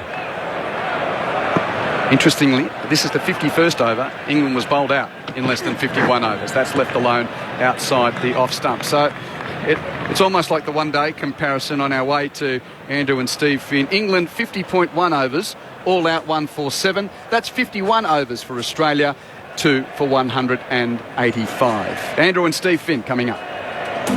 Grandstand Cricket, the Ashes, Australia versus England. On your radio, ABC Sport Digital, and on the ABC Listen app.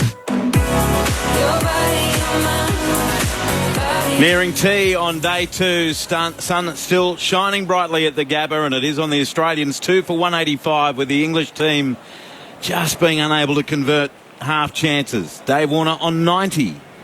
Steve Smith on 8. And Ollie Robinson is back into the English attack. Jack Leach is out, 8 overs, 1 for 62 at the Stanley Street end. And Steve Finn is back in the grandstand cricket attack. How are you going, Stephen? I'm good. We've got a wicket since I was last in here, Yep. I think. So bright times for us over in the English commentary box. But, yeah, you look at a couple of those chances and those opportunities, and the run-outs are half chances, but the catch and the bowled off the no ball. It's Robinson to Warner, and he beats him immediately. Gosh, he's bowled well. Maybe he tried to withdraw the bat at the last moment, but that was a perfect first-up delivery from Ollie Robinson. who coming into this spell, 12 overs, 6 maidens, 1 for 26. And there is not many he's got wrong. No, he's an incredibly consistent bowler. He bowls with such a high action. His action is higher in terms of metres released from than almost anyone in the world. He releases it from 2 metres 15, which is incredibly high. So bowling to someone like David Warner, who's quite diminutive in size, he can get it fuller and get that bounce to get it past him. And he had him at 4 for 11 earlier, didn't he? Yeah, something like that. Here's Robinson with that high delivery to Warner, who's jumping as he plays this off the back foot, and it rolls to the covers harmlessly. No run. Well, I can say that now because I might never bowl to him again. There you go. You're all right. And I played with him. He's a friend of mine. I played with him at Middlesex a long time ago now, though, when we were younger men. You're still a very young man. You're only 32, 31? Yeah, 32? It's just the grey hairs and the sleepy mornings that are starting to catch up with me. You know? Wow. And the spiders, yeah. I can still be scared of spiders at 32. Maybe it's that's keeping me young. I'm 52, Stephen, and it stays with you. Fine. I promise you. Retain your youth. 2 for 185, Australia. The lead already 38. Robinson to Warner, who's back leaving this ball outside the off stump. Angled further away, taken by Joss Butler. But this is exactly what the Australian batters and the Australian team would have wanted in this scenario. The reason that they've been so aggressive to Jack Leach, I know I've mentioned it a number of times, he's gone for 62 off 8 overs.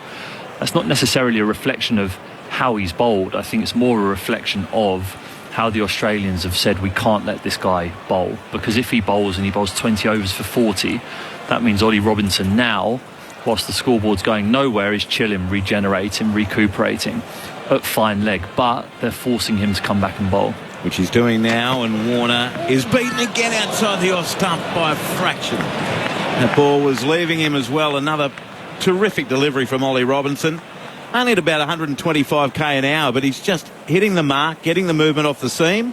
And Warner, who's 160 odd deliveries into his innings, was beaten for the second time in the over. Yeah, he's caused them a lot of problems from over the wicket. We've seen David Warner struggle with Stuart Broad around the wicket, and generally you would say David Warner to bowlers bowling over the wicket, he's got a very tight defence and he lets the ball go pretty well, and flashes as and when he feels it's full enough to. But something about the bounce and the angle of Ollie Robinson here is making him play a lot of the time, and it's leaving him and it's beating the outside edge. Well, the previous one nearly beat the shoulder of the bat. This time Warner doesn't play, extravagantly withdraws the bat, watches it through to the keeper.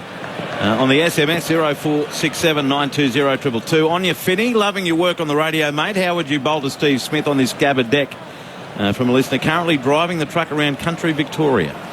I'd probably go down to fine leg and sort of look up at the skies and sorry, Skip, can't hear you. Yeah, make sure the captain can't catch your eye, and then. But if you're going to bowl to Steve Smith, you'd want to get him first up, wouldn't you? Yeah, no, I'm joking now. I think the way that you would want to go is you want to bowl a fullish length on around 4th stump and keep it as simple as that and ask him to play. As Robinson bowls to Warner outside the off stump, no shot this time, end of the over. Maiden from Ollie Robinson, his 7th, 13 overs, 1 for 26. Australia 2 for 185, holding a 38-run lead over England.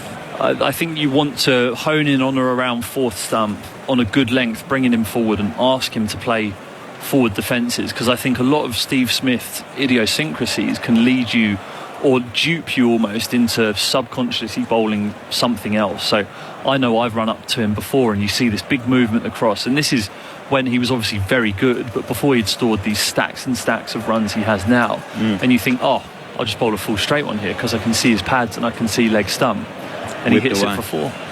Watching him in that 2019 series, especially against Stuart Broad, who thought he had the right line on or outside off stump, and to see continually whipped away through mid-wicket, and the frustration on Broad's face is now it's Wood bowling to Smith, and he turns this around to mid-wicket where Milan fields no run, 2 for 185. Smith is 8, Warner 90. Yeah, so you have to gauge as to how far he's going across, because he doesn't go the same distance all the time. Sometimes it looks as though he just fancies knocking it into square leg for 1, so he goes miles across. Other times he doesn't quite go so far across. So you have to watch him really, really hard. But I would say that if a normal batter was standing there on his stumps, you want to sort of aim for 4th stump, bringing it forward, get him trying to defend to mid-off. Now Smith crouches, waits, and Wood has him on the back foot, pushing it to cover. He set off but saying no at the same time as Stokes picks up in the covers. 2 for 185. A listener's asked about Jofra Archer. It's from Marcus, enjoying the broadcast from Bendigo in Victoria. Where is Jofra Archer from this England squad? So it's a shame he's injured and not here. Yes, yeah, he had a stress fracture in his elbow, I think, and has had to have some minor surgery on it, I think, or maybe he's going through a series of injections or something like that to help heal it up and get it better. But yeah, he was unavailable for selection in this series because of that. But I think hoping in the future to have him available because he's such an asset to an attack like this. Wood again to Smith from wide in the return crease. Driven brilliantly by Smith. Down the ground, through the offside for 4. And he did that to a delivery coming at him at about 148k an hour. Lent on the front foot and beautifully timed. He's 12 with a couple of boundaries, and Australia 2 for 189, leading by 42. Yeah, lovely shot from Steve Smith. Mark Wood, as he occasionally does, jumps on his last stride wide of the crease to try and create an angle back into the right-handed batsman to beat him through the gate with that big angle from wide of the crease. But here Steve Smith waits for it, watches it all the way in. It's probably too full to create too much of an angle. It's a half volley, but Steve Smith just stands there, full face of the bat through the ball. Lovely shot. Wood to Smith again, bouncer, but this time no problem for Steve Smith. We've seen a few of those called wide, not this occasion. 2 for 189. Enjoying the excellent commentators you have, but will there be any Alison Mitchell this series? Steve, nice to hear from you. Yes. The good news is Ali will be with us for the rest of the series on Grandstand Cricket. It was pure geography for this test, as she does television work as well, and normally that works fine in tandem with ABC Sport, but the TV coverage is based out of Melbourne for this test, so just separated. But Ali will be with us at a home in Adelaide and for the rest of the series. We can't wait to see and work with Ali again. Now Smith awaiting Wood. In his 13th over, has none for 35. Hasn't had much luck either. He's bowled well, Mark Wood, and at great speed. And here's Smith defending towards mid-on. No run as the ball's picked up by Woke. Score remains 2 for 189. It's not only getting him out, Steve Smith, but when he's in a mood, it's keeping him being remotely economical so the scoreboard doesn't blow up on you in a flash. Yeah, and he hits the ball in such funny places, which again makes just gaps in the field, because you feel as though you have to have fielders everywhere to cover those shots, but he seems to be able to just adjust what he's doing, adjust the face of the bat and hit the gap every single time. So you do feel like you could do with a couple more fielders out there just to plug a couple of the gaps. Sometimes it looks like he could beat 14 fielders though, doesn't it? Smith waits and gets a nick. He's out, caught behind. Wood has found the edge. He finally gets his breakthrough, and for all that talk, the demolisher of English bowling attacks is out. Steve Smith caught Joss Buttler, bowled Mark Wood for 12 off 19 deliveries. And England strikes before tea. The Aussies are 3 for 189. Smith on his way for 12. Mark Wood, slightly wider of the crease, not quite as wide as last time, but here wide of the crease, angles in, back of a length, outside off stump, but it just holds its line. Steve Smith trying to play a defensive push towards extra cover, but his bat is away from his body, and it takes the thinnest of outside edges through to Joss Buttler behind the stumps. The third umpire just checking the back foot no ball here. He's just okay. And he's given it out because Mark Wood's back heel does not hit the ground. So the rule is with the return crease, which is the crease that runs alongside the other crease, alongside the stumps, your back foot cannot break that in your delivery stride, but by breaking it you have to touch the ground where it is. And was your heart in your mouth just for a second? For a second there, yeah, because it worried me, a couple like big long blades of grass just touching the bottom of his boot or something could have made it a nightmare. But for his hard work and toil, Mark Wood gets his breakthrough. The big man, Steve Smith, who many English supporters and players will have such bad memories of in Ashes series, so to get him early is a big plus. And now Travis Head back into the team, walks to the crease. He's turns 28 towards the end of this month, Travis Head. It's his 20th test. He made his debut back in 2018. Average of just under 40. 2 centuries with the highest of 161 against Sri Lanka, 750s. He played 4 tests against England in 2019, and they did a good job on him as they did against the left-handers. He scored 191 runs at an average of just over 27 with 1 half-century. In Australia, Travis Head averages almost 47, and both of his hundreds and 5 of his half-centuries have come in Australia. But pressure near tee, back in the team ahead of Usman Khawaja, and 3 slips in place. But a new over will start with Dave Warner at striker to Ollie Robinson. And Robinson's trouble, Warner, but Warner defends this to cover, where Darwood Malan picks up no run.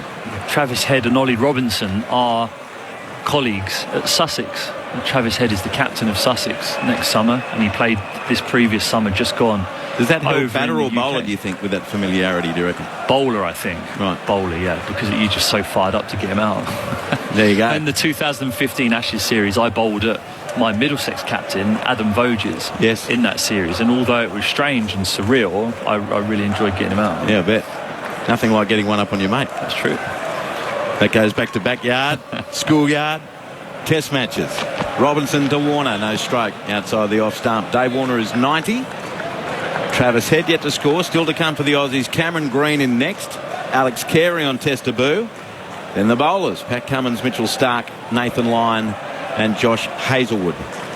This probably will be the last over before tea. What are we looking at? 2:37 Queensland time.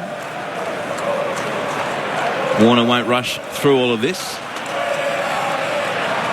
And I guess he's experienced enough if he has to sit in the sheds for 20 minutes, not get too nervous being in the 90s. It's been an innings he's really had to battle his way through also. Robinson to Warner, and he nicks this but kept his hands lower, beats a diving third slip and may race away to the third man boundary for 4, and it does. So Warner gets another boundary, his 11th with 2 sixes, and it's now 3 for 193. Such is Warner's day, such is England's day. And Ollie Pope had no chance there, diving to his left. No, all along the floor. You have to say, of the edges that we've seen of Warner, he played this with soft hands relatively late. It's only gone down, really. Just takes a thick outside edge off these new modern bats that are a bowler's nightmare, because you can beat a batsman. I'd imagine in the 1930s that would have gone 3 yards off the square. Instead now, with great big thick edges, it runs away for 4. And Ollie Pope, a valiant dive but not quite getting there. But 4 more and a bit more unjustness for Ollie Robinson. 6 runs away from a century for Dave Warner, and he defends this delivery. Looked a slow delivery out of the hand. No, not about his normal speed. And the ball's played away to mid-wicket, no run. 3 for 193. Hello, Grandstand commentary team. I'm a PE teacher who's celebrating the start of school holidays by listening to the fantastic Ashes commentary on my journey from work to the airport. Loving your work. Good on you, Abby. Have a great holiday. Guys, great to have the cricket back on the radio. Do you think Adam Zampa will ever be considered for a test, maybe at the SCG, working in tandem with Gary? Asked Brad in Perth. Well, I guess the big problem is he's not playing first-class cricket. So hard to be selected for a test without playing Shield games. As Robinson bowls and Warner doesn't offer outside the off-stump. Through it goes to Josh Butler. And who'll score the most runs for the series? By the way, loving the coverage. Thanks, boys, from Chuka. Did you nominate? Did we have that question yesterday and you went for Labuschagne? Or not? No, I didn't have that question, actually. Okay, well, a fresh question for you. Who will score the most runs this series? Well, the biased Englishman inside me says Joe Root. We'll pick one from each team. Okay, yeah. Joe Root for England, I think. The form he's been in and just the sort of player that he is, I feel that he will be... Well, he's only 39 runs behind at this stage. Yeah. For England. Here's Robinson bowling to Warner, and Warner doesn't offer, very close to off stump. Taken by Butler. That's the end of the over. And tea has been called by Paul Rifle.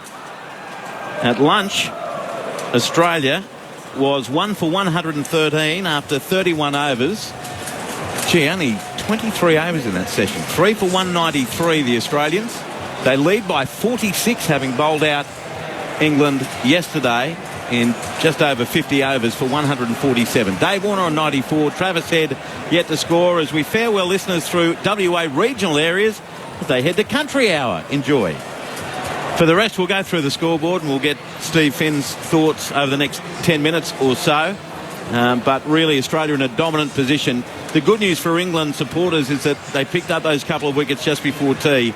The situation is dire enough for them, but at least it gives them some optimism heading into the sheds. So Australia started its first innings this morning, and in the first session early on in the 6th over, lost Marcus Harris, caught by Milan at third slip off Robinson for 3. And then Dave Warner was bowled by Ben Stokes when he was 17, but it was a no ball. When Australia was 1 for 30, it would have been 2 for 30, but Warner was rightly recalled, and Australia went into lunch at 1 for 113 with Warner on 48 and Labuschagne on 53. The second session started not in the way Steve Finn would have hoped, with a bad drop at second slip by Rory Burns off Ollie Robinson when Warner was 48, first over after lunch. And then not long after, he probably should have been run out by Habib when he was 60. And Marnus Labuschagne went caught at backward point by Wood just after hitting Jack Leach for a 6 down the ground. Labuschagne 74 off 117 deliveries, 6 fours, 2 sixes. It was 2 for 166, and that was a 156-run partnership with Dave Warner.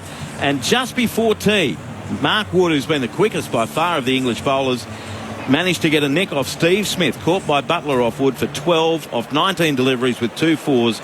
It was 3 for 189, and at tea now 3 for 193. Dave Warner 94 off 173 deliveries, 11 fours and 2 sixes, and Travis Head yet to face a delivery.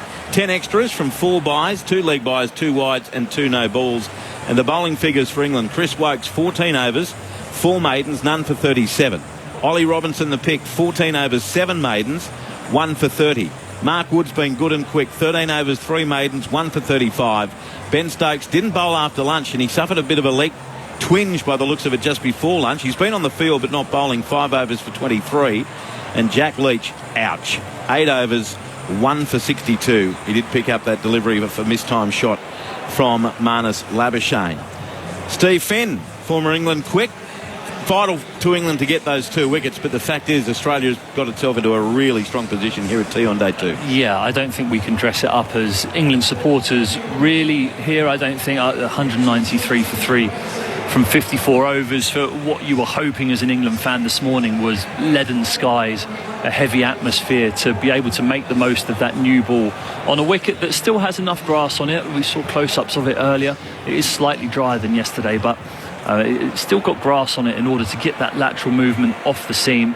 I thought the England seamers in particular stuck to their task well. Wokes, Robinson, Wood, with Robinson probably being the pick of those guys, constantly beating the outside edge, especially of David Warner. But then when you look at it and you look at what happened before lunch with the bowled of Warner by Stokes off a no ball, and then the reprieve just after lunch of him at second slip by Rory Burns, that's the sort of thing that does sap you a bit, because especially when you have a low total on the board, you need to create 10 chances and you need to take all 10 chances there. So already England have let a couple go slipping.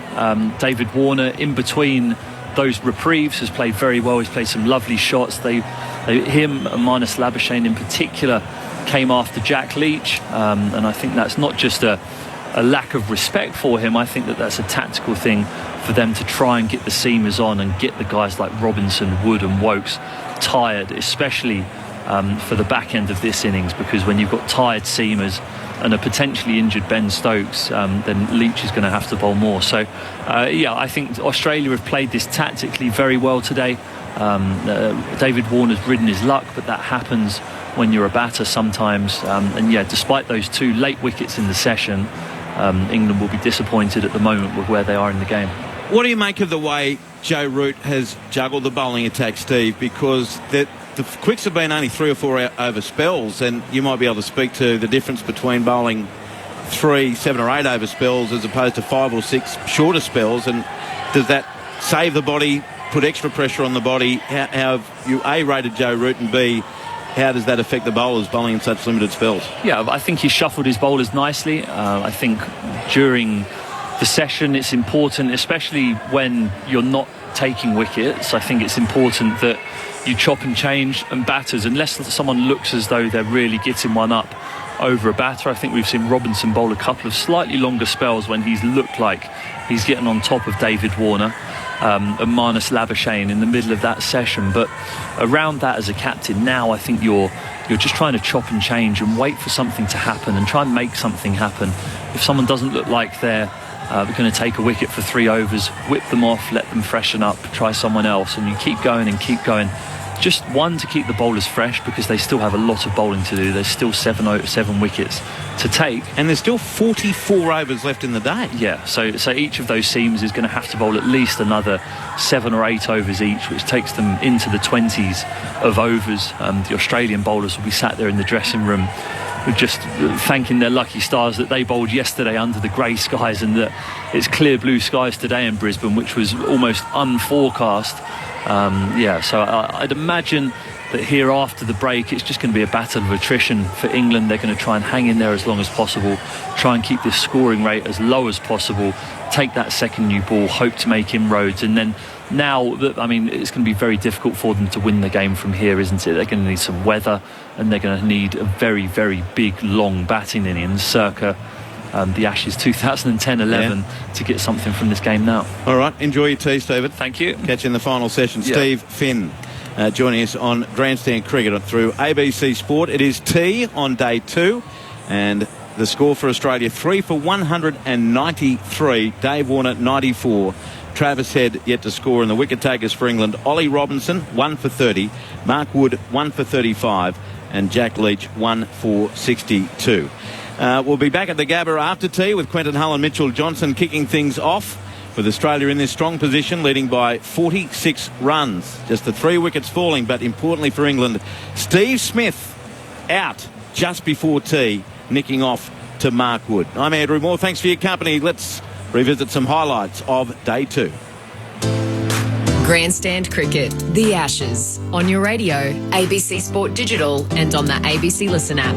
Robinson deliver. Warner drives and it's dropped. Dropped by Burns at second slip. And England fans will be thinking, not again. It's quite the wide arc as well. Now it's on the straight approach, and Warner punches through cover to go beyond 50. Will it go to the boundary? They've run 1. They've completed 2. It won't go to the rope. They're going to come back for 3. And another eventful day at the Gabba for David Warner. 2 lives on the way to an unbeaten 52. And he raises his bat as Australia reaches 1 for 118. In comes Wokes over the wicket, bowls down the leg side, he's swung away down towards the boundary, chased the fielder down there with his sun hat on, very well stopped. Lovely acrobatic piece of fielding way down there in the deep by Crawley, I think that is, with his sun hat on. Not sure where he popped in from. But it takes Australia into the lead by 1 run. They're 1 for 148. Leach is back into the attack. Labuschagne's on strike. There's one slip. He's walked at and driven high, long, into the crowd for 6. And caught by a fan who topples over while leaning forward to get to the drop zone there. And the chair got in the way as well. Well held, well hit. 6 for Marnus. Welcome back to the attack, Jack Leach. It's been peerless from Labuschagne, who's on 74. Leach around the wicket. Marnus Labuschagne is out. He cuts it straight to backward point. And the catch is taken by Wood. Well, was that the double bluff? Jack Leach has got a wicket. Smith waits and gets a nick. He's out caught behind. Wood has found the edge. He finally gets his breakthrough, and for all that talk, the demolisher of English bowling attacks is out. Steve Smith caught Joss Butler, bowled Mark Wood for 12 off 19 deliveries. Grandstand Cricket, the Ashes, on your radio, ABC Sport Digital, and on the ABC Listen app.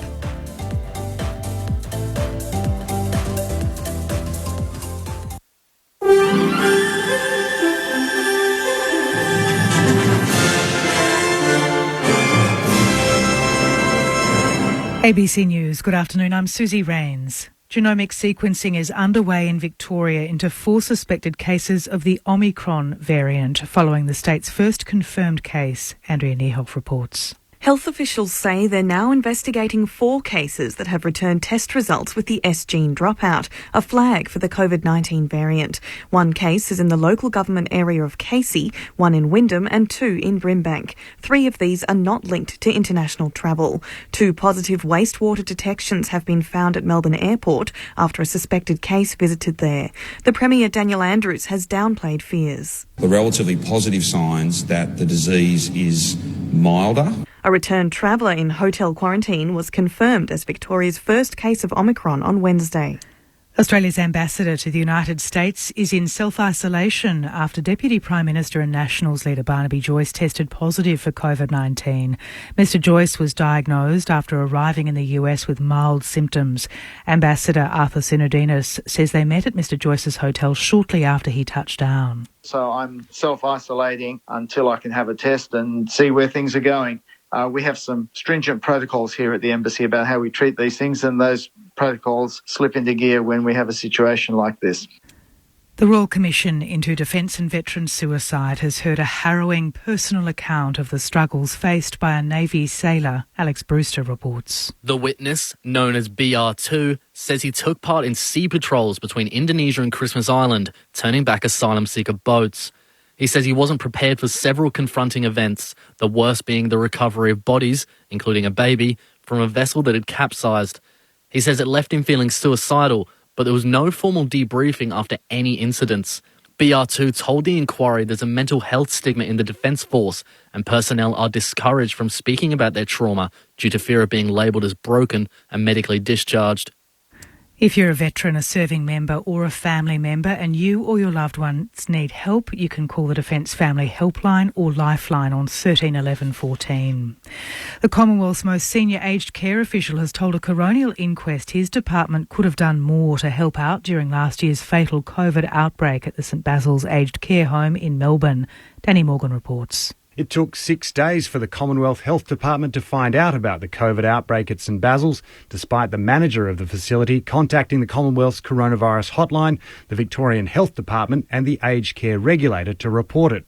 The head of the Commonwealth's aged care team, Michael Lai, has told a coronial inquest information sharing between the government agencies could have been better. Mr Lai also conceded the Commonwealth could have done a better job helping St Basil's with infection control and interpreter services.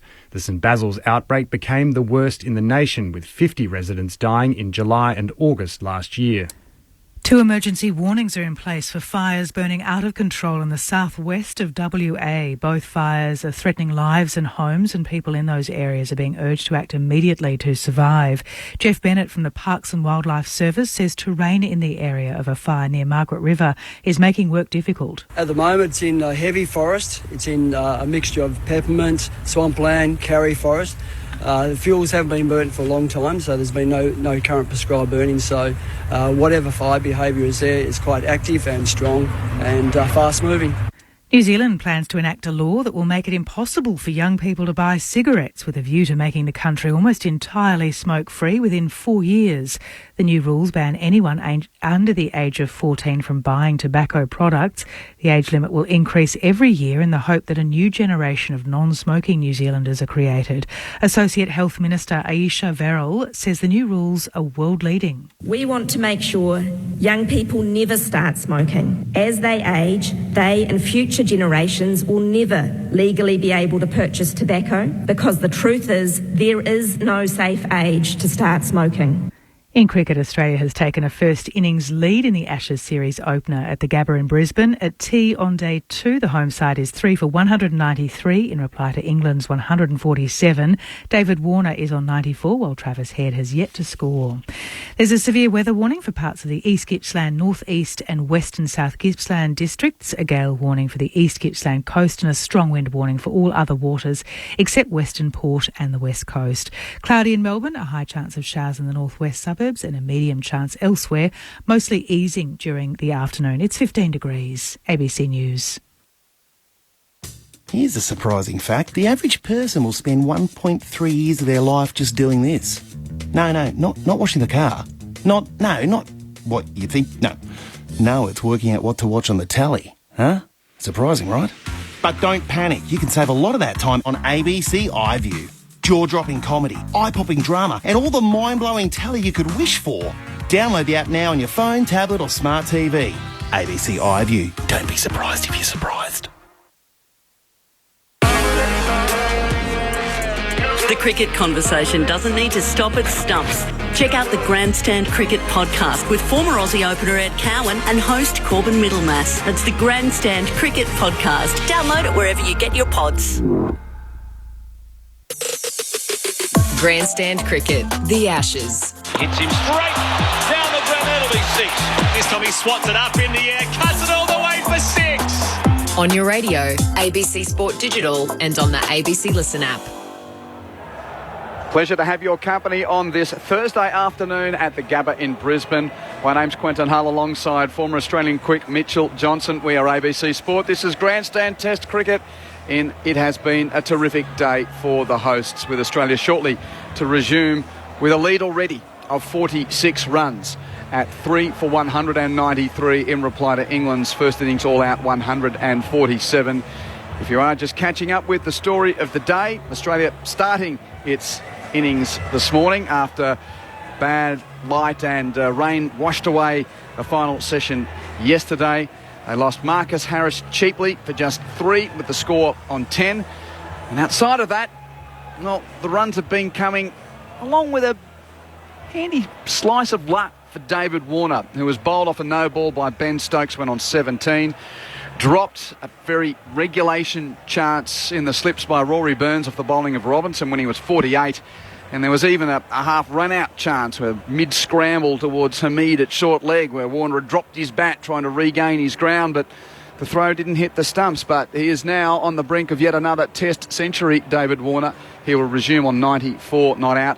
And he's there with Travis Head, who has just come to the crease and has yet to score because late in the second session, Marnus Labuschagne cut Jack Leach to Mark Wood at backward point and was dismissed for 74. That was a ball after he hit him for 6. And Steve Smith's stay was brief. He made only 12 before nicking Mark Wood to keeper Joss Butler. So the wickets falling at 10, 166 and 189. Only 4 runs added since the Smith dismissal. The umpires are on their way out. The England team has emerged beneath us.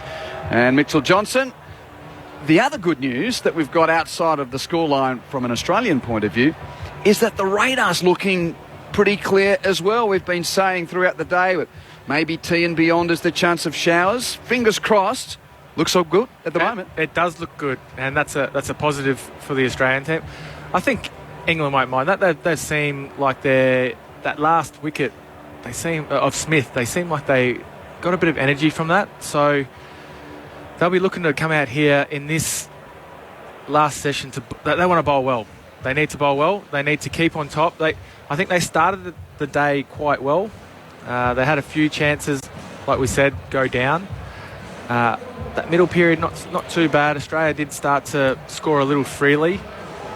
But, yeah, this is a really important session. It's the session that the players talk about as batsmen. If you can get through the tough period of the first session, but then also that middle period as well, come out the back end, and then there's runs galore, because bowlers do tend to get a little bit tired. And the heat's probably got to the England bowlers a little bit as well. Loving your contributions throughout the broadcast. The way to get in touch on the SMS is 0467 920 222. Be it serious cricket questions, be it descriptions of where you're tuning in. We're loving them all, and even if you happen to sort of flatter our broadcast team, we like that. Thank you, Claire from Sydney, who texts, Mitchell Johnson has gone from being eye candy to ear candy. I've got nothing to say. Thank you. I'll take all the good compliments. Thank you. It's better than being abused anyway. Well, it's much easier in the air conditioning behind the glass than being down on the rope in the Barmy Armies a couple of metres away. Oh, yeah. I haven't really heard them, which is good. So, yeah, like I said, better than being out there being abused, and I'll take any good compliment. Oh, the Barmies are doing their bit. You can hear the trumpeter starting to get going again. It's just the Brisbane Barmies. Met the head of the Brisbane Barmies, a gentleman by the name of George Gallantry. It's a very good English name, isn't it? Yeah, it is. Gallantry. But it's spelled T-R-E-E, not T-R-Y. But still, he's got a Cross of St George suit and so forth. I went to a luncheon where he turned up there as well. So he's leading those boys, and England need every bit of support they can get as the final session of day 2 begins, with Wood around the wicket to Head, who defends it on the offside. This is a huge moment early in this series for Travis Head. So much discussion about the number 5 batting position. It was the last batting position to be locked in by the selectors, and he comes here without massive shield numbers, but His numbers in England county cricket weren't very good at all during the Australian winter or northern summer. He played a half a dozen games for Sussex. His best score was 49 not out. He made only 183 runs. So that stint over in the English county system certainly didn't bang the door down. But he did make some good shield runs in the lead-in, a couple of hundreds, most notably a 160-odd against WA. He's facing, flashing, missing. Wood outside the off-stump, bounce and carry.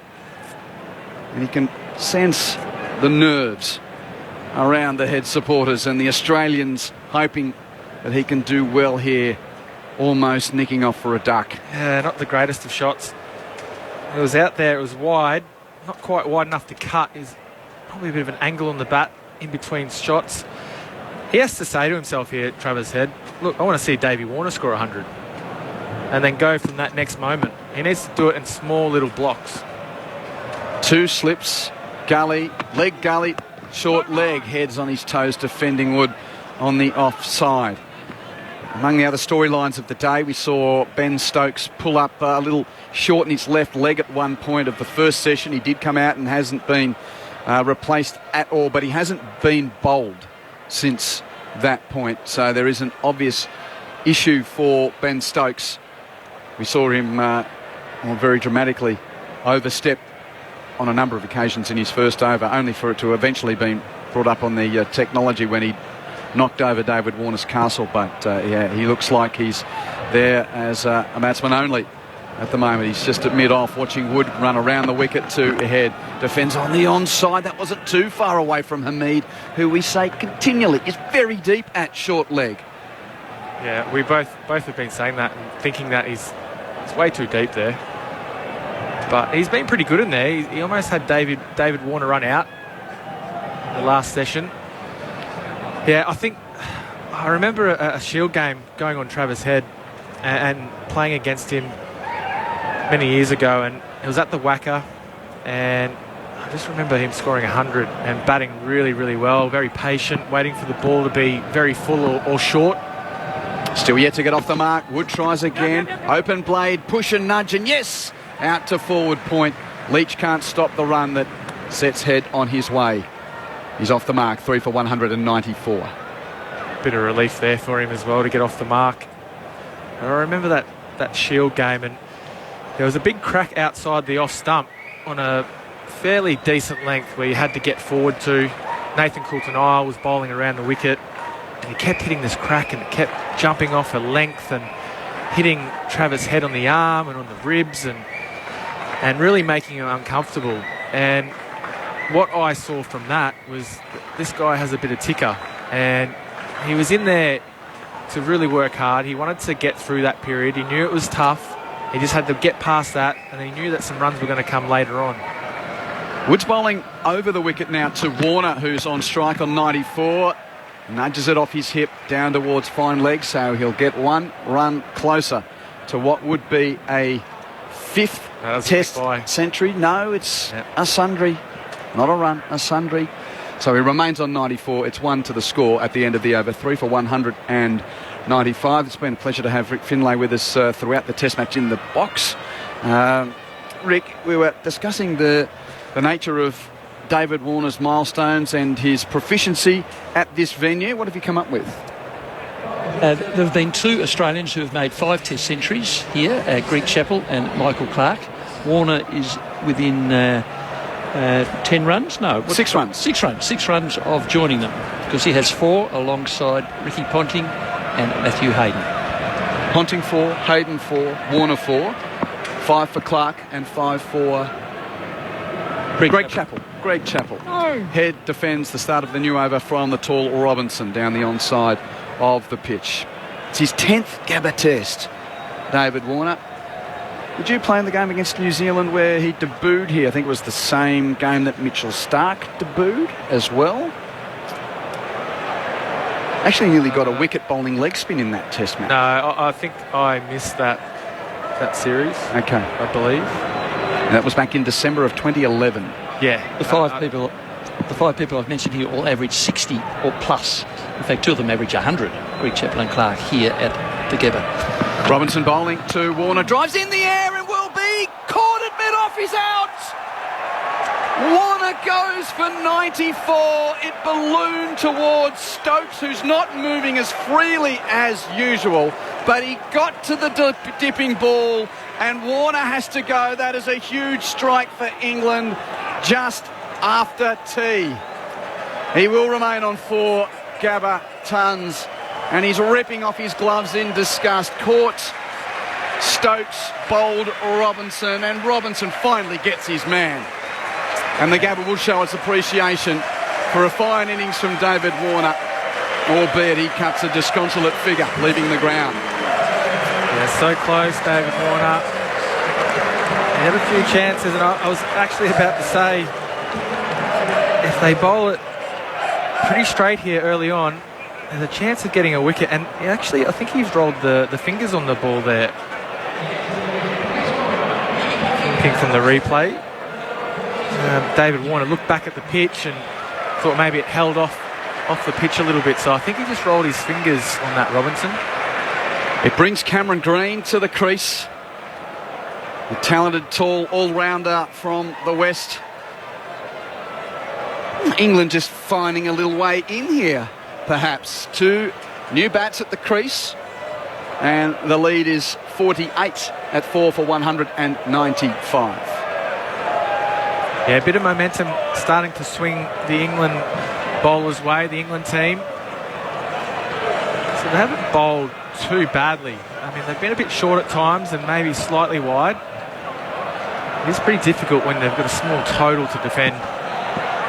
And the rise to the hum around the Gabba. 3 slips go down. Robinson bowling to Green. He's bowled! He didn't offer a shot. He loses his stumps. First ball duck, Cameron Green. Ollie Robinson on a hat-trick. Australia 5 for 195. Well, look at England come here. They're coming hard.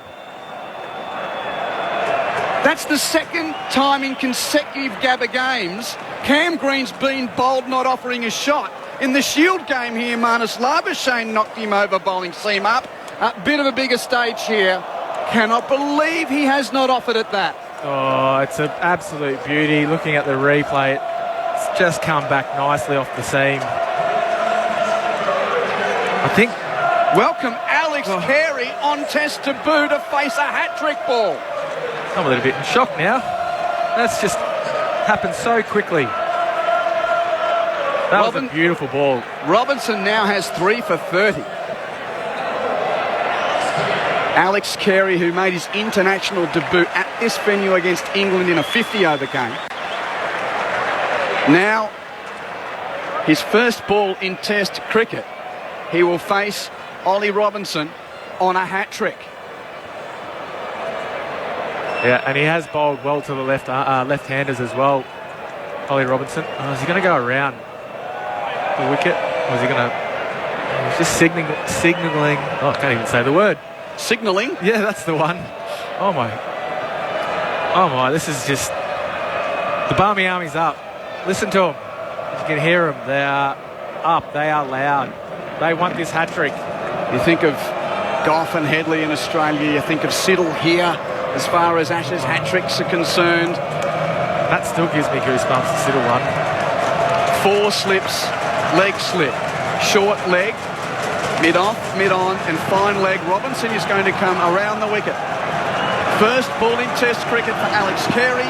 Ollie Robinson is on a hat-trick. He lets go and Carey defends it back to the bowler. Yeah, I think coming around the wicket, just wanted to aim it at those stumps. And here go the Barmies. Yeah.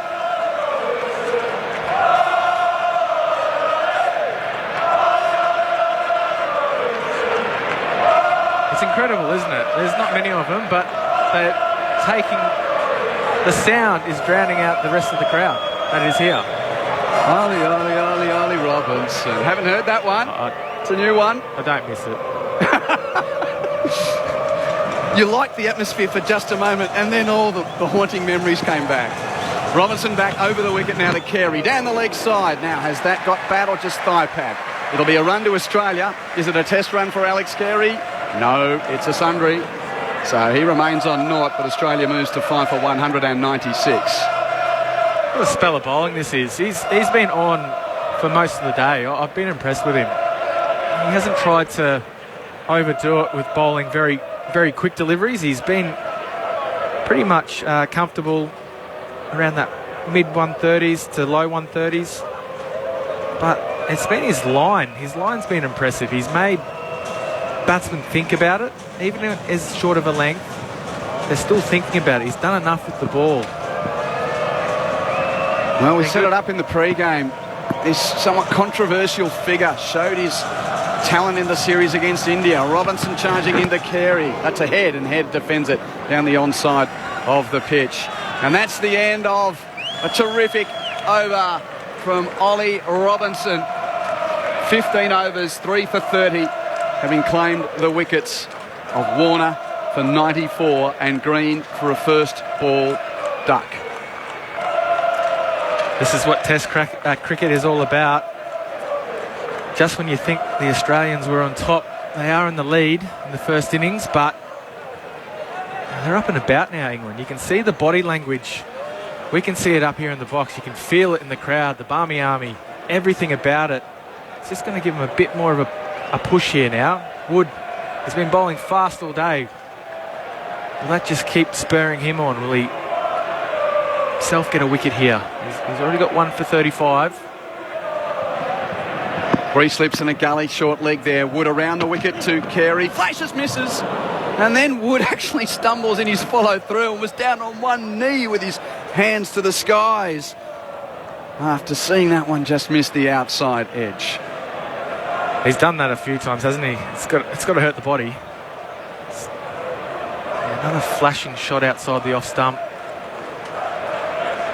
He's giving his all for his country here, Mark Wood, a man that knows what it's like to be a part of winning Ashes series, but that's back at home. First time playing Test cricket in Australia. Bowling upwards of 150 bowls and hits Carey here. He falls over in his follow through again. He does it a lot. That struck the thigh pad. Carey's okay. Score remains 5 for 196. It's a bit odd. I don't know how he's doing that with his follow through. It's basically the first step after his follow through. I think his first step after. I think he's slipping with his spikes. There is that tinge of green out there, and I know playing here you can slide on the crease, but that's generally with your front foot when you land. 2 wickets since tea. Wood around the wicket to Carey. Well defended down the pitch.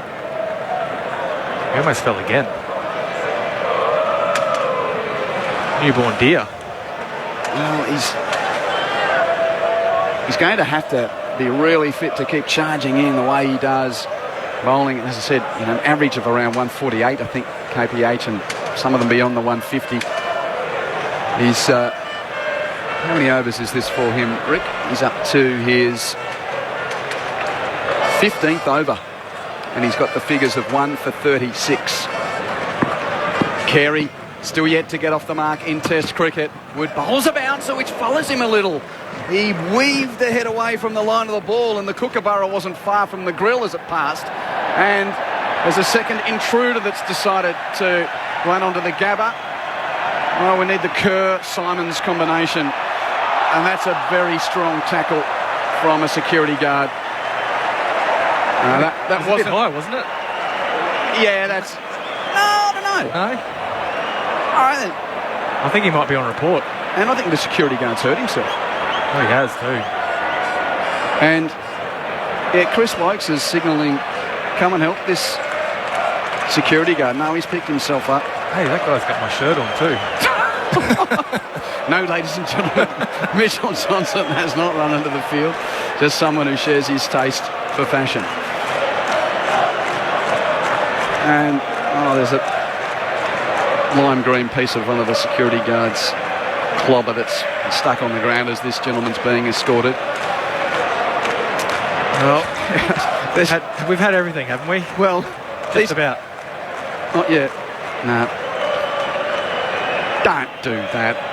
It's incredibly disrespectful to the cricketers, and it's going to cost you a lot of money, let alone the privilege of coming to the cricket. So he's slowly being escorted from the ground. Is this gentleman down towards the groundskeeper's race at the western end of the ground? Just to add the theatre to it all. And poor old Alex Carey is out there. Geez, I've faced a hat-trick ball. I got a single which hit on pad, so I still haven't got a run in Test cricket. There's been an intruder. I'm still on naught. Can I please get a run in my first Test match? Wood around the wicket to him, and Carey defends it.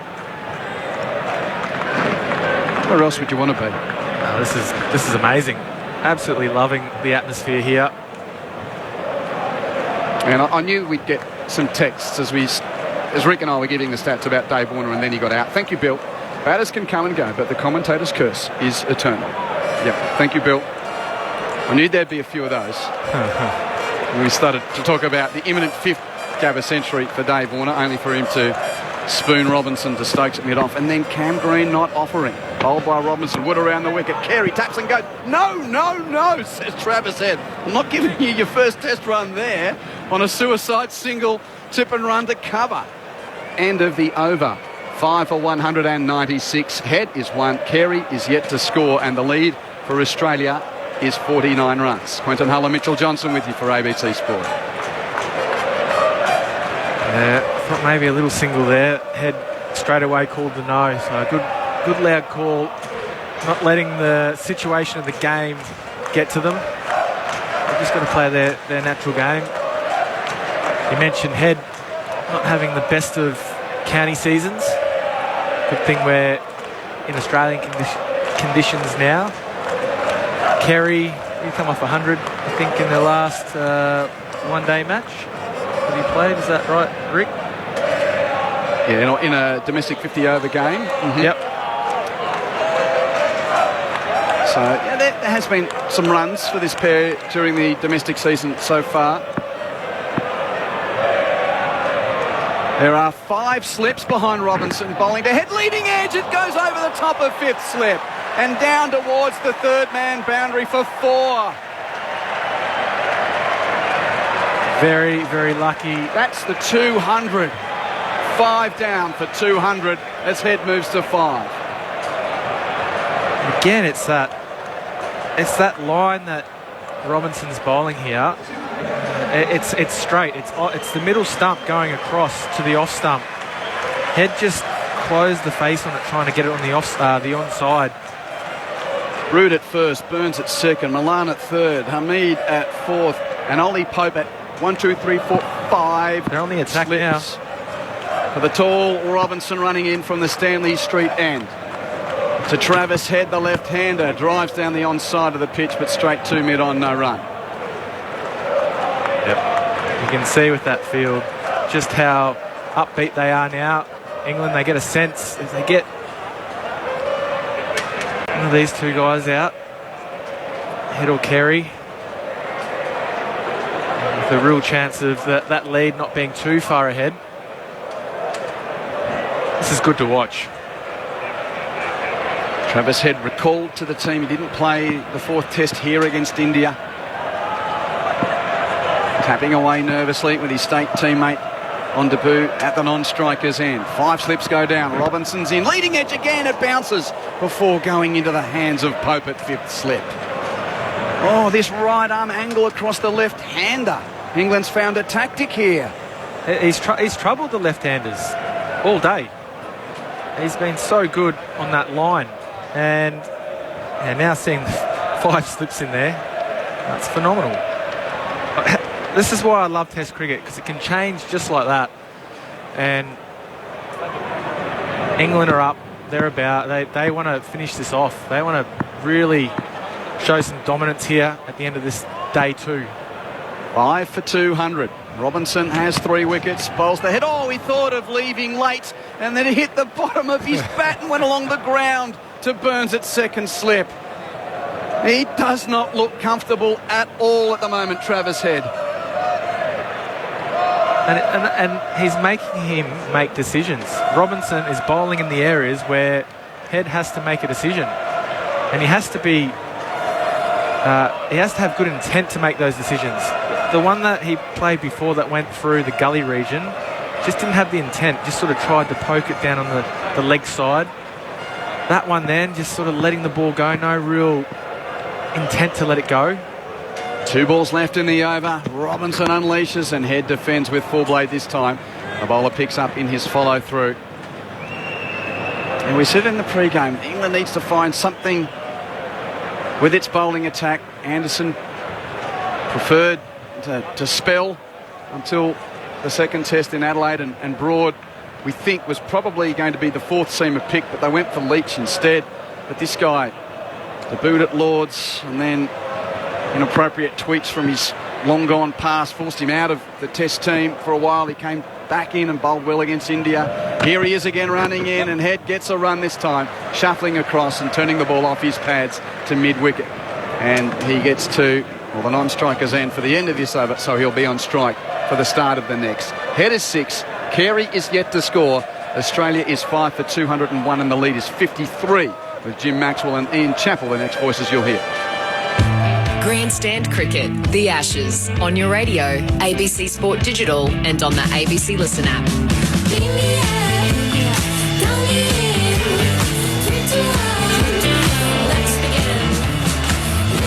So Australia battling now, maybe battling a bit throughout the day, I suppose, even though Labuschagne and Warner got some momentum going in that excellent partnership that took the score from 1 for 10 to 166. But then Australia have lost 4 wickets on the run there for 29 runs. And Carey and Head, the 2 left-handers, scrapping with the England bowling. And Robinson leading the attack superbly with 3 for 35. What do you make of all this, Ian Chappell? Good afternoon again. Good afternoon, James. Yep, the bowling from England has been pretty good most of the day, apart from a bit of the spin bowling wasn't so good. But it was the fight shown by Warner and Labuschagne really that made the difference between the Australian response and the England innings. Now it's a real battle for the Australian left-handers. And Wokes is coming on to bowl now. He runs in from the Bolter Street end and Travis Head defends, getting a little bit square onto the ball again as he plays it down the pitch. So the batting not looking very convincing. These 2 players fresh at the crease, of course, with Carey facing 8 balls so far. Hasn't got off the mark in Test cricket, and Head is on 6-5 for 201. The problem is when you're batting with someone who's batting really confidently, it helps you, especially if you're a newcomer in the Test side. Head has got a struggle on his hands. Wokes comes up to him and he goes back. He's beaten outside the off stump. Of his own making or of the quality of the bowling?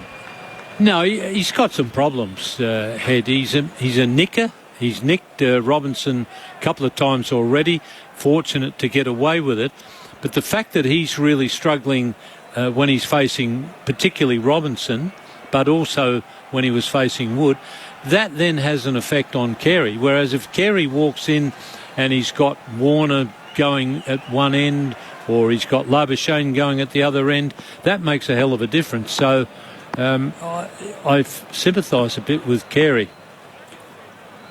So it's Wokes firing away, goes in again, back and across, and the defensive shot on the line of the stumps from Travis Head. So Australia looking at the moment with Harris out for 3, Labuschagne 74, Smith 12, nicked 1 to the keeper, and then Warner miscuing, looking for a drive on 94, caught by Stokes, and Carey a nice donation to a nice donation to the primary club, a first ball duck, leaving a ball that hit the off stump.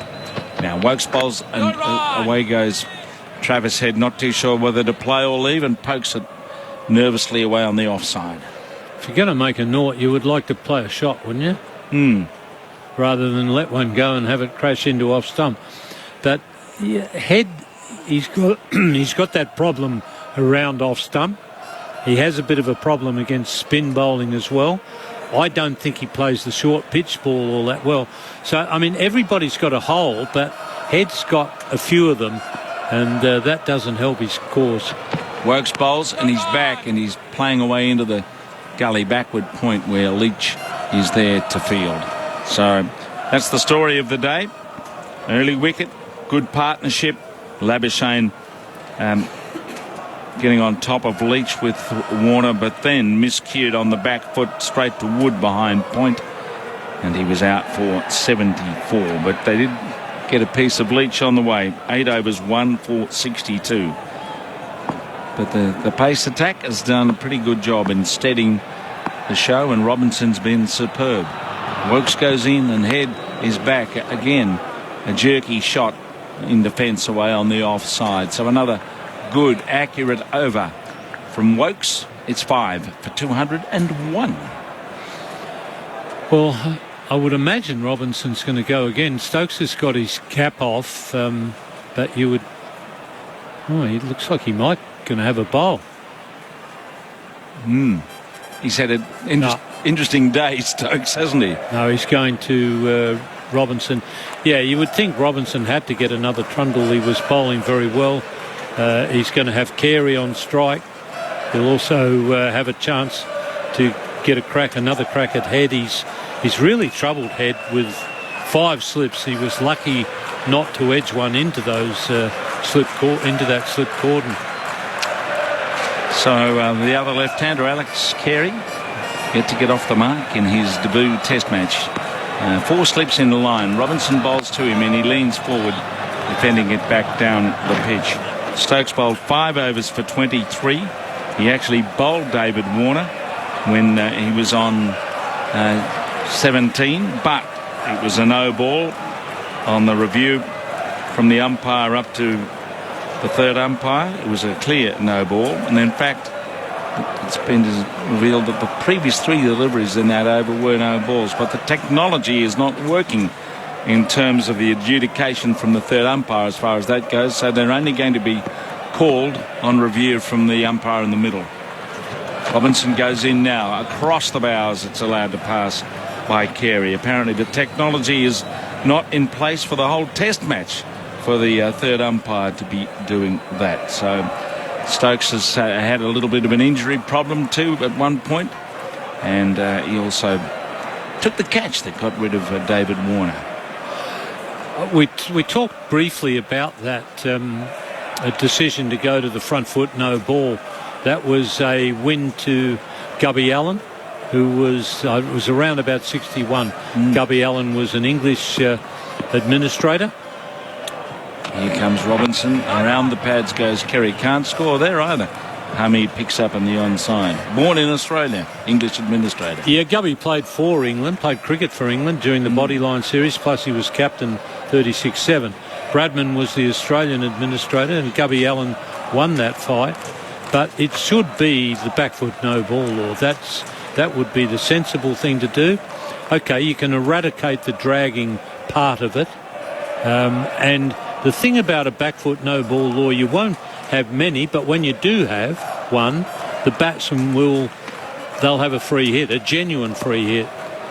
Robinson again at Carey. Carey's driving, and he's driving well. First runs in Test cricket. A very nice straight drive down to the rope. It goes for 4. Beautifully timed. That's the way to get off the mark in Test cricket. And Carey's 4. It's 5 for 205. Well, Langer did say that Carey would get a batting spot in the Australian side. It's not such an outlandish statement. I mean, when you think about it, I mean, Head has got the number 5 spot, but he hasn't been convincing today, and I don't think he's been really convincing throughout his Test career. So I don't think you're shooting your mouth off to say that Carey could get in as a batsman. He won't now because he's got the gloves. Away goes Robinson, tries again, Carey forward.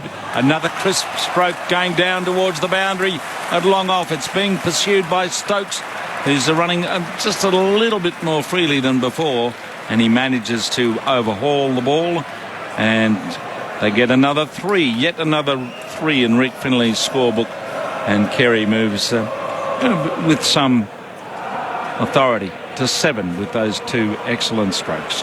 What is outlandish is to say that Tim Payne will make a comeback as a Test wicketkeeper. I don't know how anybody could say that. To me, that's a ridiculous statement. Yeah. You wonder where Tim's going to be playing his next major match, given that he's not a BBL player. In goes Robinson, fired away through the onside. Crisp stroke from Travis Head. It's running out towards the boundary. It disappears into the shadows, but not to the right. They might run 4. If they hustle here, they're going to. They're going to have an all-run 4, the first of the match, as it was twiddled away through the onside. It's a long way out there into the country, and it's gone 4-3-4 to finish Robinson's over, and that might be a rest for him. 5 for 212. And just mentioning Stokes and that no ball, 14 of his 30 deliveries were found to be no balls by the television coverage, but only one was called, the one that bowled Morton. Well, we'll get back to the back foot no ball law. I mean, why not go back to that and have it called by the umpire? I mean, all the theories that have been thrown up about having a third umpire on the field out in the mid-on area, I mean, that's ridiculous. You can bet your bottom dollar that at some point mid-on is going to have a collision with that umpire when there's a catch on. That's going to cause a problem. Dean Jones was one who wanted that umpire in position. That was ridiculous. I mean, the whole thing, it's so typical cricket that there's a complicated solution and there's a simple solution. Let's go for the complicated one every time, because that's what England do, and we'll do that. The simple solution, have a back foot no ball law. Yep, well, it's been said for a long time, but it hasn't got as far as the negotiating table, it seems, with the big group. Here comes Wokes just across. Carey goes through without any shot. He's 7, Head's 10 at 5 for 212. It's interesting, you know, they have these meetings every year, don't they? Have the bright sparks around the world on the committee that decides what's going to happen. We won't have any runners. No, people are taking advantage of that. Get rid of runners. But no ball, did they ever discuss it? Well, that's the thing. They seem to have these discussions, so they give the opportunity to people who want to come up with the complicated solution. Here comes Wokes, flashing and missing goes Carey outside the off stump. But I'm with you. I think that the last few, 3 deliveries from Robinson probably signals the end of his spell. Be interesting to see who England go with. They're still well short of the second new ball. Stokes didn't really look like he was about to have another bowl.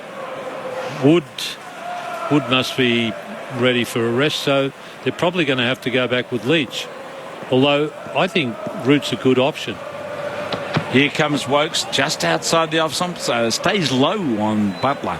Awkward for him to take as it skidded through and hit his fingers near the ground outside the line of the off stump. Well, Joe Root's one in recent history is one of their better bowlers. 5 for 8 in India in the Test match. That England playing in India, the last 3 tests, that's the worst I've ever seen spin bowling played. They were terrible. And who organised some of those theories? They should be shot. Comes Wokes, he bowls on the stumps, played defensively by Carey down towards mid-off. We're in the 61st over, so it's still a long way to go for that second new ball. But it's just been one of those days where the bowlers have never completely been out of the game. One of the questions I'd like to ask is who told you that it's much more dangerous to leave your crease against the spinners than it is to play the reverse sweep against the spinners? I mean, that's a ridiculous theory. I think leaving a crease is a good option. Here comes Wokes pitching up and pushed away down towards mid-on. But Dougie Walters loved leaving his crease. Well, having said that, the only thing I'd say is that you need to be brought up using your feet to spinners. And Doug was very good at being decisive, either going forward or going back. He was very quick at doing both. And Australia had a lot of good players of spin bowling in that test side. And to me, to have a bloke reverse sweeping a spinner, but he won't go down the track, that's ridiculous. Wokes comes in, Terry's edging in front of third slip, and a dive and a save by Pope stops the ball from going through the cordon down towards the boundary. So, the end of the over, Australia trying to work into a partnership here with two South Australians, and the question comes from someone or other what was the last time two South Australians batted together in a test? Rick Finlay can have that one on notice, unless Chappelli wants to throw in an instance batting with his brother. Might have been Ian and Greg, mightn't it? Well, it could have been. There must have been some since then. Blewett and Lehman would be a bit of a chance, but not sure that their careers actually collided. Yeah. Lehman was more of a one-day player. Phillips and Hooks wouldn't have batted together in a test, would they? Who was the other one? Phillips and Hooks. Yeah, but they wouldn't have got a... Did they say they got runs? No, I haven't got any other info. It's just it could be... A couple of South Australians who made runs I could give you. But just South Australians, well, that's another choice. But I would have thought... You're going to throw Bradman in there. Hundreds, I would have thought Ian and Greg would be the last two. Yeah. Come on, Rick, we'll get you working on that one. The last time two South Australians batted together in a test. That's what we're watching now. And Stokes is bowling. He runs in now from the Stanley Street end, and he's punched away by Travis Head down towards mid-wicket. And there's no run there. Stokes has just been struggling a bit as he walks back. You can see him limping slightly as if he's got some recurrence of an old knee problem or whatever it might be. But he stayed on the field. One thing you know about Ben Stokes, he's got a very big heart. You won't frighten him off with an injury. He goes in at short, and it's pulled by Travis Head, and pulled well for four. And that wasn't his quickest delivery, and was quickly seized upon by Travis Head, and he belted it out to the mid-wicket boundary. 5 for 216. This might be just what Travis Head needed to a bit of a relaxation in the ability. I think Stokes will, if he can bowl 3 or 4 overs, I think he'll get better as he warms up a bit. But there could be some pedestrian short stuff early on. He's got 3 fellas on the slips, and he's going in again, and Travis Head clubs a short ball away behind point.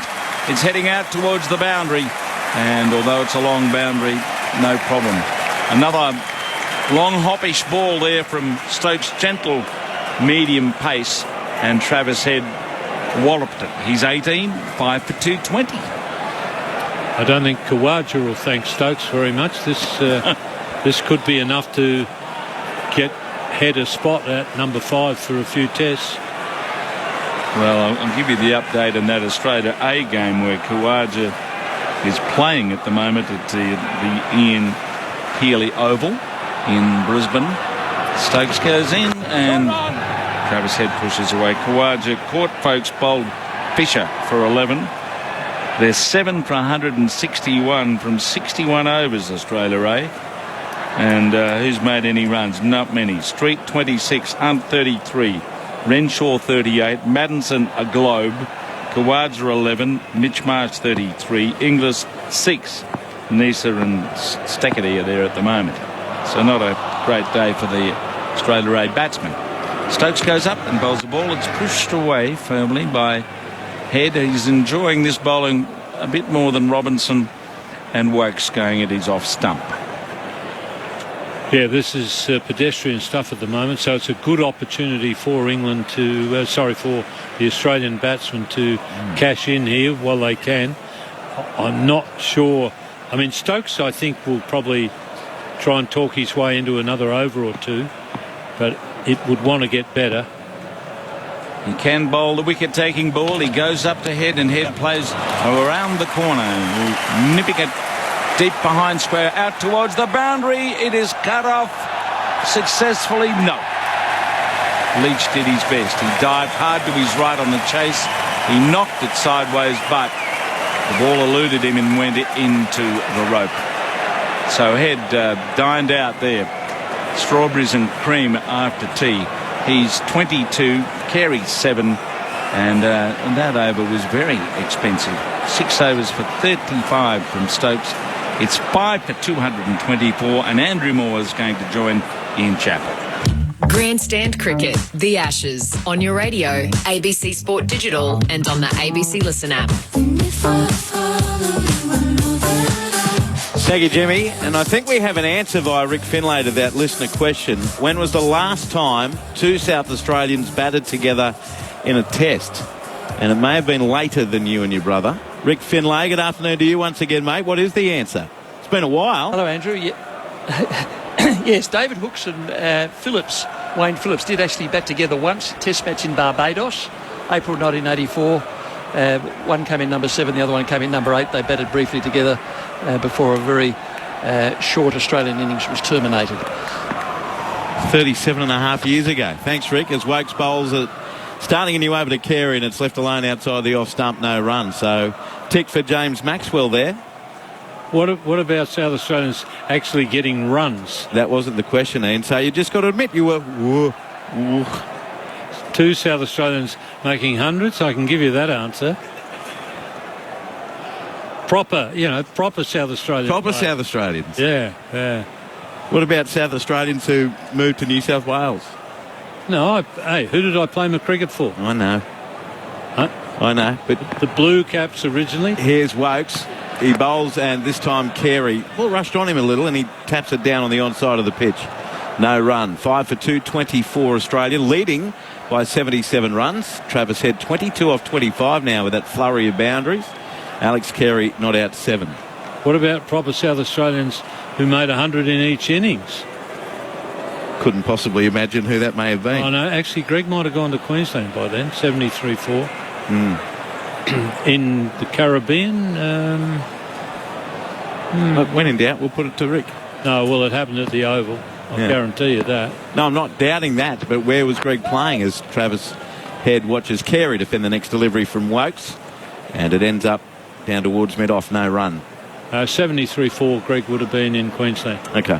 So it's a matter of whether we did it in... Well, my next question to Rick needs to be, if they did that once in 84, Phillips and Hooks, what was their partnership? So, Rick, Phillips got 100, but not with number 7. Phillips got 100 batting at 8, but I don't know that he would have scored many with David Hooks. Well, we'll find out. Well, I'll come to you, Rick, at the end of the over if you happen to have that information. Sure you do. Phillips and Hooks broke the Richards Chapel record of 308 for South Australia against Western Australia, but we did play proper bowling. Wow. When did you become like this? I told Hooksy we played proper bowling. He would have copped that sweet too, wouldn't he didn't. Here's Wokes bowling, and Carey runs it off his hip down through square leg for a quick single as Wood comes in to do the fieldings, and a lot of it Mark Wood. And Carey moves to 8 on test debut, 5 for 225. He started going on about Boone, who bowled 12 overs, Tame, who bowled, maybe Boone bowled 10, maybe Tame bowled 12. Brown, I think, was another bowler. Hooks started telling me how good of bowlers they were. And they were moving it all over the place too. And you know what? I took no notice of it. 5 for 225, the Australians. As a listener says, goodness me, I hope someone's writing down some of Chappell's lines. There's a book to be released here entitled Chappelli's Little Book of Brutal Honesty. As Travis Head plays this forward at point on the offside, they have one thinking of a second. It's not there, however, with Jack Leach, the left-arm bowler, doing the fielding and firing in his return right-handed to the keeper Butler. 1 to Head. He's 23, 5 for 226. This could be the next 100 from each South Australia. Against proper bowling, will you concede that or not? Yeah, you'd have to say proper bowling on a pitch that favoured the bowlers. Okay. Wow. Mind you, it's a big call of you to concede that when Travis is 23 and Alex is 8. Yeah, they don't have many to get. The lead is 79. It's Wokes on his way. Bowls, short, cut, uppishly. It's lofted away through cover by Carey. Ball heading towards the boundary, and Ben Stokes, who's I think looking forward to an ice bath at the end of this day. He gets there and gets the return back into the keeper, and they get 3, and Alex Carey will keep the strike. He's 11. Travis Head is 23, and South Australians playing real test bowling have Australia at 5 for 2, 29, the lead up to 82. And Wokes 17 overs, 6 maidens, no wicket for 42. And Joe Root is coming on to bowl his first over of the day. It will be the 64th of the innings. Ian, I reckon Mitch Marsh should have been selected rather than Green, and Renshaw rather than Head. Your thoughts from a listener? Well, I haven't written Renshaw off, but I would have him as an opener. Yeah. I think Renshaw's still a pretty decent player. In fact, I'd have Renshaw ahead of Harris, really. I think you could argue he's a better player now than when he was selected to play for Australia. But the thing that I saw with Renshaw when he was playing Test cricket was that he understood what were his areas that needed to be improved, and he was working on, like getting singles to give Dave Warner a bit of strike. I think he was working on that. And the thing that really annoyed me about Renshaw was that he got dropped on his first-class form, not dropped on his Test form.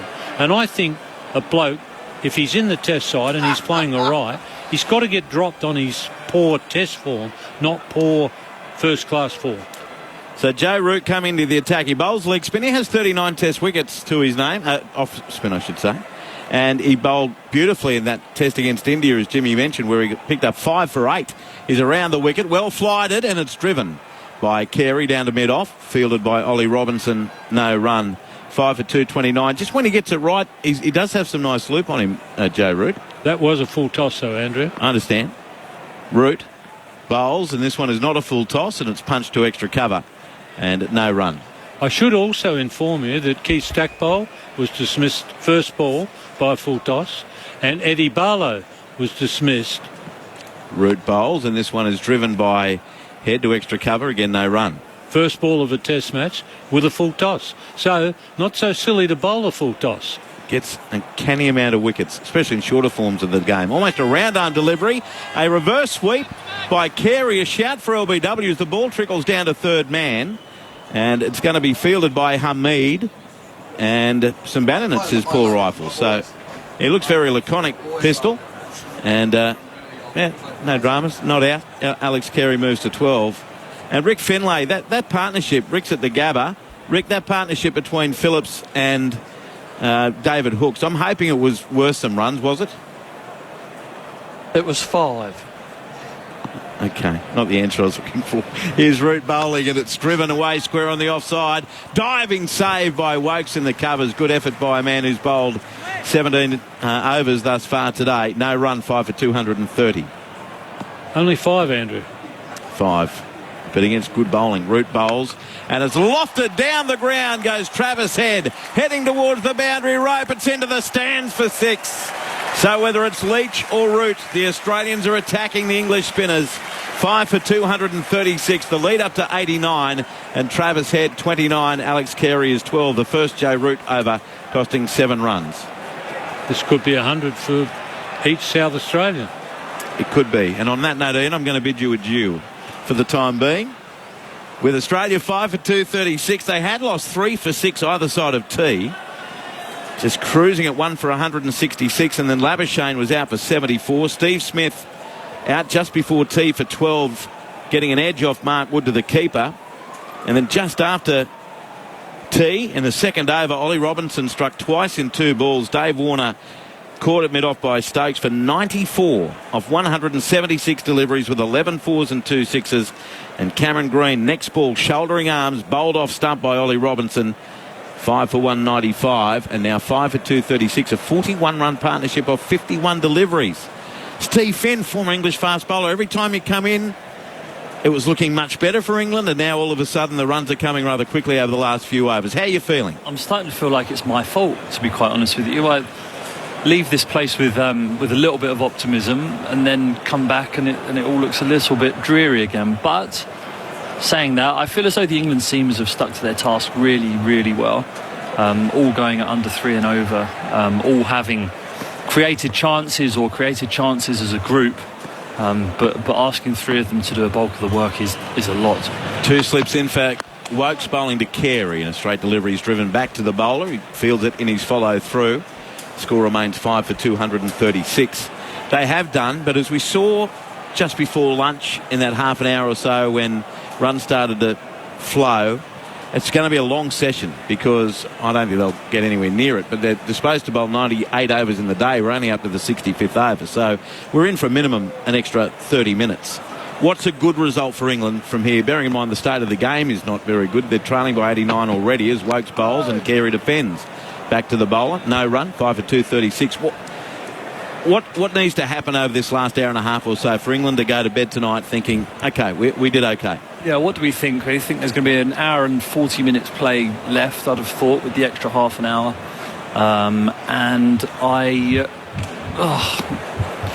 It's that 24 overs or thereabouts, 20 overs. Which is going to leave them 14 short on the day. Yeah, it's crazy, isn't it? It's crazy that can happen. Round the wicket goes Wokes, and Carey offers no stroke outside the off stump. Lets it go through to the keeper, Joss Butler. Well, I think England will take, at the moment, I mean, they would take bowling them out naturally in those 20-odd overs. That would be the absolute dream scenario. But I think it's just important that you try and keep a lid on the run rate, and that's the only thing that they can focus on, and hopefully as a result of that the wickets will come. But it looks as though now Travis Head is going to attack the spinner when he comes on, like he did in the last over. It's Wokes, bowl short, pulled away, caught a mid-wicket by Ollie Pope. Chris Wokes, who's been toiling hard, it's his 18th over and he gets the breakthrough. Alex Carey is out, caught Pope, bowled by Wokes for 12 of 32 deliveries, and Australia now 6 for 236, third wicket of the session, the lead 89. Banged in from Chris Wokes, not a proper bouncer, like not up around head high, but here checking the front foot no ball, that's fine. Gets up to about waist high of Alex Carey, and Carey, having played a lot of one-day cricket recently and a good one-day player, looks to pull that away over mid-wicket, but Ollie Pope is there, doesn't quite catch it cleanly, and Pope jumping above his head, fully outstretched, takes what he made look like a comfortable catch and gives Chris Wokes his just desserts, really, given the way that he's toiled today and the way the three seamers from England have toiled today in the heat and the humidity of the Gabba, which has been uncharacteristic for what we expected to see. We expected to see leaden skies and no sun, but now the cheers and the jubilation that you can hear coming to the crease is Australia's hero, the pretty boy, the captain. The pretty boy? Pat Cummins. He is a pretty boy. He's a lovely looking lad. I know, he is. Australia's new nice captain. He can do everything. He can. Disturbing. Patrick Cummins can wield the willow. 708 test runs at an average of 16.5. A highest of 63 against India, one of his 2 half-centuries. 9 ducks along the way. And against England, the average is 21.5 for the top of 44. In Australia, he averages just under 20, where that 63 came against the Indians. And, well, the way it's gone so far, why wouldn't he whack a quick 50? Yeah, or 100. You wouldn't put it past him, would you, the way that the first bit of the game went. But England will sense a small opportunity here. I mean, Pat Cummins, he's a good batter, but to have him at number 8, Stark also good batter, but if you get the ball in the right area, and there is still enough there, you do fancy knocking them over. And as an England supporter here, I'm looking upon this with optimism. Australia's lead is 89, which in the context of this game might end up being a significant lead, but if you keep that lead down somewhere near 100, I mean, that would be very, very wishful thinking, but if you keep that lead somewhere near down 100, then it could be manageable. It's only 11 runs away. 3 slips and a gully in place as Wokes bowls and Cummins defends compactly. Away on the offside, and everything he does gets a cheer from the Gabba crowd. No run, 6 for 236. Australian tail, as you say, can wag. But England can't let this get beyond a 300 total from here, can they? It's 6 for 236. No, I think another 60 runs from here, well, that takes it to 150 lead, I think. So, yeah, that would be pretty terrible. Again, given the context of the game and the fact that England have been bowled out for 147. Wokes is into Cummins, and he just plays this away on the onside towards mid-wicket. Leach comes into field, no run. Chris Wokes gets the reward. 18 overs, 7 maidens, 1 for 42. And that a wicket maiden with Australia 6 for 236 in reply to England's first innings of 147. Travis Head 29. Pat Cummins yet to score. The batter's out for Australia. Marcus Harris for 3 before lunch. After lunch, Marnus Labuschagne for 74. Steve Smith for 12. And after tea, Dave Warner 94. Cameron Green a first baller. And Alex Carey 12. So let me ask you this question. Rory Burns not having a lovely time of things. First ball duck. Dropped that catch in the slips when Warner was 48. Is he excited that he might be getting a dig tonight or not? Root around the wicket, bowls, cut by Travis Head, runs through point. It was too short from Joe Root. Chases on. Wokes has just finished the over, now has to chase it to the boundary. They've got 2 and they'll come back for a third run. And Travis Head skips along very quickly to 32 off 29 deliveries, 6 for 239. Cummins will come on strike. To be honest, he'd probably rather bat in these conditions here with clear blue skies than he would under leaden skies tomorrow, potentially. So, he would be more enthused to do that than tomorrow. I can't imagine that he will face the first ball. Usually opening batsmen chop and change and faces the first ball, so it might not be him facing the very first ball. But obviously there'll be nerves there. You're on a pair. You're opening the batting in the first test match of the series. I'm sure the Australians will take great pleasure in telling you you're on a pair. Yeah, he will be reminded. Slip and a leg slip in place. Root around the wicket to Cummins. Can he get off the mark? No, as he turns this away to square leg. No run. 6 for 239. At least it's not county cricket where I've got a pair before and I've walked back into the dressing room. Around the wicket goes Root and it's defended away by Cummins to mid-wicket. No run. And one of my friends had found a pair and put it in a bag and hung it on the peg in my spot. Really? Yeah. How did you react? I laughed. Root bowls to Cummins and the Australian captain misses a wide one down the leg side. Well taken by Butler. The ball spinning further in that direction. Now, information here on the screen. The last 2 South Australians to bat together in a test match, Greg Blewett and Peter McIntyre for the 9th wicket at Adelaide Oval in 94-95. No shot offered here by Cummins. He just lunges the foot down, takes the pad to Hamid at leg slip. No run. Joe Root, who, as we were saying earlier, Steve, bowls so brilliantly at times in India, not yet finding his mark here with his off spinners. Bowls again wayward down the leg side. No shot offered, taken by Butler, ends the over. 6 for 239 Australia. After 66 overs, so the new ball is due in 14 overs, which is still a good hour away. And there's still 32 overs that should be bowled in this day, and that's Buckley's and none. The chances of that happening. So it'll be interesting to see with the new ball beckoning, but the tail now there. I mean, how long before you call in a Mark Wood or an Ollie Robinson again? Ollie's just taken a breather, so you'd imagine he'll be out of action for a little bit. But are you less inclined now to wait for the second new ball to bring in your strikers? Yeah, I think you probably bring Mark Wood on now, I'd say. Or maybe Wokes one more. I'm not sure how many exactly he's bowled in that spell, but it wouldn't surprise me if he were to be brought into the attack now to try and remove one of these 2 batters and really expose the tail.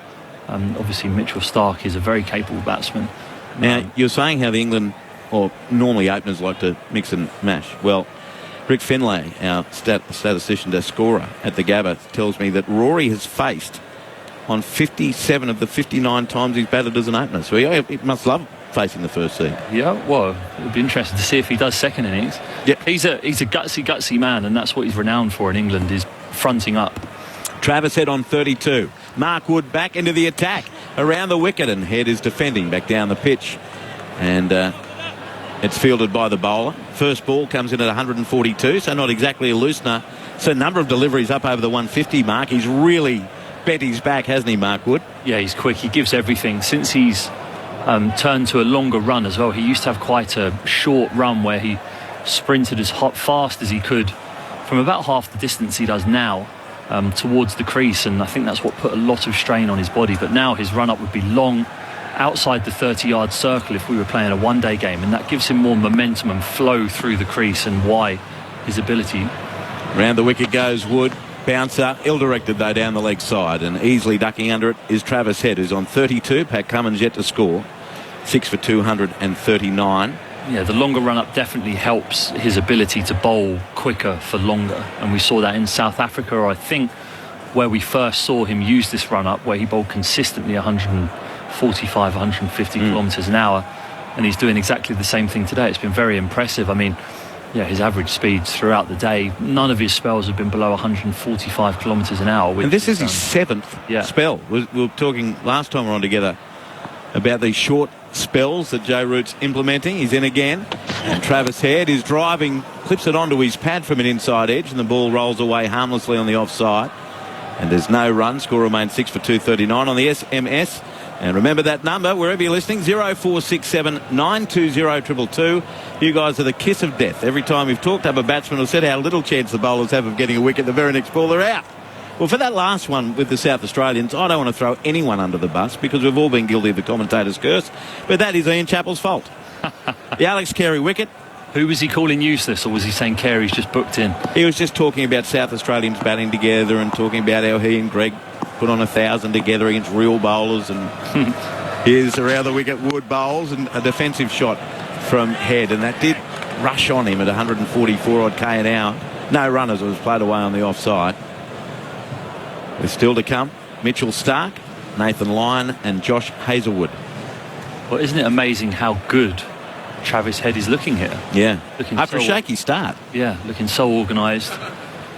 So as if he would never get out for the rest of the series, he looks here. So you're confident he'll get 100? Yeah, I think he will. You got to talk him up more and a bit more sincerely. Than that. Okay, sorry, all right. That was a bit... You sense the sarcasm in my voice? I thought so, I'm very English. I can't help it. He's looking great. He's bowling to Head. That's better. That was more impassioned than he is jumping off the back foot, just defends on the onside. And is picked up by Wood in his follow through, made the journey down the pitch. And may have gone from inside edge to body. He's just struggling a little bit, Travis Head. I think what he's saying in an elongated fashion is, ow. Where did that hit? 6 for 239. Oh, it got him. I thought it came off the top of the bat. It might have gone through and hit him on the forearm. Yeah, it's hit his back elbow. That's happened to me once before, and you walk around trying to feel your arm for the next half an hour. It goes completely numb. It's the back elbow. As you play a back foot defence, as Travis Head's trying to there. Oh, yeah. And the slow-mo replay, I mean, that's pretty minging. Just below the elbow. Gives you a shiver. But yeah, as you go back to play a back foot defence and your front elbow is high, your back elbow supports the back of the bat almost. He's ready again. So is Wood. He bowls and it's tucked off his hip down towards deep backward square. And he'll get a run. That's Zach Crawley on the field at the moment doing the fielding, the substitute. They do get a run. Head will keep the strike, and he'll also at the drinks break look for some support. He's on 33. Pat Cummins is yet to score. And Australia, in reply to England's 147, 6 for 240. And now Mark Wood, 16 overs, 1 for 37. Coming up shortly, Jonathan Agnew to join Stephen Finn. And it's drinks on the field. Let's get the latest from the ABC Newsroom. Hello, Glenn Lauder with the latest from the newsroom. Australia's ambassador to the US is in self-isolation after the Deputy Prime Minister Barnaby Joyce tested positive for COVID-19. Mr Joyce was diagnosed after arriving in the US from the UK with mild symptoms. South Australia's recorded 7 new cases today. 2 caught their infections locally, both linked to the Norwood High School reunion cluster. Fire crews in WA's southwest are trying to get on top of 2 out-of-control bushfires. Those on part of Quinnanup Road in Yallingup are being warned that they need to act immediately to survive. And further south near Margaret River, a warning's in place for an area in the Lewin Naturalist National Park. And the head of neurology at Melbourne's Royal Children's Hospital, Dr Monique Ryan, has announced she's standing down from the role to challenge Josh Frydenberg for the seat of Kooyong as an independent. ABC News. For the best cricket analysis and conversation, download the Grandstand Cricket Podcast with host Corbin Middlemass and former Aussie opener Ed Cowan.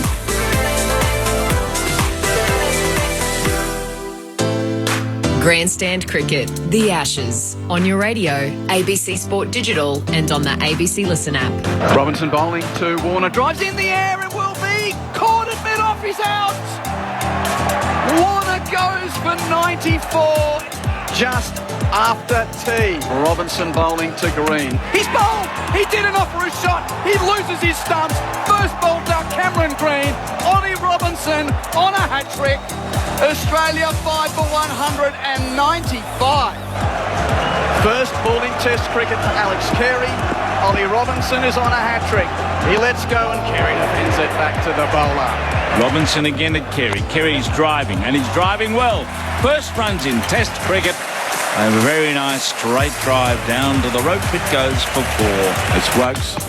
Bowl short, pulled away, caught a mid-wicket by Ollie Pope.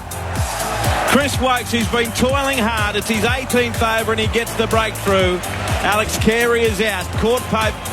Bowled by Wokes for 12 of 32 deliveries. And Australia now 6 for 236. Third wicket of the session. The lead 89. Yeah, it's been an eventful afternoon, hasn't it? The fact is, though, as I look up, Australia still lead by 93 with power to add. The captain, Cummins, not yet off the mark. And Travis Head on 33. But England really sticking to their guns pretty well, bearing in mind the lack of cricket that they've had. A long day in the field, a hot day there at Brisbane, about 29 degrees, and no signs still of any storm activity. So there could be another hour and a half or just less than of play taking us through to 5:30 Brisbane time, 6:30 Sydney time, to add on the overs that England won't bowl. I mean, there's still an awful long way they've got to go today. I'm not sure we'll see those.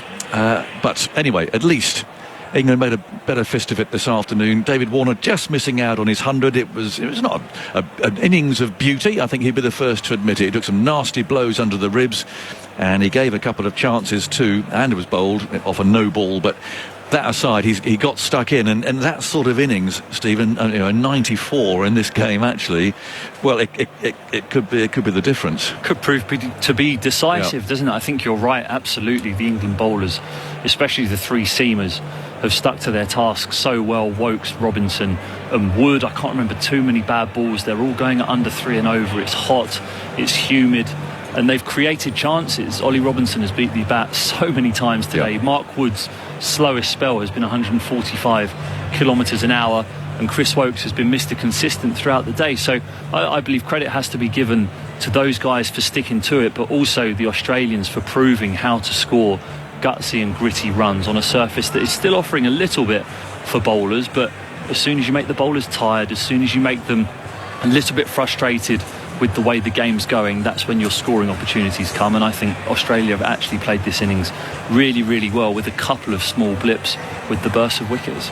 There have been some nasty blows. I'm looking at Travis Head, who had some treatment during the drinks break. He got a horrible one on the forearm, on the left forearm, and he's left-handed, of course. That's gone through past the bat and stuck him a nasty blow. So he's had a bit of work from the physio. Joe Root's going to continue. I suspect not least he's got to try and get England's over rate up here a bit, or they're going to be out of pocket at the end of this because they've bowled their overs so slowly.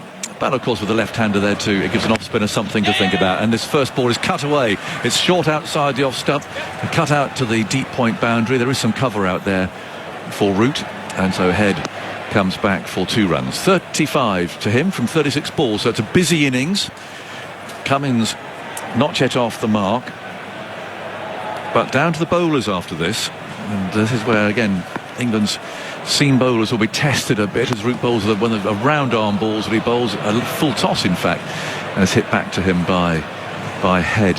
Who's got the stamina, the strength to come back and just try and blow away Stark, Hazelwood and Lyon? As this time Head goes back and steers this to backward point, and there's no run, because the last thing England want, and that lead is still a decent lead, let's not be silly about this, 95 still with 4 wickets left, but they don't want annoying runs being added by those bowlers. Root again, and that's driven back at him by Head, and there's no run. That second new ball, 12 overs away. I'm not sure that England's quick bowlers were looking at that with any particular relish at the moment. But it'll be available soon enough as Root bowls, and that comes off an inside edge of Head's bat. It's fielded a backward square leg by Hamid. And Root will come back to bowl the last ball of this over. He does get through them quickly. Long shadow to his right now. The sun's still shining in Brisbane as he bowls slightly slower, and Head just chips him away down the ground out to long on, and he'll keep the strike. So Cummins still waiting for his chance to get off the mark. 2:43 for 6. The lead goes up to 96. And it's been an entertaining day again. I thoroughly enjoyed it, I must say. Lots going on. Quite a couple of pitch invaders, one of which got ruthlessly dealt with by the stewards. Had about 6 of them on top of him. He did, and they were big lads. They were big lads. So that surely would put people off running on. Forget the fine in a way, just to take the bruising, because they do take you out. I suspect they're rugby league backs, aren't they? They looked adept at tackling. Yeah, and they're big lads and they run quickly. 2:43 for 6. The lead is 96. And Paul Rifle's waiting for everyone to get into position. Mark Wood is keep toiling away. He's giving it absolutely everything.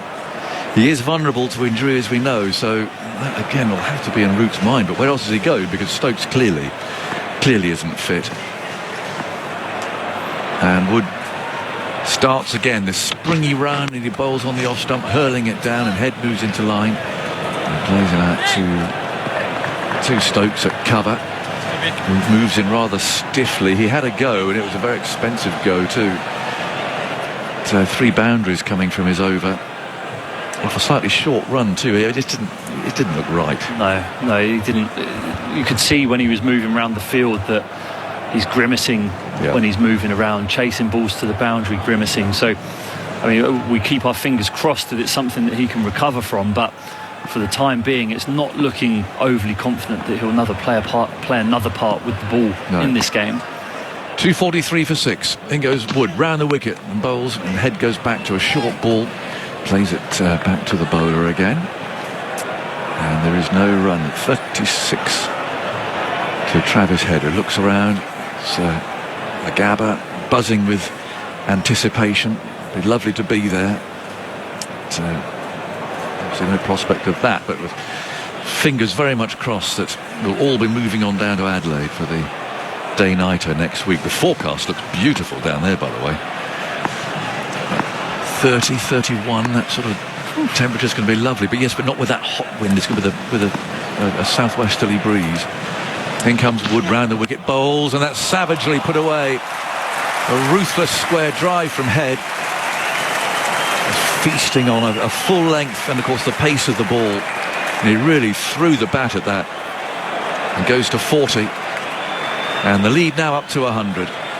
It's a very Australian shot, that. Mark Wood round the wicket, a little bit of width, but Travis Head just doesn't really move his feet anywhere, just throws his hands at the width, knows he can trust the bounce of the wicket, flays it through backward point and stands there and just admires it, doesn't even bother leaving his crease. It's interesting, that shot is clearly a strength. There's also one that he's got out to quite a lot in Test cricket.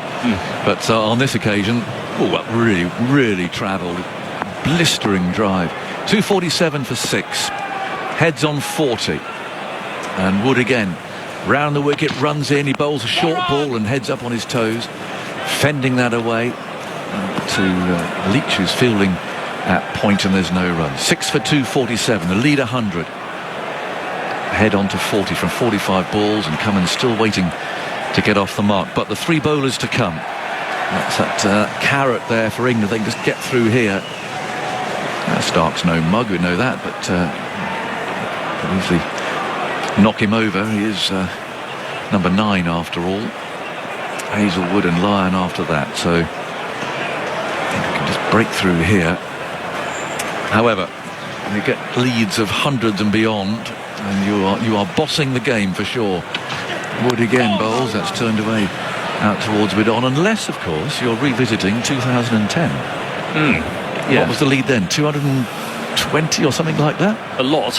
Yes, when England batted a second time and they lost 1 wicket. Yeah, what a phenomenal couple of days those were. It absolutely was. I had a good sleep in the dressing room for a lot of that. I caught up on all my sleep that I'd missed out on.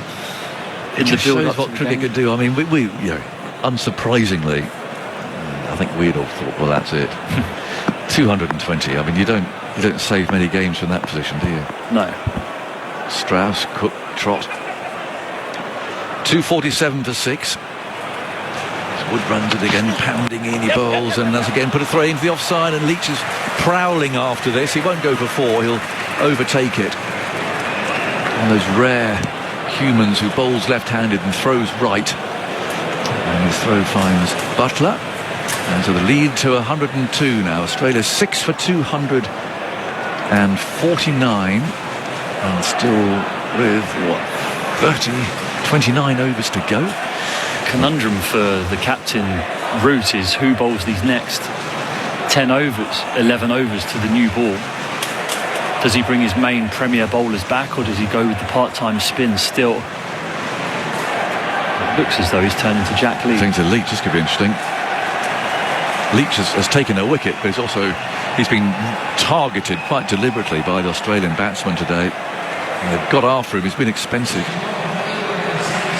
8 overs for 62. And you can't get the wicket of Labuschagne. You can't afford to let these overs drift, can you? Because 11 overs of accumulation is realistically 30 runs, which then takes, or on a low day, that's 30 runs, which takes the Australian lead even further ahead to 130.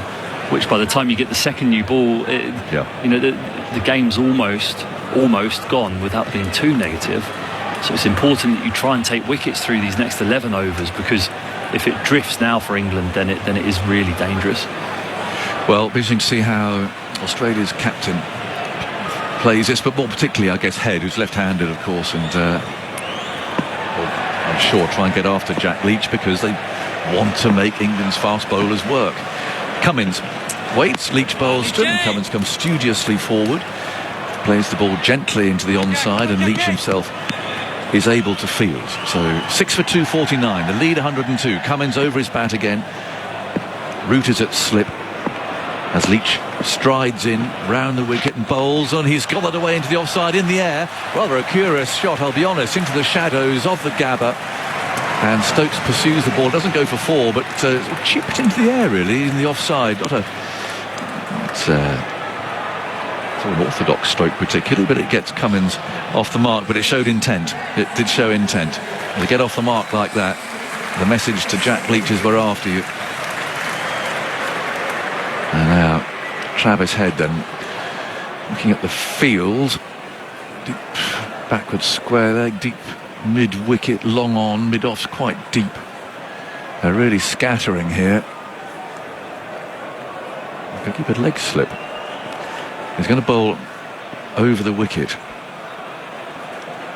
Butler standing quite wide outside the off stump as Leach bowls short on the leg stump. And Head picks out the man there at square leg, and there's no run. So the field deep set. 3 in the shadows. They'll be enjoying that, of the canopy there of the stand to the west side as Leach bowls. Oh, he's got, well, cunningly played really, because Head came down the pitch. Leach darted the ball in. He saw him coming, and Head there adjusted very quickly, played the latest of late cuts, and has got the ball away through slip for 4 runs. But Leach certainly saw him coming. He fired it in, dropped the length. Cunningly played. Wristy, that. Wristy, cunning. I think his heart would have been in his mouth when he realised that Jack Leach had seen him come in and fired it in, but just gets a little sliver of outside edge on it, beats Josh Butler's left hand, and no one moves other than the fielder to go and retrieve it from the boundary because it flew away. It's a good innings, this. He's just given this middle lower order some impetus now as Leach comes in again, bowls, and Head can push that away easily enough out towards the deep square leg fieldsman. Again, a bit short there from Leach. And again, he's ticking along. There's already 8 from this over, which is about what he's going at. It's the way the Australians have been determined to play him, and I have to say we rather thought that they would. But you've still got to do it, and they've had the courage and the confidence to do it. And all they're doing is throwing it back to Root. Go on, you're not going to bowl your spinner, you're going to bowl your fast bowlers. And you're going to bowl them into the ground, and we'll see you next week. 6 for 257, the lead 110. Cummins on strike as Leach moves in round the wicket and bowls to the Australian captain, who from well outside the leg stump plays that back up the pitch, and there is no run. So it's 6 for 257, the lead's 110. 10 overs to go until the new ball. 28 overs available to be bowled tonight. I don't think we'll get anywhere near there, but thank you, Stephen. We'll catch up with you later. We're going up to the Gabba to Quentin and Tristan. Grandstand Cricket, The Ashes, on your radio, ABC Sport Digital, and on the ABC Listen app. I always let the good ones go.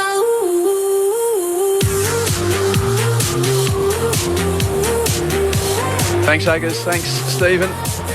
Fantastic news that the skies still look pretty clear. We're going to get through, Beamsy, without the late afternoon thunderstorm in Brisbane. After yesterday, I didn't think that was going to happen today. I thought we were going to get fairly similar conditions, but it looks excellent out there, and I reckon it's still pretty warm out there as well. So tough conditions, I think, for these England quicks, especially when we've seen the Australian batters playing so well against spin. Travis Head has just, with relative ease, almost reached a half-century at a runner ball. He'll get it here with a full toss from Wood, driven through cover, and that's a fine mini milestone for Travis Head, recalled to the Australian Test team, having missed the last Test, which was here against India in January. He raises his bat to the gather. Welcome back to the baggy green, Travis Head. 51 balls for 51, not out. Absolute relief for Travis Head. No doubt he felt under pressure coming into this match, getting the nod over Usman Khawaja. It hasn't always looked pretty, but I think what he has done is he's been able to dig in. I think he's fought between playing his natural game of being very attacking and trying to let the ball go, and he's scratched his way to 51 runs, and this might be the start for something for him here. And this is a really important partnership, I think, for Australia to either put the foot down, or from an England point of view, can they pick up some late wickets in this day? 6 for 261. Wood in. Head opens the blade and just gets it wide of the diving Pope in the gully and takes a single. A further run to Australia's lead, which continues to build and look quite handsome now after the real theatre that we had just after tea. If you are just tuning in, a lot of you on the East Coast particularly, around the traditional finish of work time. Australia starting its first innings this morning, and in reply to England's 1-4-7. Got to lunch at 1 for 113, having lost Harris early for just 3, with only 10 runs on the board. And 1 for 113 at lunch became 3 for 193 at tea. As Wood runs in, bowling to Cummins, and Cummins lets that go. The 2 men to go in the second session. In quick succession as well, Labuschagne was caught by Wood at backward point off the bowling of Leach for 74. He hit him for 6 the previous delivery, then mistimed a cut stroke, exposing his stumps.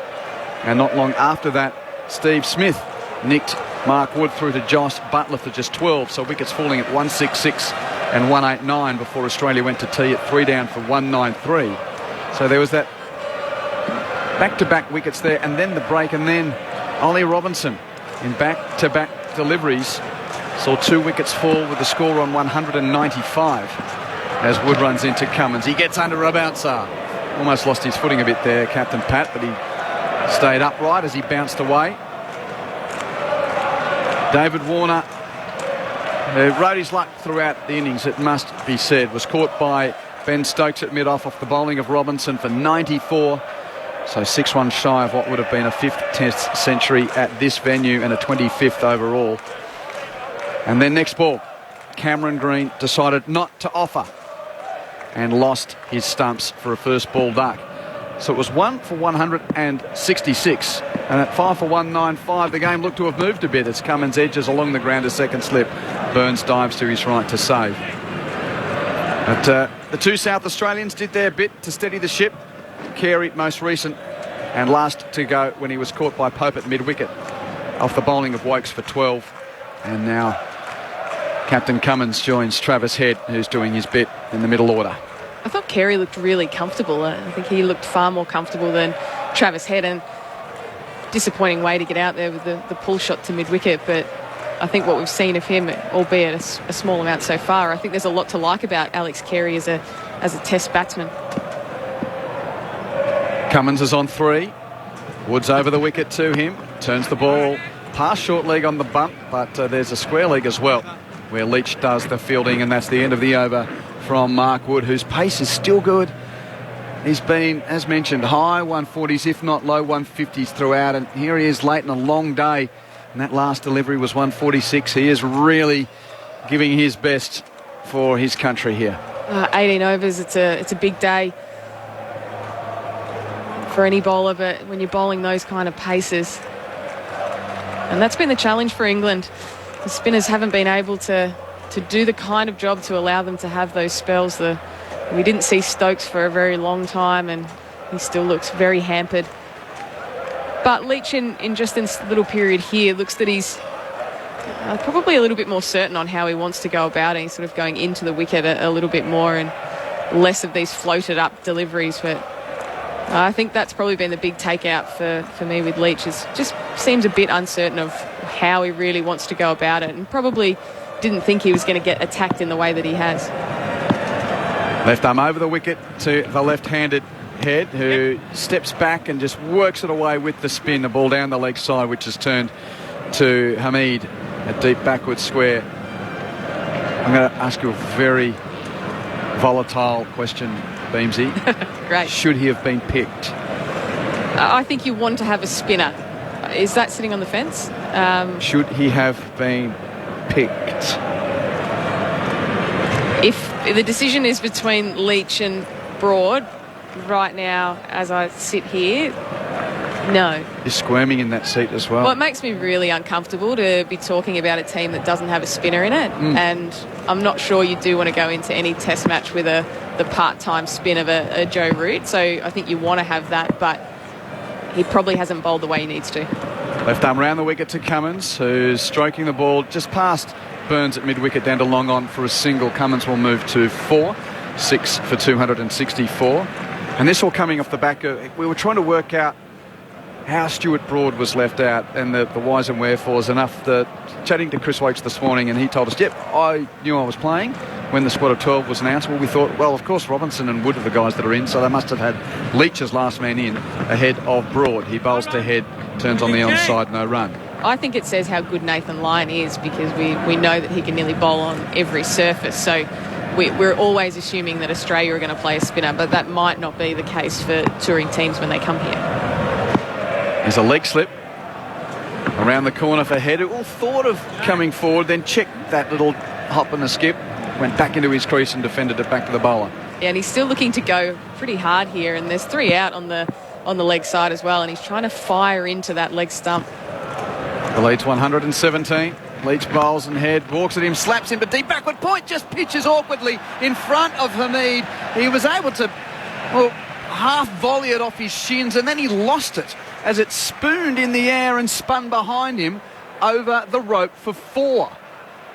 That only happens when you're having a bad day as a spinner, and I've had my fair share of bad days as a spinner, but it feels like nothing's going your way, and yeah, ball's hit hard, it's gone straight to your fielder, and then it finds its way over the boundary. It's one of those things that makes you want to cry into your cornflakes. Head to 57 with that boundary. 6 for 268. Another delivery which will go for 4. This is down the leg side and swept very fine off the bottom edge by Travis Head. Consecutive boundaries for the left-handed South Australia to move to 61. And the score 6 for 272 at the end of the over. And Rick, if I'll just get your manual figures here. 10 overs, no maidens, none for 80. Yeah, that's a heartbreak. That's hard. The first time you're bowling here in an important series, and to pull out those kind of numbers, and 1 for 80. Yeah, Rick, I'm sure he's had to make an amendment on your... No, he hasn't. Yes, he has. Yep. Someone take a photo of that. Yep. He got the wicket of Labuschagne. But it has been a big challenge for Leach, even in that over, unable to get that ball that goes out to the sweeper to get Cummins on strike, who's still relatively new to the crease. And I think when you're not able to do that, to just find a way to get hit to your sweeper when you're under siege, it just puts you under so much pressure. And the misfield, yes, and then another boundary, and it feels like, where am I actually going to find a single, let alone a dot, when it's not going your way? Change of bowling. So you've got some numbers for me, Rick. Just tell me what they what they mean here. These are the runs scored from each over, are they? Can you run through them as Robinson warms up for a new spell? Yes, Leach, 1, 17, 13, 2, 6, 6, 10, 8, 8 and 10. Thank you. That's the run scored off his 10 overs in that order. Well, from a very selfish point of view from us here at the Vulture Street end, I'm enjoying this. We get to see Robinson from this angle now. He's been bowling from the far end, and now he's running away from us from the northern end of the Gabba, bowling to Cummins. Full outside the off stump, and a mistimed drive goes straight to Milan in the covers. Without a doubt, the pick of the bowlers. But it's been a big day for, and that actually looked a little bit tentative just walking back there. He actually just grabbed the hammy. Yeah, he's having just a little stretch there of that hamstring, and it has been a very long day. So that's something I think we need to keep watching here. That would be an absolute nightmare for England if he twinges something here. Hot day out in the unrelenting southeast Queensland sun, and the local standard's not too sticky, but humid for others visiting this part of the world. Full from Robinson. Cummins strokes it into the covers. Now, was it yesterday we were talking about 5 fers on debut for captains with Pat Cummins? Yep. And, questions now that he's out there with the bat. Rick's numbers told us that Imran Khan also scored a 50 on debut. So that's the next thing for Perfect Pat. Can he emulate the great Pakistani all-rounder, Imran Khan? Yes, I think he can. He's 4 not out. He's got his 5 wickets done. The problem for Australia, as Robinson comes in, bowling to Cummins, hit on the pad off an inside edge. I fancy, still to appeal, not out. And no thought of a referral. Well, is Pat an all-rounder or is he a bowler? Well, he's... Because all get bowlers 50 say and a fifer in your first game as captain, I reckon you've got a claim for a pay rise, haven't you? I think so. I always thought I was an all-rounder, that I wasn't. So, Rick, you told us yesterday that Pakistan lost that test match where Imran made 50 and took 5 wickets. He actually took 7 wickets. Took 7 wickets. And lost the match. Oof. In the one innings, or 7 wickets for the match? 7 wickets in that first innings. In that first innings? Yep. Wow. See, there's always something to aim for. Robinson runs in, Cummins drives on the up, that bounces and doesn't carry to Wokes at mid-on. Good length from Robinson here. You have to do that. Pat is still relatively new to the crease, and he's wanting to still play shots when they're there. And now, I don't think that was a deliberate slower ball, but the speed gun had that at just 121. He has grabbed at that hamstring just a couple of times. When you're trying not to do it, but you can't help yourself. You just give it a little touch. Nowhere to hide in Ashes cricket. As Robinson runs in, that's a slower delivery as well, and turned by Cummins off his toes out through square leg. Leach is giving chase from the infield. He'll give up because it's hauled in by, is it one of the replacements out there? Yeah, Crawley's out there in the deep doing the fielding at deep backward square, and they come through for a couple, and Cummins moves to 6. It's 6 for 274. Yeah, and he's still going there. He's not sure. He's just signalled to the bench, but the follow through looks really short for mine. It doesn't look like he's getting all the way through the crease, so there's certainly an issue there. And he's still running in here, bowling over the wicket, and that's down the leg side. Cummins misses out through to Butler's gloves. And is that over? Yes, it is. End of the over. Head 61, Cummins 6. Australia 6 for 274. Quentin Hull and Kristen Beams with you here on Grandstand Test Cricket through the ABC. Loving your messages. The number to get in touch, 0467 920 222. Ty asks, Beamsy, so would Australia automatically pick a spinner if Lyon is not available? Well, I think the next in line in this form of the game is a local. He's up playing in the Australia A game at the moment. Mitchell Swepson. I think they're pretty keen to get him into some Test cricket at some point. Pretty hard when you've got a guy with 399 Test wickets in the way, though. Yeah, I think they would want to continue to pick a spinner. I think their pace, there's no holes in their pace bowling attack. Even if they do talk about resting fast bowlers throughout this series, which they've sort of alluded to that will potentially happen. I think they would still back themselves with the bowlers that they've got to be able to take a spinner in. And line is obviously the number one choice from a spin point of view, but I can see a time when Swepson will get his opportunity, and just been on a little while between leg spinners, hasn't it? Yeah, and just on the workloads of fast bowlers and Pat Cummins being appointed Test captain, I thought, okay, I'll go back and have a look and just see how consistent he has been. The last time he missed a test was in October of 2018 when they went to the United Arab Emirates and played Pakistan. He's played the last 20 tests, Pat Cummins. Extraordinary, really, when you think of that huge gap between his first and second tests and all the issues with his body. Leach is going to continue from the Stanley Street end. Left arm over the wicket to Head, who's back in his crease and punching it through point. And he'll take a single to the sweeper to move to 62. He's doing it easily. Australia 6 for 275. The lead now 128. That was better at least. It's gone out to the sweeper. He's got his one. And now he really needs to shift this field. We're seeing a few more come in. But the cover is still deep, which I don't particularly like. I think they're still going to be looking to take wickets, and now Leach is also pushing mid-on back. I don't think that's the right way to go about it. I think they need to ask more questions of Pat Cummins here. He'd be very content to knock it down the ground and get one and allow Travis Head to go about his business. Conventional slip for the left armour around the wicket to the right-handed Australian captain. He opens the blade and runs it down towards third man. Hamid's giving chase from backward point. They complete one. Hamid hauls it in before the rope, and they'll come back for a couple. Cummins to 8, 6 for 277. And we see that one taking the outside edge, and for Leach it should be that should be something that's giving you confidence rather than thinking, oh yeah, I need to have some fielders deep here. You need to look at it, even if you're not having the day you want to have from a runs point of view, you've got to be still looking at how am I taking wickets, how am I contributing. Leach in, and Cummins stands tall, strokes him too long off and takes that single. That's good cricket. And Crawley's helpless to prevent that. Able to just, that's the 50 over middle overs milking. Turn over the strike, take the single. Thank you very much. Cummins to 9, 6 for 278. It's just too easy for a number 8. I think when you're still early-ish to the crease. Now it's Head tapping away as Leach changes his angle. Left arm over to the lefty, and Head charges him, smashes him down to long on for 6.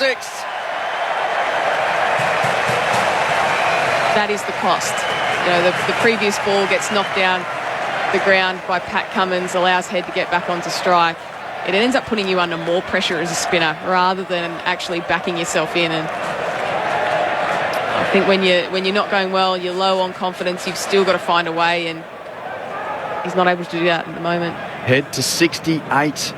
Leach tries again. Head charges again. This time hits it along the ground to mid-off. Says, yep, let's go. Oh, and there's going to be 4 overthrows.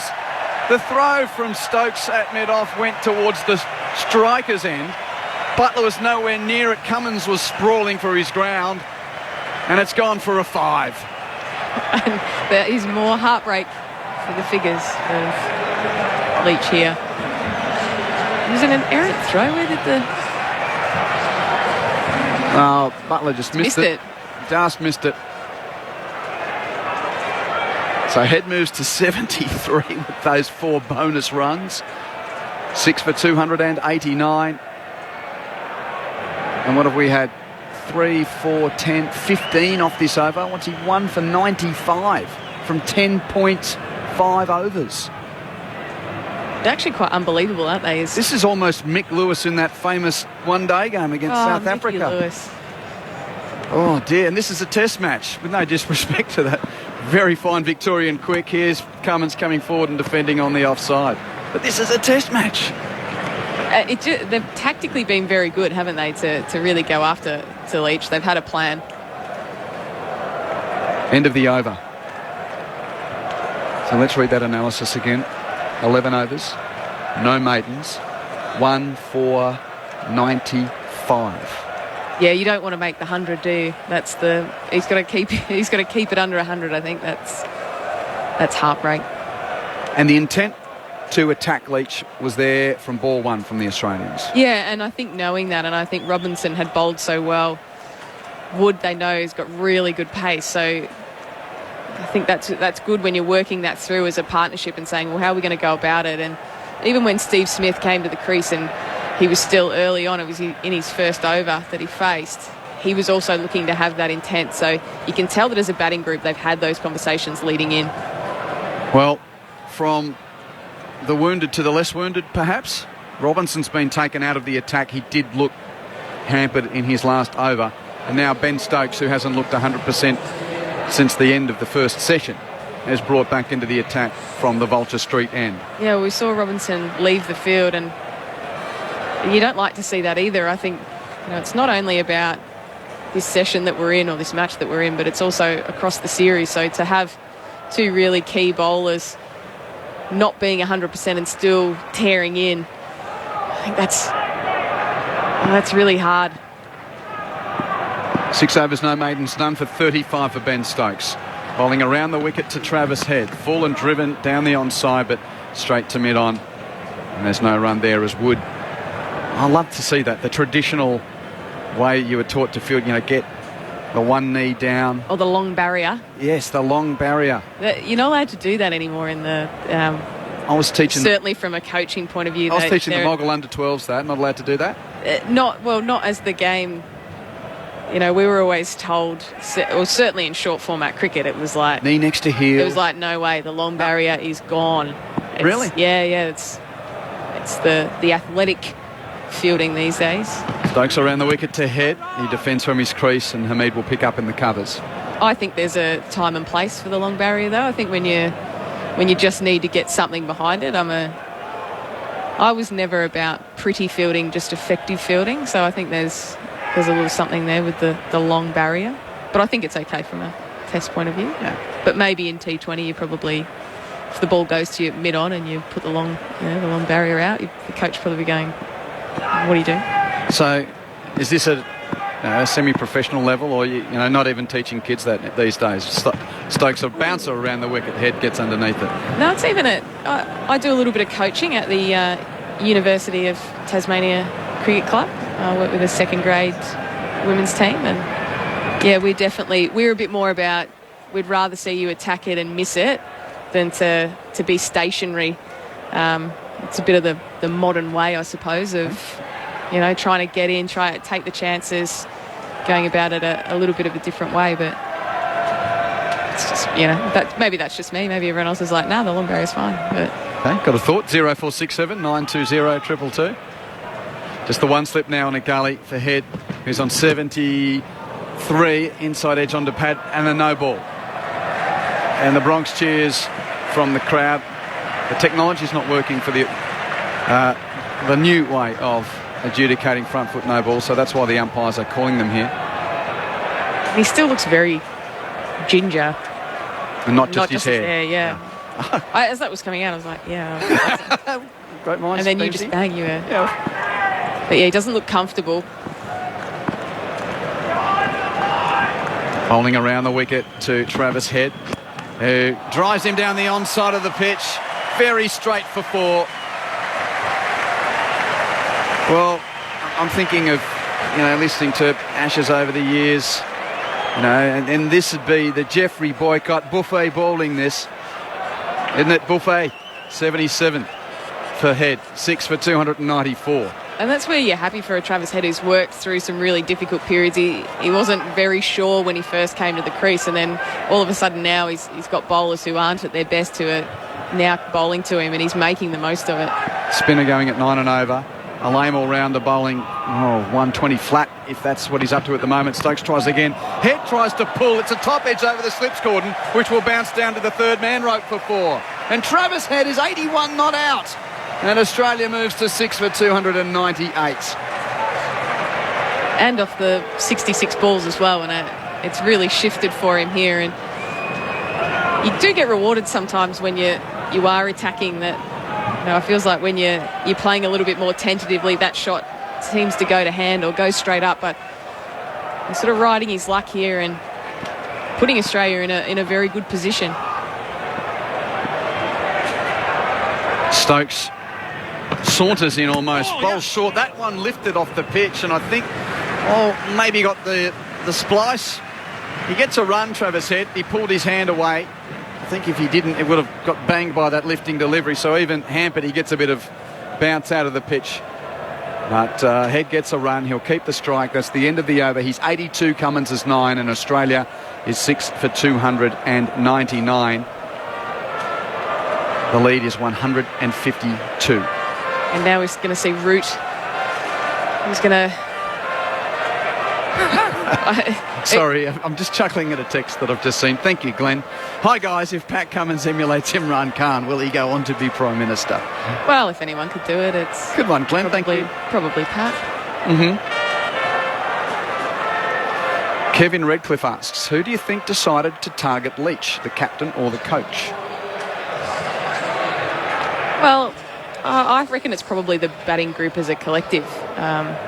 You would normally see that there'd be a lot of conversation. That obviously got some great batting coaches as well in Jeff Vaughan and Michael Divenuto as well. So I'm sure that there's been a lot of analysis, and I'm sure those coaches along with the batting group would have sat together and said, right, what do we want to do? What do we want to be about? And I'm sure that was part of it, knowing that probably was unlikely to be a lot of sideways movement.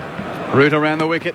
Head walks at him and drives along the ground to long off to bring up the 300 for Australia. 6 for 300, and the lead is 153 with 4 wickets in hand. Starting to get into dangerous territory here. I think another 50 here, and you're looking around the field now, and you're looking at a team that is just trying to get through to the end of the day, and they look tired. They're having to try and manoeuvre these bowlers around to try and get through at this stage, and what they'll be able to do with a new ball will be very interesting as well. Cummins gives himself room and slaps Root over cover out towards the boundary. Crawley's giving chase. It will pull up before the rope. They take 2. Cummins comes back for the 3rd, and they get through. That's great running. Looked like it was just going to be an easy 2. Pushed really hard, and they really have put the foot down in this last hour or so, and England just look under pressure the whole time. 6 for 303. Head gives himself room and hits Root hard with the horizontal bat out through cover. There's a sweeper in the deep. Prevents the boundary. It's a long way out there. And they come back for a couple. 85 from 69 balls for Travis Head. I don't think many people were predicting that, if I'm being honest. This is quite the statement for a man who didn't play the last test here against India earlier in the year. Root delivers. Head again on that carve out to the sweeper, but just one on this occasion as Wokes in the deep out there. No, Milan in the deep does the fielding.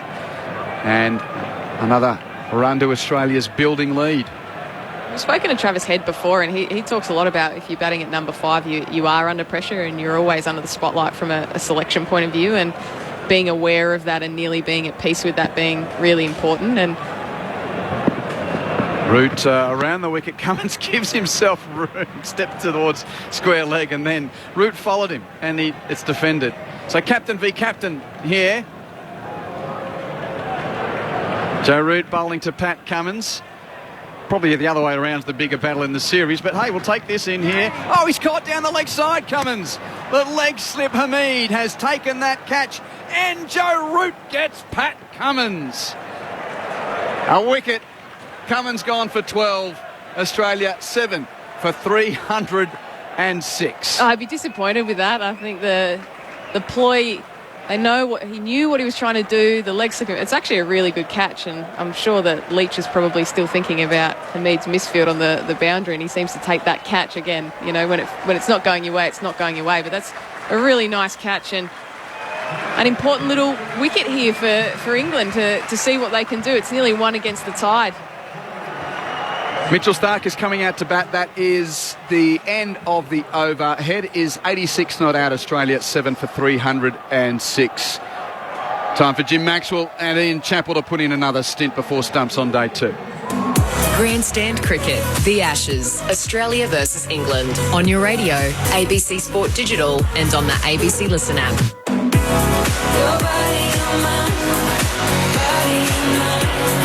Much needed wicket for England. The game was careering away from them, and that partnership of 70 scintillating runs in 12 overs, Ian Chappell.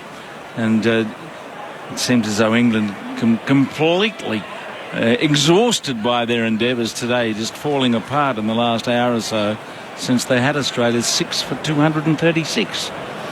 That was always the concern with England, that that the heart would fall by the wayside, and that's exactly what's happened today, late in the afternoon.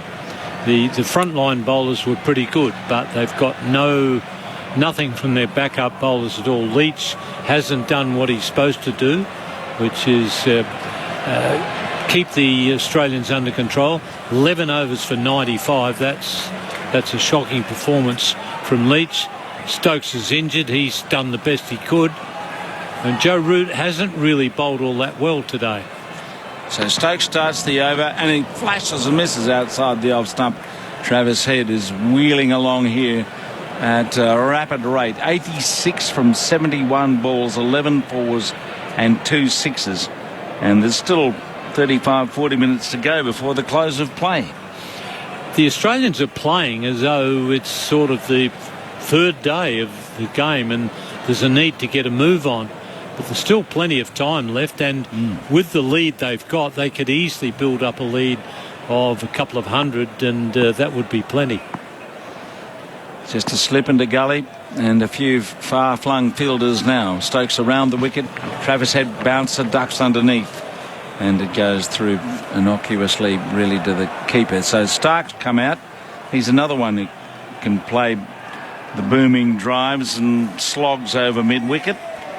And Australia having a pretty good day, but at a point a little bit earlier when Kerry was out first ball that they may have fallen away to still a good lead, but not the lead that's threatening now. 159 ahead.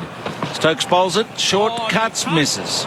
He went after it again outside the off stump and missed out, but he's racing towards a century if he can wing a few in the next few minutes.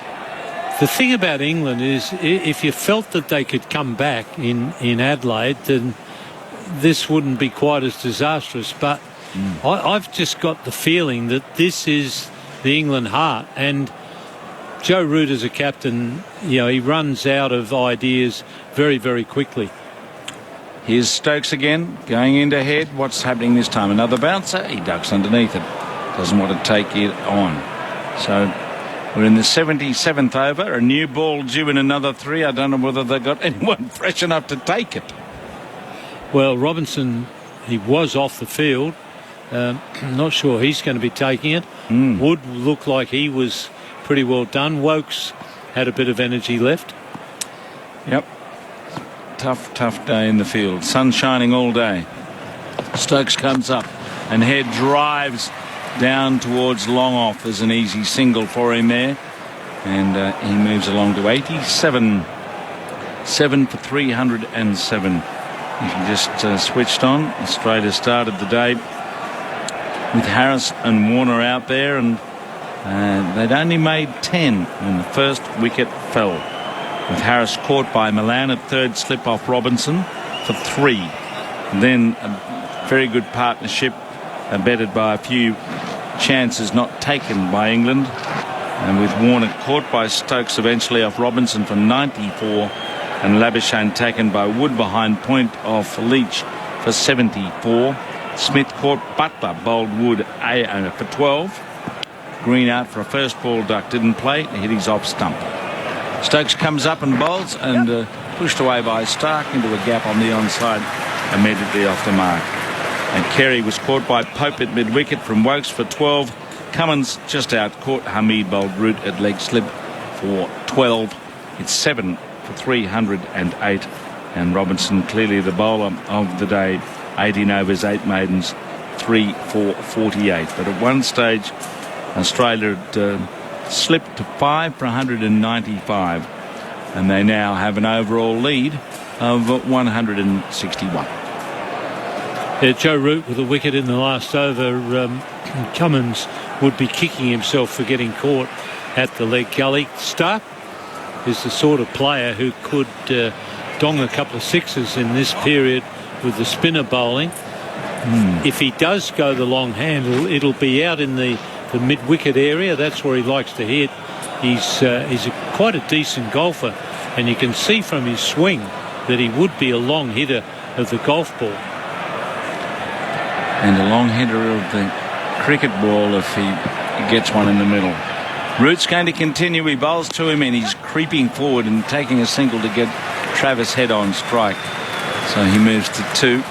Head's 87. He scored 2 Test hundreds, and this could be the most exciting of them all if he gets there. He's only faced, as I mentioned before, 75 balls. Now, there's a slip and they're everywhere else. And he's down and he's swinging off a top edge over slip. He's got away with that heave-ho. And it's chased back by Burns towards the boundary behind him from slip. But premeditated, he was going after Root, and he skied it off the top edge of his bat past slip and moves to 89, 7 for 311. So the intent is still there to have a piece of the bowling. Burns is very, very fine at first slip. Way too fine. Now, forward to the full toss. He punches that hard to deep cover. It's going out towards the boundary. Will it be stopped? Yes, no, yes. So there's a bit of a fumble, and eventually the 1-2 with Leach, and they run for 3 on Stokes' return. Head into the 90s. He's 92. Stark gets the strike back. Australia whistle on to 7 for 314. Yeah, Head's going to get 100 here. It's going to be a gimme 100. And a bit lucky that didn't go for 4. Big fumble down there on the boundary, losing complete control, but Milan managed to kick it away somehow without having his body in contact with the boundary at the same time. Okay, Stark's way across on the off stump, and he's bowling to him here, Root, and he pushes out into the covers. He's standing right in front of his poles here. See if he's taken an off stump guard. If he gets it in the middle and leg, he might swing. No, he'll drive straight to cover. And I think he's conscious of giving the strike to his senior partner here. But Australia lead by 167. Now Stark's just waiting for the field to manoeuvre. Deep backward square, deep mid-wicket, long on, long off deep cover, and a push on the back foot from Stark sends the ball away on the offside. So Root completes the over. He's bowling as much, I think, get the over rate up as anything else, and perhaps because a lot of his mates are getting tighter and tighter as we get towards stump. 7 for 314 after 78 overs. Yeah, it's hard to work out how England have got so far behind the over rate. I mean, there's been a couple of ridiculous hold-ups with Clowns running onto the field and carrying on a bit, but England are notoriously slow with their over rate. They wander around like brown cows. No one seems to have a clue where the field's supposed to go, least of all the captain. Joe Root's nowhere to be seen at the moment. There's 3 or 4 guys were hanging around having a bit of a chat about where they should go. That seems to be fairly normal in the England setup. And once the opposition gets on top, you get the feeling that no one really knows what's going on with the England side. We're back with Ben Stokes.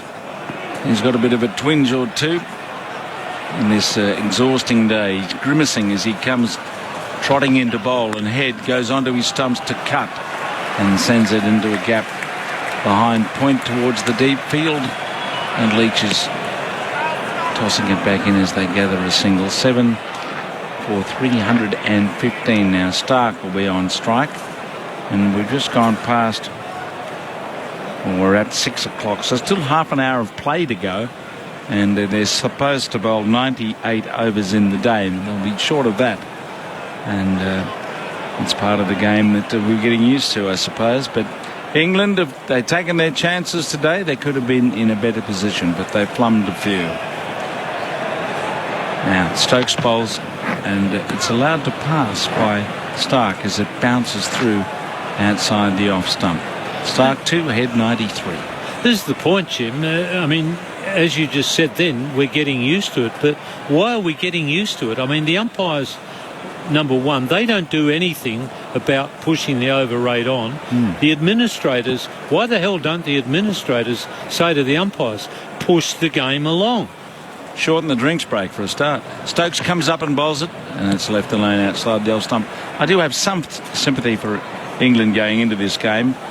They've spent most of their time exercising in their hotel rooms or walking up and down the shopping centres because there's been raining in Brisbane and they haven't had any match practice. So they're probably very much underdone. But it's the normal in all test matches, and I think it's because administrators don't really know what constitutes a competitive game at the top level. Stokes bowls it and it's punched away straight to cover. Hamid's there to field and there's no run. So many things are allowed to happen on a cricket field. I mean, you get two batsmen talking to each other in the middle of the over. Why aren't the umpires told, just tell the batsmen they can't do that? And if they want confirmation, I will not be putting my arm out. If the bowler runs in and bowls it, and if it hits the stumps, I'm not going to say no. Bring back Tom Brooks and Lou Rowan. In goes Stokes, short, pulled away awkwardly by Stark. Out through mid-wicket for a single. 7 for 316. Oh, Robin Baylash. He used to get on top of the game, didn't he? Well, there were good umpires around who kept did the game things, moving. Who did things to keep the game moving. Yeah. Not all umpires were good, but the good ones generally did things that kept the game moving. But I just don't see it happening now. I only partly blame the umpires because I think the administrators should be saying to the umpires, you've got our full backing. Now you get out there and do your job and do it with great intensity. And it doesn't happen. And we're having another delay for some reason here. A manoeuvre in the field. Butler's looking around there and suggesting a change in field placing. Stokes, as I say, he does look exhausted as he comes in around the wicket to Head. Head goes back into his stump. Yep, he says. A quick single, well run, and they make it. A direct hit may have been close, but Hamid missed with his little underarm toss. And that's another thing you can say about England. They're not very good at hitting the stumps in the field. 7 for 317 after 79 overs. A direct hit may have been upstairs for Blocker Wilson, but Hamid missed. So that's the end of the over. 79 gone. Joe Root's going to bowl the 80th over. And Australia building up a good lead, 170 ahead now. And what you can bet is that the administration, which will be the ICC referee, he'll find a way that 5 or 6 overs could have been deducted so that England will be okay. They won't be told your over rate was absolutely disgraceful today, and if it continues this way, you'll get a fine. Now, just throw the captain out for 2 tests. That's all you got to do, and make sure you do it. Don't threaten to do it, do it. And you'll get one scream, and then you won't have any more problems after that. So Joe Root with the lights on at the Gabba comes in around the wicket. That's short. It's hit hard by Travis Head out to deep cover. There'll be a run or 2 in this. And they come back for a couple as David Milan patrols the deep boundary. And a wayward throw comes towards Root. Heads 96. Is he going to bring the 100 up in style with a bang over the top for 4 or 6? You'd think he will if it's pitched up. Here's Root around the wicket, Head back onto his stumps and forces, but not past Root, who makes an excellent save there. Otherwise there was an easy single down too long off. 7 for 319. Head is 96. Root bowls and he's back and he tries to swing it. It's come off something and Burns has caught it or not. No, he hasn't. But what did it come off? He dived for the lolloping shot that came from the body, I think, of Travis Head on the onside, and he went after it, dived, but then didn't catch it. And if he's come past the keeper, that means what was the keeper doing? And it came off his arm on the replay, so it wouldn't have been out. Now, down the pitch goes Travis Head, gets a single on the punched-on drive. He moves to 97. 7 for 320. Joe Root in his 6th over. And England have a new ball available, but have they got anyone ready to roll with it? Root goes in again, and it's punched hard, driven straight back at Root, who stops it in his follow-through. So Australia just keep building relentlessly here. 173 in front. Root comes up, and he goes forward. He's hit on the pad, and appeal for LBW, probably spearing down the leg side as he attempted to whip that away into the deep, and that completes the over. So with the lights on, we still have another 6 or 7 overs possibly to bowl. 80 have been bowled. Will they take the new ball? Well, Root just had a bit of a chat to Wokes. Wokes looks as though he might be fit to have a trundle. He's appearing to be keen to bowl. Ball's now been thrown to the umpire, and they're calling for the second new ball. So it looks like Wokes will be one. Who will get at the other end? Take your pick. Yep. Robinson looks wounded. Stokes is exhausted. Mark Wood looks pretty fatigued as well. So we'll see what happens after Wokes bowls with this second new ball taken immediately.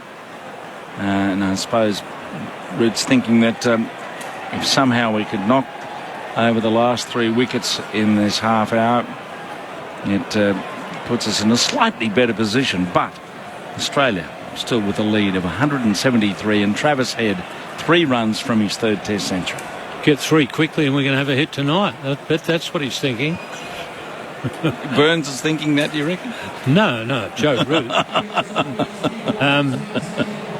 It was interesting. Joe looked at that second new ball. I'm not sure that he actually enjoyed looking at it. He's probably seen a few second new balls that he didn't really want to see. We saw a few in India earlier in the year. Rohit Sharma, some of the batting in that series from him was amazing on Bunsen burners. So there's 2 slips and a sort of 4th slip, fine gully perhaps. Here's Wokes bowling to Travis Head. He comes in and he lets it pass outside the off stump. So 7 for 320. In case you're wondering, Stumps is due at 6:30 Eastern Summer Time, and we started half an hour early, which we will be doing for the rest of this Test match to make up for those lost overs. Only 50.1 overs bowled yesterday when Australia dismissed England for 147 with a flawless display in the field. Wokes bowls. Forward goes Head, drives for 4. That's it. That's 100. That's a sparkling 100. And he comes down with his helmet off and embraces his mate Mitch Stark, gives him a hug, and that's reciprocated.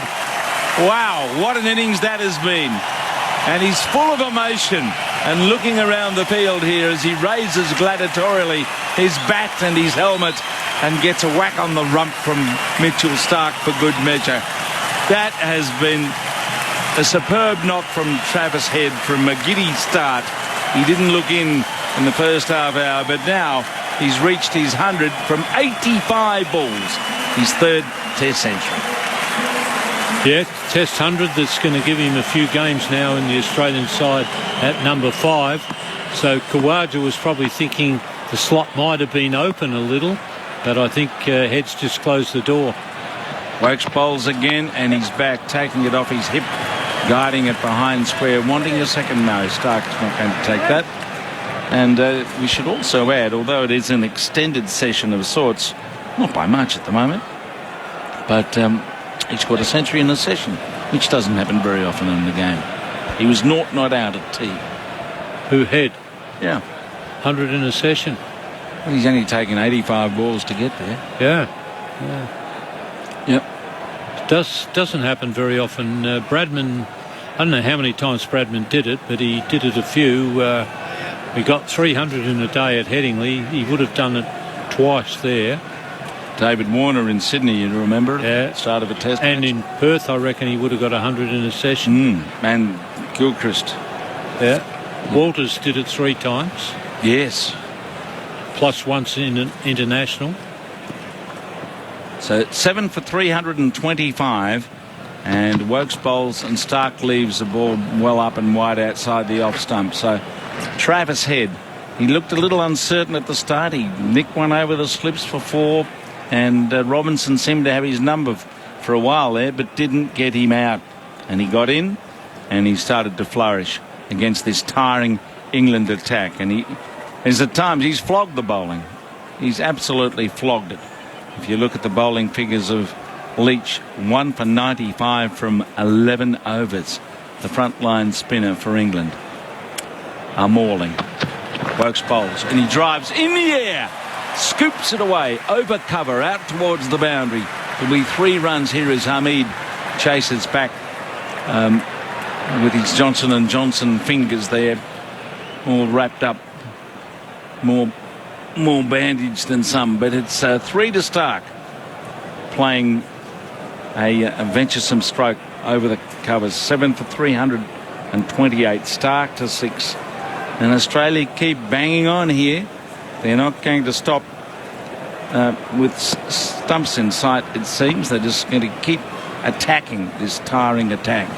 Wokes bowls now. Back goes Head and guides it away through the slip cord, and it's running away down towards the boundary. It'll be nip and tuck here. It will be saved just inside the rope as Pope chased it all the way back, and they took 3 more runs. So Head moves to 105. That is the end of the over, and Andrew Moore is going to take up the commentary as Australia gallop towards a lead of 200. Grandstand Cricket, The Ashes, Australia versus England. On your radio, ABC Sport Digital, and on the ABC Listen app. What you want? I ain't got it. 184 the lead at the moment, Jimmy, with England really wilting out there. 7 for 331. The first over of the second new ball cost 11 runs from Chris Wokes. Travis Head 105, 87 balls, 12 fours, 2 sixes. And we might get Rick Finlay late in the day to delve into his extensive program of notes to see just how often, and you've nominated a few where the centuries have been scored in a session. Like you say, pretty rare. And you can't not feel great for Travis Head, regardless of the situation. Bearing in mind, he's been in and out of the team, had a hard time against England in 2019, then gets the call up when it was much debated between he and Usman Khawaja in this particular space, and he goes to tee with wickets falling either side of it, and yet plunders this tiring attack for 105, and the emotion was palpable. Yeah, that's one way to look at it, but then there's the other way to look at it. What do the runs mean in the terms of when you really need them? And that's when I evaluate runs, getting them when you need them. Head waits. The new ball taken by Wood, bowls a dangerous full toss at almost head height, and Head ends up on the ground, and no ball has been called. It's 130k an hour, full beamer, and he's been struck on the chin, Travis Head. Mark Wood's gone straight over to him, and Travis Head puts a hand on his shoulder to say, "You're right, I know it was an accident, but ooh, that got me." And the trainer's out with him now. He'll have to have a look at Travis Head. As much of a scare as anything else. It hasn't drawn blood. It's got a few days growth there on the chin, but that's where it's whacked him. And a frightening moment, Ian Chappell. It was a nasty moment. Wood charged in now. Paul Rifle's chatting to Wood. I'm not sure. He's patted him on the side as if to say, we understand all about it. Well, it deflected. The hand came off the bat. The ball was just under shoulder height. Head leapt in the air, and the ball ricocheted off his glove to his chin. So it wasn't a direct contact. That's not to say it's any less frightening or any less painful, but it wasn't a direct hit. Yeah, so I don't know what Rifle said to him, whether... I'm not 100% sure about the ruling. You're 2 and you're off, I think. Yeah. Now, whether 2 and you're off means you're suspended, I'm not sure about that. Rifle appeared to be saying something to Wood, perhaps along the lines of, if it happens again, mate, you're off. I reckon he was saying it to him. Poor Rifle was a pace bowler. He'll get it. But I reckon he's almost said it to him in a way, mate, I'll have no choice if this happens again. Exactly, yeah. And Travis Head, I mean, thankfully, he's up on his feet. He's having a glass of water. And he accepted the apology of Mark Wood very quickly with a smile on his face before he quickly clutched at his chin again. But, yeah, scary moment. But here again, I mean, let's get on with the game. I mean, the batsman's up. He's wiped his head numerous times. It's either, as far as the umpires are concerned, it's either are you ready to go or go off and we'll get someone else out here. Don't have all this mulling around. I mean... Well, I assume, though, because he's been hit in the head, there'll be concussion protocols and a series of questions and tests they have to put Travis Head through before he resumes, which is an automatic feature now if you're struck on the helmet. That wasn't on the helmet, that was on the chin. But I would assume he's going to have to be asked the same series of questions as he's putting his gloves back on, his helmet's back on now, and we're not far from a resumption with Australia 7 for 3:32. Well, Marnus Labuschagne's a weirdo. He smiled just to get that replay. Dave Warner looked very concerned. Marnus had a grin on his face. But the umpire's going to call it off now, are they? Well, Travis Head looks like he's ready to go. 7 for 3:32, so some late drama. It was a no ball. Travis is on 105 not out from 88 deliveries. Paul Rifle has the ball in his hand and now underarms it back to the English speedster, who has bowled really well today at a great pace. His figures probably don't reflect it. 1 for 49. And we'll go to Rick Finlay shortly as well there at the Gabba to get the details on quick centuries. Travis Head bringing up his intercession. Now he's okay. Holds the bat up. In comes Wood again. Bowls and a bit of inside edge onto Padden and even maybe came back under the top of the bat and trickles away harmlessly on the onside in the end. Wood picks up in his follow through 7 for 3:32. So Travis Head getting the mental part of things right after that frightening experience. Is that going to be a difficult process? No, I mean, I go back to what I was saying before. If you're a selector, you've got to, what you've got to evaluate is where do these runs come in the state of how much did they count? Well, the runs that Warner got, for instance, the runs that Labuschagne got, they really counted. Okay, Head's got 100. As Wood comes in to bowl to him over the wicket. Well pitched up and punched back down the wicket, and Wood picks up in his follow through. But as a selector, you've got to be thinking to yourself, right, we're 3 down for 40, 50, and we're chasing a reasonable total. Can we rely on the batsman getting some runs?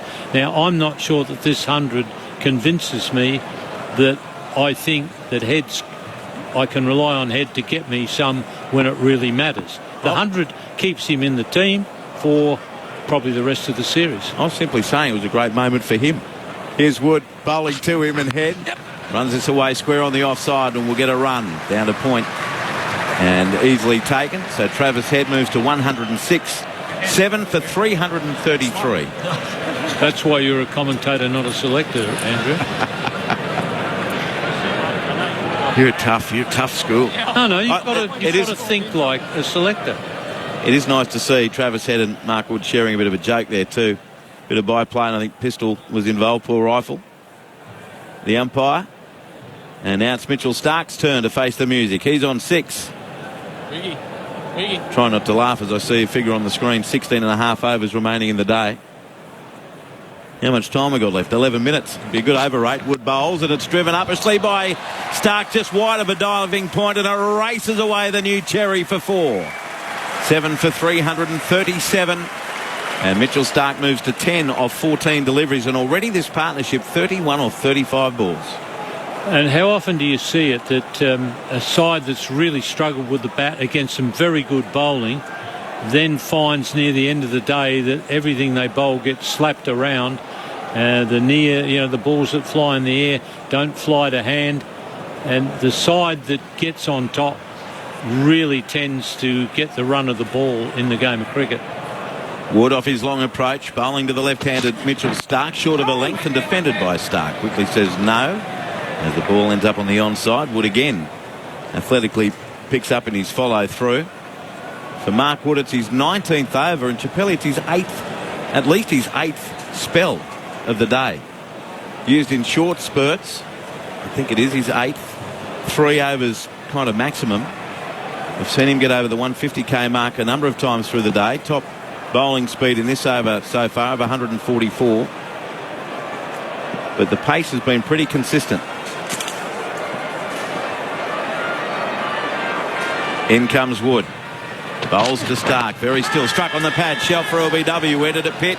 Not out, says umpire Paul Rifle. Disappointment for Wood and for England. Australia 7 for 337 at the end of the over. The lead is 190 with Travis Head on 106 and Mitchell Stark 10. And I think I'm right in saying that pitched outside leg, eh? Yes, definitely pitched outside leg. That's why umpire Paul Rifle said no straight away. I mean, you can't question some of the heart that England have shown today, but what you do question is their competitiveness for a fight. And that was always the thing that worried you about this England team. Have they got the heart there for the fight and to really compete? They had their opportunity today to really compete and stay right in this game. Now they're virtually out of the game, and you're wondering, can they come back as India did last summer? Yeah. India bounced back brilliantly. I'm not convinced that England have got that heart. Well, I'm just speaking as a fan, I still can't get over the fact, I know we're 2 days removed now, that you leave 1,100 test wickets, your 2 best opening bowlers in the shed to worry about the second test in Adelaide rather than the first. As Travis Head pulls away a short delivery from Chris Wokes out to deep mid wicket. There's protection out there, but they do get a comfortable 2. And Travis Head moves along to 108 from 92 deliveries. And I get James Anderson and Stuart Broad aren't playing 5 tests in a series. But to not play at least one of your spearheads, one with, 500 plus wickets, the other with 600 plus, it staggers me, again, just as a cricket fan, for the first test in the conditions that they could have faced with rain and humidity and cloud about in the forecast. And they're just sitting watching. 7 for 339 as Wokes bowls, and Head is driving a straight delivery to mid-on where Wood picks up no run. Yeah, I mean, I think we've had answered for us questions that we had about England, and I think we've got the answers that we probably figured we'd get. But you're right. Now you're looking at the way the game has gone for 2 days, and you're saying, well, Leach is what we thought. He hasn't got the heart for the fight, whereas Broad would have definitely shown the heart for the fight in Brisbane, or you'd hope that he would have. So yes, you figure that was a mistake. I'm not sure that leaving Anderson out was a mistake, but Broad, you should have found out whether that was going to work in Australia or not. So Head awaits again. 2 slips in the gully. Poised. Wokes bowls and Head flicks one off his hip just forward of the square leg umpire and will get a comfortable single. He moves to 109 off 94. Australia 7 for 340, and this partnership worth 34. The lead is up to 193. There's only 1 or 2 overs remaining in this day. There should be 15 and a half to be bowled. I mean, even if David Boone decides that you can forgive 4 or 5 overs, as you suggested before, that's still 8, 9, 10 away. Don't be surprised to read in tomorrow's newspaper that England have made their quota. Can I be outraged at that point? Because I will be. You should be outraged. Here's Wokes on his way from the Vulture Street end, and he's punched down to mid-off by Stark, fielded by Ben Stokes, and there's no run. What do we got? 2 interruptions from idiots running on the field. Head getting hit with a full toss. Right, I'll knock 3 overs off for that. There's probably another 4 or 5 incidents. I reckon we could knock 10 off. No, England have done well. They've done extremely well. They'll still be 5 short. England have done extremely well. Read it. Here's Wokes bowling. No shot offered by Mitchell Stark. Through it goes to the keeper, Joss Butler. Read it tomorrow and weep, Andrew. But the problem is, as you said with Jimmy before, We've been complaining about this since the West Indies teams coming out here in the 80s and their four-prong pace attack, bowling 78 overs in a day, and nothing's happened. Now you lose World Championship point for... That's obviously not a deterrent. You'll read about it tomorrow and you'll weep, Andrew, and you'll be right, but nothing will happen. Wokes to Stark outside the off stump. No shot offered through. It goes to Josh Buttler to end the 83rd over of the innings. Australia 7 for 340, leading by 193 runs. Travis Head 109, Mitchell Stark 10. England will be patted on the back for a magnificent performance. I don't think I'll be reading that. You don't think so? I don't think I'll be reading that in any circumstance. Well, maybe you'll read that England were very unlucky to not get a bit closer because there were these number of deductions, and away we go. I'm not joining Camp Cynical. I'm going to say that I'm going to read tomorrow that David Boone's the referee here, isn't he? Yeah. David Boone has clamped down and England face a massive fine. Say 10 overs short is a disgrace and not good enough in international cricket. It won't happen again on my watch. Said Boone. You think you're going to read that in the morning, do you, Andrew? No. Live in hope. That'll wake up. Live in hope. New over begins with Mark Wood on his way to Travis Head, and the left-hander whips him away through mid-wicket. Nicely done right along the ground. He gets one, comes back for a couple. There is no one within cooee of that. They'll come back for a third run. Finally, a fielder approaches in Jack Leach. And again, this always amuses me. Jack Leach bowling left-handed, always throwing right-handed. They do get three. Maybe in the second innings he could swap it around. Travis Head 112 off 95. The lead 196. Maybe you'll read what a magnificent performance by Travis Head, making 100 in a session. Good, I hope so. I'll be happy to read that. I'll be happy to read about all the rest. The Warner-Labuschagne partnership. I want to read about England's miscues. I want to read how good Ollie Robinson was in particular. But I want the headline to be England's slam for slow over rate. This has to stop. Wood bowls to Stark. And through it goes to the keeper. No shot offered outside off stump. Well, it certainly has been a gutsy batting performance by Australia. And it was the guts that was missing yesterday from England that was the big concern in the series. You thought if England bowl as well as they can, if they field as well, better than they normally can, that they could have stayed right in the game and given Australia a fight. But eventually England ran out of fight and Australia stayed on top. Wood to Stark, and he struck on the body. Shout for LBW from Wood. It was a little stifled, and Wood wanted some joy. He's looking behind the stumps as if to say, I think, as much as anything, where were you, boys? You weren't as enthusiastic as me.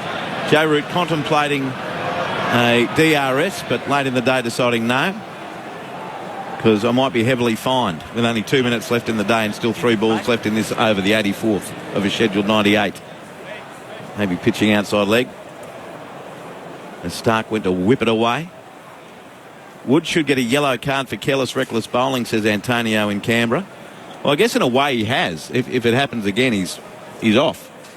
So the non-existent yellow card becomes an instant red. It's an easy way out for Wood, isn't it? You see, yes, he's contemplating. Wood bowls to Stark, and it's driven. An inside edge, perhaps dropped by Buttler, diving to his right. Wood looks like I don't know whether he's crossed a cat and run under a ladder all at the same time.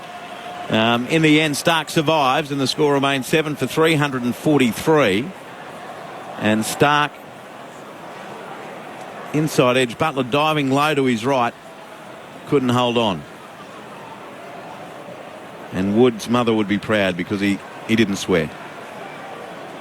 It was a gallant effort by Buttler, diving one-handed to his right. And he did get the inside edge. Big inside edge.